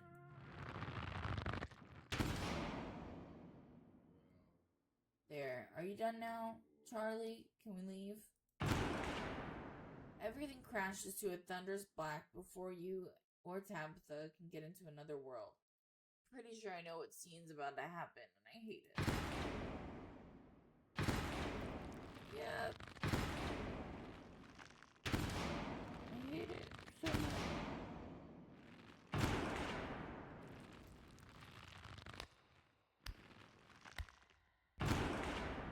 A single spotlight remains, illuminating a trapdoor in the center of the stage. You feel drawn to it. Okay, I'm gonna save here because I'm gonna try to make a choice. I'm scum saving because I'm gonna try to make a choice, and if it doesn't happen, then I'm gonna do the other choice that I want. Just so you guys know, scum saving. Sorry. The trap door. Are we back in Rosalina's room? I think it's over. I don't think it's over until we go through that trapdoor. Which one of us is going to open it? No, which one of us is going to open it? Why are you asking that? Are you scared? Of course not. Crease open all on its own. Oh god, this is so much worse than opening it ourselves. You and Tabitha are shoved from behind and tumble through the hatch.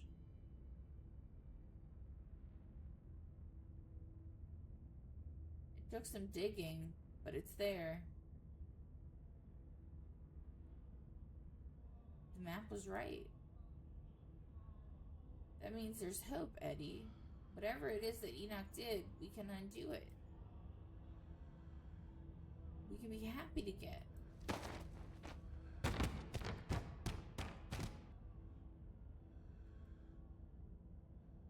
Eddie?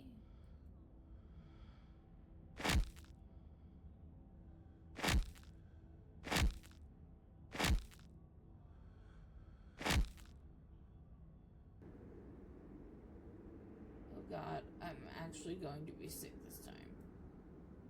Your cousin violently heaves into the void, but nothing comes up. There's nothing here. This place is completely empty.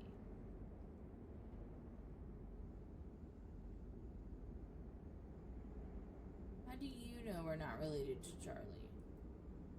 Easily, Edwardine had more than one child, and our grandmother, Maribel, was the eldest. Shit.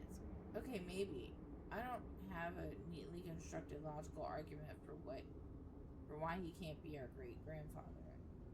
But someone would have told me. Ugh. Why aren't these broken memories timestamped? Okay, this is where I need to save.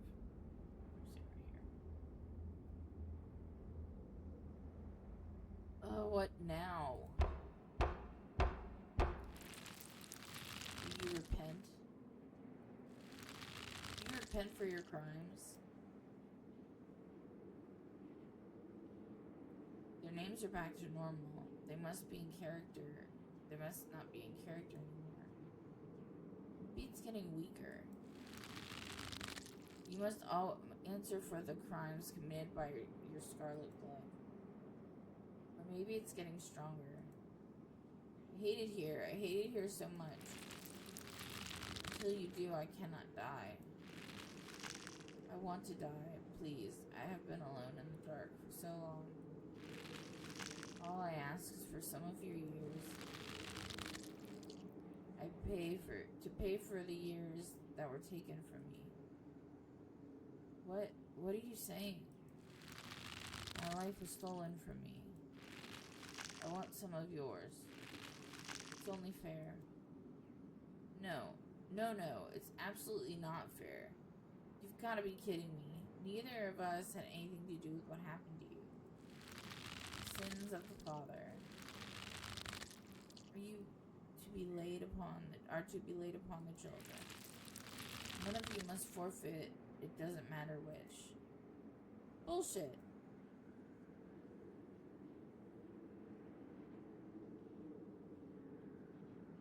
What happens if we refuse? Then I will stay. I will stay until I get what I'm owed. Why are they here now, though, if they've been living in the house for so long? I don't understand. You will live a shorter life. I will finally be satisfied. I will have justice. I will finally die. I will leave this house at last. How much shorter would my life be? You aren't seriously entertaining this thing, are you? That isn't for you to know. Just as it wasn't for me to know. One day, sooner than you'd like, you will die. I hope I didn't come too late. Mom? All of you had better get out of here before the spirit regains composure. This is certainly a strong one, isn't it? Don't worry. Don't worry about the others, they're safe. I got your call, Tabitha, but it was definitely not easy getting down here. Get us out of this pit, Sybil. Tabitha, I don't think I'll probably do her worst later. I don't think it's wise to leave something like this where anyone could stumble across it. Why is that my problem? It wants something, doesn't it? And I think you know which of you should volunteer. You must be joking. You're the eldest cousin. You're the one that's actually lived in this town. It's only right. I told you, scum saving, man. Absolutely not. We should just leave. I'm not giving in to that demands of a dead guy.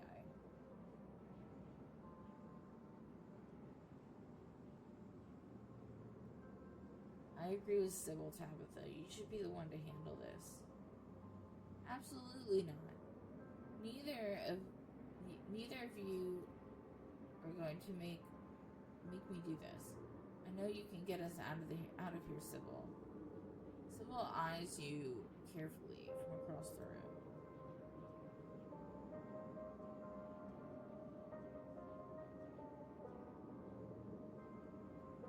Fine, if you're not going to deal with this, then I will.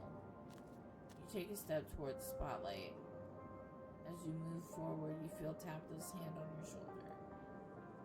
Hey, what are you doing?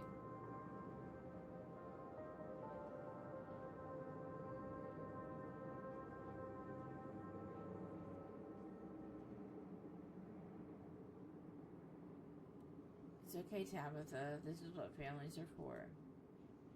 Sybil is right here. Please don't do this. You wordlessly step into the spotlight.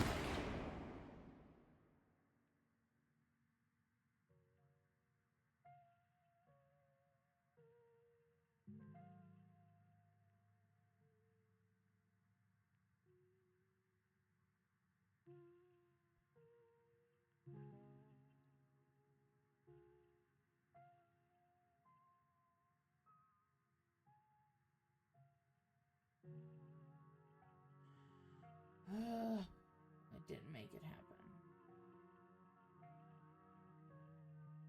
Supposedly, if you have a decent enough relationship with Tabitha, she'll stop you from doing it.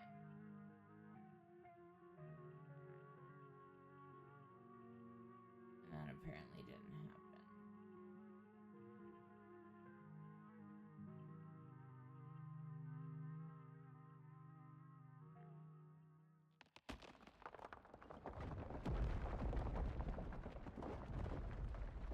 The first time, it feels like hours.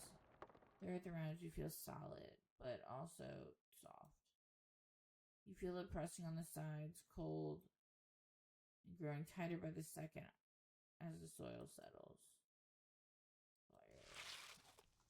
Your arms stare at the earth until they break through into the air.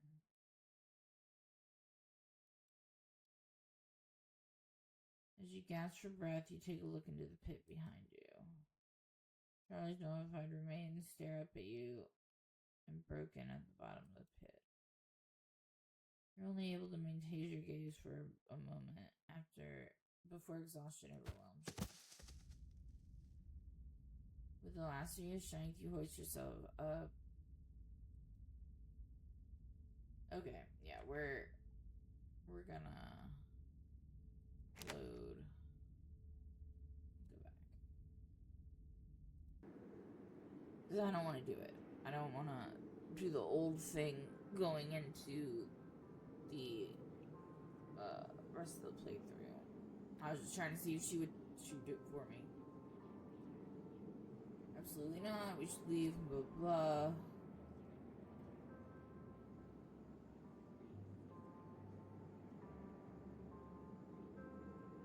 I'm not leaving before I put this thing to rest. Take a step forward as you move towards, have this hand on your shoulder. Hey, what are you doing?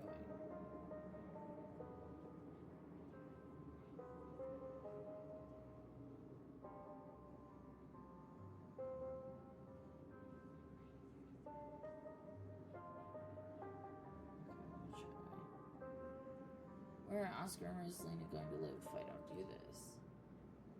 Is that what you're worried about? Good God, don't give up years of your life just for somebody's rental.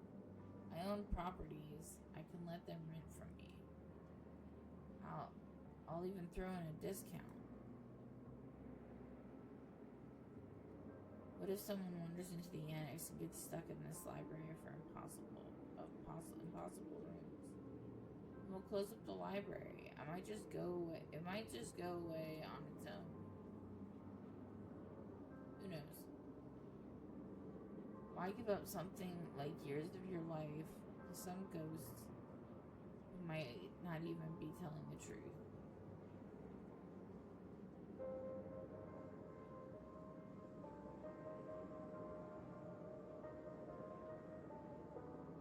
You can't just leave this unresolved.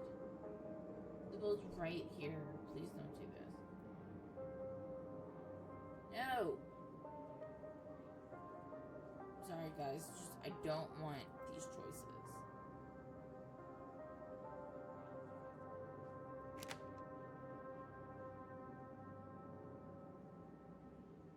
Shit. Fucked up. No, I fucked up. Okay, we're just gonna burn. No, I don't want to over. Okay, I'm just gonna run through this really quick.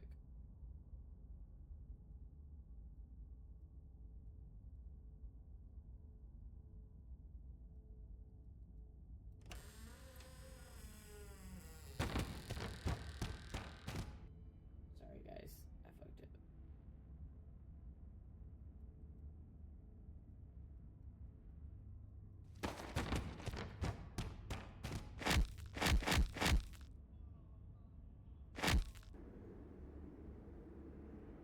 I'm sorry, y'all. My bad. I just want to play a certain way.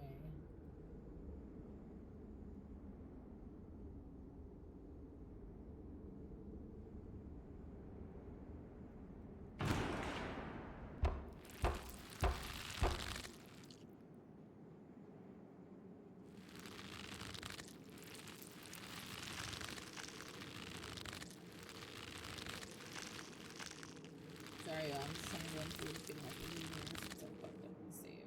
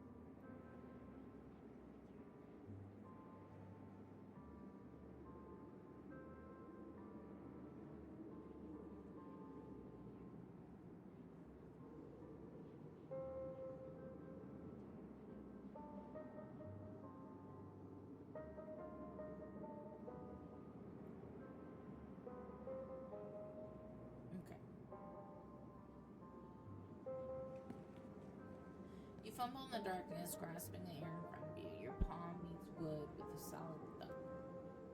It's a staircase. You can feel it under your hand. Found it. You begin your ascent. Good work, you two. You're doing great. You place a confident foot on the wooden floor of what you assume must be Rosalina's room. You open your eyes, seeing what feels like a superposition of the real and the fake. Don't let it trick you again. Its powers are already struggling to maintain their grip on you. So what I was trying to do was have Tabitha take the years and make her a real person. I didn't want to do it this playthrough, so I was trying, but apparently I missed the opportunity. At one point in the game, you're supposed to like spend the afternoon with her, and I should have done that, but I ran off. And that's my bad. Maybe in the next playthrough I'll fix it, but yeah. what she was supposed to do was stop me from giving up my years. Anyway, that's what's going on. You continue, you feel the door frame under your palm, and then the sturdy walls of the hallway beyond. We're almost out. I knew it. I knew that this ghost wasn't a big deal. It's only faltering now because it's exhausted. Don't underestimate that spirit, Tabitha. You stumble into the corridor between the annex and library. The real world swims closer and closer to being back in focus. The doors. Come on, Kay, we're almost there. You and Tabitha fall towards the entrance, your legs still unsure of the ground beneath you, and the doors fly open. You're outside. It's real this time. A cool autumn breeze blows small piles of dry leaves across the steps of the library. I'm gonna peace out. Back-to-back encounters with my own mortality. I've got a lot to ponder. Dear Rosalina. Zane walks off down the road. Finally, we're out of the funhouse. But the spirit remains. It would have been much better to banish the thing. It spread from the annex to the entire building. Anyone who steps foot in there might be subject to its torment. Not my problem, not Kay's problem. I don't want anyone else in town to have to experience that. That was awful. My bones were not meant to bend like that. I've never been so sore in my life. We'll board the place up and say there was a gas leak. There, we fixed it. I suppose I'll have to find another place for me and Rosalina to stay. This was such a disaster. I'm so sorry to have brought you all into that house. I should have left the place to rot.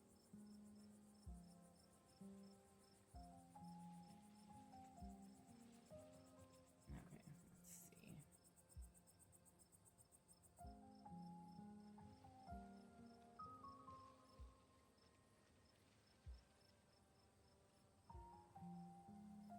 I want to click this one, but it's probably a bad idea.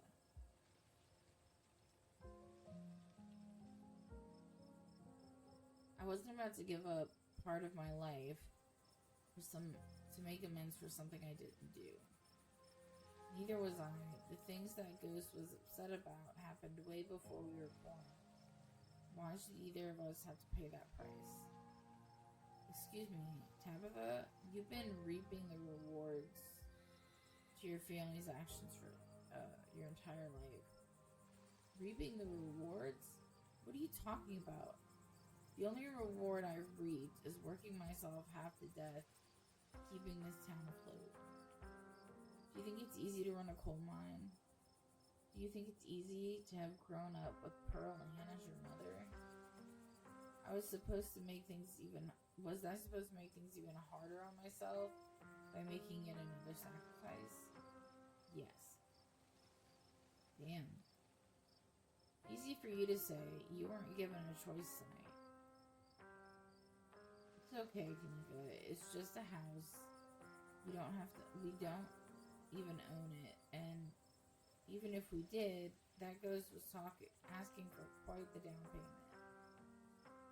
It's more than just a house. It's also the library and the town hall. And even barring that, it's a dangerous space that we're just leaving there because Tabitha didn't have the guts to put other people before herself. Children. There's no use quibbling over the details right now. At least for the time being, the spirit has only grown in strength. At least for the time being, the spirit doesn't like that.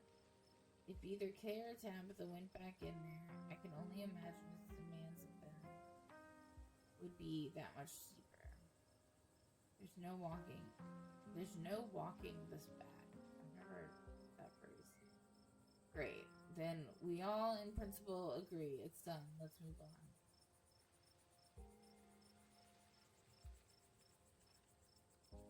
Get off my cousin's back, Kanika. She doesn't owe anyone anything. To the contrary, I'd say the Scarlets owe a lot of people right now. This town was built on the labor of other people, and it was apparently built on murder too. I've never murdered anyone. No, but you inherited the mines and most of the land in town. Let's all take a deep breath. I think everyone's a little high-strung tonight. That was quite the ordeal you all went through. Thanks for having my back, Kay. That was surprising.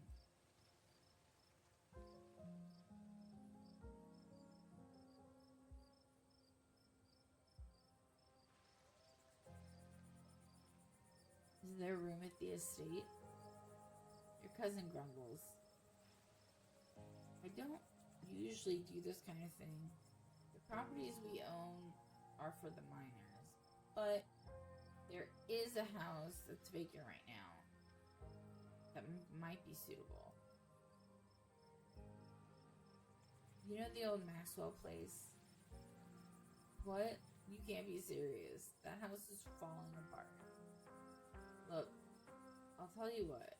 I won't even make you pay rent for the first month. Consider it repayment for not literally giving up my soul to get rid of a ghost. I wasn't causing any problems until the two of you lived there. That's bullshit, because he was saying it just started happening. That's funny. I thought it was your family that pissed off the ghost. Your cousin furiously pulls out a key ring before picking one off and handing it to Oscar. Thank you. This literally means a lot to me. This really means a lot to me and Rosalina. Now, if all of you don't mind, I'm going to go home. I think I've had enough social interaction for a lifetime tonight. Finish up whatever you have to do. I'll wait by the car. Tabitha doesn't wait for you to respond, pushing past you and heading towards the car. To think that ghosts are actually real, Stella's got to be over the moon right now. Actually, wait, where is Stella? Oh, she's just standing there by herself. That isn't like her. Go talk to Stella. Go and check in with her. You walk over to Stella. I've never seen anything like that, like what we saw tonight. Absolutely dreadful. I don't think my dear Stella is having an easy time with it. I can't even do better. I'm gonna keep trying. Hey, Kay. I'm here if you need me. I'm so sorry, Kay. I don't think I can talk right now. I'll call you, okay? She hurries off down the road.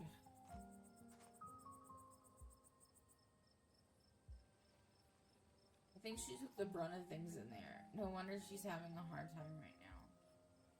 Should we go after her? I think she just needs some time to herself. Stella's never been the kind to share her burdens. And I doubt that'll change just because somebody goes chasing after her. If anything, it'd just make her clam up even more. She's a strong girl. She'll be okay. I'm honestly surprised she and Zane are the only ones heading out right now. You've all been through something awful, and each and every one of you needs rest. Especially you, Kanika. We don't want that cold of yours to get any worse. She doesn't have a cold. You're poisoning her with your tea. God, what a disaster this whole night has been. I had no idea it would turn out like this. I'm so sorry, everyone. Stop apologizing, Dad. We're the ones who don't have a house anymore. We don't even have a library now. I want to know how they're gonna get their stuff. Like,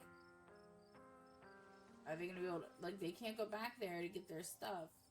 Are they gonna get, like, their clothes and everything? I feel like it's never discussed. There's another carving in there.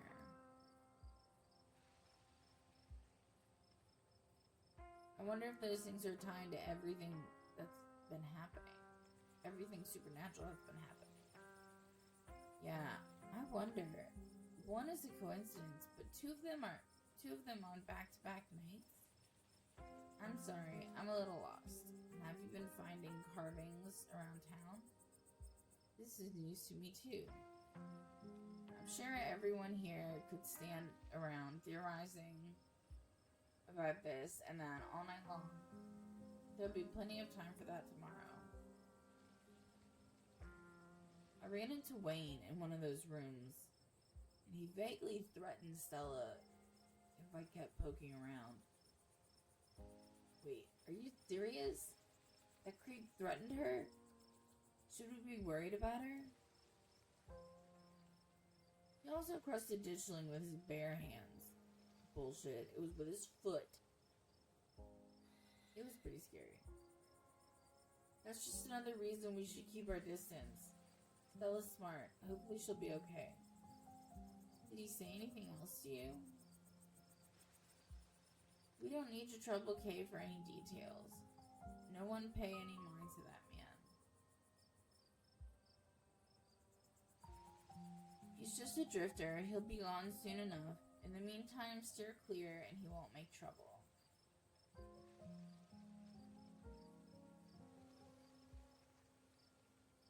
What was it like being puppeted? They all glance away. It hurt. Why didn't I make Rosalina stay behind? I can't believe I let that happen to her. Dad, this might be the overwhelming pain and exhaustion. But shut up. I love you. None of this is your fault, okay? I had no idea what I was going to say until the words were already spilling out. It was like I had no control over myself. I remember each and everything I said. It's like it was burned into my memory. You poor souls. I can't begin to imagine what you all have been through. Excuse me. I'm really sorry, Oscar. I'm really sorry, Rosalina. It's okay. Worse things have happened to people, and the price was just too high. We'll find a way to pick things up. Rosalina stares up at you with a whirlpool of tears and rage in her eyes. You won't have to do it alone, Oscar. You can help yourself to whatever you need from the general store. Yeah, I'm sure Aunt Winnie and I can help you out too. This is a good town full of good people, Kay. We won't let this ruin Oscar. What do we do about the library? Bar the doors. We make sure everyone knows to steer clear. We can't just tell them it's mega haunted. Even if folks believe us, they'll just make them want to investigate for themselves. Maybe Tabitha had the right idea. Maybe we just say there's a gas leak. Sybil, is there a chance this goes away on its own? I'm not really an authority on those things, but it doesn't seem interested in fading away. Okay, that settled it. We boarded up. We say there was a gas leak, and just hope no one gets curious. I guess it's the best we can do for now.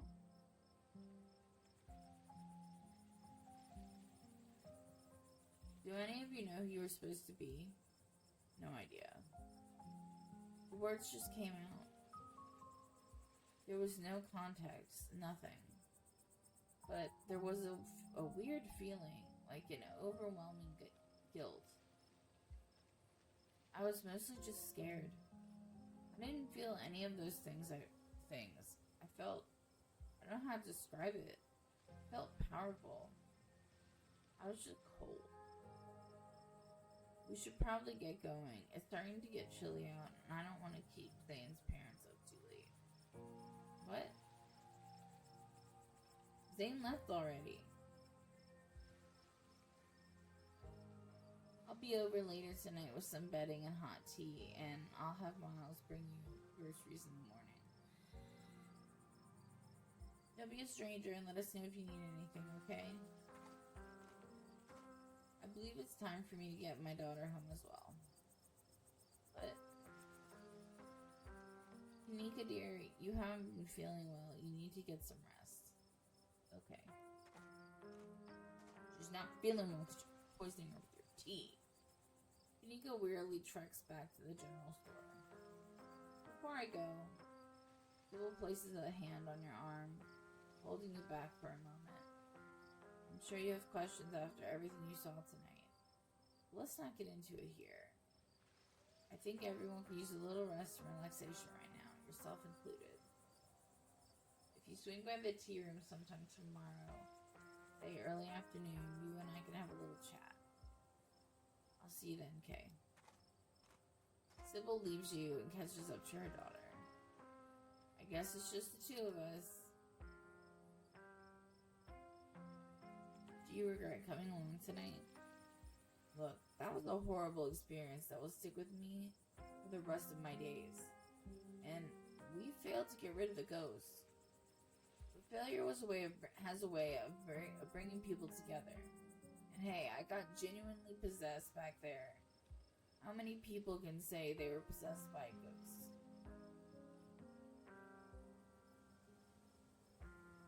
So, you have no idea who you were? I could roughly place most of the others. None whatsoever. But I remember everything I said, and I remember that cold feeling. A prisoner of the Scarlets. I wonder what your family was up to back then. I guess we can add it to the ever-growing pile of mysteries. What do you remember? As far as I know, all of it. I might start forgetting soon, but for now, it's all fresh. The twisting wasn't the most pleasant, but even though I feel like I got tossed in a blender, it honestly made me feel so alive. I guess you finally got some shared trauma with everyone. Avery chuckles, then grabs at his ribs, wincing. Yeah, I guess I do, huh? I know tonight was horrific, and it was also thrilling. And knowing we all went through it together, it makes it easier. There are people to commiserate with tomorrow morning when the soreness really starts to set in. Which reminds me, I better get back home. I'm supposed to have a shift tomorrow morning. I might have to call in sick, but here's hoping a good night's sleep is enough to heal up. Avery heads off, leaving the square in front of the library empty. Are there any little bitchlings around? No, I'm kidding. Time to wrap things up here. Because I have no other choice. I don't know why they give me the option. The ride back is nearly silent as you and Tabitha reflect on the night's events and your decision to leave the haunting intact. You think we did the right thing? Second guessing yourself? Don't waste your energy. It's like Sybil said, it's done, and there's nothing we can do about it other than move on. And for the record, yeah, I think we did the right thing. So I guess ghosts are real. Yeah, I guess so.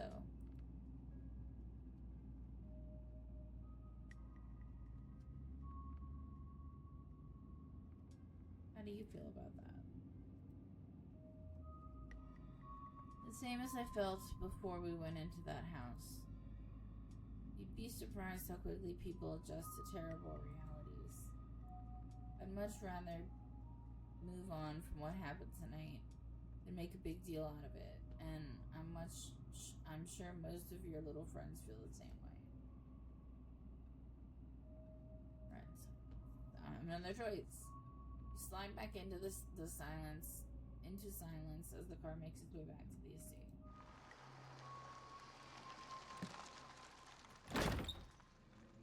You're back inside. After the events of this evening, the howling winds and unsteady creaks of the estate almost feel like a warm welcome. Well, we're back.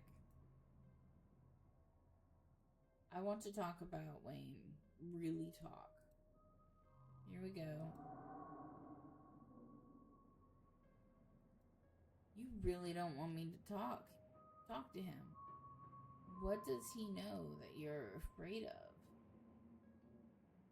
Afraid I'll find out. I just know him. Please trust me when I say he's bad news. Do you think he's actually going to hurt Stella? No, he's a creep, but I don't think he has it in him to hurt her. And I don't know if you've noticed, but Stella is irritatingly resourceful. She'll be fine. Why is he following me? He's a creep, stalking his ex's cousin. All the more reason to not talk to him. He's a different man now. Stay away from him. Why is he all gross? He's sick or something. Probably part of why he's such a creepy weirdo now. I don't know if it's contagious, but I wouldn't rule it out, so don't go near him. Do you think Stella is going to be okay, like, emotionally? She wandered off back there. I'm worried about her. She's a pest, and like all pests, she has an uncanny way of bouncing back from things. She'll be fine.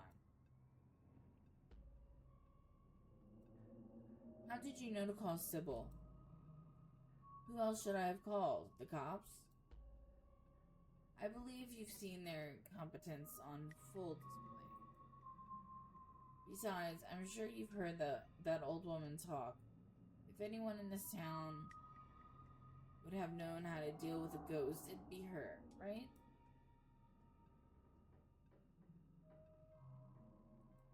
I don't know about you, but I feel pretty traumatized right now. That's great. Now you're really a Scarlet. Let this be a lesson to you, Kay. What's going to happen to the library? It'll stay boarded up until a real ghost hunter comes in or something. Or maybe Charlie will just get fed up and disappear. I don't know how ghosts work. And it's not our problem now anyway. The important thing is we both got out of there, and even though everybody got banged up, nobody died. I won't even charge Oscar and Rosalina rent for the old Maxwell place. Out of the kindness of my heart, I'm sure they'll find something soon.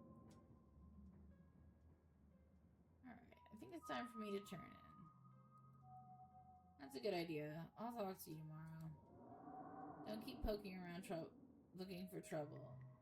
You just have to make it to the funeral. 4 more days, that's all. And then the bus comes. You know, I don't have to leave the holler. I could get used to this place. You have plenty of time to think that over. Anyway, night. See you tomorrow. Time to go to bed. You don't even notice yourself entering the guest room and falling into bed. Suddenly, you're just there, buried under your family's musty covers. It's Wednesday night. Nearly half a week has passed since you first arrived in town, and a little over half a week remains until the bus comes to take you home. The spirit of Charles Shaw Jr. now commands the entirety of City Hall, a swirling void of wrath and despair that the people of this town will have to learn to ignore. Disaster looms its tallest yet over Scarlet Hollow.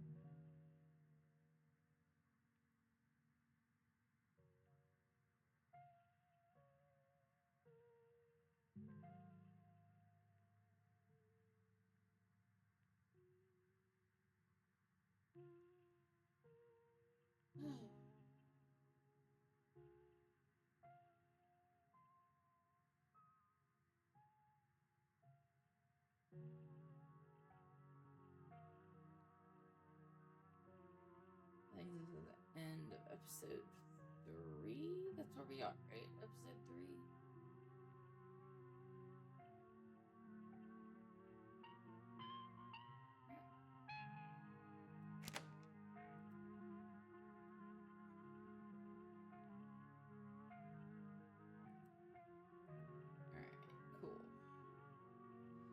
So we're gonna go ahead and end this video here so I can go eat some breakfast. But if you watch this now, if you watch this later, or if you don't at all, I hope you enjoyed the video, and I'll see you guys in the next one. Okay, thanks, bye.